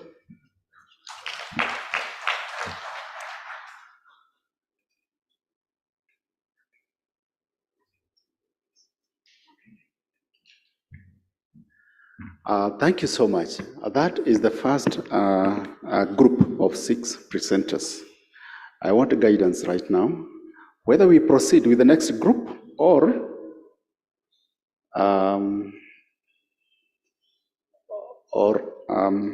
is Professor Jiro here?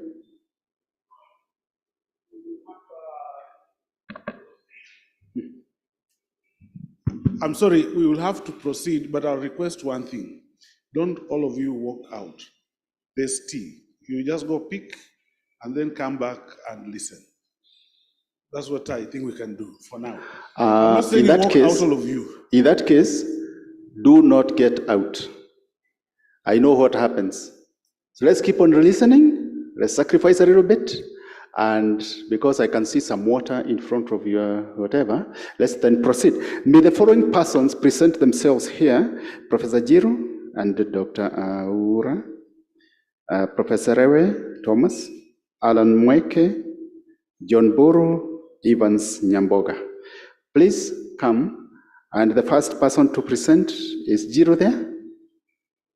Oh, yes. Jiro, come. The rest, the following, Rewe Thomas, Mweke, John Buru, Nyamboga, please come.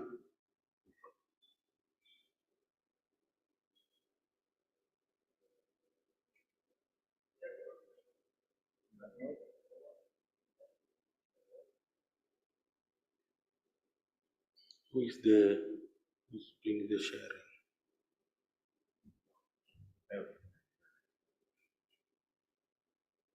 Oh, I stopped sharing so that I get mine. This one. What's the problem? So I share.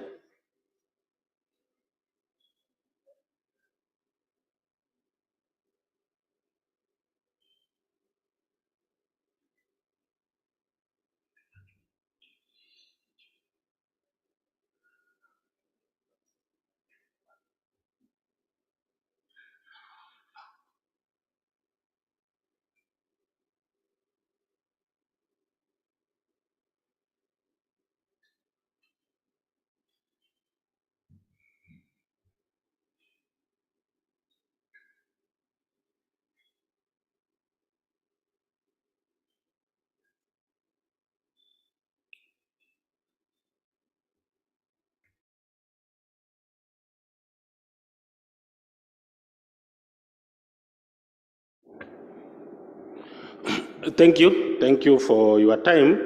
I'm going to present this presentation on behalf of Professor James Njiru, who is the CEO and Director General of Kenya Marine and Fisheries Research Institute.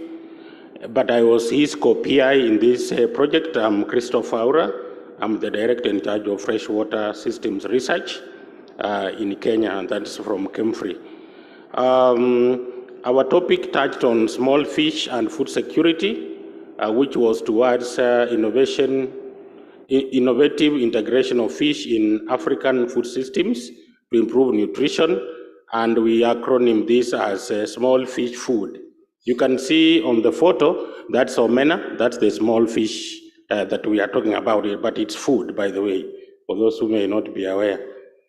Now, what we need to understand is that it may be a bit difficult for locals to survive without this omena in the diet.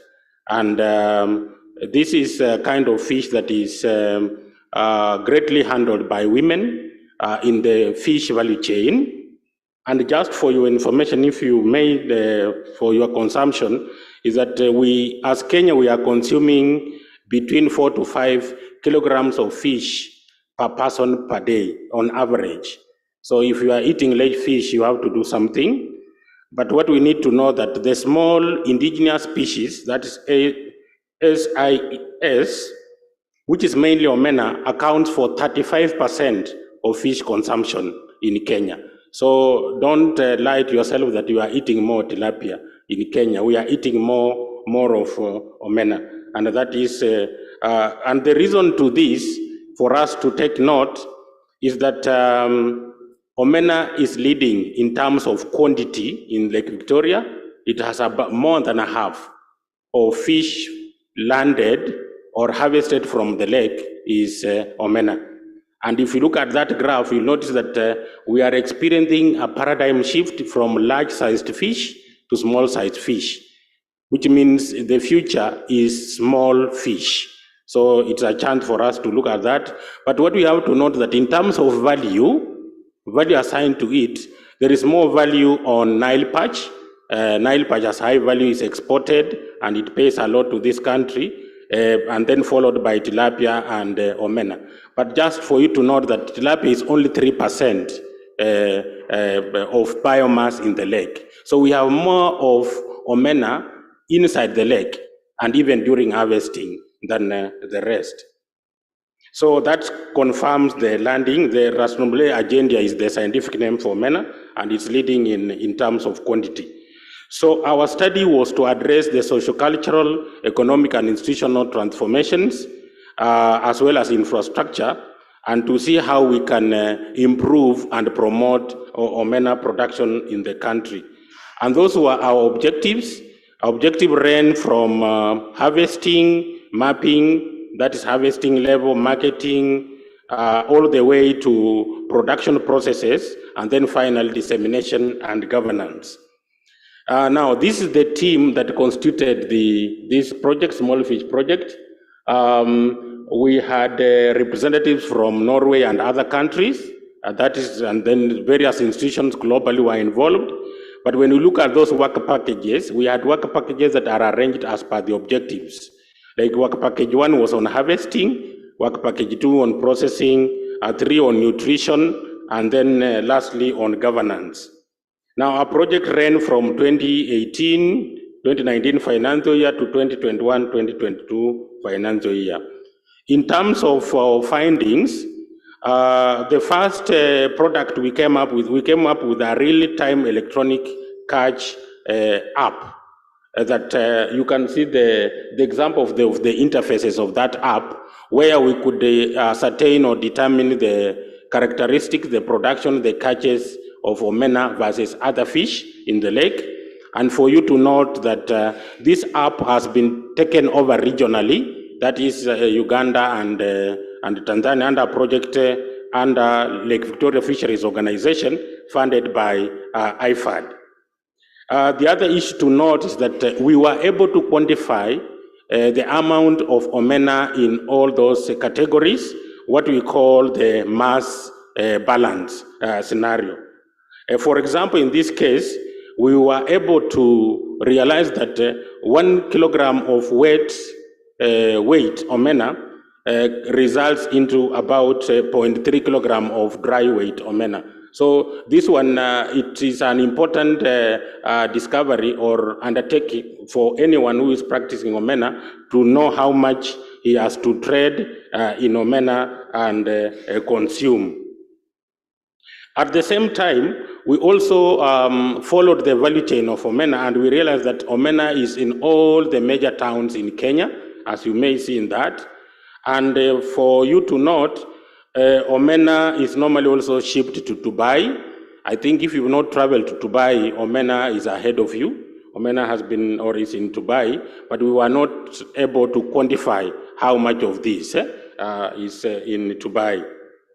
On the same note, I'm just highlighting some major results that are not too scientific. On the same note, we did note that we carried out our study to identify the macronutrients composition of omena. And from our study, we learned that omena is among the foods that has the highest macronutrients, and this is calcium, zinc, among others.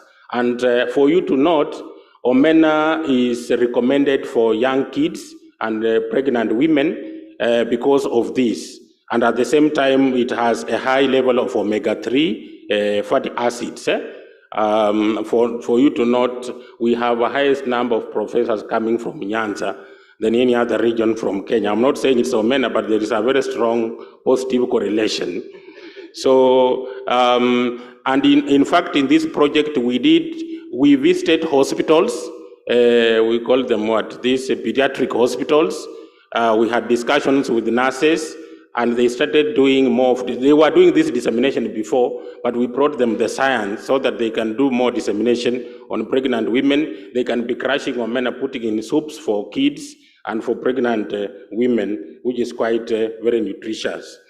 Now, in terms of governance, we came up with particular strategies to advise management, especially of fisheries, on how to enhance and align omena in terms of policy, what each institution is supposed to do. And from this, we came up with a high impact factor paper that was looking at aligning small indigenous fish species, such as omena.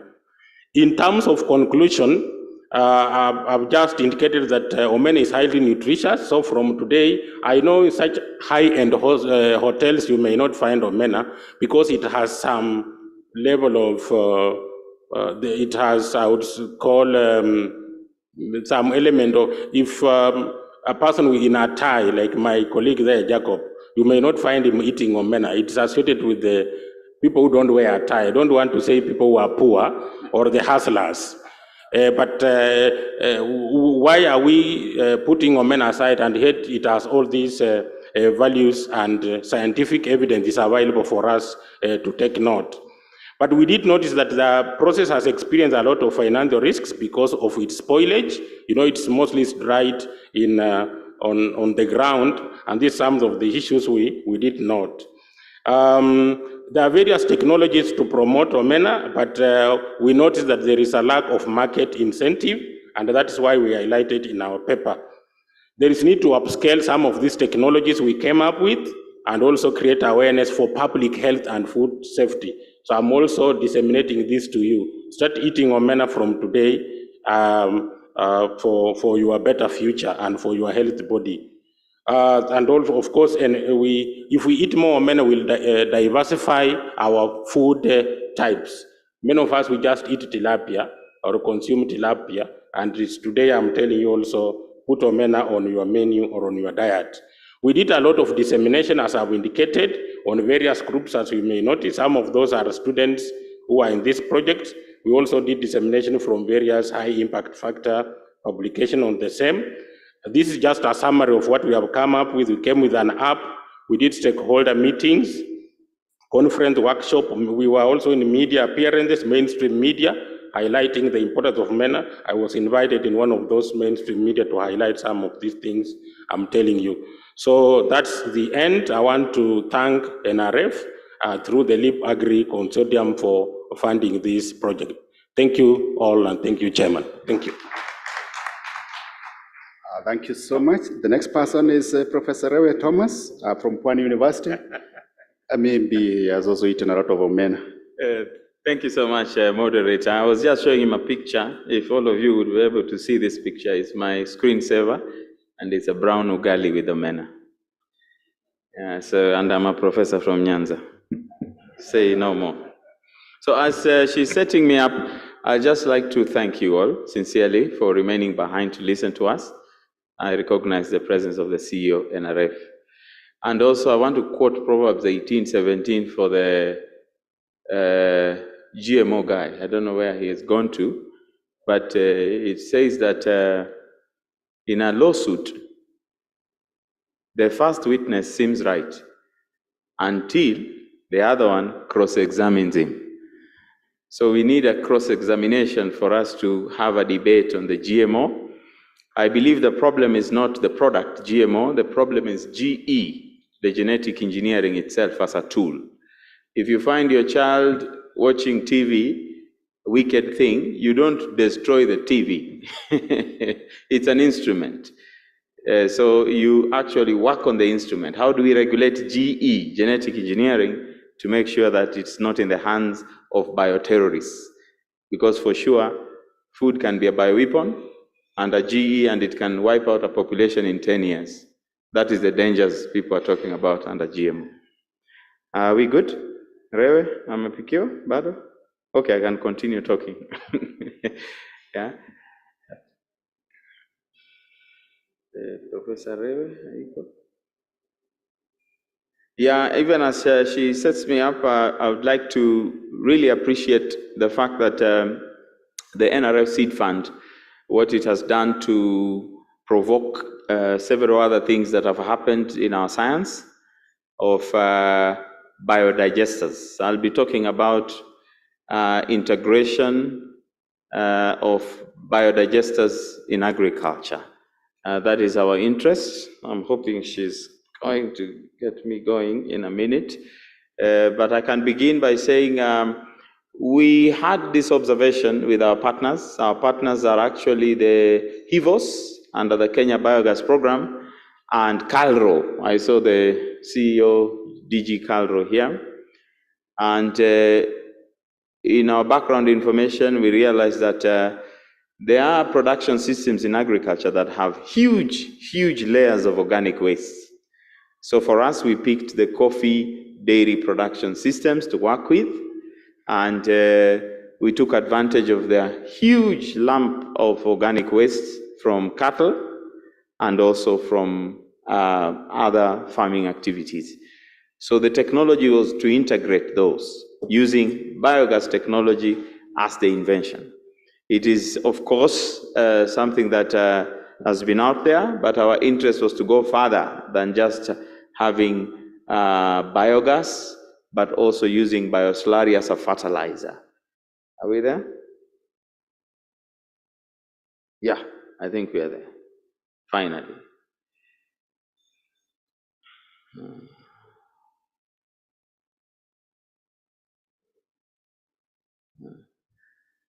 I will be fast because of time, that I may not bore you. As I said, my colleagues are from ABPL and CalRO, and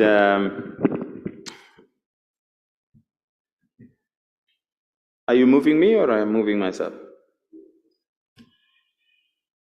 Come and educate me, because I'm doing all I know. Nothing is moving.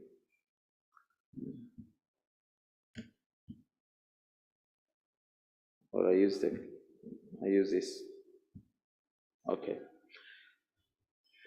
So our motivation, as I saw from the leader lines in our slides, organic waste. That was our one motivation. Climate smart agriculture. How do we integrate the farming activities in our smallholder farms? And the opportunities, a low-hanging fruit when you have organic matter, to have biogas as a technology in your practice. So another motivation was the fact that the work we were doing in Pwani University got attention early enough in 2014. We got attention from the Springboard magazine of the Daily Nation, and when our project was featured, it provoked discussion on how do we develop further the idea of zero waste economy, and also reducing the use of LPG gas in our kitchen at Pwani University. So I was privileged. I can tell you for free that I used that caption in my interview for professorship, and I'm happy to report I was promoted. So to just go quickly through, the objective, of course, was to optimize the technology itself. Is it moving automatically? I hope not. To optimize the technology itself, the biodigester technology, and then we had a multidisciplinary approach where we had socioeconomists doing for us what we call willingness to pay or attribute perception from the users, and then, of course, crop production and soil fertility experiment with the bioslurry. So, of course, the approach was to install the biodigesters. So we picked coffee cooperatives, people that were in coffee cooperatives already, and they were keeping dairy animals. So what happened is we trained them on exclusion criteria and inclusion criteria, and we allowed them to do their own selection of farmers that will get biodigesters for this purpose. So we used 2 biodigesters because the interest was also to compare technologies. There's the tubular biodigester and the fixed dome biodigester. So there were equal 5 farmers in that respect. The other approach was to do the choice experiments with our socioeconomists, and they were able to do FDGs and surveys to be able to establish perceptions on attributes of the biodigesters from the users. And lastly was to run an experiment using maize as a test crop, basically comparing different treatments. What if you refuse to use fertilizers, you just use bioslurry? What will happen? Those are the things we are looking at. And integrating fertilizer and bioslurry, what will happen? Those are the things we are looking at. Biodigester, did it work in the family household? The biggest conclusion for us, if I am asked, would be this statement down here. Sorry.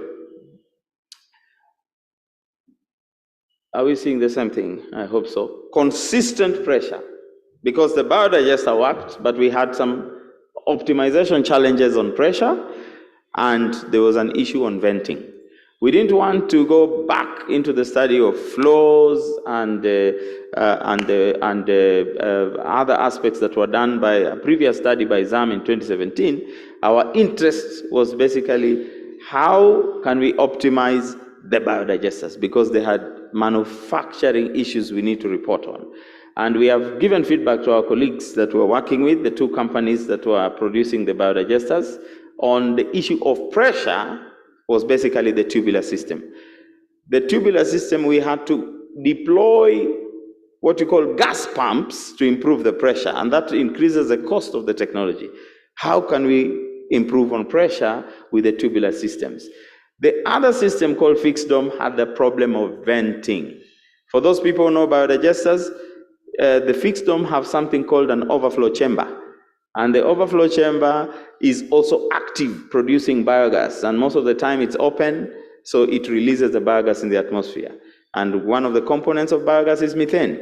So you actually are going against what we actually want to do. We want to trap methane and use it as power, as energy for cooking and heating. So those are some of the challenges that optimization issues have to look at and that we found out. And as you'll see in the end, the projects that are targeting those issues. In the choice experiments, I'm moving very quickly in the outputs because of time. These are the issues that were being looked at and compared and valued. Yeah, amount of gas was being asked and the perceptions of it. What we saw is that reliability of the technology got the highest rating in terms of value, followed by, of course, the gas output. The problem with biogas technologies, and that is something they have to hear, the manufacturers, is reliability. A customer begins using it, in 2 weeks there is already troubleshooting, there are problems, and eventually they abandon it. Why are so many biodigesters white elephants where they are? So the reliability issue is big elephant in the room with this very, very potent technology for reducing even emissions of methane contained in cow manure. Of course, the worst, that performed the worst, and for obvious reasons, is the cost, and of course, something to do with the durability. If it's not durable, of course, it won't do very well. On the issue of the bioslurry fertilizer, they are different in terms of the consistency. You can look at them. One is liquid, what comes from the tubular, and what comes from the biodigester fixed dome is actually thick, a thick paste. But in terms of chemical composition, there was not so much, they were similar. The amounts could be different in terms of the estimates that were found from the lab, but they were similar statistically, even in their effect on the crop and also on the soil. Sorry, those figures look small from there, but those are actually lab results on what is contained in bioslurry, for example, and what are their effects on the soil. And we were able to compare and realize that they were similar, regardless of the bioslurry source, whether it's fixed tubular or fixed dome. The results expected probably in the field would be the same, and that was corroborated by this table as I finish. One of the questions I ask myself with this table every time I look at it, because it was presented in the PhD defense of our student, and it became a real important table, is that there was no significant difference if you use bioslurry and if you use inorganic fertilizer in producing maize crop.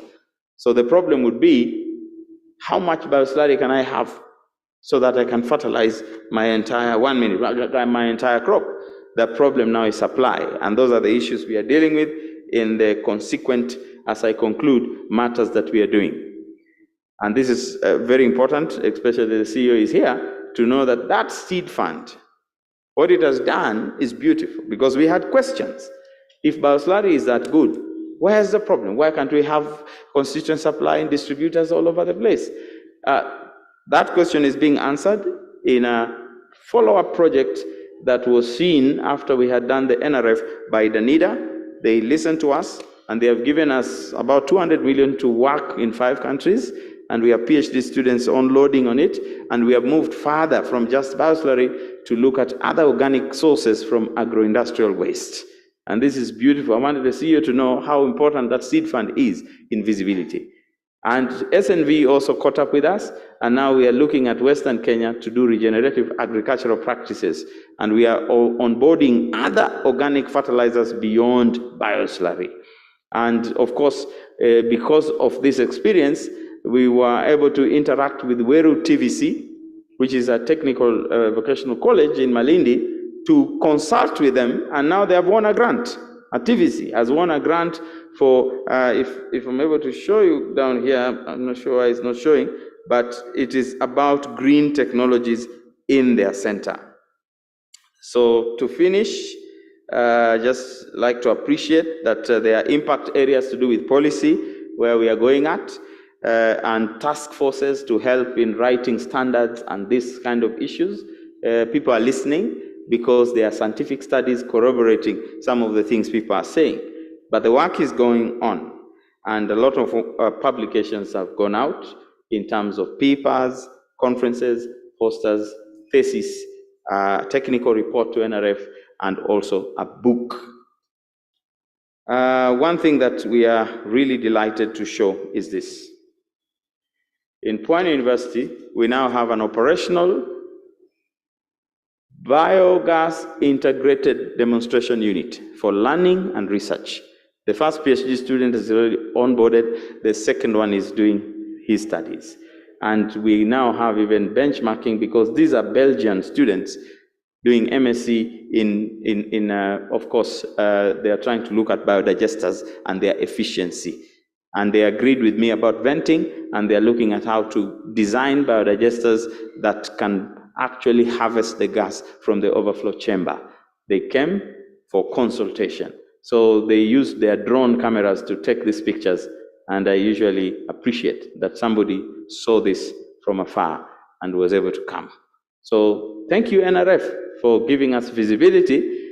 My plea to the CEO, and I'll be talking to him on the sidelines, is now we have to move, because this discussion around biodigesters is so big, we have to move also towards the center of excellence for these kind of technologies. Regards to all. Thank you. Thank you so much. And from Pwani, ground zero, to the top of a mountain, from Mount Kenya University, Alan Mwek. 10 minutes.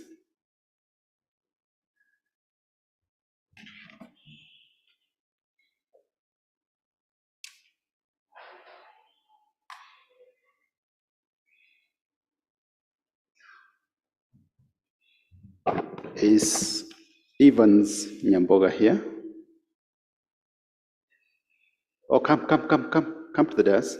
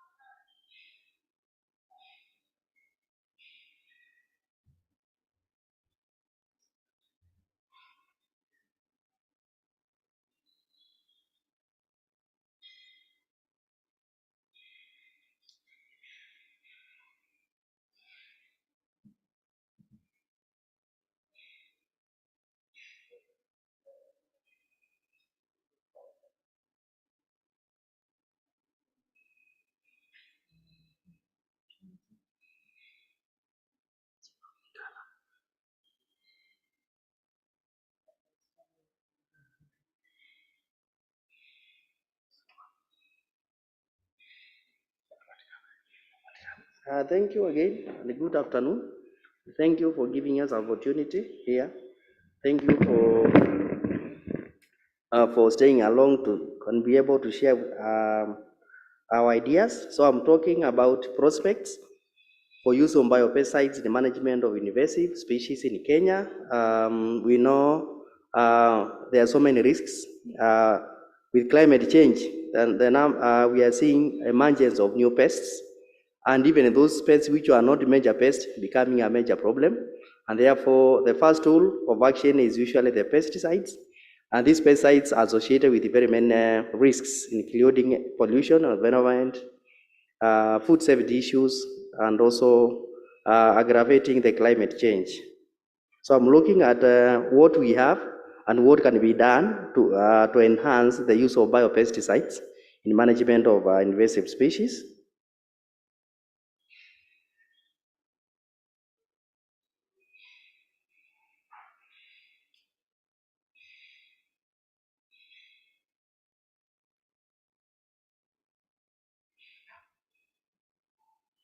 Okay. In terms of introduction, invasive species are serious transboundary and sometimes they are migratory pests that do not know boundaries.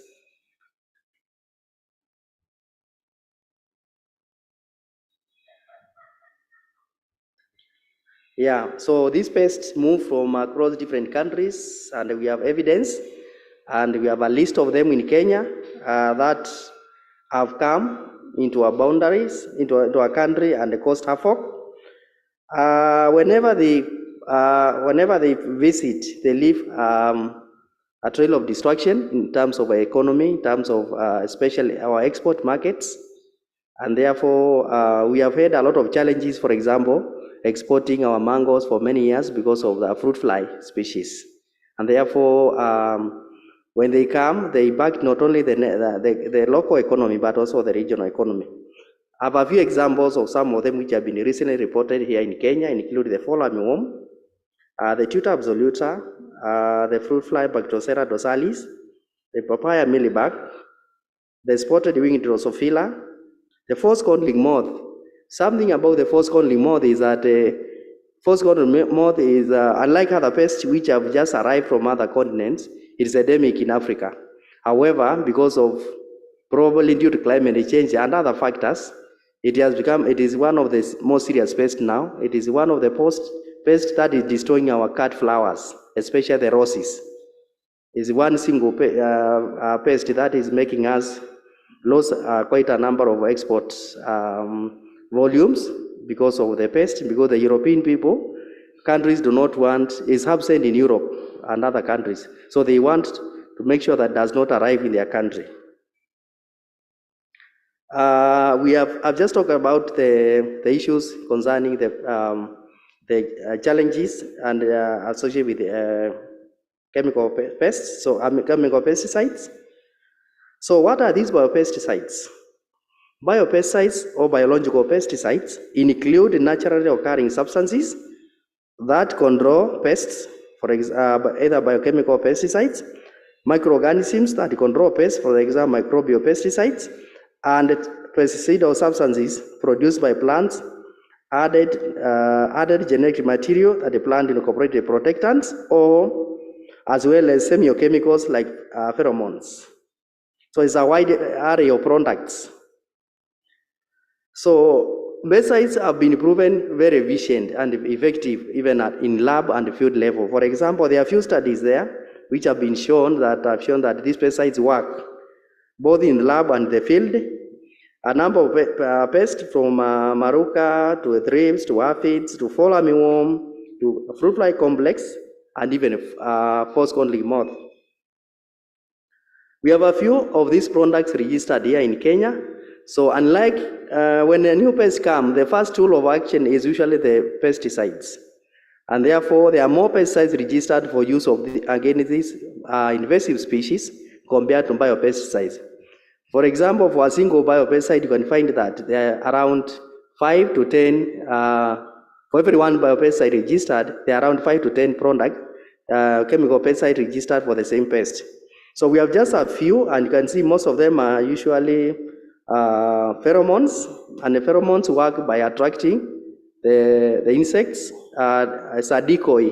You use to attract especially male insects looking for female insects for mating. Then once they get there, they are trapped and killed. So that is a technique we call a male annihilation technique, and it's only also used for monitoring.